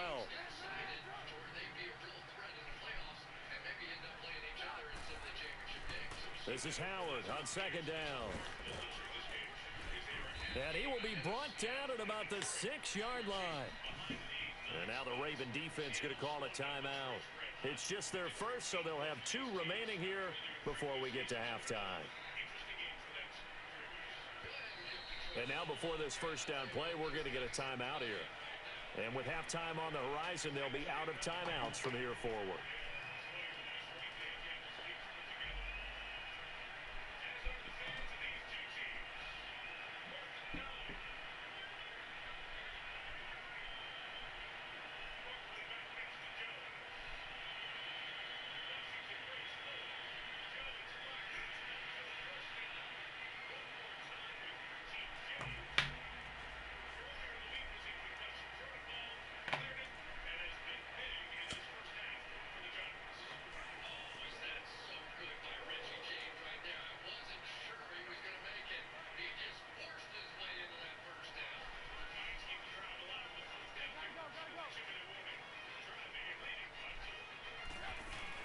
On 1st and goal, Howard. And the hole closes quickly here. He can fight only to about the 4. And now the Ravens are going to take another timeout as they'll talk things over prior to this upcoming 2nd down play. 2nd and goal from inside the 5.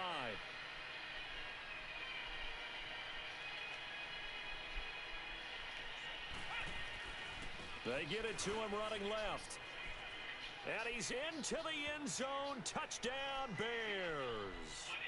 A great effort there. Taking it in from 4 yards out. And the Bears will add on to their lead.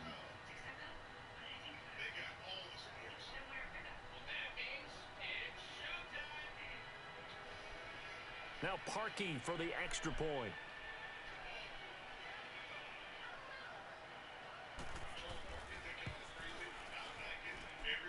Parkey adds the extra point, and the lead is up to 8.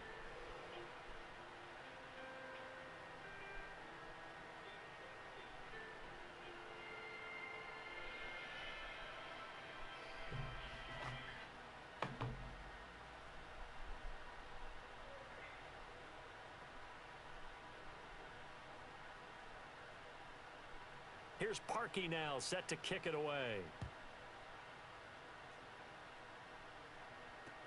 This will be taken to the back of the end zone. And the decision to bring it out is going to cost him about 7 yards all told as he's taken down back shy of the 20. Here comes the Raven offense now, ready for another possession. And there are parts of their last drive they'd like to emulate, and of course they'd like to forget the inning, the interception, but they did put together, Charles, a nice sustained drive to get him down the field. Yeah, and unfortunately for them, the only thing that matters is part two, right?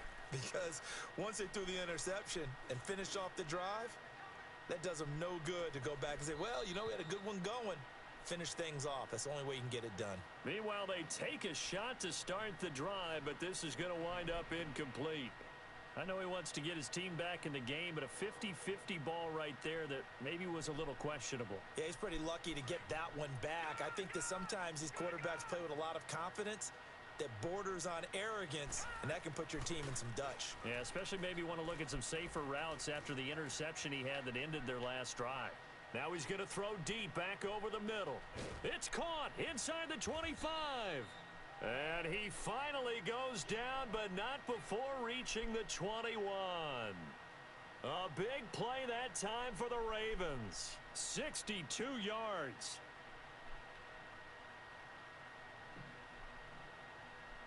So barely time to catch our breath. Here's 1st and 10 just outside the red zone. Throwing now, Jackson on 1st down, being chased out left. Now a loose football, the ball comes out, and I think the Bears have recovered. They have.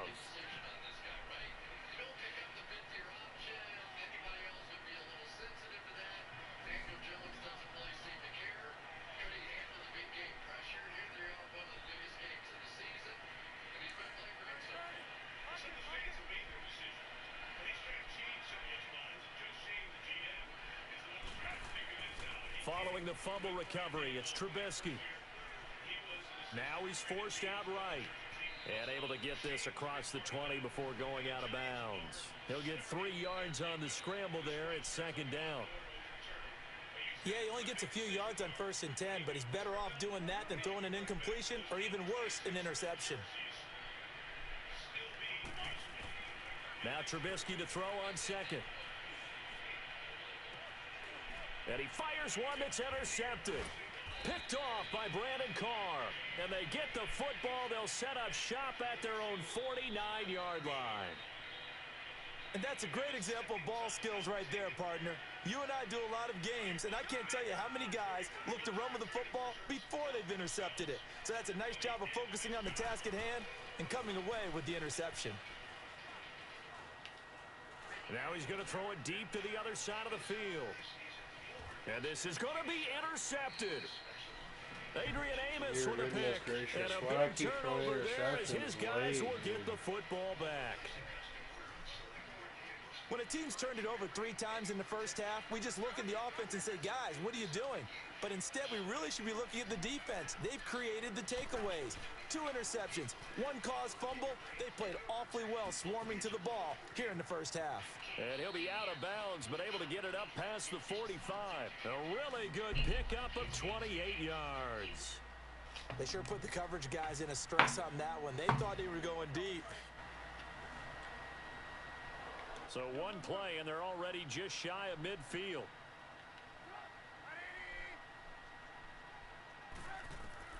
Looking to throw, Trubisky on 1st down. Incomplete. I think he's a little trigger happy right there, and it turned into an ill-advised throw into their zone. Well, we know he has confidence. He'll throw it any place, anytime, anywhere. That time it fell incomplete. An incomplete pass on 1st down. That leads to a 2nd and 10.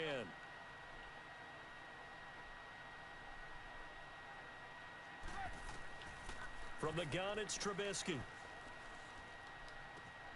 And he comes back with 1 complete. And he'll be out of bounds just shy of the 40. Trubisky to Gabriel Can't there catch for a Bears fucking 1st break. down. Man, oh my Doesn't goodness. matter whether it's a zone coverage or man coverage, the drag route can be effective when it's run well.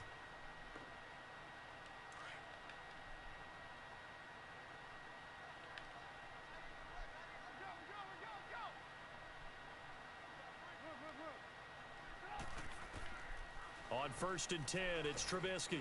Pressure comes, and Trubisky goes down. After the sack, it's 2nd and 19, and the road gets a bit tougher from here. And now a timeout defensively after that 1st down play. So they're going to make this offense sweat out half number 1. And they need to work to at least get some of this yardage back after the sack. 2nd and 19.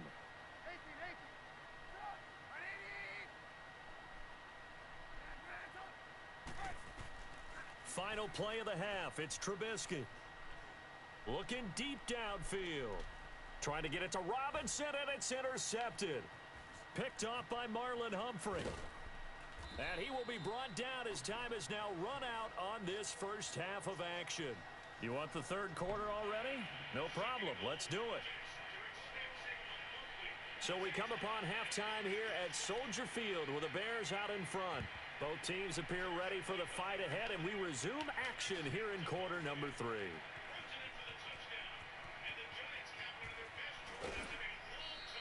A gutsy call there. You exit the locker room with a lead. Tried the onside kick. It didn't work. And you just wonder what the gain was there. They're already in the lead. They were in control of the game. They may have given momentum now to their opponent and maybe kick-started things going in the opposite direction.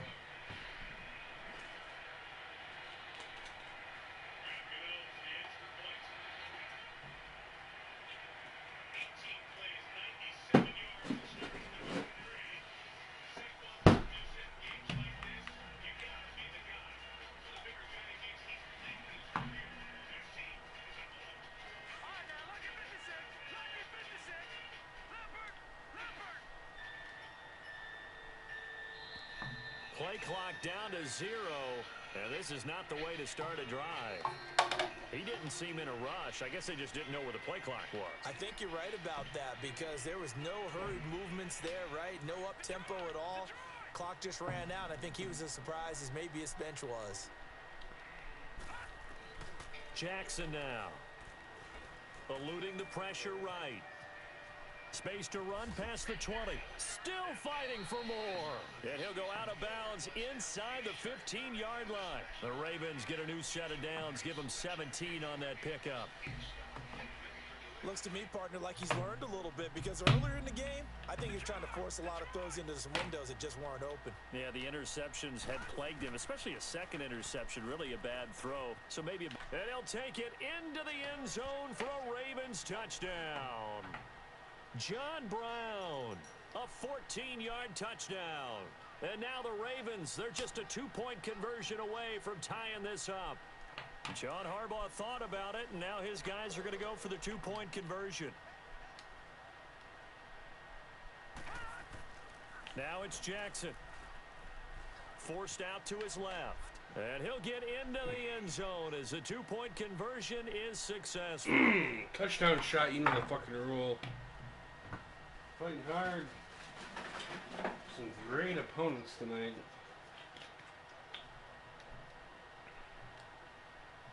So we're right back where we started. All even as the kick's away.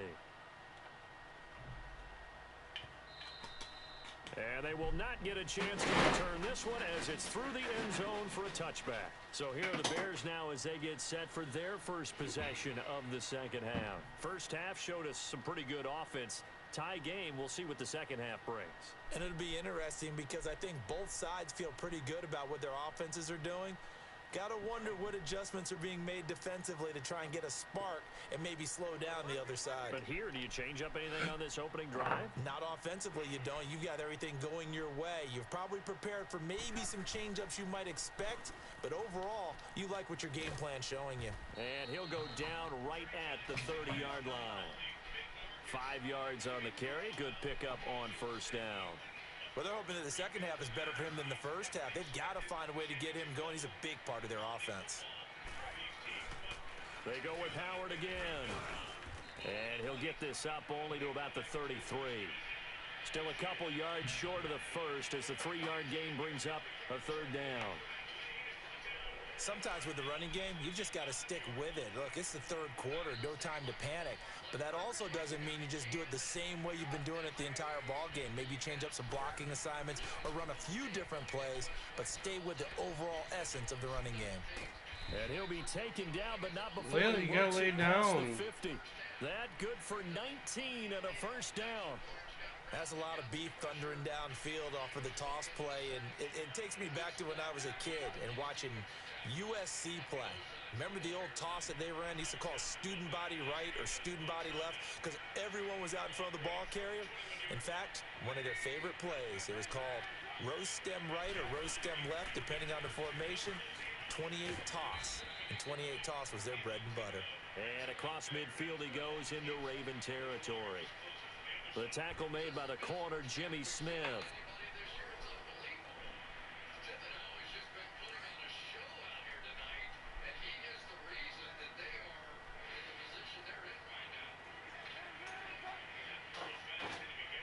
Layla, lay down, go to bed. Now they'll throw it with Trubisky, and they're not able to hook up there. Lay down, Layla, lay down. Gabriel that time. You can't go bug Mama right now. You're gonna go right to her room. I cannot let that happen. Mama's sleeping.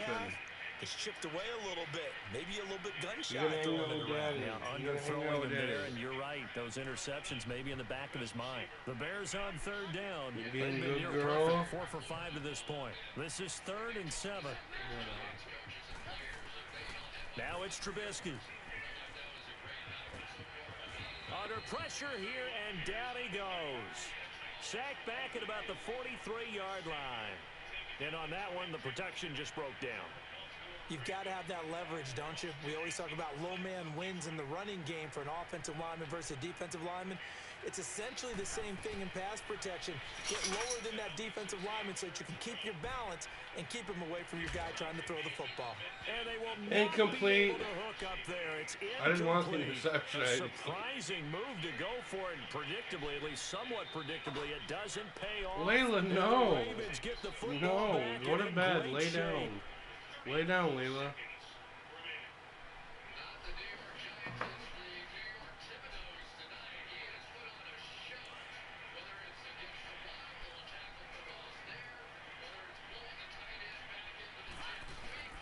Throwing on first down, it's Jackson. Dancing to his left. And he'll slide down to avoid the tackle. The Ravens get a new set of downs, give them 17 on that Layla, pickup. lay down. You cannot go wake Mom up. No. No, Layla, lay down. You're not getting your way, you spoiled brat. Lay down, go to bed.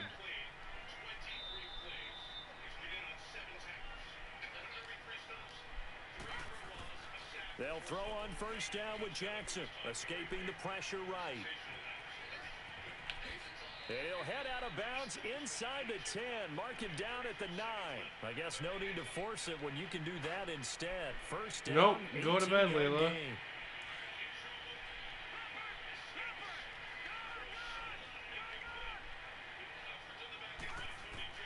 Jackson from the shotgun.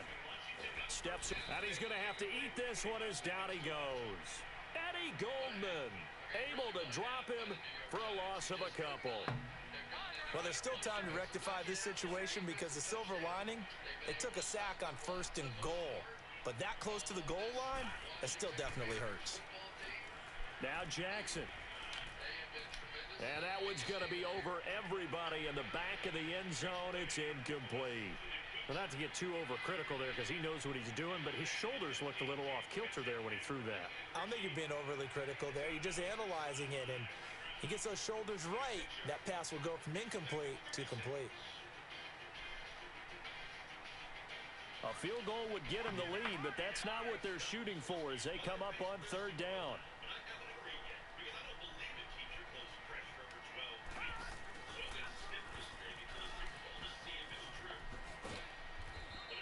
Call it no gain on the keeper, and it's going to bring up a 4th down. That was a statement stop right there. Now it forces the opposing head coach to answer this question. What do you do on 4th down? A field goal would break the tie, but look at this. Instead, they're going to go for it on 4th and goal. Back now at Soldier Field. All even as we get ready to start the 4th.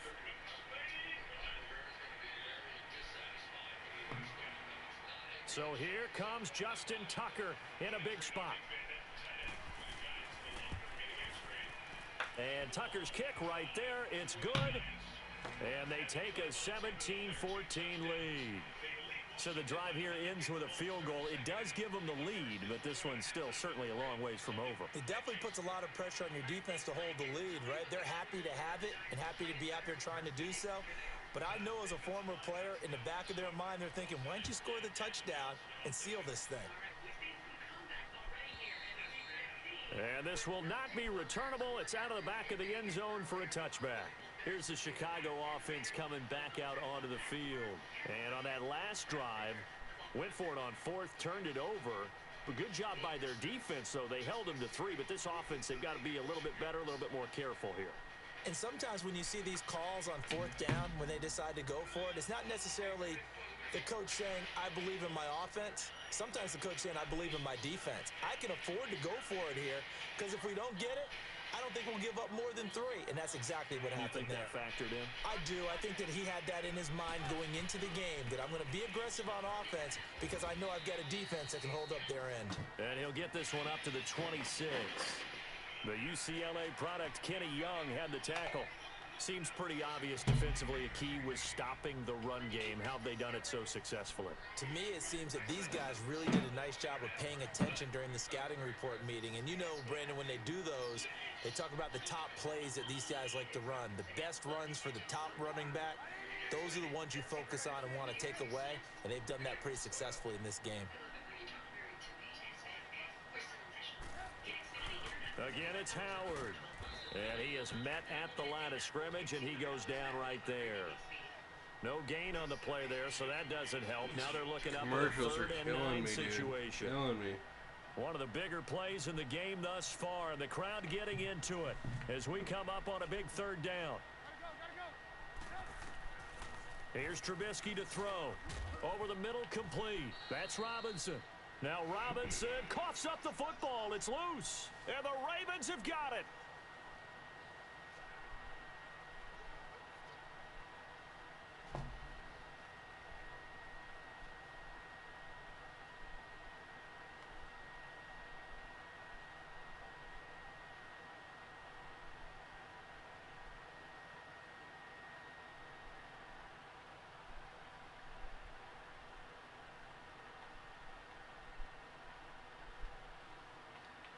Might be a good spot to stop it there.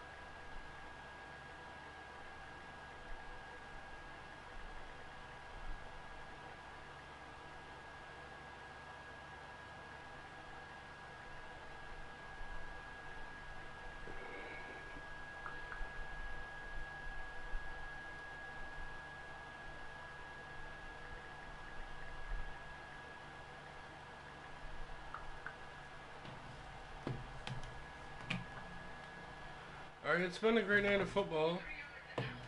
The Lions won.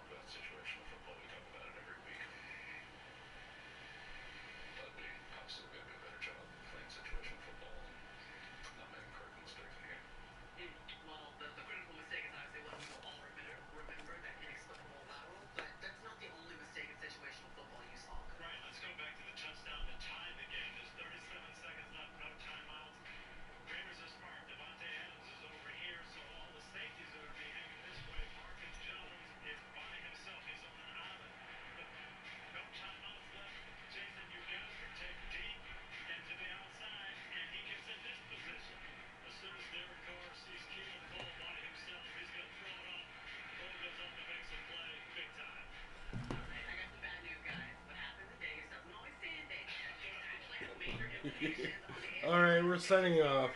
God bless us, everyone.